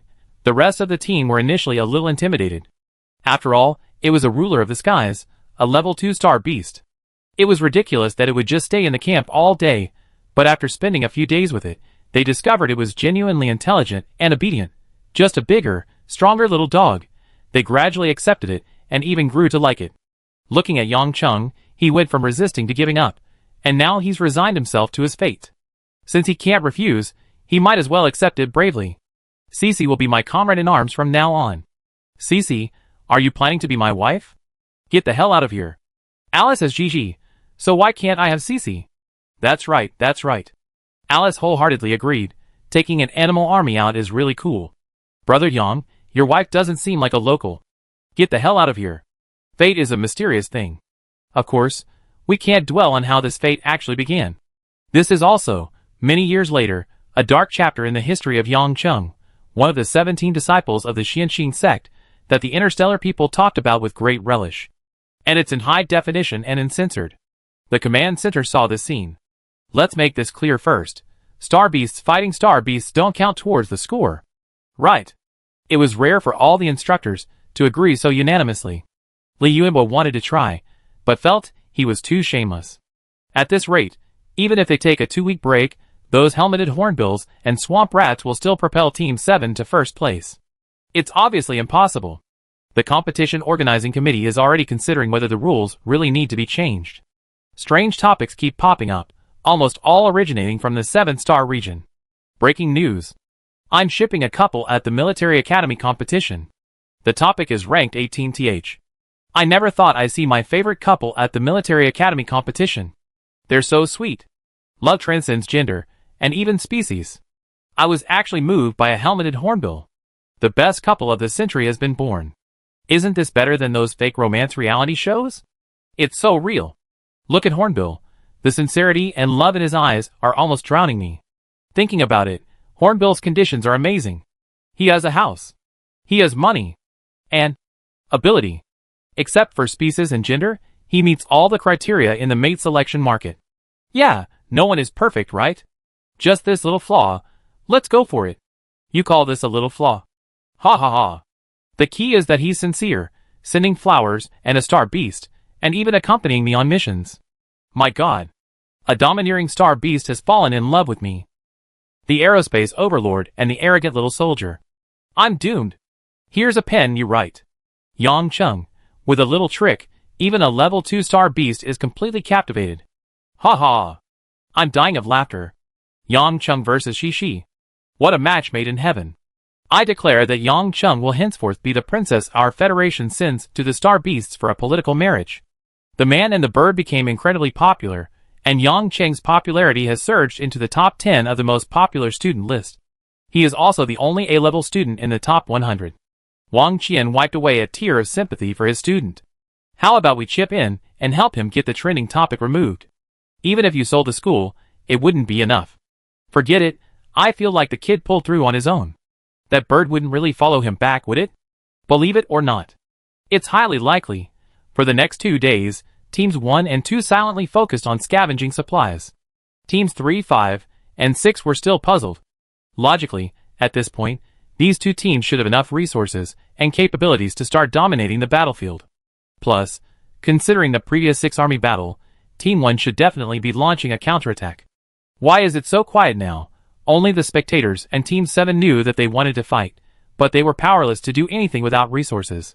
Moreover, Teams 1 and 2 were most afraid that other teams would discover the situation and take advantage of the chaos. Meanwhile, Team 7 wanted to hold out for 2 more days, avoiding being surrounded and wiped out by all the other teams. After discussing it, everyone decided to hold off for now, but released the news that Teams 1 and 2's supplies had been stolen as a test. Optimistically, maybe this would cause Teams 12 and 35 to fight each other, weakening them. Is it true? Uncertain, but very likely. It's been 10 days. Team 1 has so many supplies, a force of over 80 people, and almost all of their main fighting force has survived, but there's been absolutely no movement. Squad 2 too. If their supplies really were stolen, then it makes perfect sense. Chapter 166. Who gave you the information? I ran into Team 7 while on surveillance. They overheard and said Teams 1 and 2 were both attacked. The problem is, if they really were attacked, who did it? And how? They said it happened the night of the 6th Army's battle, but they didn't say who did it. Would Team 7 dare to attack Teams 1 and 2's headquarters? Is it possible it's fake news? Yes, they want us to be cannon fodder so they can pick up the scraps. Or are they luring us into a trap? Damn it, my brain can't keep up. How about we do this? Samir's message was sent out, and soon after, the sentries returned. Captain, Team 3 is gone to surround Team 2, and Team 5 is headed towards Team 6. Captain, we spread the word, why aren't they attacking Team 1? The Allied forces couldn't even surround Team 1, Aslan is hesitant to act. What's the situation with Team 5? Lewis is very cunning, he might not believe our information, he might suspect it's a setup by some team. Then why aren't they attacking us? We took Team 4's flag, he doesn't know our strength, he's planning to pick on another easy target first. What do we do now? Team 2 is too far, we can't handle it. Let's go check out Team 6 and adapt accordingly. After Team 3 entered Team 2's camp, they launched a few probing attacks and quickly confirmed their position. Looks like the news was true. They really must have run into trouble with their supplies. What a pity, we should have gone after Team 1. Even a starved camel is bigger than a horse. Let's take down Team 2 first. On the other side, Jiangwen led a team, including Shuren, Alice, Siren, Sun Xinyu, and most of the SS and S-rank members, totaling more than 50 people. A group of people lay prone on the hilltop, watching the fierce battle raging ahead. The 6th squad's ranks were in complete chaos. The 5th squad had sent over 50 men, almost their entire force. With this force, once they take down the 6th squad, it'd be our turn. The fortifications, overwhelmed by numbers and superior skill, couldn't hold out for even half an hour. Lewis led his men into the heart of the 6th squad's territory. Vice Captain Jiang, should we help? If the 6th squad falls, the 7th squad will be next. A sudden sense of impending doom washed over them. Let's protect them. Wait, do we still need the 6th squad supplies? You're addicted to stealing, aren't you? Daedara, watching the oncoming artillery fire and enemy troops, guessed that tonight would be the 6th squad's last battle. She held her last breath, determined to protect the battle flag until the very end. Comrades, it's been a pleasure fighting alongside you. It's an honor to be the captain of Team 6, but as you all saw tonight's situation, I will fulfill my duty to the very end, fighting until not a single soldier remains. Silence fell over the public channel. Those who lacked ability aside, the warriors of the Federation were worthy of the 7-starred flag flying above their heads. Whether on the field or on the battlefield, they would never give up until the very last moment. For Team 6. Charge. Go for it. In this short exchange, Daedara displayed combat skills and military spirit that were in no way inferior to any strongman.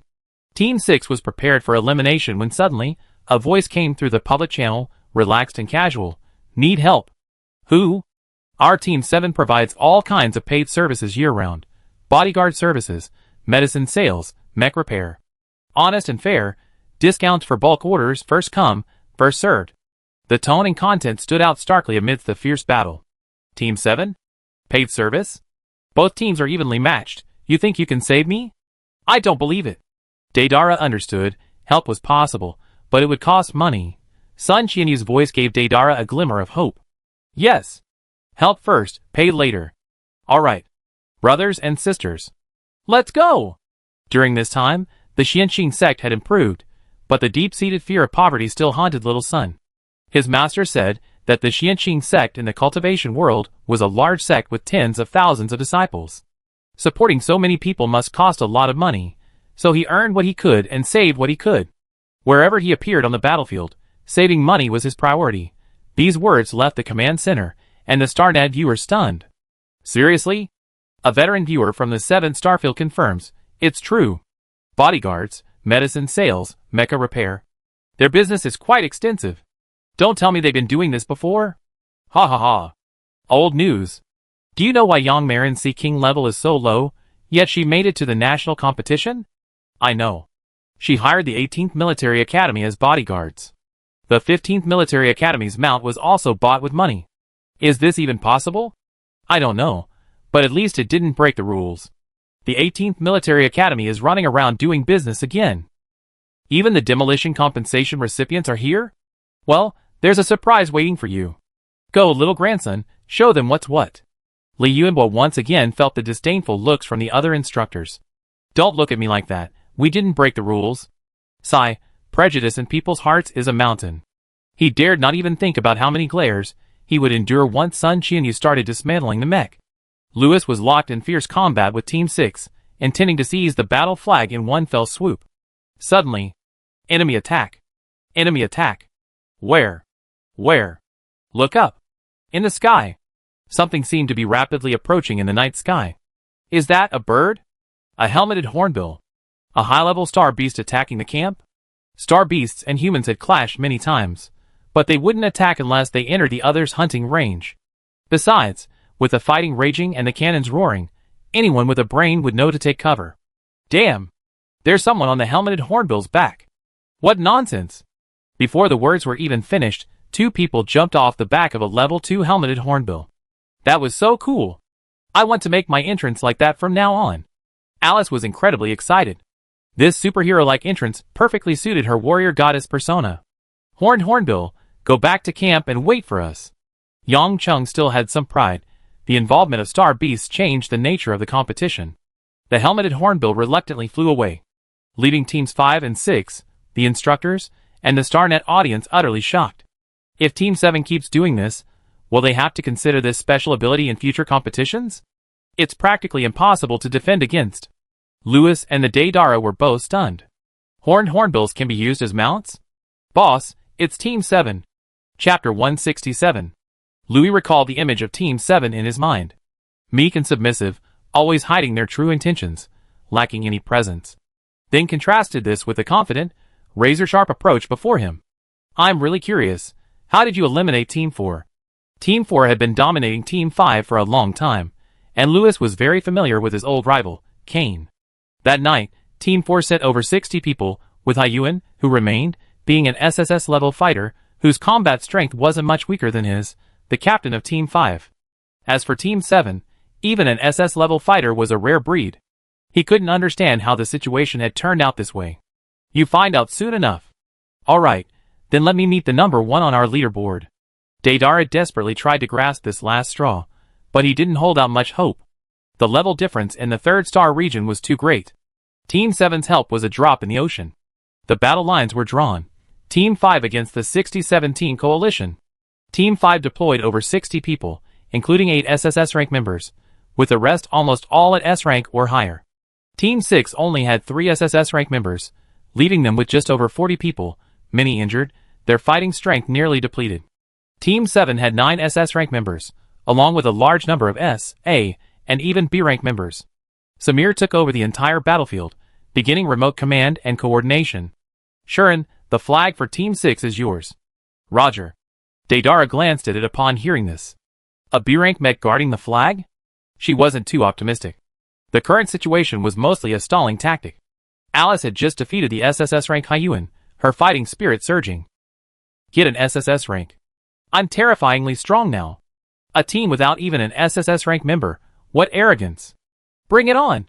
Team 6, 10 people, move 500 meters south. Team 5 wants to flank us. Qianyu, take 10 people and flank them to the north. Prevent them from escaping. Roger. The rest of Team 6 were both amused and exasperated. They'd actually be happy if they could escape. Daedara, break out to the southwest. Siren, give her a hand. Lewis is yours. No problem. Daedara glanced at Siren. Honestly, she didn't recognize her. Team 7 didn't have an SSS rank student, so this person. After fighting for a short while, she realized how naive she had been. This Siren was unexpectedly strong. She fought to a draw with the SSS rank Lewis. On the surface, it was 2 against 1, but she herself was already on the verge of exhaustion. In reality, he didn't help much. Why haven't I heard of someone this strong before? Does Team 7 really not have any SSS level players? Lewis on the other side grew increasingly alarmed. Could something unexpected happen this time? A growing unease began to creep into his heart. Sun Qianyu weaved through the crowd, his weapon not a lightsaber or gun, but the long-awaited level 2 spiritual weapon that Shuren and he had crafted together. The mecha arm extended, like a gorilla, its right hand incredibly thick, gripping a large iron hammer, its left hand a delicate screwdriver. One side represented power, the other skill. This was the weapon and soul of a weapon craftsman and mecha pilot. Wherever he went, parts clattered and fell to the ground. My light cannon. My lightsaber. My armor's down. Mech pilot. Help. Damn. Who's that? Who's fighting and dismantling mechs? Hey, Team 7 doesn't play by the rules. Keep your distance, don't give him a chance for close combat. Hee. You can leave, but leave your mech equipment behind. Watching Sun Qianyu cause trouble on the field, everyone else was full of question marks. Is this a fighting style? Who's that? Which team's main attacker? He's a mech pilot. His attack positions are all tricks only a mech pilot can figure out. Mech pilots have this kind of combat power? And which team sends a mech pilot as their main force on the front lines? This is truly eye-opening. The instructors were also seeing this for the first time. Team 7's mech pilot, the 18th Military Academy, S-rank Sun Qianyu. Everyone's eyes were fixed on Liu Yunbo. This situation had happened countless times before. Team 7 encountered far too many unexpected events, all of which were related to the 18th Military Academy. Heh, our mech pilot is alright, isn't he? Tell me properly, who did he learn this fighting style from? He figured it out himself? Both the main attackers and the mech pilots knew that dealing damage on the battlefield was easy. But precisely controlling the direction and force to attack a small area, especially the screws or tricks that mech pilots pay attention to, is incredibly difficult. A slight deviation, and not only will you miss, but you're also vulnerable to a counterattack. A heavier shot, and you damage the mech's components. Such a precise and skillful fighting style is only theoretically feasible. In reality, no one can confidently say they can do it. Many senior mech pilots among the instructors fell silent. Discussions have begun in the mech pilot section of the StarNet website. Sun Qianyu, 18th Military Academy, S-rank mental strength. I checked his previous videos. He's been doing this for a long time. Actually, not that long ago. He's a freshman, meaning he started after entering the academy. Not even a year yet? Yes, they say the 18th Military Academy has limited resources, and the kid's family isn't well off, so he's been relying on this to buy equipment for the team. That's outrageous. Actually, it makes sense. A quick check will show that star 9527 is an unnamed star. The 18th Military Academy doesn't even have a ranking system. People from star 9527 say their home is in a garbage dump. Does that make sense now? With family background, becoming a mecha pilot is a dead end. But he's made it. And he's doing it with incredible flair. This kind of combat power is definitely good enough to be a main attacker. It's said he has mecha design capabilities. Okay, enough of that. With mecha design capabilities, his future is bright. The key is that Sun Qianyu can defend, attack, and dismantle, but he won't just dismantle things all the time. For example, right now, surrounded by 3, he won amidst the chaos. A deafening boom. With a single hammer blow, the cover of an SS mecha shattered into pieces. The massive shockwave left the trainee inside with a buzzing head, lying down for a long time, unable to get up. He quickly eliminated them. That hammer? Is it a melee weapon? Melee weapons have this kind of destructive power. Seeing the performance of the others, Daedara's hope was rekindled. Only one B-class mecha remained, guarding the direction of the battle flag. This was what Deidara couldn't understand, and what shocked her the most. A B rank. Even in Team 6, it was at the bottom. Amidst the roar of artillery fire, everyone moved rapidly, defending against attacks. But that B-rank mecha seemed detached from the clamor. While others watched a sci-fi war movie, she was taking a landscape photo shoot. The enemy kept charging forward, but she parried with effortless ease. A single move could send an opponent flying dozens of meters. She would occasionally deliver a finishing shot, and lend a hand to teammates in trouble. The sheer scale of the battle, the deafening roar of artillery, didn't stir the slightest emotion in her. Calm and serene, utterly at ease. Like a slow-motion replay, time stretched infinitely. One person, one B-rank mecha, effortlessly guarded the path to the battle flag. Let them be strong, the breeze still caresses the mountain. Let them be fierce, the bright moon still shines over the great river. Chapter 168. Deidara's gaze was constantly drawn to the B-rank mecha. Who's that? Oh, that's Shuren. She's B-rank?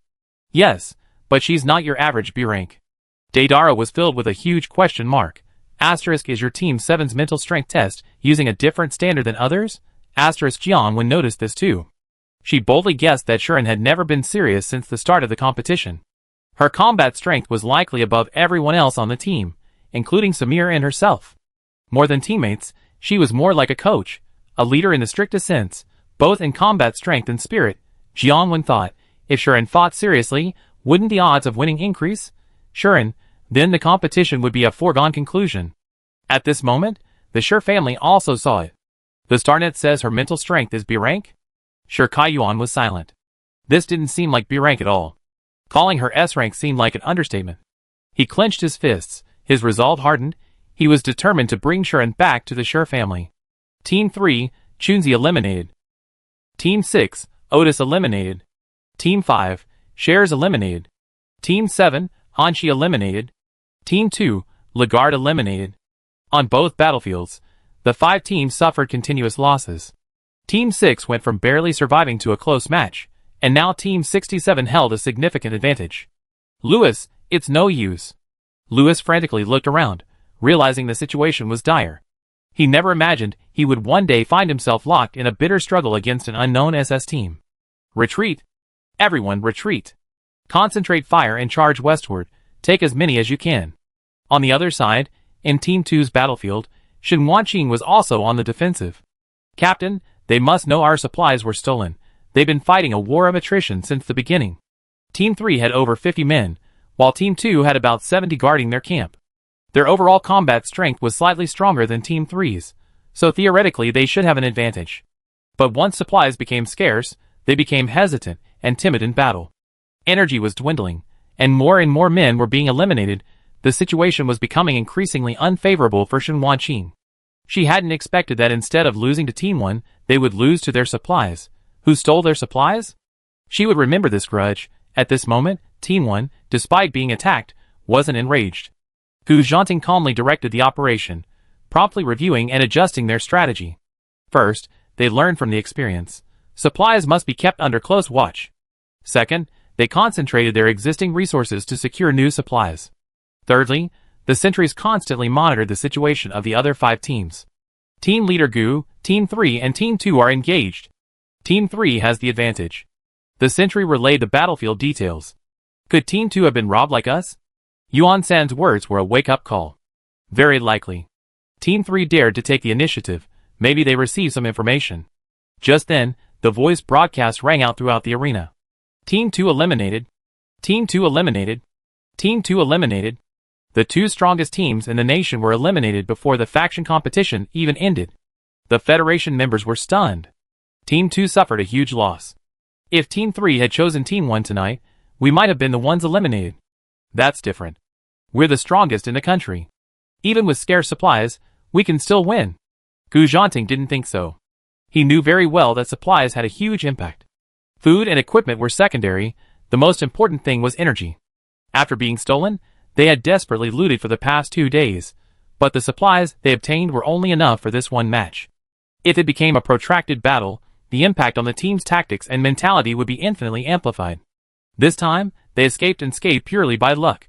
So the question is, who stole the supplies? The remaining teams are 3, 5, 6, and 7. Team Goo, Team 5 is against Team 6. Team 7 has joined Team 6. Team 7, he said meaningfully. He exchanged glances with Toledo, Yuan-san, and the others. Open the map, let me see. A map showing the distribution of all the teams was displayed before them. We're at Point B, Point A is Team 2, Point F is Team 4, and Team 7 is right next to us. On the other side, Point B is Team 3, Point C is Team 5, Point D is Team 6. Boss, any clues? They stole from Team 1 first, then Team 2, eliminating Team 4. Doesn't that make sense? The whole route connects. The thieves were Team 7. They stole along this road, got spotted by Team 4, eliminated them, and then went home. So logical. Team 7? Do they have that capability? Many people were pondering.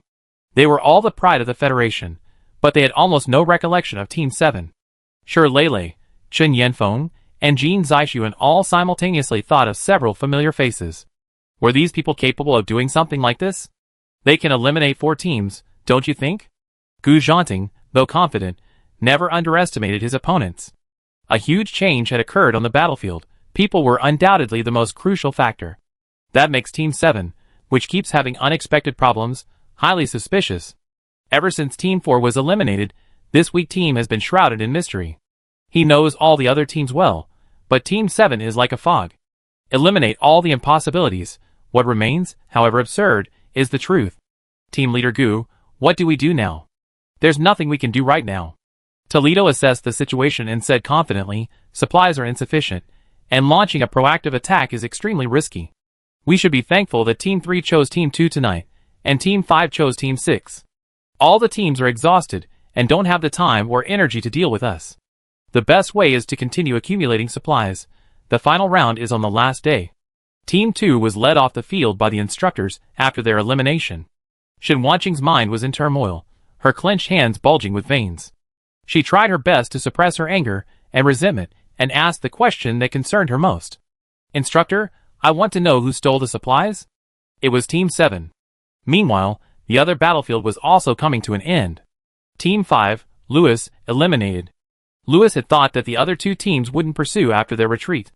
Who would have thought that Team 7 was so stubborn, bloodthirsty, and relentlessly pursued them? They eliminated all the remaining soldiers halfway through. He was furious. How could he have lost to Team 7? Deidara wanted to stop them. That was Team 5. Did they really want to fight all the way to their base? But Team 7 was in the middle of a fierce battle, and she, as someone who had been rescued, had little say. Then she actually heard that unbelievable question. Should we take out Team 5? Chapter 169. Samir was also seriously considering this problem in the command center. Team 7's combat strength was very strong, far exceeding his own expectations.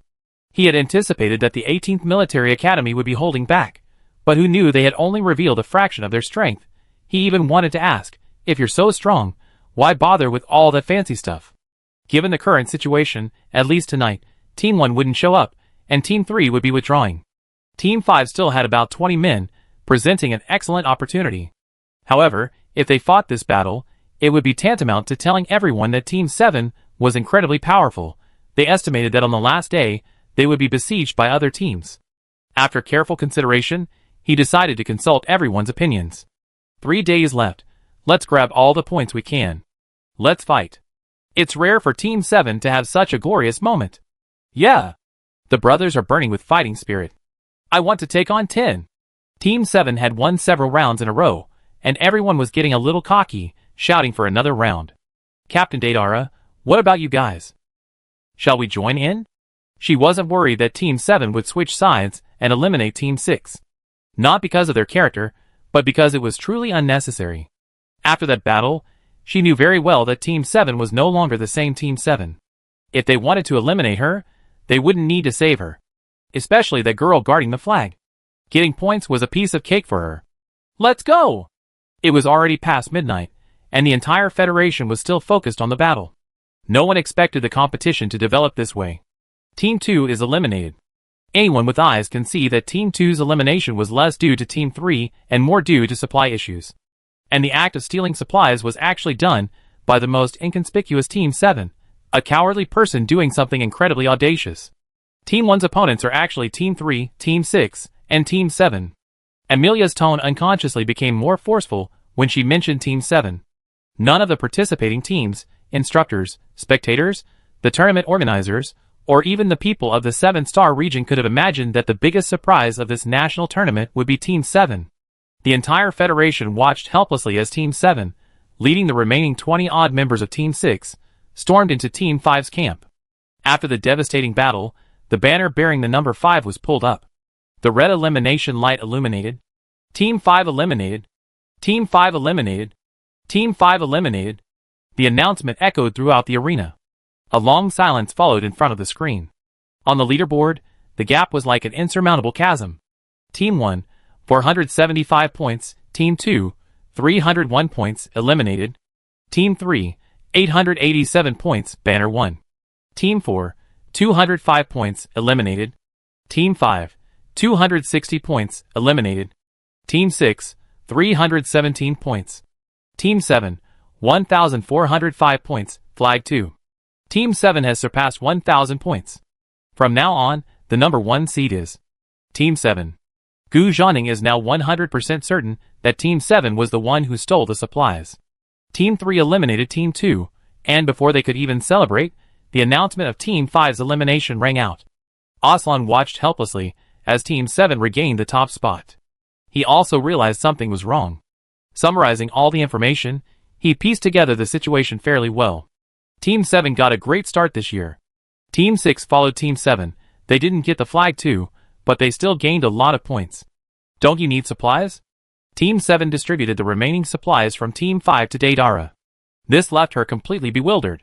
Shouldn't Team 7 be short of supplies like Team 6? No, we have plenty.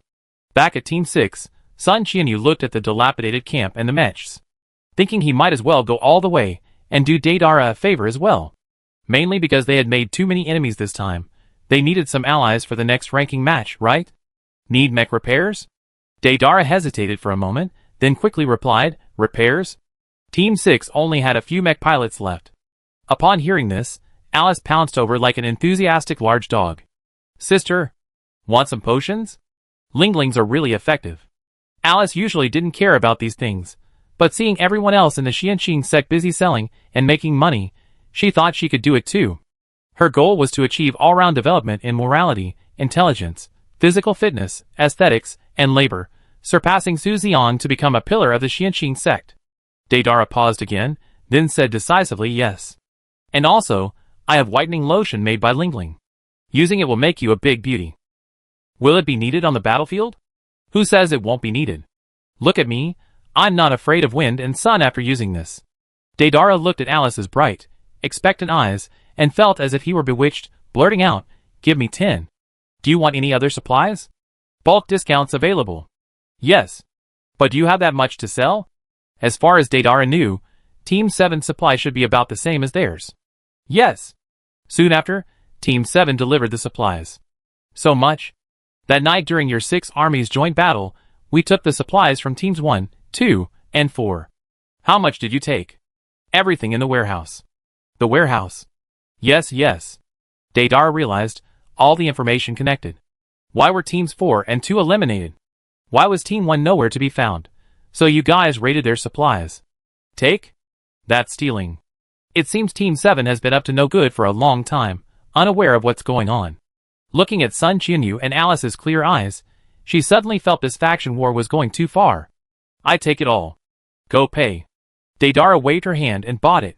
Sis, you're so cool when you're so generous. Sun Qianyu happily started calculating the price. You're our first customer at the Military Academy's competition. I give you a discount. Unbelievable. Absolutely unbelievable. The 18th Military Academy, their old habits have kicked in again. Aren't you going back to prepare? Sigh. We deal with whatever comes our way. They don't lack supplies, and they can't run away anyway. Going back would just be pointless. The 7th team helped the 6th team clean up the camp for a long time, and even repair the damaged fortifications. They called it a free service. Quite considerate, right? In the command center, the instructors were speechless. Selling supplies? How could they even think of that? So, all the supplies we worked ourselves to the bone for a week were just sold by the 7th team to the 6th team? They stole them, and then made money off them. The instructors of Team 1 had never suffered such a humiliating defeat before.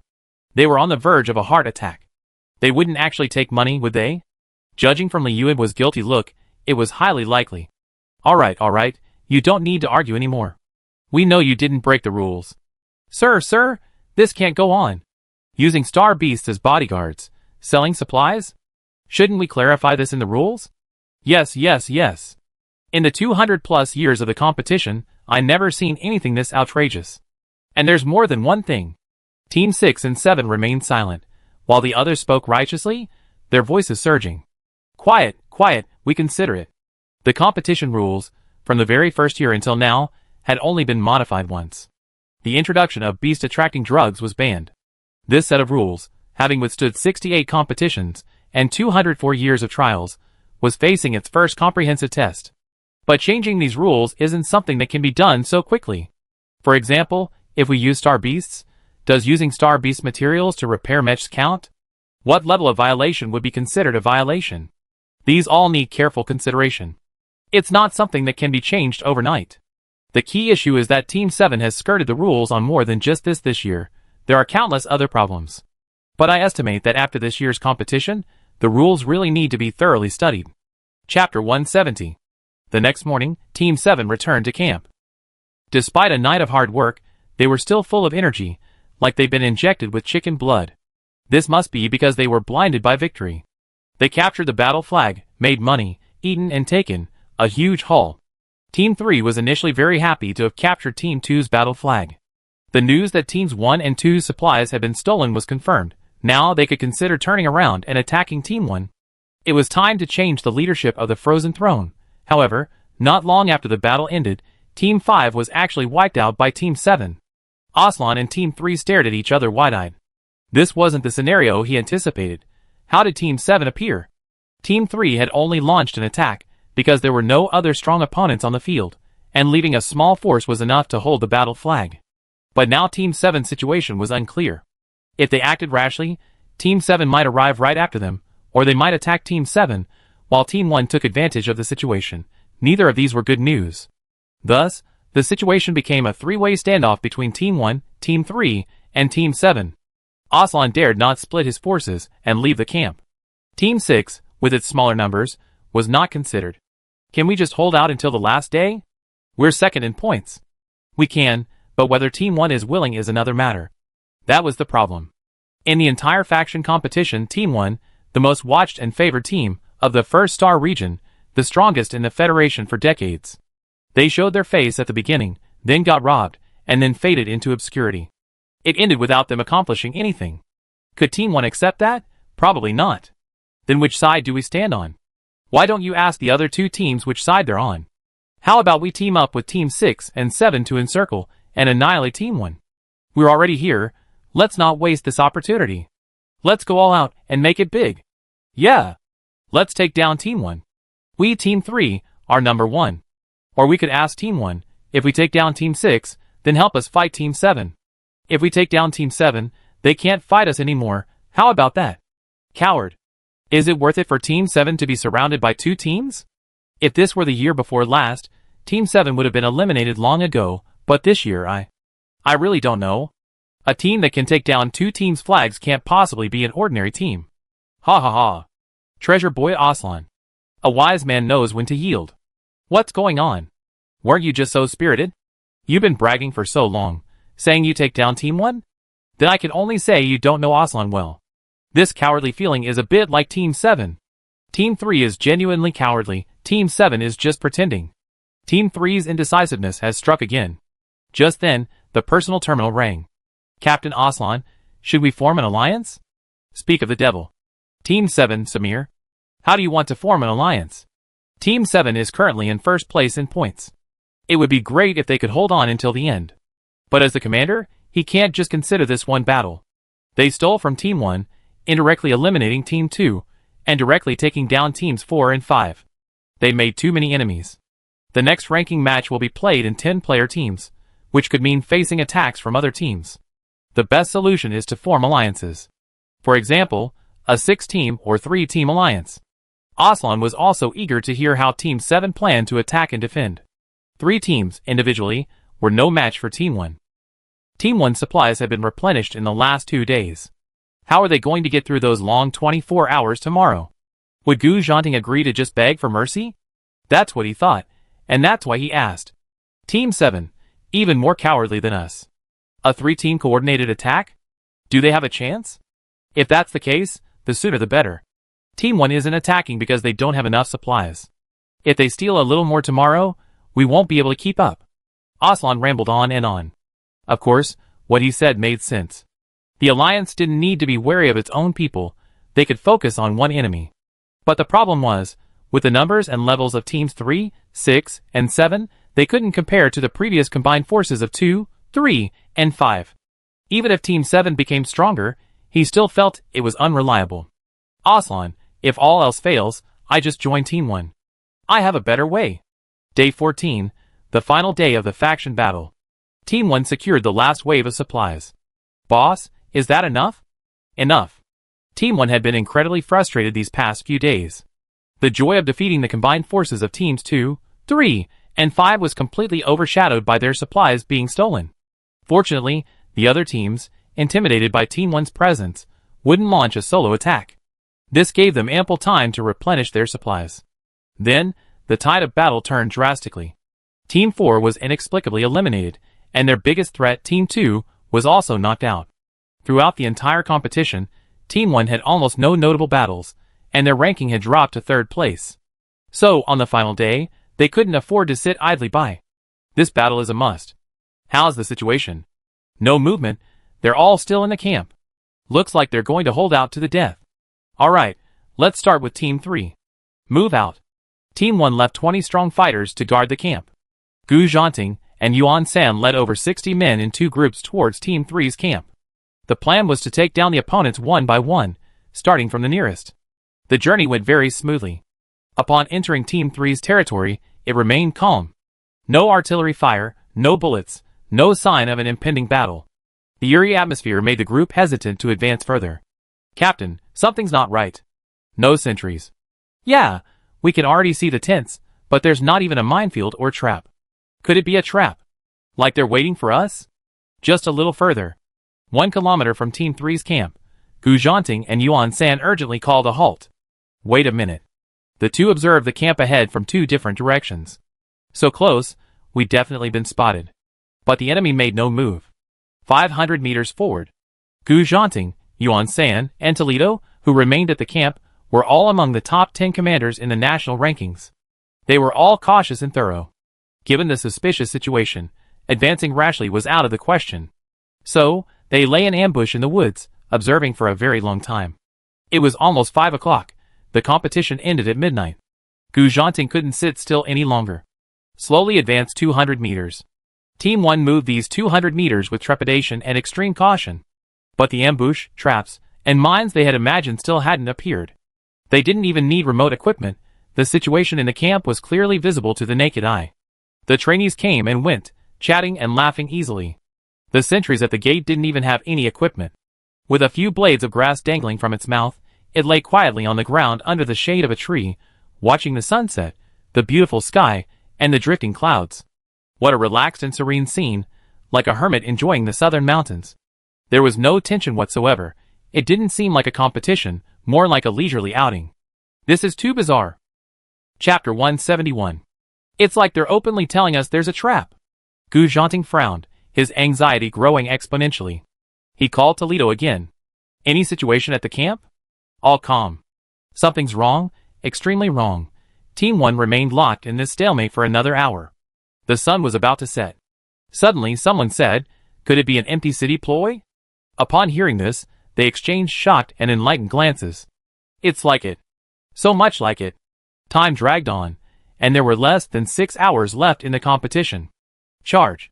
Team 1, with over 50 men, charged straight in. Team 3, seeing the enemy was already upon them, could no longer pretend they didn't see them. The camp alarm sounded. Enemy attack. Enemy attack. Team 1 is here. Defend. Hold on. The expected artillery fire erupted, and the 2 armies clashed. But the overwhelming crushing force didn't ease Gu Zhanting's anxiety. On the other end of the computer, Yuan Sen voiced the same question. Captain, something's not right. The resistance is too weak. Yeah, this fighting strength doesn't seem like that of Team 3. There are too few people. There were no traps or resistance outside the camp, but the camp itself was riddled with landmines. The artillery fire sounded fierce, but only a handful of people were actually putting up a fight. Everything just now seemed more like a stalling tactic. In half an hour, the camp was cleared. Captain Gu, it's cleared. Less than 20 people. Where did they go? Did they abandon their battle flags? That's not impossible. Team 3 still has Team 2's battle flags. With this question in mind, Gu Zhanting walked into the central command center. More than 50 pairs of eyes were completely dumbfounded. Many people even rubbed their eyes hard, staring at everything before them with disbelief and extreme shock. Team 3 wasn't eliminated. Everyone panicked and turned on the information screen. Team 3, 905 points. Not eliminated? Then someone tell me. Where's their battle flag? Gu Zhanting was completely furious. Team 3's command center was empty, completely bare. Even the table with the battle flag was gone. But Team 3 was still in wartime mode. They were numb. Utterly numb. Including the instructors and spectators in front of the screen. What's going on? The battle flag is missing. Why aren't they eliminated? Confirmed, Team 3's battle flag signal is normal. The command center was also panicked. This was an unexpected development. They were scratching their heads. What the hell was going on? Where's the battle flag? That thing can still move? Did it grow legs? Someone tell me, what happened? Carl was about to explode. In a faction battle, Team 1's battlefield advance was repeatedly interrupted and disrupted. The strongest team was constantly on the defensive. Nothing went smoothly. How many more unexpected events and mistakes awaited them? Let's go back to last night, when everyone was concerned about Team 1's preparations. The main camera naturally followed the movement, and no one paid attention to the stationary banner. Sun Qianyu, Su Xiang, Ase, Yang Cheng, and Alice, a group of kindergarten children, were bored and started to ponder the banner. This banner is worth 500 points. Even if I kill Star Beasts for 14 days straight, I still won't reach 500 points. You need to kill an entire team to get 500 points. The formation flag is still the most valuable. Let me touch it, to get some good luck. Me too. Don't touch it carelessly. What if you accidentally pull out your own formation flag? If you eliminate us, you'd definitely be more famous than Yang Cheng. Don't talk nonsense, maybe nobody will even notice me. Yang Cheng was unconvinced, still hoping to remain the low-key Gubuli after he got out. Forget it. Based on your previous performance, conservatively speaking, your popularity should definitely be in the top 100. And it really was conservative. In the real-time popularity rankings on the StarNet, Yang Cheng ranked 12th among all contestants. He was also the top-ranked contestant in the 7-star region. Don't move. I told you not to move, and you're still fiddling around. No, the connection is broken here. What if Squeak accidentally bites it? We don't want to be eliminated. Huh? What's wrong? Sun Qianyu opened the connection between the fixed array flag and the table, lost in thought. This device was actually quite simple. The array flag was fixed to the table, and the table was fixed to the ground. The table contained energy and signal transmission equipment. If the array flag was pulled out, the signal would be cut off, the red light would illuminate, and elimination would be declared immediately. Sun Qianyu pondered for a while, then a brilliant idea struck him. Then he froze. What's wrong? Are you stupid? Alice asked, puzzled, seeing him motionless for so long. Sun Qianyu's expression gradually changed from stunned to one of intense excitement. Ha ha! Ha ha ha! Ha ha ha! Maniacal laughter echoed throughout the camp. What's wrong? What's wrong? Who's laughing? Finally, someone's gone mad? Then, Sun Qianyu ran out of the command center, his face beaming with joy. Captain! Captain Samir! The group huddled together, whispering amongst themselves for a long time. Then everyone perked up. They went back into the command center, and fiddled around for a long time. Then Aslan received Samir's alliance message. What did they do? Find the footage from Team 7's command center. Rewind time. The instructors were eager to know what had happened to the flag. How could they have missed it for just a moment? And Team 3's flag had grown legs. Sun Qianyu and Shuren fiddled with the flag. Then, carefully and gently, they lifted it. The entire table was removed from the table. The flag was lifted along with the flag, but the green light representing those not eliminated remained unchanged. The red light wasn't on. The green light wasn't off. The entire Federation witnessed the biggest bug in the faction competition. The formation flags couldn't be pulled down. But they could move. And it wasn't just Team 3's flags that grew legs, all teams' flags were the same. The organizers gasped. They made a huge mess of things. They were doomed. They had to write apologies. Everyone held their breath, taking a long time to recover. Insane! Absolutely insane. If the formation flags could move, the tactics would change drastically, and there was a huge information gap involved. It could very well determine the entire course of the competition. All members of Team 7 were called into the command tent. They watched Alice, beaming with joy, carrying the formation flags while running with the weight. It took them a long time to react. No, is it okay? Yes, isn't it against the rules? The competition rules don't say anything about not being allowed to carry the battle flag. Right, the exact wording is that removing the battle flag results in elimination. It doesn't mention this at all. Do you think this might be a little loophole left for us by the organizers? Just waiting for a clever team to discover it and exploit it. Organizers, please stop, please stop. Chapter 172. Really? If it doesn't explicitly say no, it means yes. Then we don't need to defend, we don't need to fight. We can just carry them and run, it'd be over by dawn. Ah! Heaven is on our side. Lady Luck belongs to Team 7. Soon after, Team 7 notified Team 6 and 3. While Team 1 was attacking Team 3, Team 7 had already assisted Aslan in his retreat. The remaining dozen or so men formed an empty city strategy to buy time. Team 7 also took Team 6 with them along the way. In other words, the flags of all three teams are now in Team 7's camp.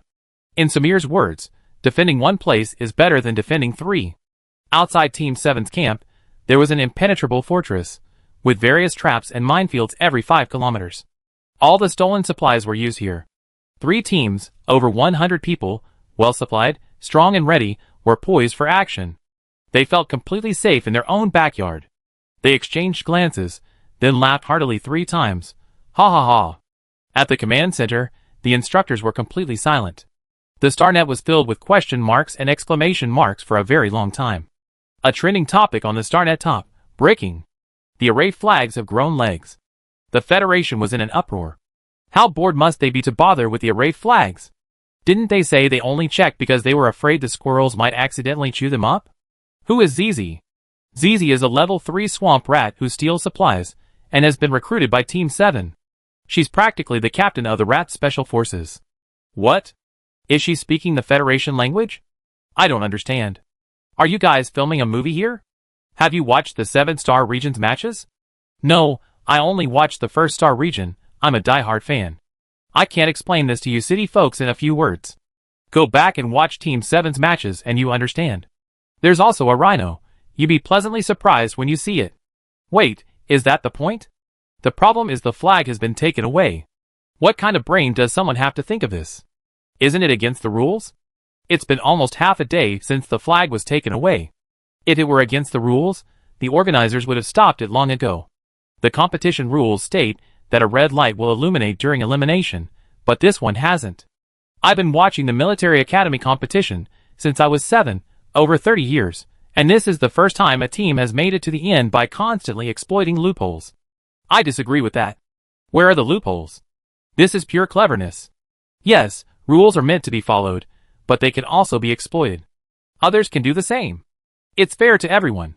Exploiting the rules is normal, but fairness is questionable.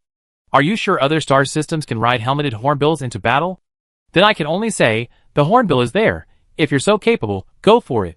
After so many years of competition, this year's competition has seen far too many tricks. This year's Team 7 has shattered my worldview. 7th Consort, how many more surprises do you have in store for me to discover? The StarNet is in an uproar, but the problem is, no one can do anything about Team 7.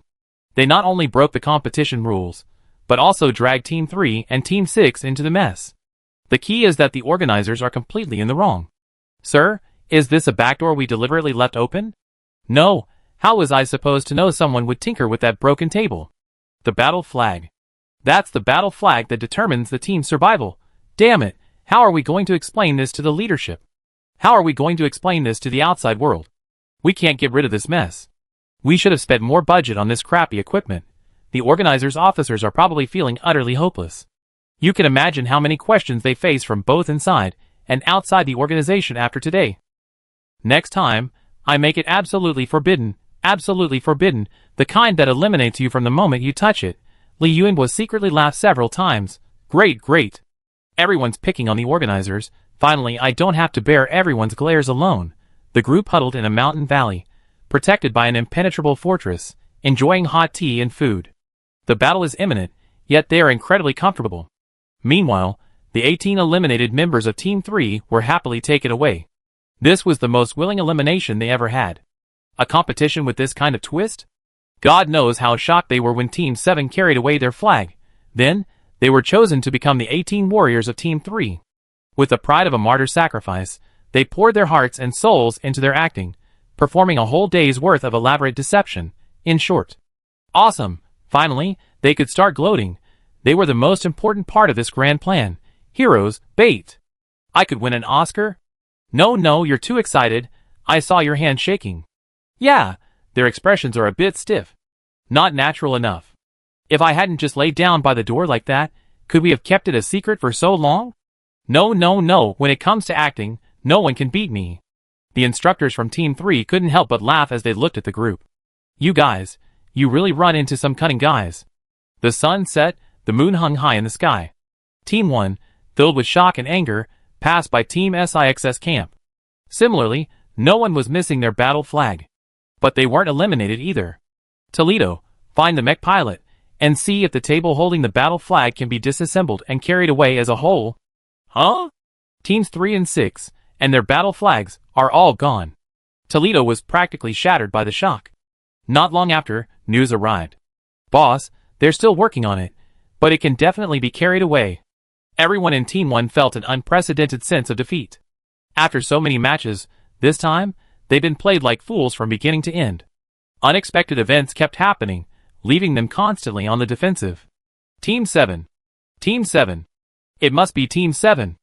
The remaining 3 teams must have joined forces. 3 hours left. Should we go now? Yes, of course we have to. Toledo, dismantle the formation and bring the flag over. We meet near Point E. Roger. Gu Zhanting was seething with anger. Even when facing strong, intelligent opponents, or when surrounded and outnumbered, he had never felt this angry. Team 7 had been jumping around for so long, causing the other team so much trouble, yet they hadn't even seen a glimpse of him. Gu Zhanting's father, Gu Yun, the head of the Gu family, sighed. It's good to encounter some opponents. This Team 7 is quite lively. He nodded repeatedly, his eyes filled with appreciation and approval. The Federation needs some fresh blood. Chapter 173. Less than 2 hours remained until the end of the match, 3 kilometers from Team 7's camp. Team 1 had regrouped. They're inside, lots of them, over 100. Now we split into 5 groups. Toledo, you're in charge of guarding the flag. I, Jinzo, and Fujiwara Yuki will lead the assault. Just in case, if anything goes wrong ahead, you take the flag and run. Don't go back to Team 1, head towards Team 3. After so many unexpected events, no one would underestimate Team 7, nor would anyone question this just in case. Zymo, you take a small squad and be on standby. Since the flag can move, they might run away again at any time. Roger. Good, time is short. Everyone take your positions. Fire in 10 minutes. Inside Team 7's camp, Team 3 and Team 7, who were in cahoots, unexpectedly found themselves in a similar predicament. Aslan, Su Xiang, Sun Qinyu, Yang Cheng, and Ase hit it off immediately, wishing they could throw a party right then and there to celebrate. Thank you so much to the brilliant strategists of Team 7 for their ingenious plans. Ah, Captain Aslan, you flatter us. It's all thanks to your wisdom, decisiveness, and foresight that we've been able to protect our hard-won land. Alright, then let's fight together against the enemy to the very last moment. The group put on quite a show. Ha ha ha. Oh no, I feel like our captain's become even more of a fool after meeting these guys from Team 7. Deidara from Team 6, watching the jubilation, felt like he was on a pirate ship he couldn't get off. Sis, don't worry, I'm here, everything will be alright. Come on, I introduced you to our Lingling. Didn't you want to buy repair fluid? She has plenty. The entire camp was relaxed and jubilant, completely devoid of the tension and pressure before the final battle. Boss, they're here. Brothers and sisters, get to your positions. Let's hold out for the last 2 hours. Roger. With heads held high and spirits puffed out, the camp competition entered its final battle. Gu Zhanting led 3 squads, nearly 60 men, charging in from 3 directions. Traps and thunderstorms raged along the way. Just how much supplies did these guys steal? Did they plant all the mines in the entire Federation here? Ours, squads 2, 4, and 5, plus the rest from squads 3 and 6, it's practically all the supplies in the entire arena here, don't you think? Shameless. This is what a base camp should look like. If it weren't like this, we'd be worried the flag might have moved again. You know what, you really are something else. At this hour, what wouldn't a team capable of pulling off an empty city tactic? Maybe some have already fled with the battle flags, leaving behind an impenetrable base to divert attention? The troublemakers' defenses, while not particularly sturdy, are incredibly ingenious. Their offensive power isn't great, but they're annoying. Trap after trap, one on the left, one on the right, always appearing in unexpected places. The bombs are making Team 1's heads buzz. Brothers, my ears are ringing. Same here, I'm about to throw up from all the bombing. Wait, have they been digging here for a year? This underground is practically a palace. Damn! How did they even dig this? They walked 3 kilometers in almost an hour, and now only an hour remained until the end of the match.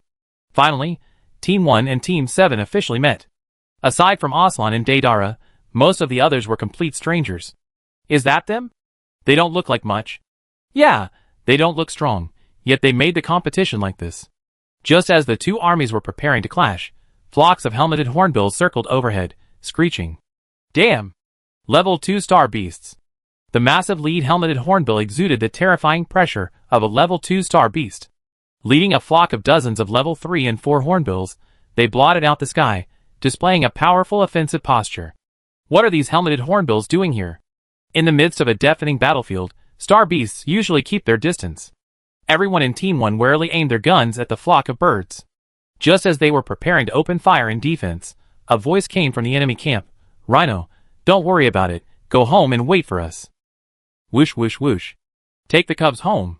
The lead level 2 rook seemed to have received an order. It glared at Team 1 resentfully, circled twice, and then obediently flew away. Team 1 was stunned, speechless. Am I seeing things? The lead rook left on command? Can star beasts understand human speech? Are they raised? The deeper Team 7 went, the more frighteningly varied their tactics became. What if they used helmeted hornbills for defense? If that were the case, Team 1 would be extremely passive, and their chances of winning would plummet. Moreover, if they could control helmeted hornbills, could they also control other star beasts? Gu Zhanting thought quickly, suddenly remembering the maze-like tunnels in the warehouse and the traps. Swamp rats? Sure enough, several large heads peeked out from behind the group. Squeak, you too, hurry up. Be careful not to get hurt. Team 1 completed the final piece of the puzzle, and the truth was finally revealed. Able to control star beasts? Interesting. The others realized what was going on. Is this your trump card? With such a powerful advantage, why didn't you use it, Team 7? We still have some principles. Seeing the star beast army leave, Team 1's anxiety suddenly subsided.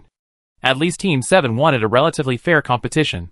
Only now did Gu Zhanting truly consider them respectable opponents of the same level. 1st Star Region, Central 1st Military Academy, Captain Gu Zhanting. 7th Star Region, Hades 1st Military Academy, Captain Samir. Nice to meet you. Excuse me. The final battle officially began. In the command center, the instructors of Team 1 also breathed a sigh of relief. Fearing Team 7 might employ a swarm tactic, what kind of competition would that be? From now on, when they go on stage, they can just summon 10 times their number of star beasts and end the game without lifting a finger. Fortunately, the members of Team 7 have more scruples than their instructors. Jiangwen and Alice surrounded Yuan San from the Alliance Peace Military Academy. Her appearance wasn't particularly striking, but her posture was upright and elegant, her face delicate yet resolute. Her eyes were deep and bright, seemingly able to see into people's hearts, yet concealing a keen judgment and composure on the battlefield. She appeared low-key and composed, as if all her sharpness was hidden beneath a calm surface. This woman was not only at the pinnacle of female warriors. In the entire Federation's military academies, there were no more than 5 people who could match her. The key was that she not only possessed top-tier combat power, but was also last year's top 10 commander in the Federation. Her intellect and combat power were both maxed out. The title of Goddess of War is mine. Who are you? Yuan San looked at the unfamiliar red mecha before her, her quantum computer connecting to an unfamiliar face. Squad 7, 18th Military Academy, Alice Yang. Oh. You remember me sooner or later.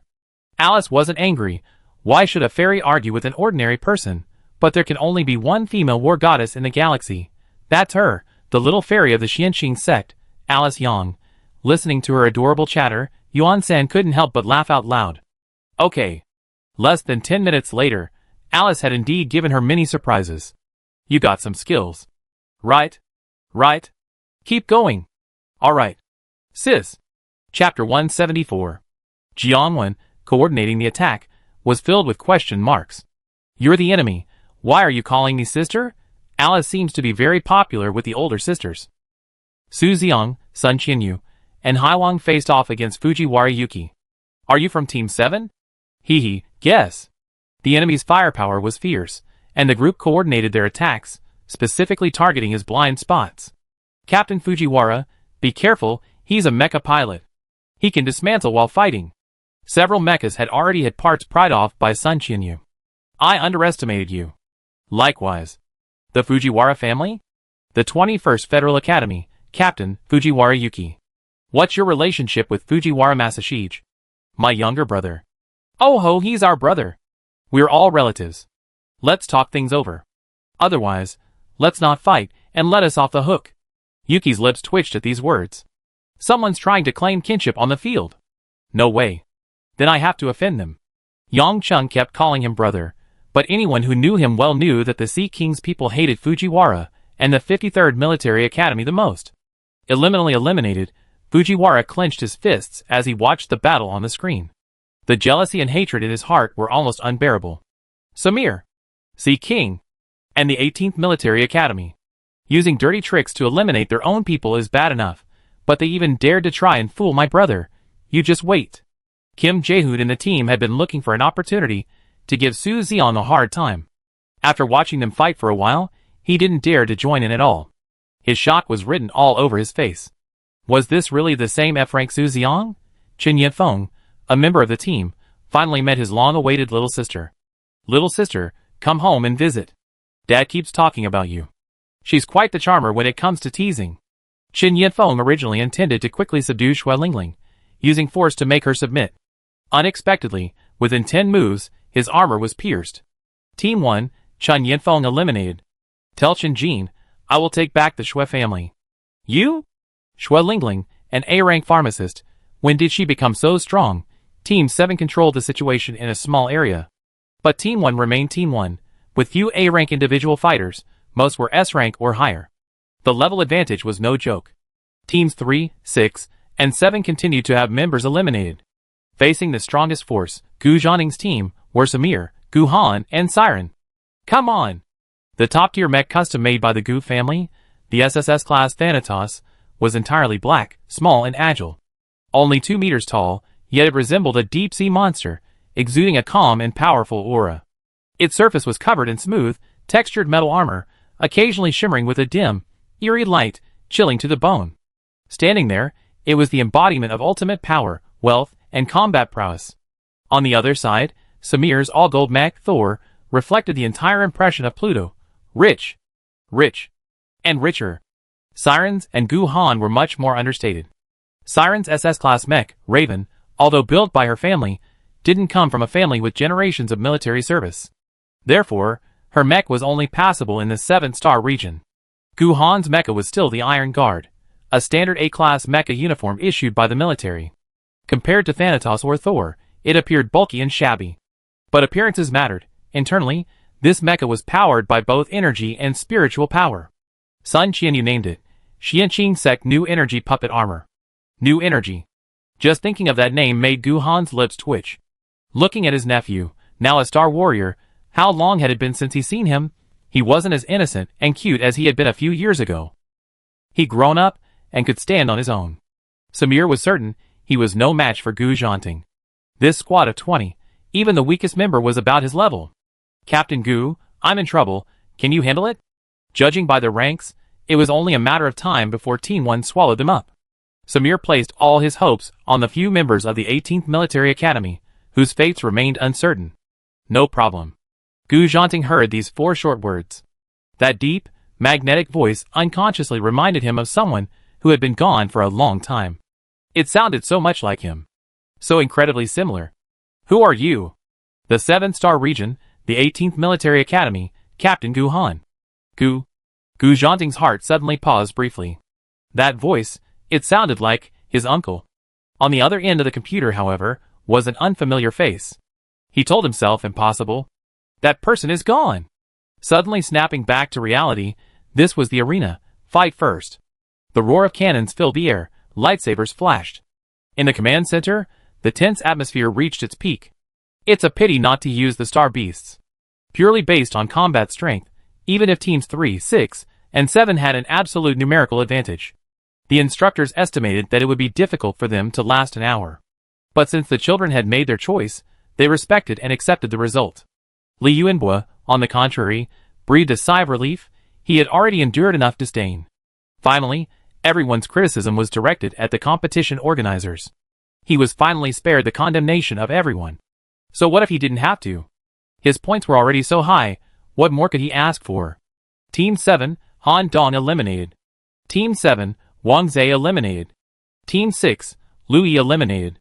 Team 3, Rajesh eliminated. Team 1, Nano eliminated. The announcements of eliminations never stopped. Everyone was fighting with the mindset of a final battle. 10 minutes. 20 minutes. Half an hour passed. More than 20 minutes left. Hang in there, everyone. The entire federation was brightly lit, waiting for the results. Team 7 was attracting increasing attention. Team 7, surprisingly resilient. More than that, I feel their combat strength is beyond what's expected. Is the captain named Samir? To get Team 7 this far, this SS rank is amazing. Vice Captain Jiangwan, also a commander, and there's also SS rank Alice, and they've been fighting Yuan San for so long. Incredible. Is this Su Xian the legendary Z-Way star of Team 7? S rank, that's a bit low. Otherwise, if he could enter the Proxima Centauri Military Academy battle, he should bring a lot of surprises. If the accidents of the past few days could happen during the Military Academy battle, I can't even imagine how terrified the Empire would be. Suddenly, I'm so excited. And that demolition crew. This is the first time I've seen a mech pilot lead the attack with such a style. Team 7 has given us so many surprises this time. I've been a fan of the Central First Military Academy for many years, but this is the first time. I think it's good to have different opponents. I'm a fan now. The fierce battlefield is creating one legend after another. On the other side of the battlefield, Toledo has made a new discovery. Team leader Gu, we found their battle flag. Where? A few people came out of the tunnels behind the camp, carrying the battle flag. Are there many people? Not many, just 5. Gu Zhanting guessed that Team 7 dared to face the enemy head-on, so they must have a backup plan. With the appearance of the swamp rats, digging tunnels became a piece of cake. The battle flag is very likely to be moved. Don't move, Zymo, you lead the team to chase them. Roger. Chapter 175. SSS rank Zymo, leading 10 people, bypassed the battlefield and began heading towards the rear of the camp. The team was full of familiar faces. Li Qingshan, Shi Lei, and Niu Hulu. Wang was also there. Brother Qingshan, I'm sorry to trouble you to protect me. Leave it to me. Brother, you and your sister should keep this potion with you just in case. Lei is so kind. The three of them were like this the whole way, forcing Zymo to watch a melodramatic love triangle drama unfold for a long time. If Ms. Liang hadn't been on his team, he would have already gone berserk. After chasing for more than 20 minutes, they intercepted the flag-guarding team of Team 7.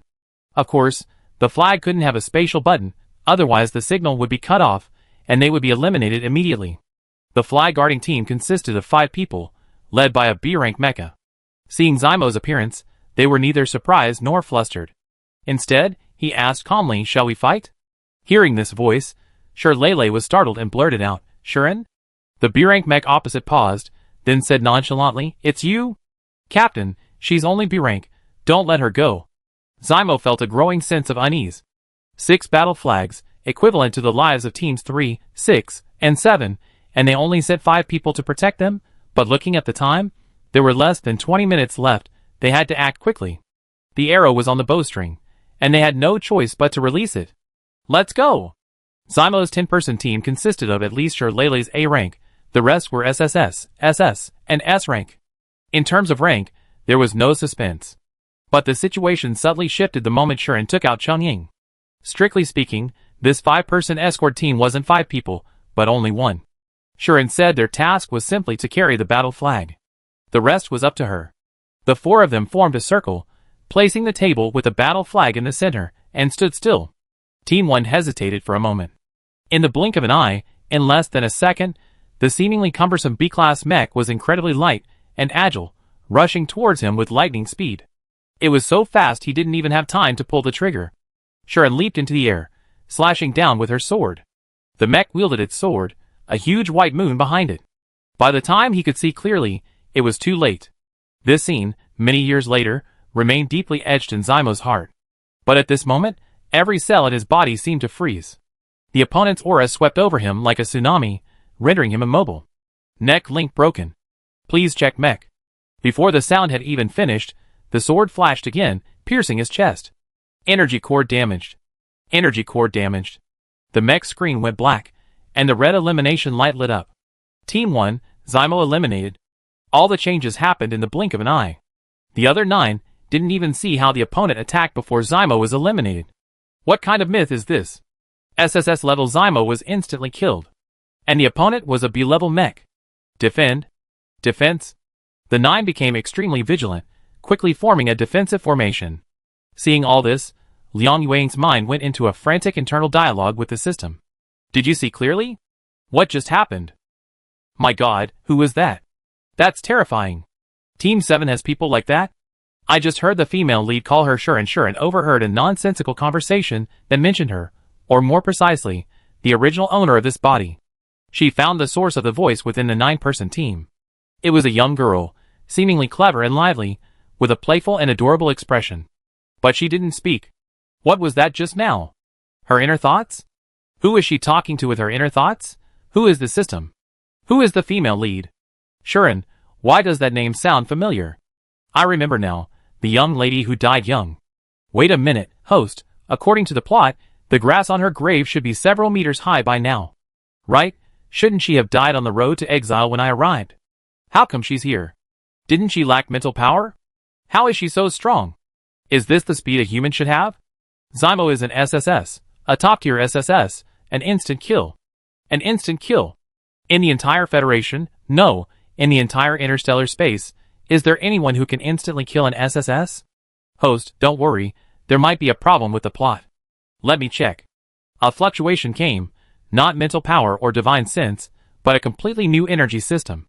It seemed to be trying to connect to something. Shuren subconsciously interrupted it. Divine sense quickly counterattacked and connected. This is interesting. The person on the other side seemed to have noticed something. Ms. Liang looked at her with an incredulous and terrified expression. Host, she seems to have discovered us. She's on our channel? Why can she hear my conversation with the system? Liang Yuang started scratching her head.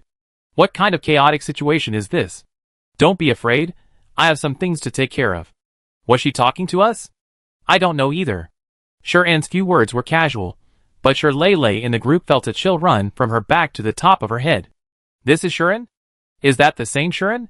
How could she be so strong? Didn't she have no mental power? No, the data says she's only B rank at most. Fear gripped her entire body, and she couldn't move an inch. She cowered and moved to the back of the group. Shuren saw through her at a glance. No need to hide. The B rank mecha was retracted, revealing a face like that of a goddess. The 9 people opposite were a little panicked. The reality before them was simply too astonishing. What should they do now? Surrender? Or just run away? When the opponent is strong, it usually ignites a competitive spirit, prompting them to use their brains or cooperate to devise a way to win. But when the opponent is on a completely different level, even the thought of resistance disappears. Hearing the girl say something he couldn't understand, and then put away her mecha, he was even more confused. What was she going to do? There are too many spectators. She parted her thin lips slightly, and before she finished speaking, the 3 monitoring aircraft broadcasting the live stream around them hissed and sparked as they fell from the sky. Li Qingshan was about to try to communicate verbally and clear up the misunderstanding. Suddenly, a tense, urgent, and fearful voice came from behind. It's not my fault. I just didn't want you to come back. I didn't do anything. It wasn't me. Don't come any closer. I didn't mean to. Who told you to come back like that? I didn't kill you. I didn't lay a hand on you.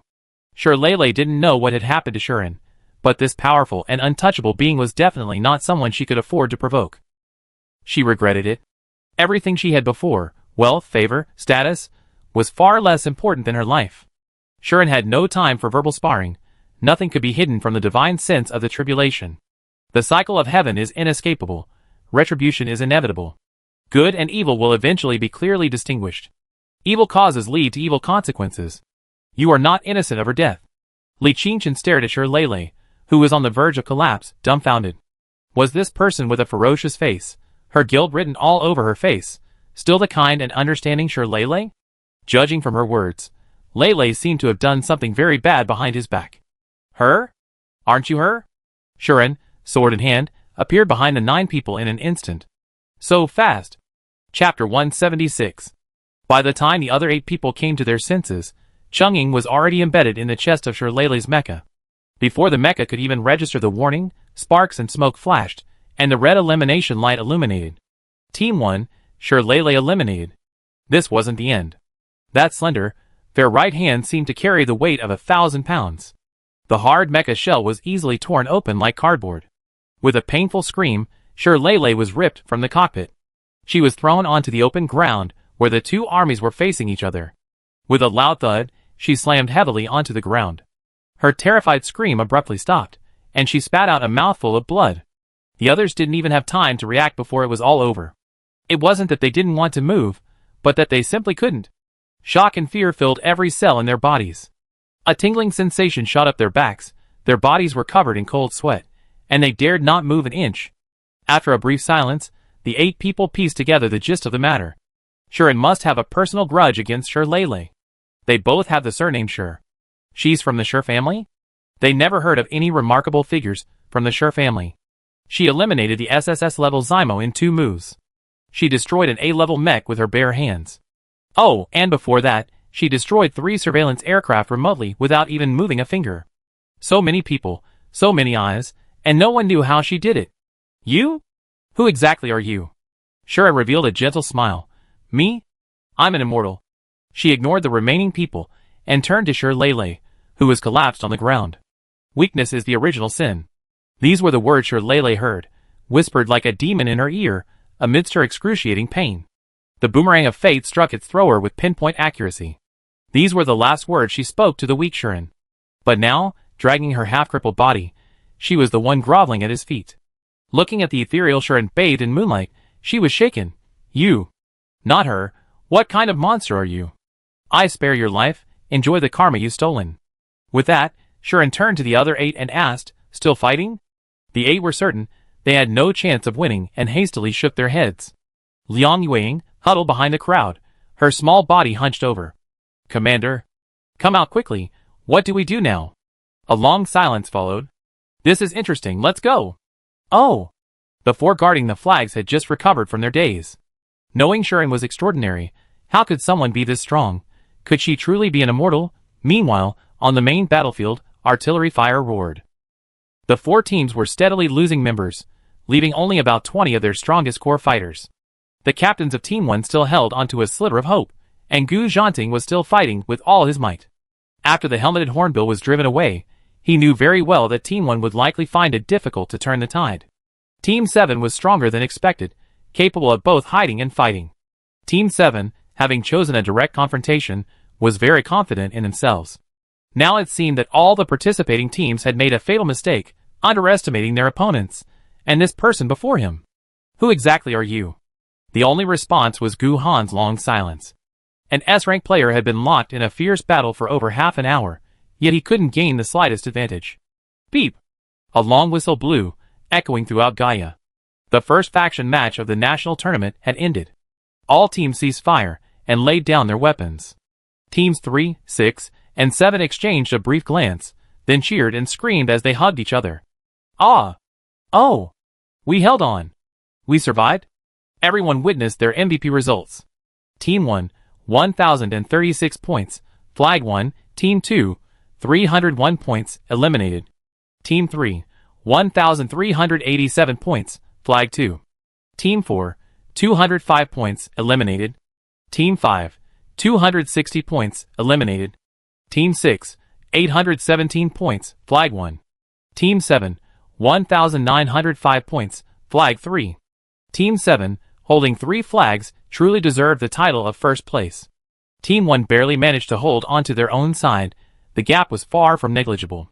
Gu Zhanting looked at the cheering crowd opposite him, his heart filled with indescribable disappointment. For the first time, these prodigies experienced a profound and utter defeat. In the decades-long history of the competition, regardless of the format or type of event, it was unprecedented for the Central Star region to fall to third place. And the first place was actually held by the 7-star region, which had been at the bottom for decades. The key point is that most people who watched the competition felt they deserved their victory. Before the competition began, no one dared to imagine or predict this result. Even the betting odds offered by the Dark Domain barely considered Team 7. Now, the 7-star region has risen to prominence. This is shocking. My scalp is tingling. 367 actually held on. On the surface it looks like 367, but those in the know understand. I'm still not quite there yet.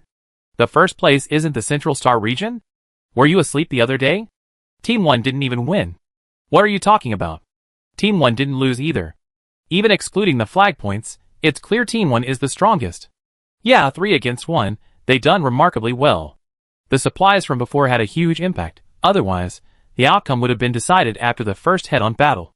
Look at what you guys are saying, ignoring the facts, huh? Didn't you see how far Team 7 pulled ahead? Almost 1,000 points. They can only pick up the rest by luck. 1,000 points? Each kill in faction battles is only worth 5 points. Didn't you see how Team 7 won? They barely had any head-on battles. Are you blind? Team 7 fought Team 4, Team 5, and just recently Team 1, didn't you see that? Can't they use their brains and have the strength? What about the Star Beasts? Swamp Rats and Helmeted Hornbills, I know they didn't cheat, but it's obviously unfair. If you're so good, you go play. It's not like Team 1 wasn't allowed to use them. In the final battle, Team 7 fought hard. If you ask me, Team 1's decline started after their supplies were stolen. Yeah, cutting off their supplies was a brilliant move. I need some time to accept this result.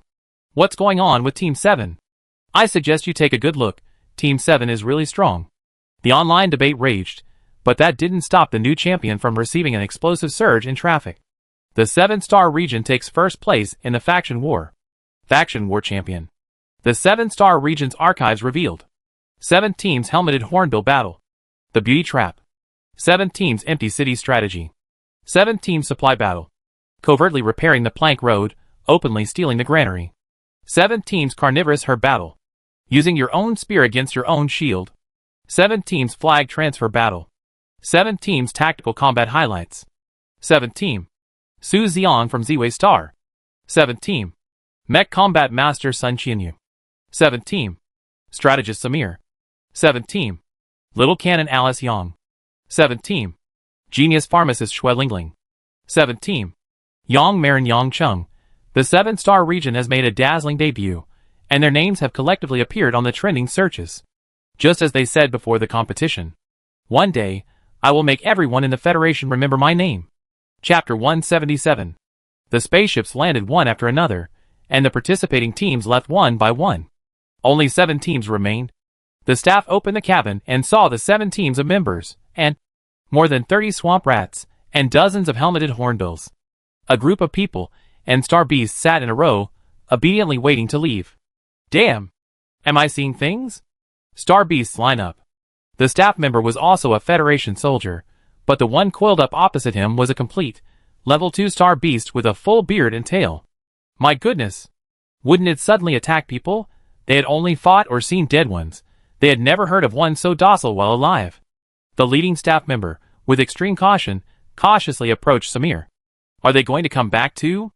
That won't work, will it? Samir, I wanted to ask that too, but that won't work. But you didn't see the aura emanating from his team members that said, only death can separate us. So he couldn't say anything. Yang Cheng stood beside Shishi, reluctantly raising his right hand. Shishi instinctively nuzzled his warm palm against his. A level 2 star beast simply couldn't live in a densely populated city. But once named, and with such a deep bond formed, how could it be easily let go?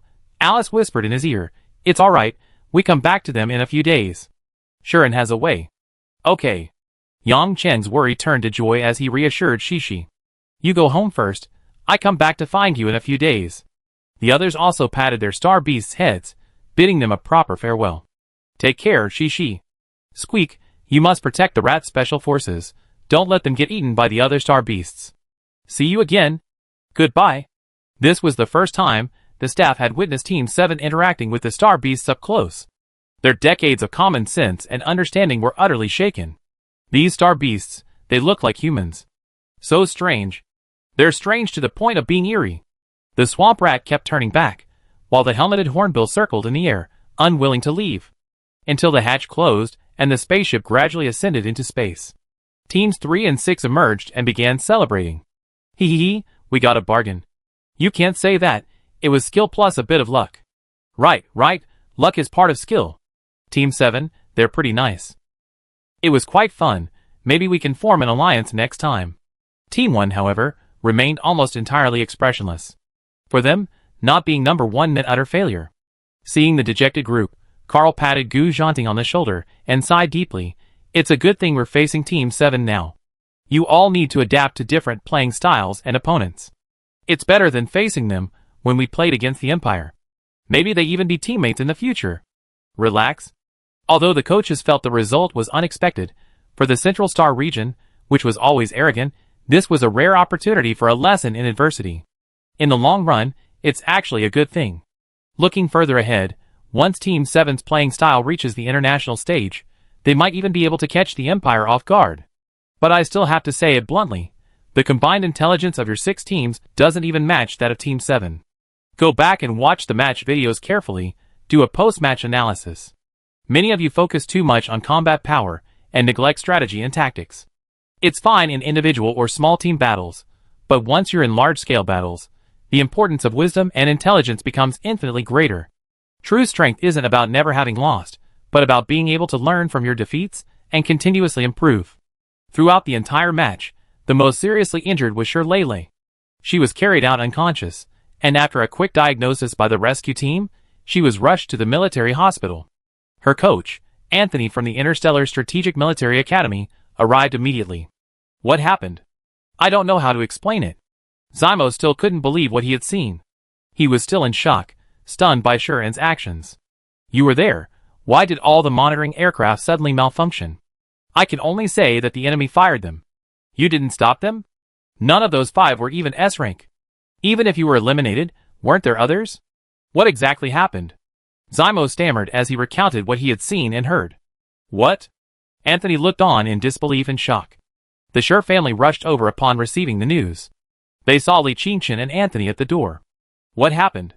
He was injured in the final battle, and is still receiving treatment inside. Is it serious?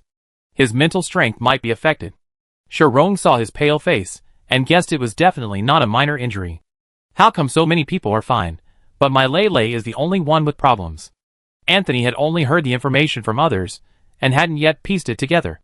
Qingchen, you were there. Do you know anything? Do you know Shuren? Why are you bringing her up? Is it related to her? Did she do it? I don't know the details, but she and Lele have a personal grudge, and Lele admitted it. That rebellious girl. Weren't you on the same team? Why didn't you stop her? Speaking of this, Li Qingchen became even more serious. We tried to stop her, but we couldn't. She eliminated an SSS-level Zymo with just 2 sword strikes. The last few blows she inflicted, she didn't even use her mech.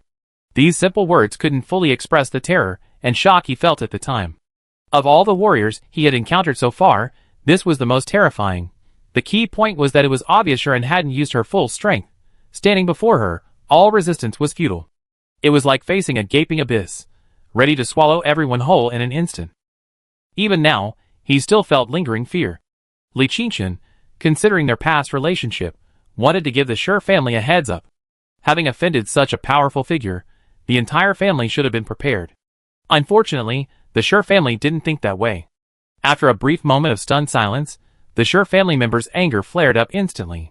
She targeted Lele before, and now she dares to attack her on the field? How can someone be so wicked? She's been kicked out, and still doesn't know how to reflect on her actions. Instructor, isn't such ruthless violence against her against the rules? The competition has a life-or-death agreement, but even in ordinary student PKs, such brutality wouldn't be used. Getting involved in a feud between wealthy families was even more beyond their control. Li Qingchen suddenly realized that not only was Shirley not as innocent and kind as he thought, but the entire Shir family seemed to be the same. I don't know what their past grudges were, but Lele seems to have done something very wrong. Perhaps we could ask her when she wakes up. He thought for a moment, then continued. Uncle, our entire team, 10 people in total, 2 SSS level, 2 SS level, and 5 S level, plus Lele, none of them are a match for Shirin. I suggest you proceed with caution. Li Qingchen wasn't very clear-headed when it came to matters of the heart, but as an S-level soldier, his awareness of danger on the battlefield was extremely high. He was already being very restrained in his speech. Based on his guess, even the entire Team 1, including Gu Zhaning, might not be a match for Shirin. Such a person was hidden within the military academy, and his low profile was outrageous. Could the Shir family really afford to offend someone like this? Chapter 178. After a brief silence, chaos erupted. She dared. Shirong was about to unleash a torrent of abuse, when the operating room door opened. Doctor, how is she? She's awake. With proper rest, she should be able to return to a normal life. But her mental strength is severely damaged. I estimate that in the future, she'd probably never be able to go to the battlefield again. How could it be so serious? Forcibly severing the mecha link during high-frequency mental energy output, you know what happens. Is there any way to treat it? The treatments I know are unlikely to be helpful. But the Shir family themselves make medicine. They know very well how low the chances of recovering from this level of injury with medicine are. Still clinging to a sliver of hope, they consulted the doctor. Doctor, please tell us, the Shir family can think of a way. I can't guarantee the accuracy of this information, but I heard that the dark domain has a potent repairing liquid. I heard there's something even more advanced, a pill with miraculous repair effects. You could try contacting the dark domain to see if you can buy it. Okay, thank you, doctor. The entire Shir family fell silent. Shortly after the faction competition began, the Su family and the dark domain released a large quantity of purifying elixir on the market. There was concrete news that the two giants had joined forces to block the aristocratic family medicine alliance, to which the Shir and Shin families belonged. It was a serious matter, and their approach was aggressive. The problem was huge. The Shir family was currently helpless. Not to mention the behemoth that was the dark domain. Even the Su family alone was enough to give them a run for their money. During the faction competition, due to the massive distribution of the purifying elixir, the sales volume of several families plummeted by 30%. This is even with many ordinary people unaware of the potion's effects. Those who know, but can't buy it would rather wait for it to be available than use other alternatives. If this situation continues, it's going to be quite bad. The hype is about to explode, and the purifying elixir has even managed to squeeze out a spot on the trending topics list. Purifying elixir is extremely hard to find. This shows its power. This potion, just as initially thought, is something that could shake the entire galaxy. Shirong didn't know what they had done or who they had offended to be blacklisted, so he found a high-ranking intermediary to mediate. The Dark Domain replied, "Tell Shirong and Shinjin to go back and think carefully about whether they have offended anyone." The Su family said they were only acting according to the instructions of the purifying elixir's master craftsman. Shirong's heart skipped a beat.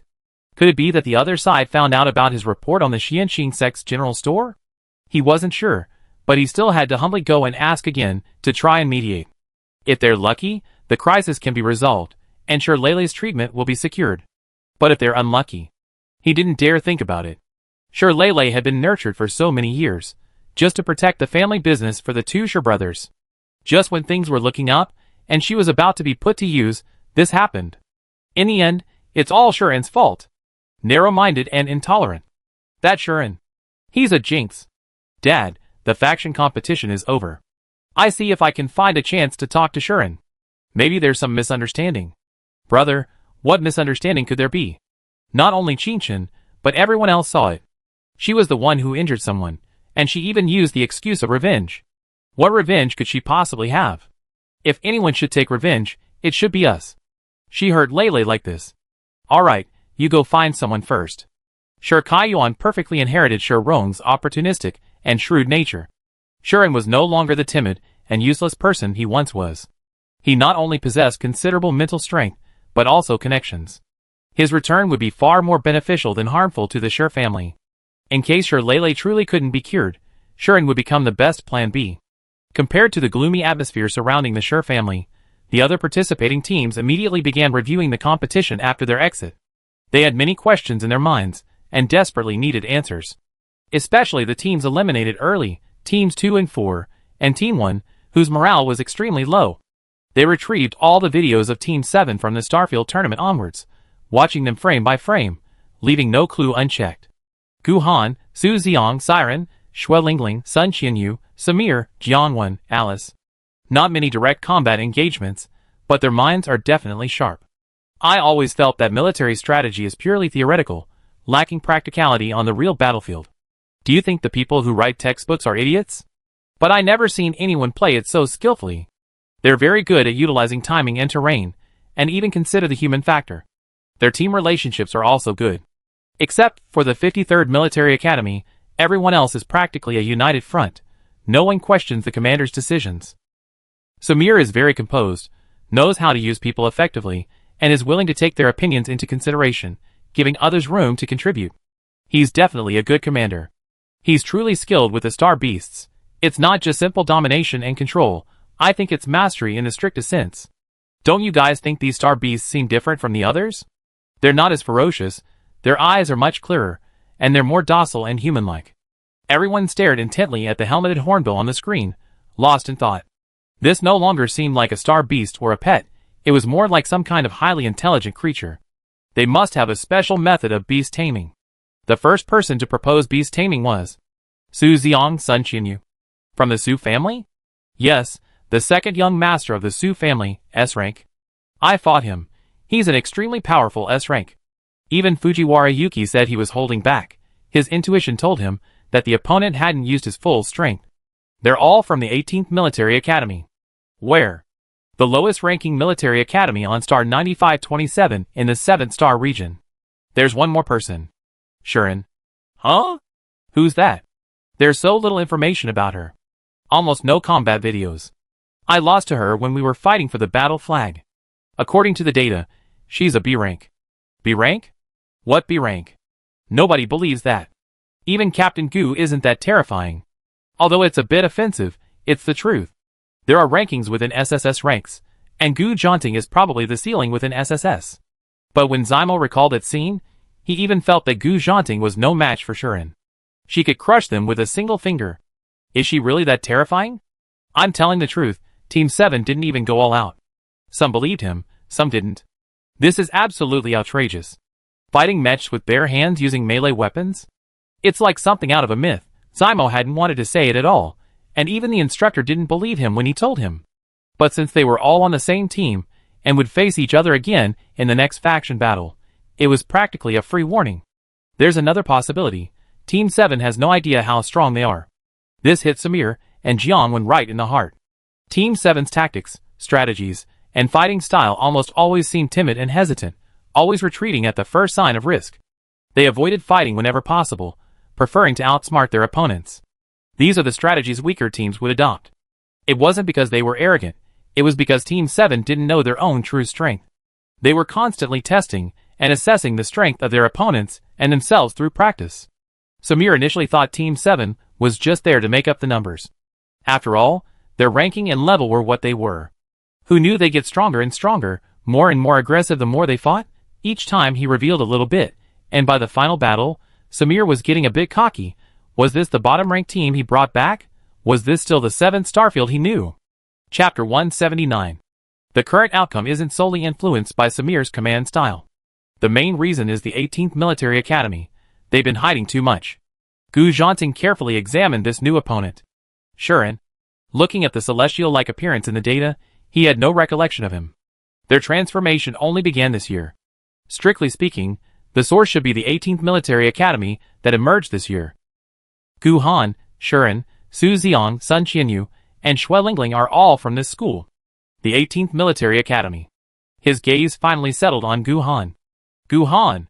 Teams 2, 4, and 5 didn't leave after being eliminated, they watched the results from the sidelines. The final winner was actually Team 7. And by a significant margin. They were stunned. They had previously thought that Team 7's wins were purely lucky, pure chance. But after reviewing all the battles, no one dared to say that anymore. Team 7's victory doesn't seem so surprising. Shin Qingwan, brimming with dissatisfaction, also fell into deep thought. This year, we have another opponent. How are we going to compete in the ranking matches? Meanwhile, Team 7 had a good 2-day rest after their victory. On the third day, they gradually resumed training. The members of Teams 3 and 6 came and went from Building 7 every day, just like it was their own home. Aslan and Su Xiang had already become close friends on the field. Come on, there's a machinery exhibition today. I have tickets, Chin, you will definitely like it. Hee hee. Let's go! It's my treat today. Young Master Su is so generous. I only want a few small lottery tickets. The group took advantage of this time to sneak out and have some fun. Next time you come to the 3rd star region, we're a coastal area full of tourist attractions, sunshine, beaches, bathing areas, seafood, tropical fruits. I guarantee you love it. Come on. We definitely have to come. You can also visit the 7th star region. Pluto is a desert, but it's incredibly rich. I take you to the casino. Our star 9527 only has garbage mountains, but I can show you our mountaintop. Okay, it's a deal. Team SIXS Daedara brought Alice a lot of delicious food and fun things, firmly capturing the girl's heart. She clung to Daedara like a big dog, rubbing against him. Sis, you're really my sister? Wait, didn't you say last time that I was your real sister? Jiangwen pretended to be jealous. And Yuan San, you called her sister too. Alice hurriedly explained, they're all my sisters. In order of seniority, you're the eldest, Daedara is the second, and Yuan San is the third. Does Yuan San know she's become my sister? Ha ha ha. Alice suddenly understood the dilemma of emperors in palace dramas, caught between their many concubines. Being a master of balance is tough. This charm is truly perplexing. You even fought with the goddess of war? Yeah, I fought with Sister Jiangwen. How was it? Besides Anan, she's the strongest, but we agreed that from now on, I'm the officially certified goddess of war number 2. Alright, whatever makes you happy. Remembering Yuan San, Alice immediately took action. Su Xiang has friends everywhere, and so does she. In Team 1's dormitory, Yuan San was a little stunned by the huge pile of colorful things. Leaving aside the food and toys, the key was the dozen or so bottles of cleansing elixir and repairing elixir. Although her family was wealthy, these potions weren't something she could just give whenever she wanted. Who sent them? A girl from Team 7 said they were for Team Yuan. Is her name Alice? Yes. Thinking of those clear, bright eyes, Yuan San's lips curled into a slight smile. So cute. Purifying elixir? She just gave it to you like that? Team leader Yuan, what's your relationship with Alice? We met on the field. You only played one match, and she gave you such a big gift? Maybe it's fate. Where did they get so much purifying elixir? The military's purifying elixir seems to be supplied by the Su family. The relationships are all over the place. Giving it away is one thing, but so much of it. What's the other one? Repairing elixir? I never seen it before. The packaging had no information except for the name, but placed next to the purifying elixir, it couldn't be ignored. The color and luster reminded Gu Zhanting of another potion. A potent repairing elixir from the dark domain, capable of reviving the dead and healing bones. My aunt sent some home. Is this also related to the Su family? This Team 7, there are just too many strange things. Ling Ling barely rested after returning and immediately started working. The competition was important, but so was taking down the Shin family. Goods can't stop. Production can't stop. Xiao Jiao and Xiao Bai were both released and took on temporary jobs. The Xianqing sect was back in the apothecary room producing supplies late at night. A few days later, Tony came to pick up the goods. Master. Senior brothers and sisters. Junior brothers and sisters. I watched the competition, awesome. Hee, not bad. How's it going in the dark domain? The goods are all being shipped out. It's had a significant impact on the market. Our purifying elixir has become famous. Many people are willing to wait rather than use other potions. The problem is, can we supply enough? No problem, I try my best to produce it as quickly as possible. Okay. Tony couldn't go to the competition with him, which was somewhat of a regret. But at his age, he was calm and insightful. He knew very well that the competition was only temporary, but the sect's development had a long-term future. The others in the Xianqing sect, including his master, didn't have so many worries. And for an organization to gain a foothold in its early stages, leveraging resources and forming alliances is essential. He was the most suitable person to maintain these relationships. So during this time, he became quite familiar with the Dark Domain and the Bounty Hunter Alliance. He would consult Guhan and Old Wang when he was unsure. Having an older, more experienced disciple reassured Shuren. Master, I met Lu Rian, the leader of the Dark Domain. The hemostatic pill healed her old wounds. I'd like to have a chance to meet you. You will have the opportunity. On the Star Network, all the rankings were undergoing tremendous changes. The rising stars of the 7-star region made a dazzling debut, leaping from the bottom to the top of the rankings. In the team rankings, Hades' 1st Military Academy, Alpha Military Academy, the 15th Military Academy, the 18th Military Academy, and Neptune Military Academy all broke into the top 30. Especially Neptune, despite not having a single S-rank individual soldier, their popularity was unmatched. In the individual rankings, Yang Cheng's popularity ranked 12th out of 700 people. He was also the only A rank among the top 200. It could be said to be a spectacle in the Federation's grand competition for decades. Aquaman was incredibly conflicted. He was happy that they actually become famous, but unhappy that it was in such a way. Yang Chung had been the butt of jokes because of this. Brother Yang, isn't there a more respectable way to go viral next time? Bro, Aquaman is famous now, but it's not a very good song. Prepare yourself, you and she already have over 10 million CP fans on StarNet. Yang Chung, I dare not open my eyes, hoping it's just my imagination. Chapter 180. Samir, Jiangwen, Alice, Su Xiang, Sun Qianyu, and Siren, who had appeared multiple times in the 7 teams matches, all broke into the top 100. The Federation's public attention shifted from the match results to the teams, and then to the individuals. The buzz was unprecedented. The 7th team was overjoyed. We're on TV. Ha ha ha. Su Xiang became famous, and the Su family was once again in the spotlight. Your son is amazing. Grandpa Su, after watching the match, was bursting with excitement and shared the news with his family. Purple Star. He really dares to say that. That name was too grand. It might not be enough for a child, but his joy was undisguised. Don't be too proud. It's just one match. A warrior's career is long. Don't worry, he's much more composed this time. How could he not be composed? Cultivators survey the heavens and earth. Observing all things, cultivation begins with cultivating the mind. It wouldn't be an exaggeration to say that his temperament and character have undergone a complete transformation. From then on, this F-rank good-for-nothing became the model child of all the aristocratic families. Visitors came in droves, and some even considered marriage alliances. Su Xiang, I'm already cultivating immortality. Marriage alliances. The Su family brushed them off one by one. The Chen family encountered the same problem. Xue Lingling hadn't appeared in the sights of the central aristocratic families for many years. But her mother, a former daughter of the Xue family, was also a renowned pharmacist. She and her mother were like 2 peas in a pod. After Team 7 became a sensation, many people remembered this person. A deeper investigation revealed that she possessed quite a lot, so they inquired with the Chen family. She should have other prescriptions, but she's unwilling to come back. She also said she'd take back the Xue family. Chen Jin, venting his anger, smashed everything on his desk. They hadn't been inactive. They'd gone to look for her several times already. Xue Lingling simply wouldn't see Chen Yanfeng. Every time he went to Building 7, the people from Team 7 would tell him, our Lingling is busy, she doesn't see just anyone. And Chen Jin hadn't even been able to get inside the gates of the Central 1st Military Academy. Adding to the controversy surrounding the cleansing elixir, the Chen family felt that everything was starting to spiral out of control. Based on a new round of combat power analysis, StarNet began predicting the next round.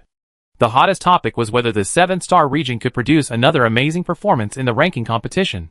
This time they benefited from the faction competition, the format was too novel, and Team 7 was adept at exploiting loopholes in the environment and rules. The ranking competition might be different. Yeah, when the tide goes out, it'd be clear who's been swimming naked. The ranking matches test a team's strength.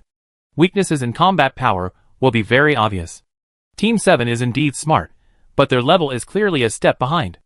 Other teams are already at the bottom with A level, but Team 7 still has a lot of C-level students. It's hard not to agree. Take Yang Chung, for example. Is he kidding? An A-level student, and now he's in the top 20 of the trending list. Dude, the trending list is based on individual popularity, not pure combat power. Go check the combat power rankings. But you know what? A lot of people from Team 7 are already on the list. Putting aside their mental strength level, Team 7's combat power is really impressive. Putting aside levels, doesn't level determine combat power? What else are you talking about? Are you guys blind? Team 7's combat power can't be clearly explained by levels alone. To be fair, I've been a long-time fan of the Central 1st Military Academy for over 20 years. This year's lineup is probably the strongest except for General Gu's cohorts. Although they didn't win, I'm not disappointed. Team 1 is strong, but their opponent, Team 7, is no slouch either. If you carefully review each match, you find that many of their members displayed astonishing abilities. In other words, abilities beyond their mental strength levels. Sometimes I even wonder if the previous test results were flawed, or if the taboo of challenging opponents of higher levels has been broken. Here's a little gossip.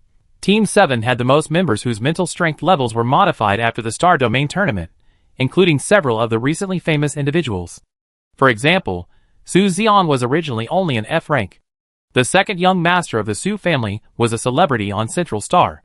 It was initially rumored that he went to Wooming Star because of his F rank, but after the faction tournament, he jumped to S rank, and not just any ordinary S rank. Others, Sun Qinyu and Gu Han, have also had their mental strength levels modified, so the 7-star region has a history of this. Who knows if they modify it again next time? Is this some kind of feigned weakness tactic? Then let me ask you, how did they manage to fool the mental strength testing device? Who knows? Team 7 has too many strange things going on. Regardless, I still maintain that in terms of combat strength, the Central 1st Military Academy is the absolute king. Everyone, stop arguing. Isn't it a good thing that new talents have emerged? All this arguing now, when the Proxima Centauri Military Academy war really happens, everyone will be Federation citizens. Whether it's Team 1 or Team 7, they might even be teammates. Don't let your idols get caught up in unnecessary disputes. Agreed. Agreed +1. According to the competition rules, the second ranking match will be held in 2 months. Each team would have a short break, with most returning home or to school to continue training. But this time was different, they were kept behind. Because of the numerous questionable actions by the 7-star region, the organizers gathered all the instructors to collect their opinions on the competition rules. There's nothing to say about the array flags, we accept this bug, since everyone's in the same boat. But the Star Beasts issue needs to be clarified. Yes, this is a big or small problem. Those present were all seasoned veterans. They understood very well what it meant for humans to be able to control Star Beasts. In fact, even before the competition ended, the Federation's High Command had already discussed this. Once humanity mastered the method of controlling Star Beasts, this vast group, originally either enemy or neutral, could be used by humanity. It would be a force to be reckoned with in utilizing interstellar resources and combating the Zerg. It could even change the entire battlefield situation and influence the future development of interstellar space. The issue now is no longer whether the competition rules are reasonable, but a deeper question about how humans and Star Beasts should coexist. So here's the crucial question. Can the method used by Team 7 be replicated? Have you asked them? The holder of the beast-attracting medicine formula is named Xue Lingling, right? From the 18th Military Academy? Everyone looked at Liu Yunbua. I know nothing. There's something I want to remind everyone. Although the military has obtained the beast-attracting medicine formula, the replication process hasn't been very smooth. In our best experiment, we replicated 20% of the target sample's efficacy. In mass production, it might be even lower. Is the formula useful? Yes, but how effective is it? Average.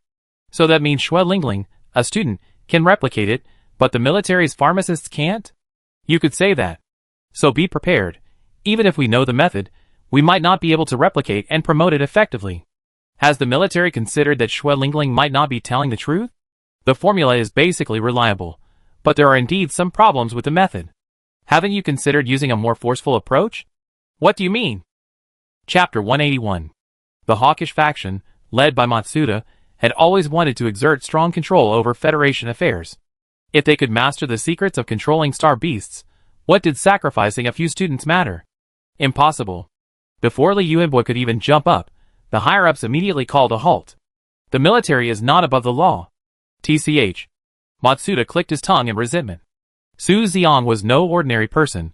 The purifying elixir supplied by the Su family had benefited countless Federation soldiers. A single move against him would likely draw the attention of many high-ranking officers.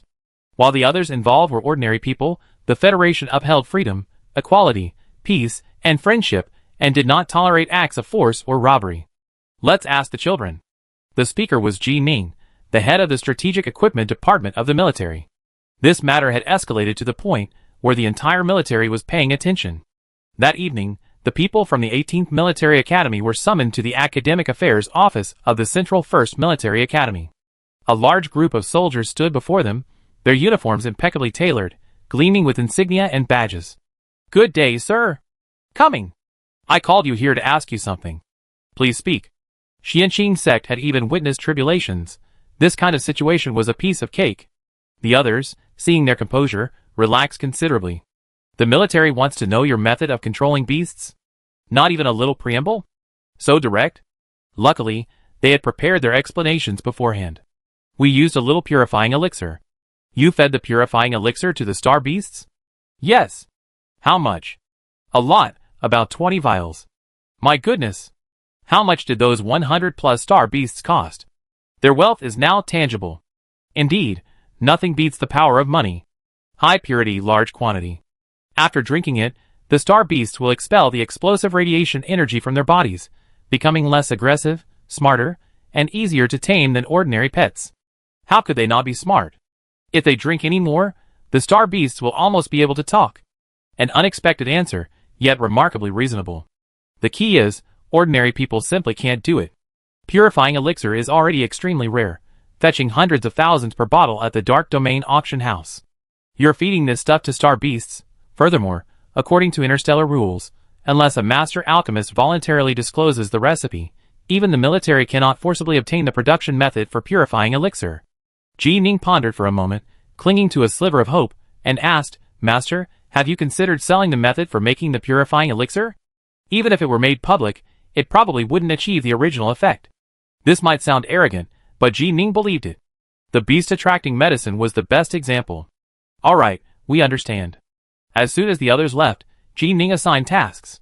"Find someone to try the purifying elixir, and see if it can achieve the same effect as in the arena." "Okay." The Xianqing sect gathered that evening. "Master, it's starting to get hard to keep this a secret." "It's alright, the purifying elixir does have an effect. If the star beast is in good condition, it can be almost as effective as a pet. It's just not as strictly enforced. With me here, it's not a big problem. Shuren is currently at the 4th level of the Golden Core stage. At this rate, he'd be at the nascent soul stage next year." With a gun in hand, she felt secure. Besides, the upper echelons of the Federation generally wouldn't resort to extreme measures. Even if others came, she wasn't afraid. A few days later, on a dark and stormy night, Shuren received a special guest. "It's you." "You?" "I." Liang Yuang returned home unable to eat or sleep, feeling like a Damocles sword hung over her head, restless and uneasy. She and the system went through the entire plot many times, but still couldn't figure out where the problem lay. According to the original plot, the female lead had a smooth and successful life, being the darling of the group until the end. So how did she end up ruined? And ruined by the real heiress, who died young. The key is that the real heiress is completely different from the description in the original work. So who exactly is she? What are her purposes? How much does she know? Did she really hear the conversation between herself and the system? Could she be a fellow villager? Liang Yuang hesitated for a long time, finally deciding that she would rather die knowing the truth. "Host, I advise you not to court death." The system was certain. The powerful energy fluctuations indicated it had been compromised, without a doubt. Before the words were finished, that familiar melody came through the channel. "Hulua, hulua, 7 flowers on 1 vine, unafraid of wind and rain, la la la la." No reaction. "Do you not like this?" Liang Yuang's eyes widened, staring intently at Shuren's face. She wanted to find a change in expression on the other's face. She wanted to find evidence that Shuren could hear her thoughts. "The vast horizon is my love. Flowers are blooming at the foot of the rolling green hills. What kind of rhythm is the most swaying? Change it. Bo bo chicken, one you on a skewer of bo bo chicken." Liang Yuang hummed the song in her mind for more than 10 minutes. Seeing Shuren's unchanging expression, she wondered if there might be a mistake. "Try one last time." "No." Hey, is Chiyoya there? Is Chiyoya there? Who is Chiyoya?" Shuren listened quietly, as she sang the entire song before asking seriously. "Give up now? Do you want to talk about that thing you're carrying? Or that book? Damn it! System. Save me. My underwear is almost completely exposed. System, I'm out of here. The boss is too scary. Do you want to break free from control? Is it possible?" Nyohulu is indeed a born actor. His emotions rise instantly. Tears streaming down her face, looking pitiful, she began to wail, "Boss, ugh. Sister. My dear sister. You have no idea how miserable I am. I finally got reborn, and to make matters worse, I ended up in such an unlucky body. That angst novel has 2 million words. The main characters and supporting characters are practically twisted into a pretzel. I only progressed a quarter of the way through the story. I'm so tired. I'm so miserable." This girl's expression changed in an instant, and her clingy demeanor made Sharon unconsciously take a step back. But he couldn't escape Liang Wang's persistence. She clung to the boss's leg and began to wail and scream. The scene made Sharon feel awkward for a moment. Every day I have to act alongside the male and female leads. That sure Lele, she's disgusting. I also have to go online to read novels and watch TV dramas to learn those cheesy lines. I feel like throwing up. Everyone else trains, I train too, and I also have to act, double the work, and I don't get paid a single penny. It's outrageous. If I don't act or violate the script or character, I get locked in a dark room. It's terrifying. Do you know what it feels like to be electrocuted? Yes. Is being struck by lightning considered electrocution? I guess so. Huh? The girl, who had intended to play the victim, received an unexpected answer. Sister, please, please. Saving a life is better than building a 7-story pagoda. If you can save me from this misery, I will respect you, support you, and follow your lead. If you say go east, I will never go west. If you say beat a dog, I will never catch a chicken. She poured out thousands of words of her woes. Just please stop locking me up in that dark room. If it weren't for the storyline, I can't even imagine how happy I would have been as a little girl. Sister. Save me. Save me. Save me. Following me won't save you from being struck by lightning. Chapter 182. Huh? Does the boss have such heavy tastes? He doesn't seem like it. Could you be a little gentler? My little body really can't take that kind of suffering. If the boss could help her break free from the system's control, at least she wouldn't have to endure her torturous love affair with Li Qingchen anymore. Solve the social death problem first, then we talk about the rest. Sharon watched the entire performance and couldn't help but chuckle. Would you be willing to join my Xianqing sect? Xianqing sect? What the hell? What does that have to do with electric shocks? The well-read Nyohulu pondered briefly, then suddenly realized. His eyes widened, his face filled with horror as he stared at Sharon. Sect? Struck by lightning? Big boss, forgive my impertinence, but are you a cultivator? Indeed. She should have guessed. Such a powerful figure, what else could he be but a mecha enthusiast? A cultivation master has transmigrated to interstellar space. Her teary-eyed face from a moment ago instantly contorted with wild joy. Tears of surprise involuntarily streamed down her face. I'm rich. The big boss is a cultivator. System. Come out quickly. My ancestors' graves are emitting auspicious smoke. No wonder I can easily infiltrate your high-dimensional technology channel. So you're from the cultivation world. A dimensional reduction attack. From today onwards, my fate is in my own hands, not in the heavens. The sword path has been shrouded in eternal darkness. The era of the great heroine of Nyohulu has finally arrived. Don't speak, let me have some peace and quiet. Also, just say it directly, the big boss can hear you. This mess has driven the system to the brink of collapse. Its current concern is whether it can survive this ordeal. Big boss, no sister, no sect master, may I have the honor of joining your Xianqing sect? Ms. Liang looked like a groveling fly. System, do you still want it? Ah! Boss, please let me go. It's not my choice, I'm just an employee. If you let me go, I work for you. I'm from a higher plane, I even know the plot. From today onwards, I'm the leader of the Xianqing sect. The system panicked. It wouldn't question whether Sharon could do it. Life and death were in the boss's hands. Can I have it follow me? Liang Wang wanted to say, it knows the plot? It knows nothing about the plot. It does know how many moles the male lead has on his butt, how delicate the female lead's waist is. But what else does it know? It's all about love, melodramatic romance, absolutely no useful information. But I was reborn and transmigrated because of it, and it even pleaded for me in the dark room. So we're kind of like sisters in misfortune. Sure. Sharon controlled his divine sense, severing the link between the system and the main system. Both the person and the system finally breathed a sigh of relief. From today onwards, they are free birds. Thank you, boss. I will definitely repent and start anew. Bah! I will become a leader again. Thank you, sect master. You saved my life. Sharon watched as the other party was about to prostrate herself. Kneel again later. Upon hearing this, Liang Yuang knew that she was about to usher in the biggest turning point in her life. When would she need to kneel? To become a disciple. It must be her talent and ability that impressed the boss. She felt a surge of pride, and an unconscious greed appeared on her face. But she still had to maintain the facade. May I ask, Sect Master, what is my position? She wiped away her tears and snot, straightened her clothes with a serious expression, cleared her throat, and straightened her back. Let me formally introduce myself.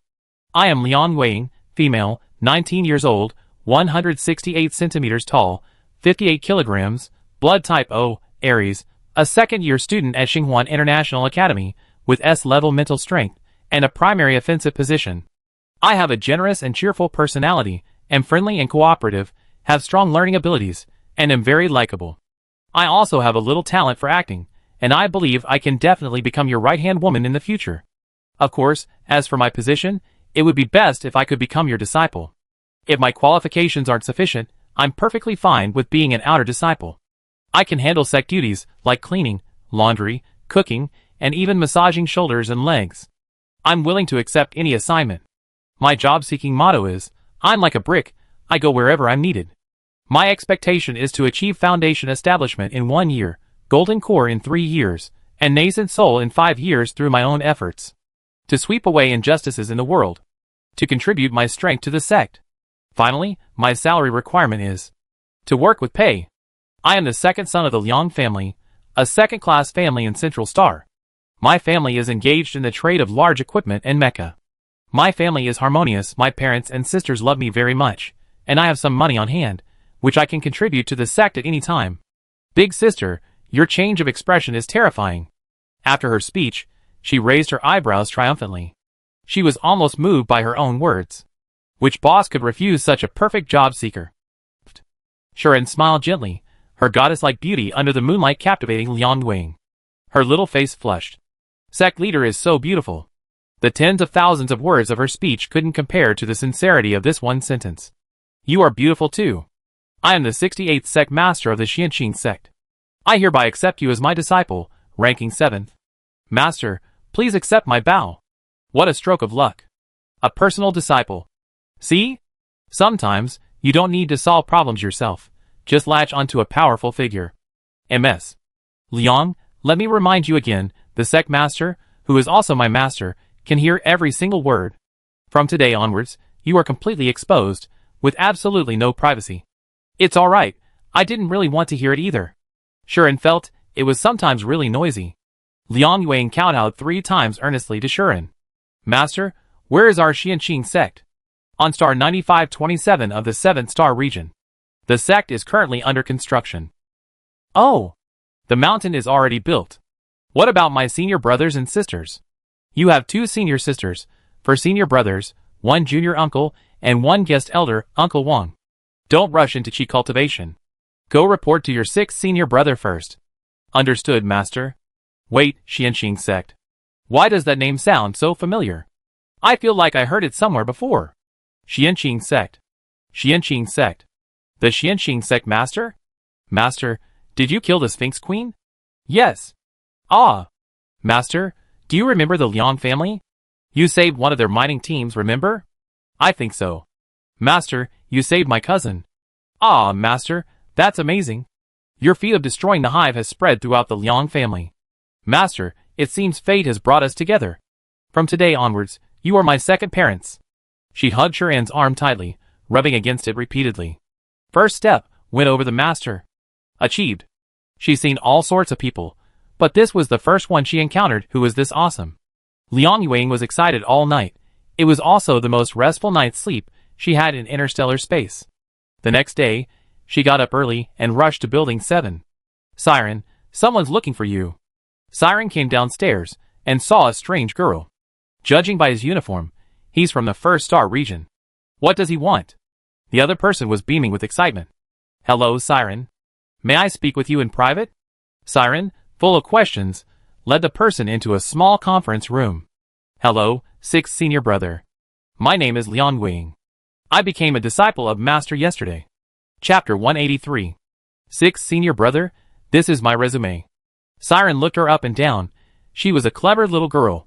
She was younger than him in seniority, so finally he could legitimately supervise her. The key was, this junior sister knew how to get along with people.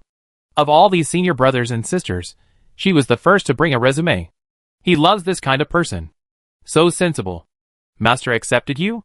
Yes. I'm from Team 1. The first time I met Master on the battlefield, I was captivated by her formidable combat power and goddess-like appearance. I longed for her, and that's how our fate came about. Host is awesome. I can't speak for everything else, but your tongue is the best in the entire galaxy. Alright, add me on the personal terminal first.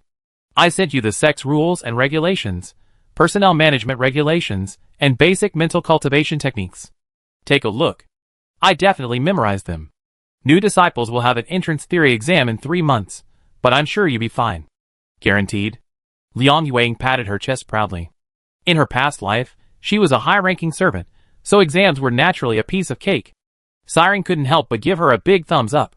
An obedient servant met a personnel manager who wanted to manage people. A mutually beneficial relationship ensued. Friendly reminder, remember the reward and punishment rules, the consequences are severe. For example, at best, your salary will be forfeited and rewards confiscated. At worst, you be expelled from the sect. Hiss. Definitely. Liang Yuan glanced at it briefly. Unless it was a feat of massacring a city, it was unlikely to result in expulsion. Get your introductory supplies from Xue Lingling. Did Master say when he would teach you Qi induction? Haven't said yet. Okay, then wait and see. Welcome to the Xianqing sect. Siren was very happy. The sect had a new member, and he was going to be busy again. The second step, deal with HR. Liang Yuang found Xue Lingling, who was working overtime in the pharmacy to meet production deadlines. Hello, senior sister. Hearing this address, she knew this must be her junior sister. Oh, come in. Senior sister, can I use your personal terminal? This is spirit purification liquid, repair liquid, and nutrient liquid. Everyone has some. If you need more, you can ask me. It's all homemade and more effective than what you find outside. Wow. I know, it's hard to find. Is this something from our Xianqing sect? Yes. Our Xianqing sect is amazing. Your sword will be a little later.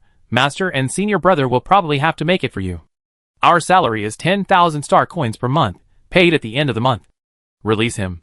There's even a salary? Is it really that legitimate? We won't even pay insurance, will we? Of course, we're a legal organization. We pay our taxes properly.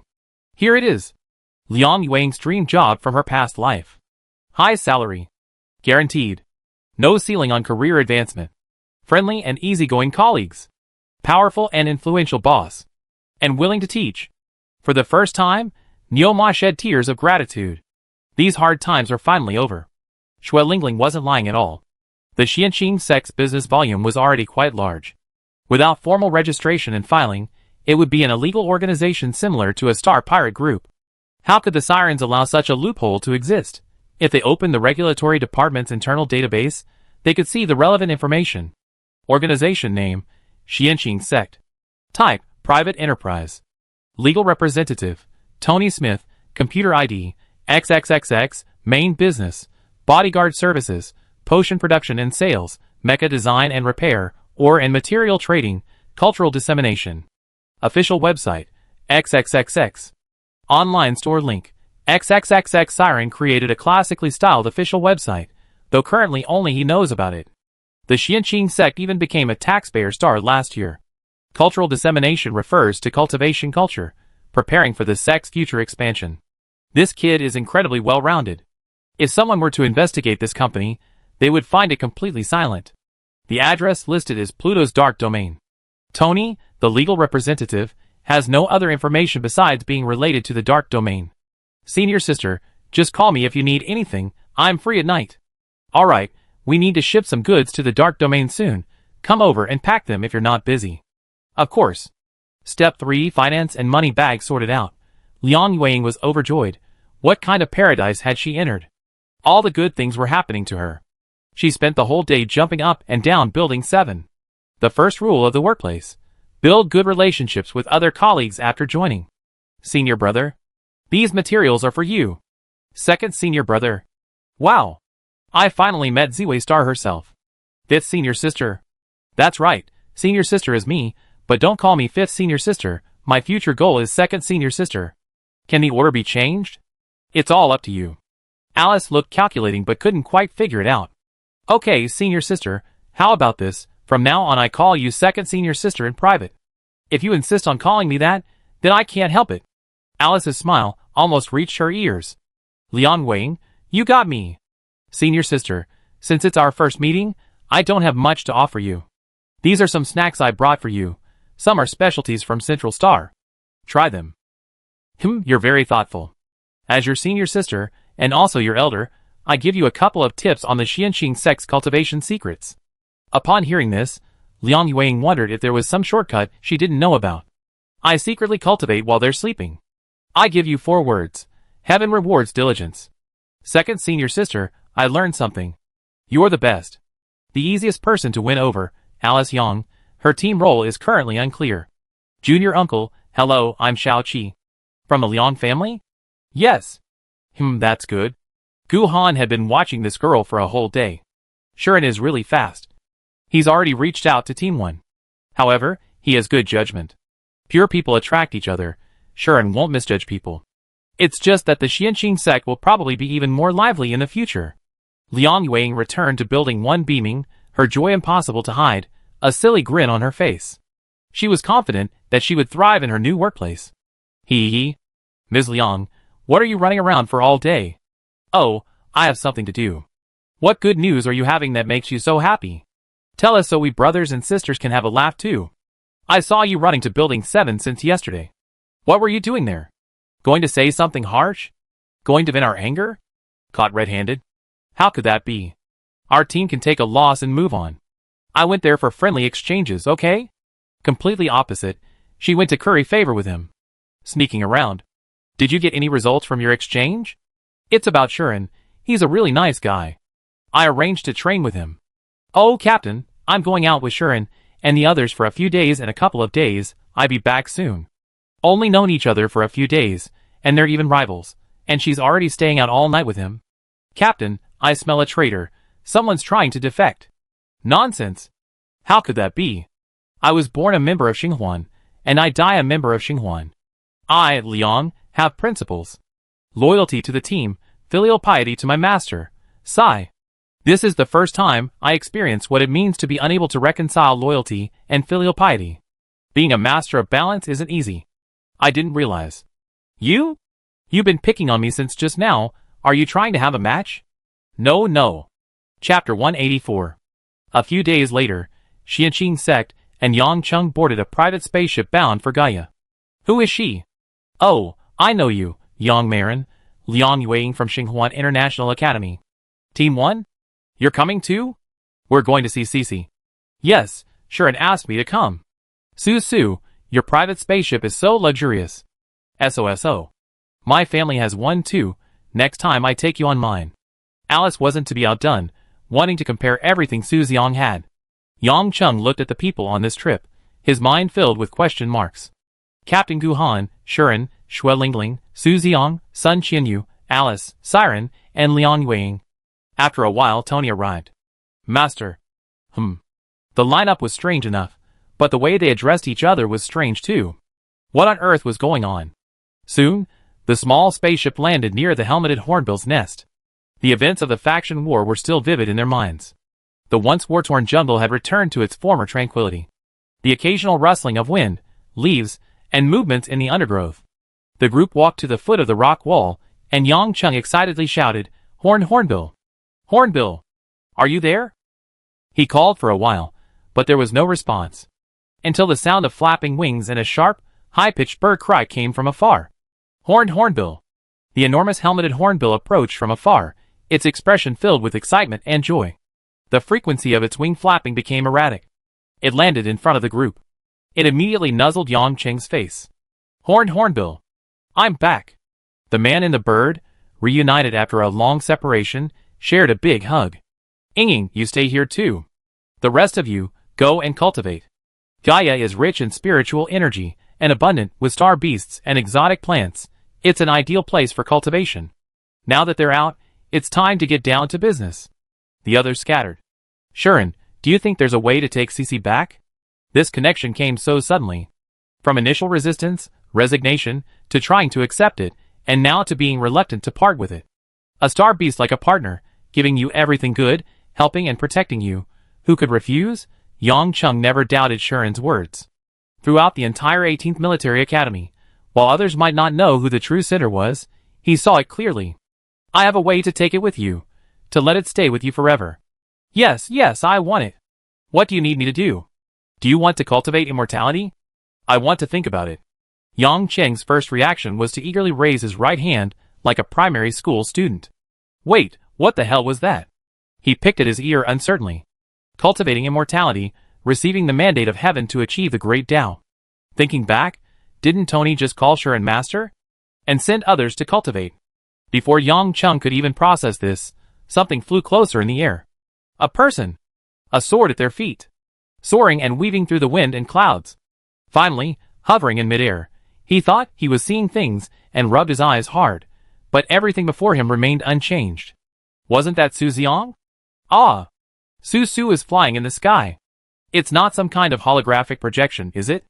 Liang Yue's eyes lit up. My god. They're really cultivating immortality. Even the Xianqing sect has people who can fly on swords. Second senior brother is awesome. Yang Chung was stunned for a long time. Even a fool would have reacted by now. You? You're cultivating immortality? So, the reason the 18th Military Academy is so strong isn't so much because of the mecha's mental power, but mainly because of cultivating immortality? Yes. Is that why Cece is so obedient? Star beasts are obedient largely because of the spirit purification liquid and the beast taming technique, but the fact that you two are so close shows you have some talent. If I cultivate immortality, I can take Cece away? After the contract, it can stay in the spirit beast space. The strange things that happened at the 18th Military Academy, and everyone's attitude toward Shuren, finally had the best explanation. Shuren established a cultivation sect in interstellar space. Give me some time to calm down. Everything before him was shattering his unshakable worldview and common sense. He actually had a completely different opportunity and turning point because of a bird. Life is truly unpredictable, like a large intestine containing a small intestine. I cultivate. He's not stupid. No matter how hard he tries, his A-level mental strength is limited. This is cultivation. There's no ceiling. From today onwards, you are the 8th disciple of the Xianqing sect. Master, please accept my bow. Even if you never seen a pig run, you certainly eaten pork, right? It's shown in TV dramas.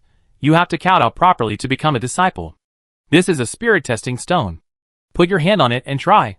A bright yellow light shone, and Shuren nodded in satisfaction. Mid-grade Earth spiritual root. Although I can't discern your physique yet, you seem to possess an extraordinary affinity for beasts. Your ability to tame beasts is definitely worth exploring. Yes, master. Ying, it's your turn. Liang Yueying excitedly placed her hands on the spirit testing stone, squeezing with all her might. No need to squeeze. Hold your breath and concentrate. It will test you itself. As soon as the words were spoken, the spirit testing stone emitted an icy blue light. Superior grade mutated ice spirit root. Sure enough, those who reached her were all destined for immortality. Among all the people in the Xianqing sect, even old Wang had a spirit root. Shuren guessed that mental power and spiritual power belong to different energy systems. Those with high mental power also have a very high probability of possessing a spirit root. Although the level isn't necessarily directly proportional. Liang Yueying was ecstatic. A mutated ice spirit root? An ice queen? Oh my god! From today onwards, she's switching to a cool and aloof persona. No laughing, be serious. Put on your idol image. Master, what if I don't have a spirit root? Ordinary people can still join my sect. Even if they don't necessarily ascend to immortality, maintaining their position and living peacefully is also cultivating their own path. If they have the opportunity to obtain 1 or 2 spirit cleansing herbs, ordinary people can also embark on the path of cultivation. With Shuren, ordinary people can also receive respect and recognition. The truly strong are the more powerful they are, the more compassionate they are. Wait a moment. Shuren placed his hand on Liang Yueying's head and gently pulled. A small, white, slightly transparent, palm-sized ball was pulled out of her body. It cried out and begged for mercy. Big boss. Spare me. I never dare to do it again. I definitely work hard. When the white ball realized what was happening, it found itself floating in the air like a balloon. Is this my body? It stretched out its round, chubby hands and pinched the soft, bouncy body. It was very elastic. Ah! Boss, no sec master you are. My God. Host, look, I have a body now. Although it's a white ball. Do you like black? Shuren flicked his sleeve, and the white balloon turned into a black lump of coal. Although black makes you look thinner, sec master, white is still better. Yang Chung stared at this bizarre scene, his mind almost overwhelmed. What is this thing inside 7th senior sister's body? This is my system. Huh? There are such things? Like the systems inside intelligent robots? The kind of systems in novels. What kind of system? Female supporting characters counterattack to conquer the male lead system. You're the female supporting character? Then who's the male lead? This embarrassing dark history is now a thing of the past. Ms. Liang and the system have both been reborn. It doesn't matter, I am now the 7th disciple of the Xianqing sect. Chapter 185. My name is Tong. Is it the Tong in Good for Nothing? The Tong of the system. What are you good for? I know the plot of this book. But that's not important. Tong has a brain too, those plot points are completely useless for cultivation. No, it needs to figure things out and find its own value. Otherwise, one day the big boss might be unhappy and wipe it out with a wave of his hand. Everything today is just too surreal. The appearance of a cultivation civilization in interstellar space is already very strange, and now there's a transmigrator with a system. The system can even turn into a ball, right? Speaking of transmigration, Master seems to be one too. Could the world Yang Chung knows be just a book? Is the entire interstellar space already a sieve? Liang Yueying and Tong played for a while, discovering they could easily merge or act separately. Tong operates on her energy, and can communicate in real time over long distances. Isn't this another form of spirit beast? The people of Xianqing sect were completely speechless when they saw it. After 2 days of cultivation, a strange white ball of fluff appeared in the team. What's this thing? Hello everyone, senior brothers and sisters, I'm the system of the Xianqing sect. Just call me system. What kind of system? It's like those in novels, appearing in the body of a transmigrator, requiring them to complete missions. Even the cultivator herself was stunned. Could this world get any more absurd? What's your mission? Save the world. Liang Yueying was on the verge of tears. If these people knew her mission was to pretend to be an innocent girl, annoy Shi Lei, and seduce Li Qingchen, how could she maintain her image as a cold, aloof goddess with an ice-spirited root? No. Absolutely not. Others, although there's no evidence, I feel you're making this up. Shuren gave the two a wisp of divine sense, and began guiding their qi into their bodies. In the vast jungles of Gaia, only the Xianqing sect members and star beasts were committing atrocities. Especially Xiao Jiao and Xiao Yu. After the two beasts came out for a stroll, the entire Gaia seemed to tremble in fear. Ji fainted from fright, while Shi stopped and immediately acknowledged its leader. Xiao Jiao calmed down. Okay. Xiao Jiao wasn't one to be trifled with. Shuren was the sect leader, so among the star beasts, she had to be number one. The system knew that the unapproachable little girl before it was actually the legendary divine beast, Nine-tailed Fox. It quickly calculated in its mind, making the situation crystal clear. It had a clear understanding of itself. This high-tech product, the system, should be classified as an office supply. Based on its appearance, it should belong to the category of spirit beasts. But among the spirit beasts, there's a divine beast. It's clearly at the top of the food chain. No, the top of the biological chain. The moment its aura was unleashed, everyone in the jungle who was breathing was terrified. If the system had a physical body, it probably would have two. But the system, like the squirrel, is practically at the bottom. The squirrel is even more useful. It has the unique skill of digging burrows, can be a strong laborer, and even contributed to the last competition. It can't carry anything heavy. So it resolutely decided to first solidify its foundation among the masses and latch onto the powerful figure. The white ball of fur immediately sidled up to Little Nine, the entire group becoming incredibly obsequious. Ninth boss. Give me any task you need, I guarantee I complete it. Its round right hand even saluted the nine-tailed beast. The others had witnessed firsthand what it meant for the leader to resemble its master. Guhan advanced the fastest, reaching Qi refining level 6, much to Alice's displeasure. Despite working herself to the bone, her junior uncle still managed to catch up. She shouldn't have given him the time of day for a few snacks. It was like raising a tiger to cause trouble, but thankfully, she had also brought Zizi back. One person and one rat were better than her junior uncle being all alone. Zizi seemed quite willing to follow Alice. While she meditated, Zizi would build trenches around her, stand guard, and have a great time. Or it would go out for a stroll with Xiao Jiao, Xiao Yu, Shishi, and the group of small beasts, bringing back any good finds it made. The scene was deep in the Gaia rainforest. A giant white level 1 star serpent carrying a cute little girl, and a level 3 swamp rat on its back, a white balloon floating nearby, and a level 2 helmeted hornbill circling in the sky. The scene was as absurd as an animated film. Sun Qinyu and Shui Lingling had already reached the 9th level of qi refining, just one step away from foundation establishment. Soon, the Xianxing sect would have 2 more foundation establishment cultivators. Shuren watched the team grow stronger, and everyone progress step by step, feeling endless emotion as the sect leader. Master, I've been working hard to build the sect in interstellar space. The Xianxing sect stayed in Gaia for 3 whole days. The group was summoned by Li Yuanbua and returned to the central star. Who is she? Oh, Director Li, hello, I'm Liang Yueying, a second-year student from Star Ring. You went out to play together? Yes. In just a few days, the entire Team 1 had been lured away. During their absence, Yuan San from the Alliance of Peace also came twice, saying he was looking for Alice and even brought her gifts. He was completely stunned at the time. Out of all 1,389 military academies in the entire Federation, how many star cadets are there? You could count them on one hand. Yuan San is one of them. Another big shot. Gu Zhanting also came to see Gu Han. When the two appeared, Li Yuanbua felt the whole room brighten up, his humble abode gleaming. As a result, people brought gifts, and people sought favors. The 18th Military Academy's social skills are simply unmatched. My little darling, you're finally back. If you hadn't come back, I was going to contact your parents. Please don't, I'm back now, aren't I? Huh, what happened to you? Hee hee. How is it? Don't you think I look ethereal? Even more beautiful, right? My temperament is even better, isn't it? You know what, it really is. Girls who serve in the military, exposed to sun and rain, usually have a healthy tan. But Liang Yueying went out for a while, and when she came back, she was so radiant and fair, like her skin had faded.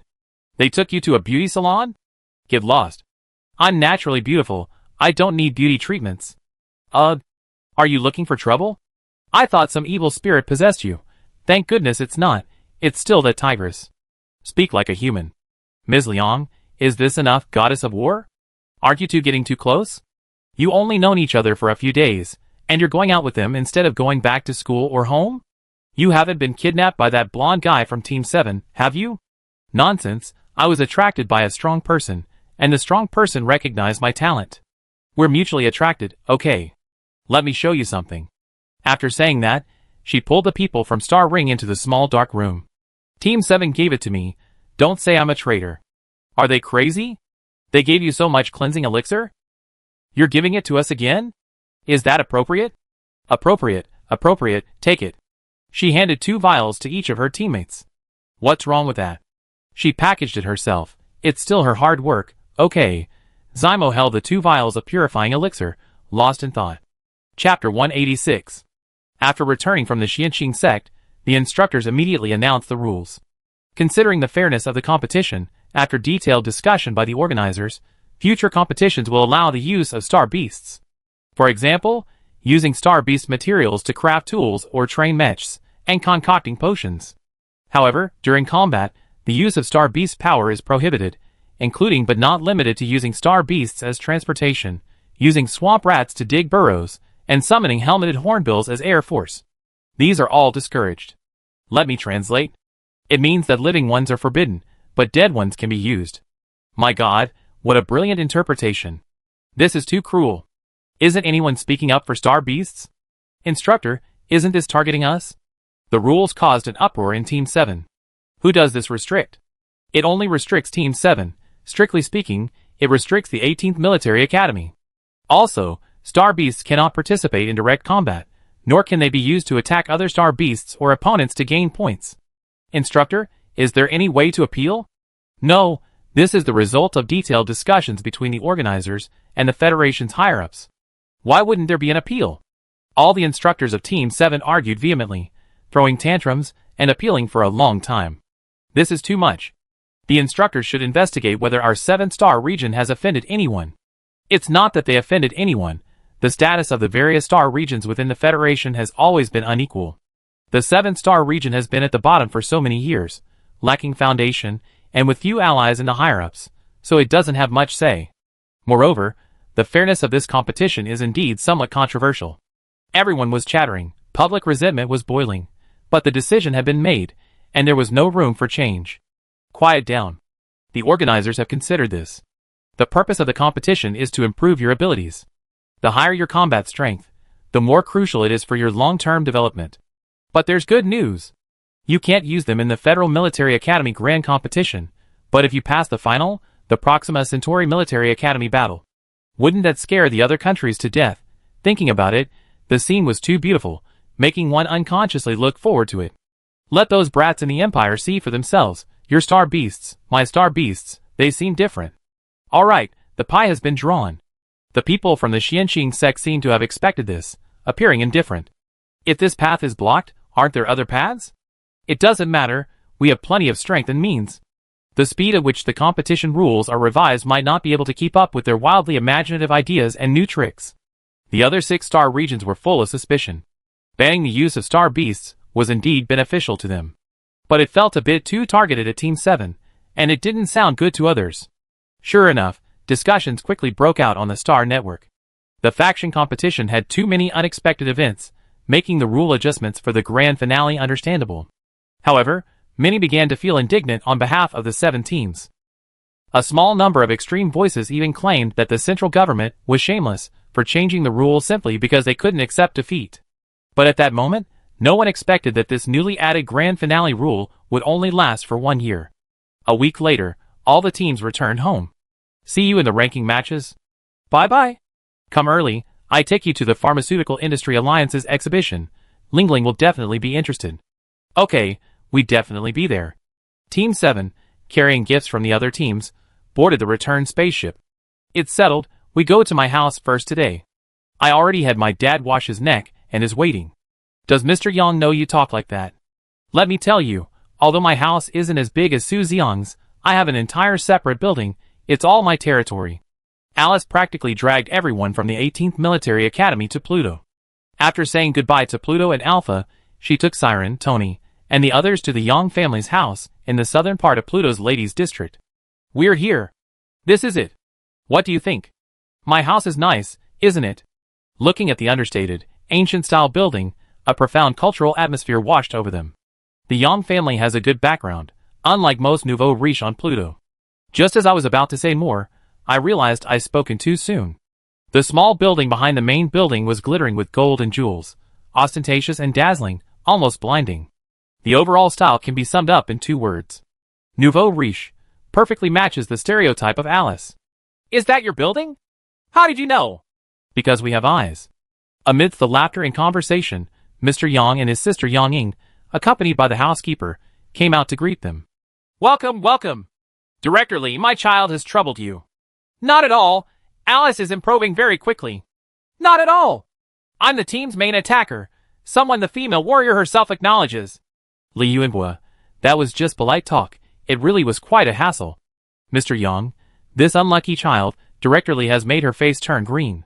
Sister Yang, the atmosphere at the 18th Military Academy is so nice. A large crowd gathered at the Yang family home, all eager to see the 18th Military Academy student, who had suddenly become a combat star. Alice always claimed to have a high status in the Yang family, and it truly was. The elders dared not openly criticize her. They either avoided her or flattered her. The children all idolized her and loved to surround her. A true local tyrant, a little devil. Cousin! The god of war is back. Is that Su Xiang? Mecha combat pilot Sun Qianyu? And pharmacist Xue Lingling? Where's Yang Cheng? Yang Marin belongs to Neptune, not the 18th Military Academy. I thought I see a level 2 helmeted hornbill. Dad said, level 2 star beasts can't be brought home. Why not? Hornbill was in Yang Cheng's contracted space, following him back to Neptune. Squeaky was already with Alice. The others had asked Alice if she wanted to find a higher level contracted star beast. She felt that since she had named it, she should take good care of it for life. The level of a star beast wouldn't change, but the level of a spirit beast after being nurtured and transformed by spiritual energy after cultivating immortality was uncertain. Su Xiang was deeply moved, and was planning to bring a hun out as soon as he got back. Riding a pig is fine. Even the heavenly court has Marshal Tianpeng. Alice's mother has been stationed in the military, and I'm the one who takes care of things at home. It's inevitable that I haven't been attentive enough, causing you trouble. Yang's mother, Charlotte, was a high-ranking general in the military, an SS-level officer, stationed long-term in the army. Alice's personality had been like her mother's since childhood. Straightforward. Passionate. Combat skills maxed out. Once she decided to do something, there was no going back. Extremely fiery personality, prone to violence at the slightest disagreement. Now it seems it's all family genetics. Yang's father was speaking from the heart. With Alice's personality, wherever she went, there was a great deal of unpredictability. Her involvement might not guarantee victory, it could even be a risk. When she wanted to transfer schools, her whole family disagreed, but they couldn't stop her. But after the transfer, she was surprisingly well behaved. Aside from asking for money as usual, she didn't seem to cause any major trouble. At least Li Yuanbo never complained. That's strange. Chapter 187. Even Shenping, a student at Xingyao, couldn't resist complaining and grumbling. Has this kid changed his personality after going to Wumingsing? Then, the school team gradually began to shine in the national competition. He then realized that Alice's progress in just 2 months was frighteningly fast. When did she become so capable of easily holding her own against SSS? She didn't seem to suffer much under Yuan Sen's command. The Yang family collected every video of Alice's matches.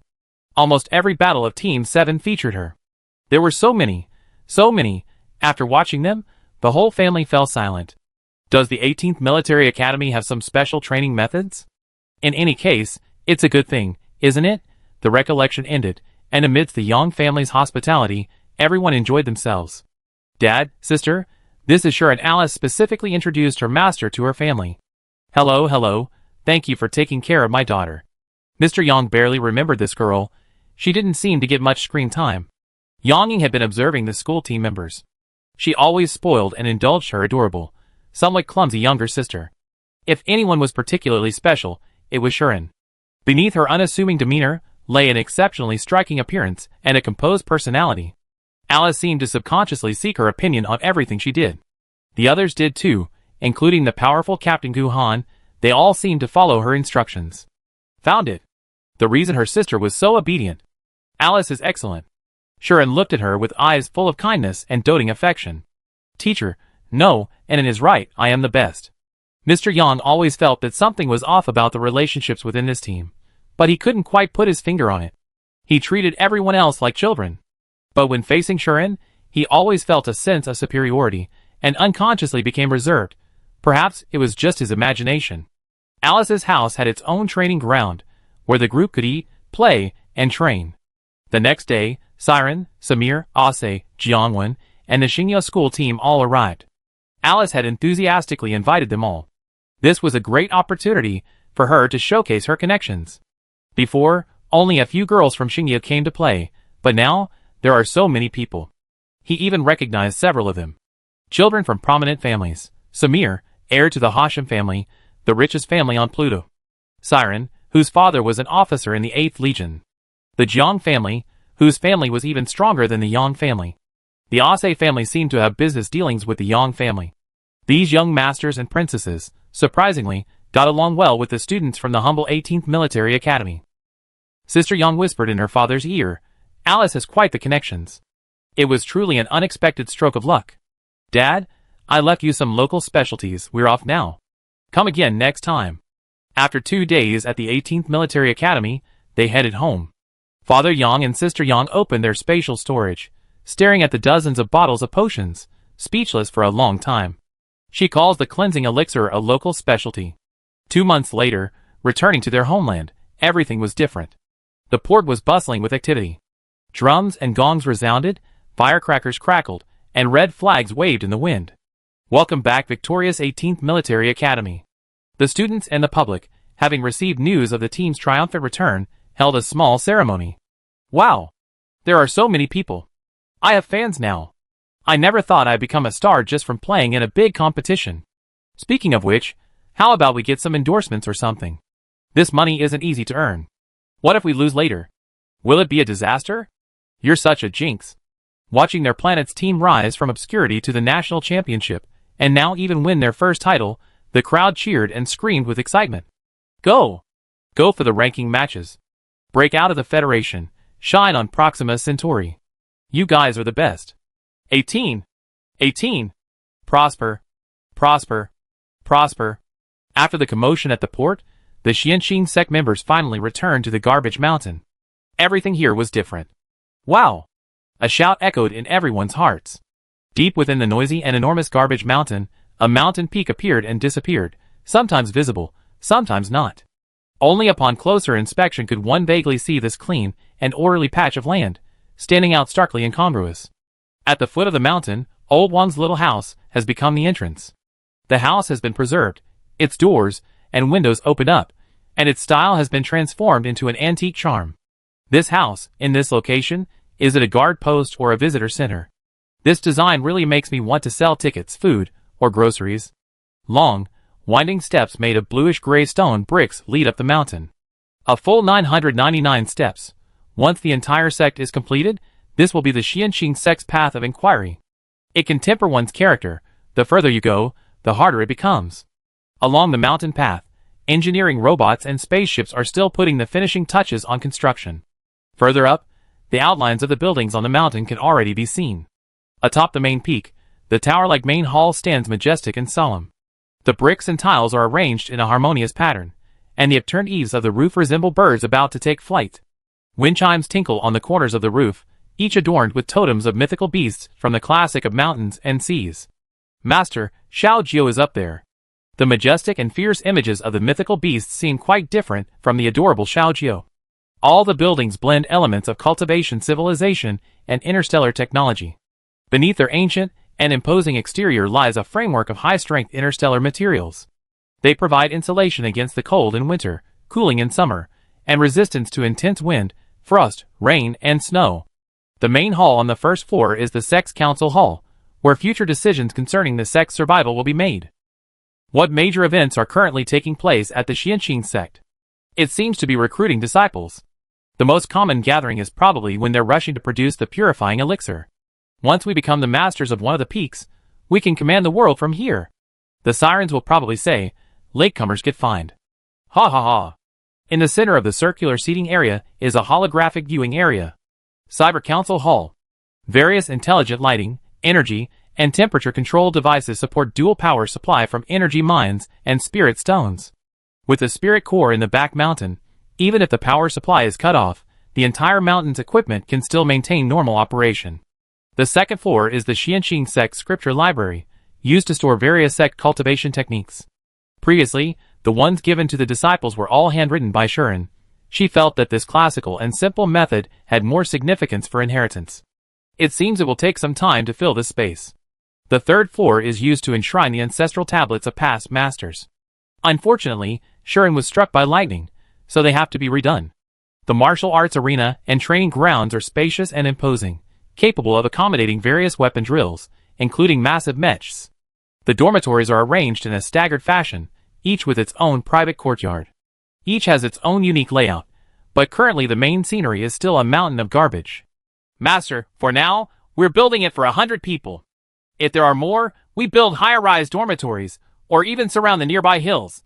Right, maybe in a few years, the entire garbage mountain will be our territory. In a few more years, Star 9527 will become a paradise on Earth. Chapter 188. Danfeng was filled with all sorts of bottles and jars, as well as equipment and production lines for large-scale production. Shuelingling nodded in satisfaction, eager to get started.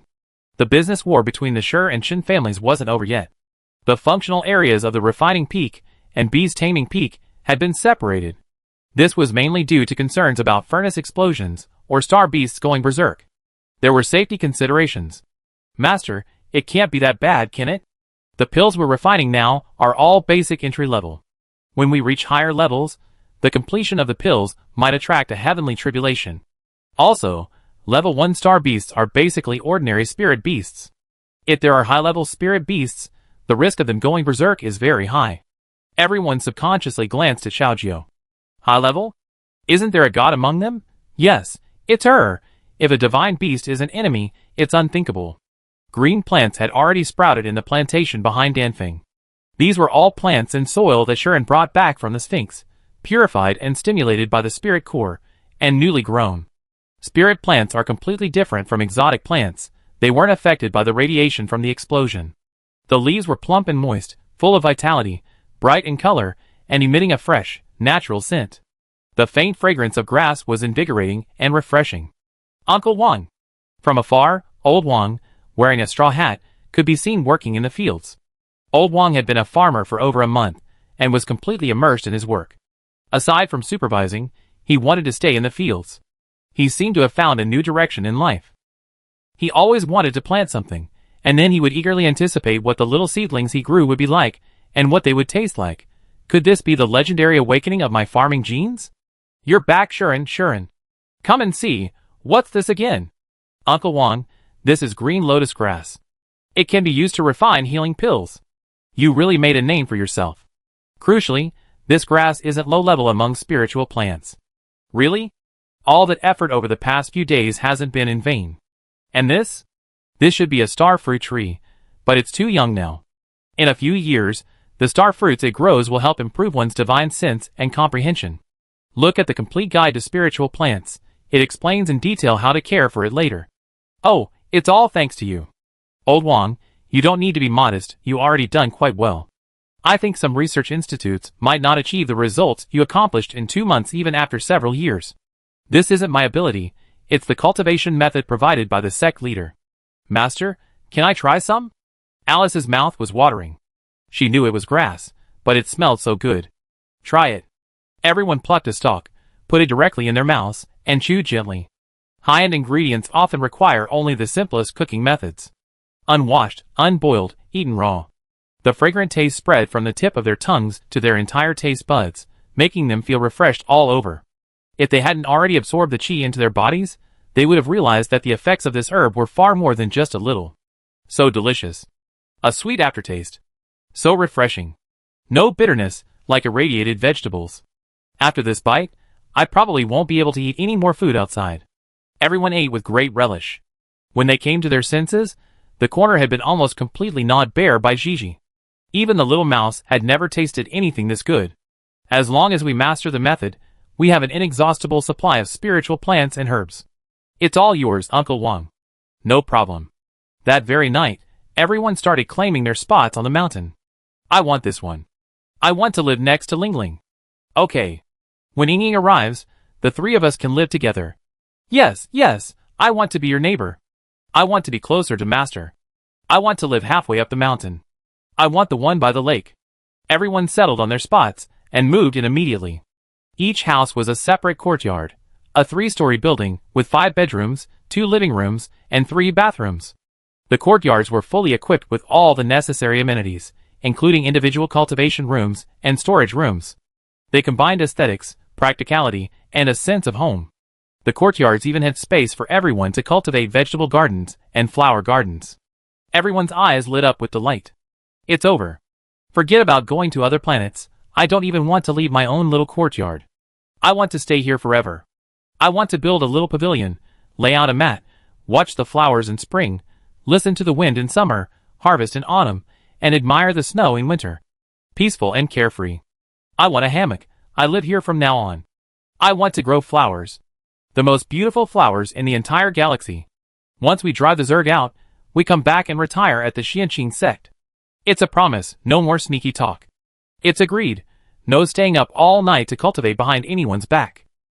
Okay, let the sirens get a robot to supervise everyone.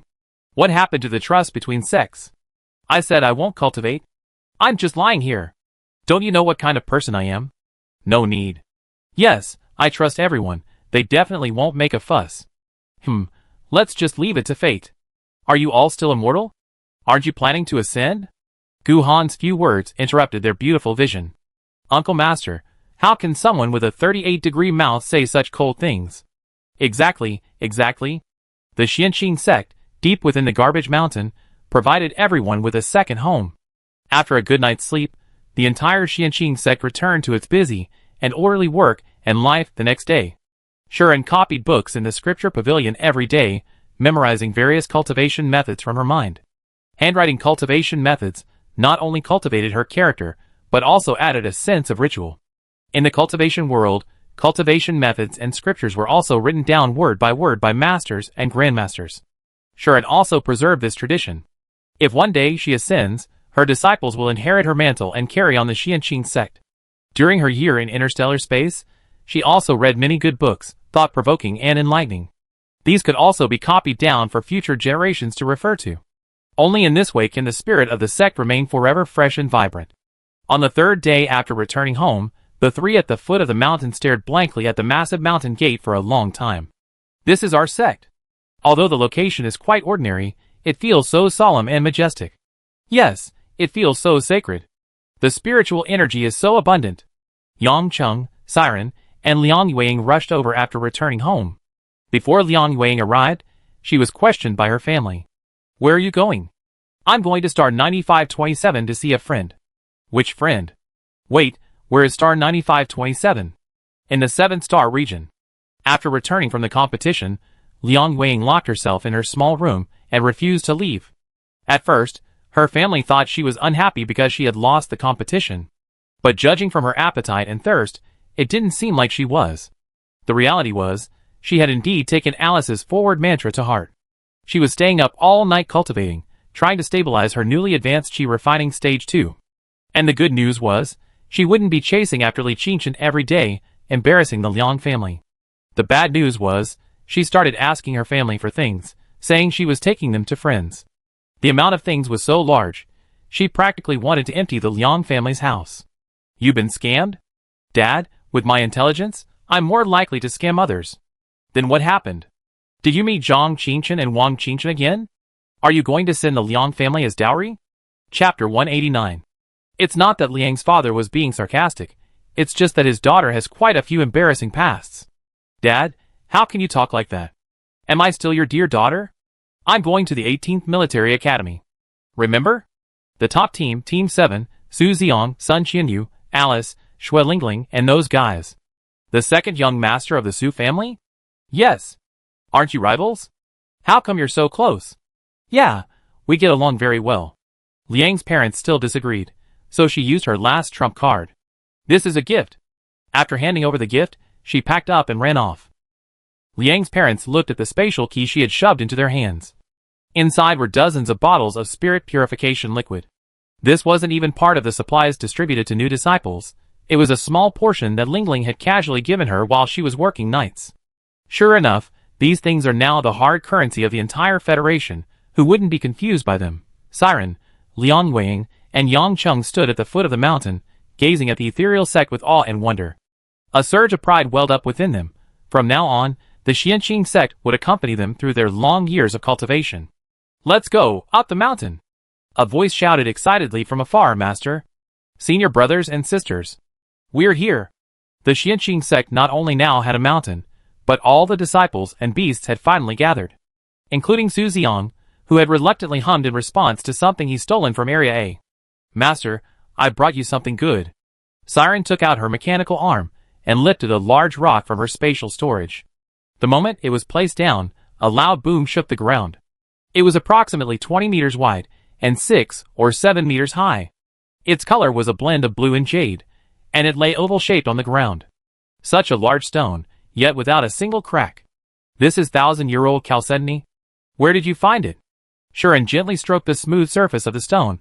It was warm and smooth as jade, hard as iron, and stood firm as a pine tree. My father brought it back from the battlefield a few years ago. I knew at first glance that it would be perfect for the sex image. He said he thanked us for the potion. This is a small return gift. Said wanted to give money? But the portion Siren gave him was his own. How could he accept money? Thank him for me. Chang'ing. With a whoosh, the divine sword arrived. Sharon pushed it with one hand, sending the massive stone to the right side of the mountain gate steps. It stood straight and firmly planted in the ground before them. The girl soared into the air. In the gentle breeze, spiritual energy dissipated, impacting everyone around her. In an instant, gusts of wind swept through. Sleeves fluttered, and divine swords danced. Sharp sword energy sliced across the stone tablet, the cold glint of the blade leaving deep engravings. Whoosh! Whoosh! Whoosh! Each stroke, beginning and end connected. At the end, the sword suddenly trembled violently, leaving the final stroke. The strokes flowed like dragons and snakes. Powerful and vigorous, 3 large characters were deeply etched into everyone's hearts. Xianqing sect. Years later, the memory remained vivid. On the other side, the Shi family was shrouded in gloom.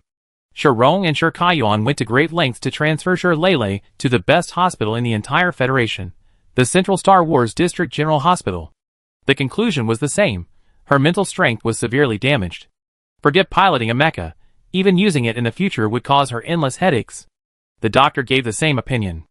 I heard there's a medicine in the dark domain. The information from the main hospital is more reliable, because Lu Ruyan's old injuries have always been treated there, and the news came from her doctor. The Lu family's injuries are healed, completely. It's practically a medical miracle.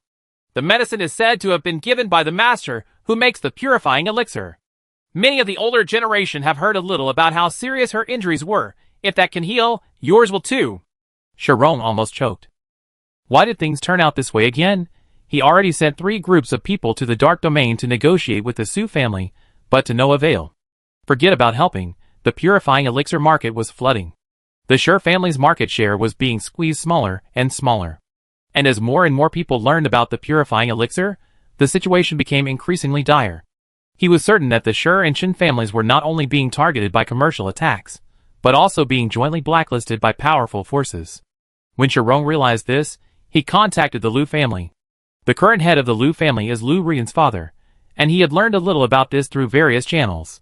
I'm sorry, I can't help you. Lu Ruyan and the Lu family have completely severed ties. They haven't had any contact for so many years. Moreover, Lu Ruyan now controls the dark domain, and her power is not much less than that of the Lu family. Shi Rong then found a high-ranking intermediary and presented gifts to Su Mu. The intermediary only gave him one sentence. If you encounter difficulties, look within yourself. He was telling him to look for the cause within himself. And you know what? Although not 100% certain, the Shi family actually found a clue.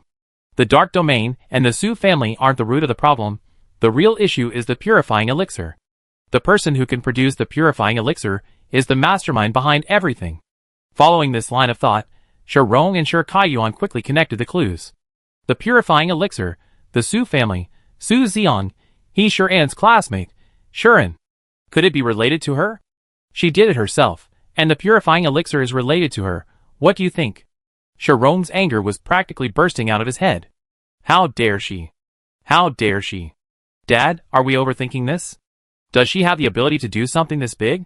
Shi Zhuoran had heard many strange things about Shiren, but he still found it hard to connect all of this with his former sister. It's not just this connection, there's another person, Xue Lingling. During the competition, she produced many new types of potions, one of which, a repairing fluid, was very similar to the one rumored in the dark domain. She's also Shi An's classmate. 3 coincidences combined, that's no longer a coincidence. Dad, even if it's related to her, how could she possibly? Yes, how could she possibly stir up such a storm with her abilities? That's the biggest problem. My guess is that she borrowed the power of the alchemist master to kill someone else. The Shi family fell into a long silence. At this moment, Shi Lele's matter was no longer important. The situation they faced now could very well concern the rise and fall of the entire family. Shi Rong and Shi Kaiyuan took turns going to see Shiren several times, but after being turned away each time, they were told that Shiren had returned to star 9527. Shi Lele awoke from intense pain, the image still etched in her mind. A sword's edge descended from the sky, a cold, slender hand gripping her neck tightly. Lips parted slightly, a whisper like a demon from hell, weakness is the original sin. The boomerang of fate had finally struck her. She was in excruciating pain all over her body. Any attempt to use her mental power felt like her brain was about to explode. Sleepless nights, even brief moments of lucidity were filled with mental anguish. Shiren! Shiren! But she couldn't panic now. She had to find a way to recover quickly and return to the competition. Shi Lele knew the Shi family's nature very well. If their own son was treated this way, how could she, an adopted daughter, be discarded so easily if she lost her value? Wasn't this the reason she had desperately fought for favor, trampling Shiren in the mud, and even trying to secure her position through a marriage alliance? Now, her resentment toward Shiren had transformed into hatred towards the Shi family. But on the surface, she remained optimistic and gentle, not letting her family notice anything amiss. She absolutely couldn't let the Shi family abandon her at this critical juncture. Chapter 190. With over a month until the ranking matches, the school team is on holiday this month. They're starting to prepare for the next match. The training grounds are bustling with activity. Tony, Su Xiong, Alice, and Liang Yueing are practicing and sparring every day. Siren is also supervising their training, recording everyone's progress. Su Xiong, as the only Foundation establishment cultivator, will provide appropriate guidance. Xue Lingling and Old Wang are pondering their spiritual plant cultivation project. They're hoping to cultivate some rare medicinal herbs to refine potions and pills. The two of them can be seen everywhere in the fields. Sun Qianyu is in charge of upgrading and modifying the mecha. He feels a little disappointed that he can't use star beasts in the competition. But he has some new ideas. Living star beasts are forbidden, but what if it's not alive? Beast taming technique is out of the question, so what about puppet technique? Heh. Suddenly he feels a bit mischievous. For the next few days, he traveled between the city, the Dark Domain, and the Xianqing sect, designing, gathering materials, and forging. The clanging and banging of the weapon-making tools continued until late at night. Until one day, Sun Qianyu and Su Xiong returned looking disheveled. What happened to you two? How did you get so badly injured? Weren't you going to the Dark Domain to get materials? Lingling, Su and Qianyu are injured. It's nothing, just scary looking. Sun Qianyu had a gash on his forehead, blood streaming down half his face. Su Xiong was limping on his right leg. The injuries weren't serious, they didn't even need hemostatic pills, just healing fluid. But aside from competitions, this was the first time the two of them had suffered such a serious injury while out.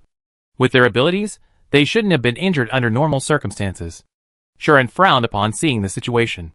What happened? We were ambushed as soon as we came out of the Dark Domain. It was so sudden, we weren't prepared at all. At first, I thought it was a robbery, so I let my guard down. Then I realized they were prepared, and they were all high-level warriors above SS rank, and there were quite a few of them. It was a busy area, so we didn't dare use our flying swords. We just thought we should run first. The two drank the recovery potion and quickly recovered. Who could it be? It's hard to say who, but we can roughly guess what they're after. Could it be a problem with the beast taming or the potion? I guess it's because of the beast taming. If it's the potion, they should be looking for Lingling. But they have to be able to find her. Lingling almost never goes out. Do you think they come back? Definitely. They already mobilized such a large force. They won't give up easily. Just wait. They come. We can't wait any longer. It was only a matter of time before someone coveted all the valuable items of the Xianqing sect. Far from being afraid, the group became excited. Real combat. A chance to practice their skills. Siren, turn off your traps. Okay. The entire sect's 5 peaks were surrounded by illusions. Without a pull, no one could enter. Ordinary people would only be confused from afar. The sect's second-level array was the strongest defense. It was estimated to be able to withstand attacks even from planet-destroying cannons. As a precaution, the Sirens had also set up physical traps inside. Shuren turned off all defenses, just in case the enemy couldn't get in. The others began sharpening their knives, ready to close the door and beat the dog. For several days, all was calm. Master, are you not going to cancel? No. Holding the beast-taming method and the potion formula, he acted like a 3-year-old carrying gold. The fact that the other side could deploy such a force meant they were determined to win. Let the dust settle. Finally, several nights later, under the cool moonlight, his divine sense was triggered, and Shuren's thin lips parted slightly. They arrived. The Xianqing sect members had gathered at the main peak, everything poised for action. This is real combat. Seize the opportunity, practice well. Master, it's a promise, okay? Don't attack unless I call on you. Okay. Shuren gently smiled, looking at his children with affection. Uncle Wang and I will guard the main hall. Go. Understood. With a whoosh, the 9 people scattered. The night was deep when a team of 30 arrived at the foot of the mountain. A few days ago, they planned to defeat them one by one. But the two were like eels, escaping with lightning speed. They spent 2 more days scouting the garbage dump, planning to capture them all tonight. Is this it? Yes.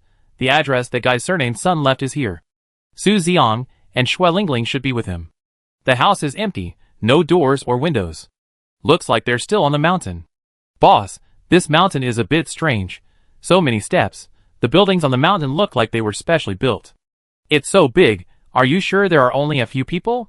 Yes, no more than 10, all students from the recent years. We split into small teams. If we can catch the target in a group of 3, we retreat. Don't linger. Roger. Sec Master, target 30 people, divided into 6 groups, already starting to ascend the mountain. What the intruders didn't notice was the white fluff floating in the sky, following them at a distance. Near the small lake at the foot of the mountain lay the Xianqing sect's dormitory complex. A faint candlelight flickered in the pavilion. A crescent moon, a pot of tea, a sword. A gentle breeze stirred, quickly dissipating the steam rising from the tea. Gu Han picked up the cup and took a small sip. Like a chivalrous knight, appreciating the rare tranquility amidst the lake and mountain scenery after decades of bloodshed. The shadows of the trees swayed slightly. The person in the pavilion put down the teacup and picked up the iron sword beside him. Since you're here, why not come down and have a cup of tea? The figure in the bushes paused, then pulled the trigger. With the first gunshot, the peaceful night of the Xianqing sect was shattered. You got the wrong person. Gu Han wanted to test whether spiritual power or mecha was stronger. The first mountain peak to the west was the training ground. The night was deep, and the dark, empty space was deserted. 5 figures whispered among themselves. This looks like a training ground. How many people are there? Why did they build such a huge place? There shouldn't be anyone here. Suddenly, blinding lights blazed on. Guests from afar, may I ask your name? The 5-person team looked at the 2 people before them without the slightest fear. Who are you? Tony. Grandma, my name is Alice. We're looking for Su Xiang and Sun Qianyu. It's none of your business. Whether we're related or not isn't up to you to decide. Come on, the place is all ready. I'm going to take on 10. Alice boasted, but counting, including the 2 of them, there were only 8 people in total. Atop the weapon peak, the weapon forging room welcomed several long-awaited guests. Captain, is this the mecha repair room? Why haven't I seen any of these tools before? In this day and age, who still uses such primitive methods to forge mechas? Looking at the iron furnaces and various unfinished cold weapons before them, the 5-person team was full of questions. Suddenly, a deafening boom resounded. The powerful impact of the hammer slammed one of them directly into the solid wall. After a brief moment of shock, the fallen man coughed up a mouthful of blood, then struggled to his feet. Huh? Advanced armor? No wonder he can still stand. Sun Qianyu? That's him. Get in the mech. Me too. I guess you're looking for me too. Target locked. Second highest peak in the southwest. Sun Qianyu and Su Xiang are both here. Come quickly. The 5-person team began calling out to the others via their personal terminals, trying to converge on the peak. But unfortunately, things don't always go as planned.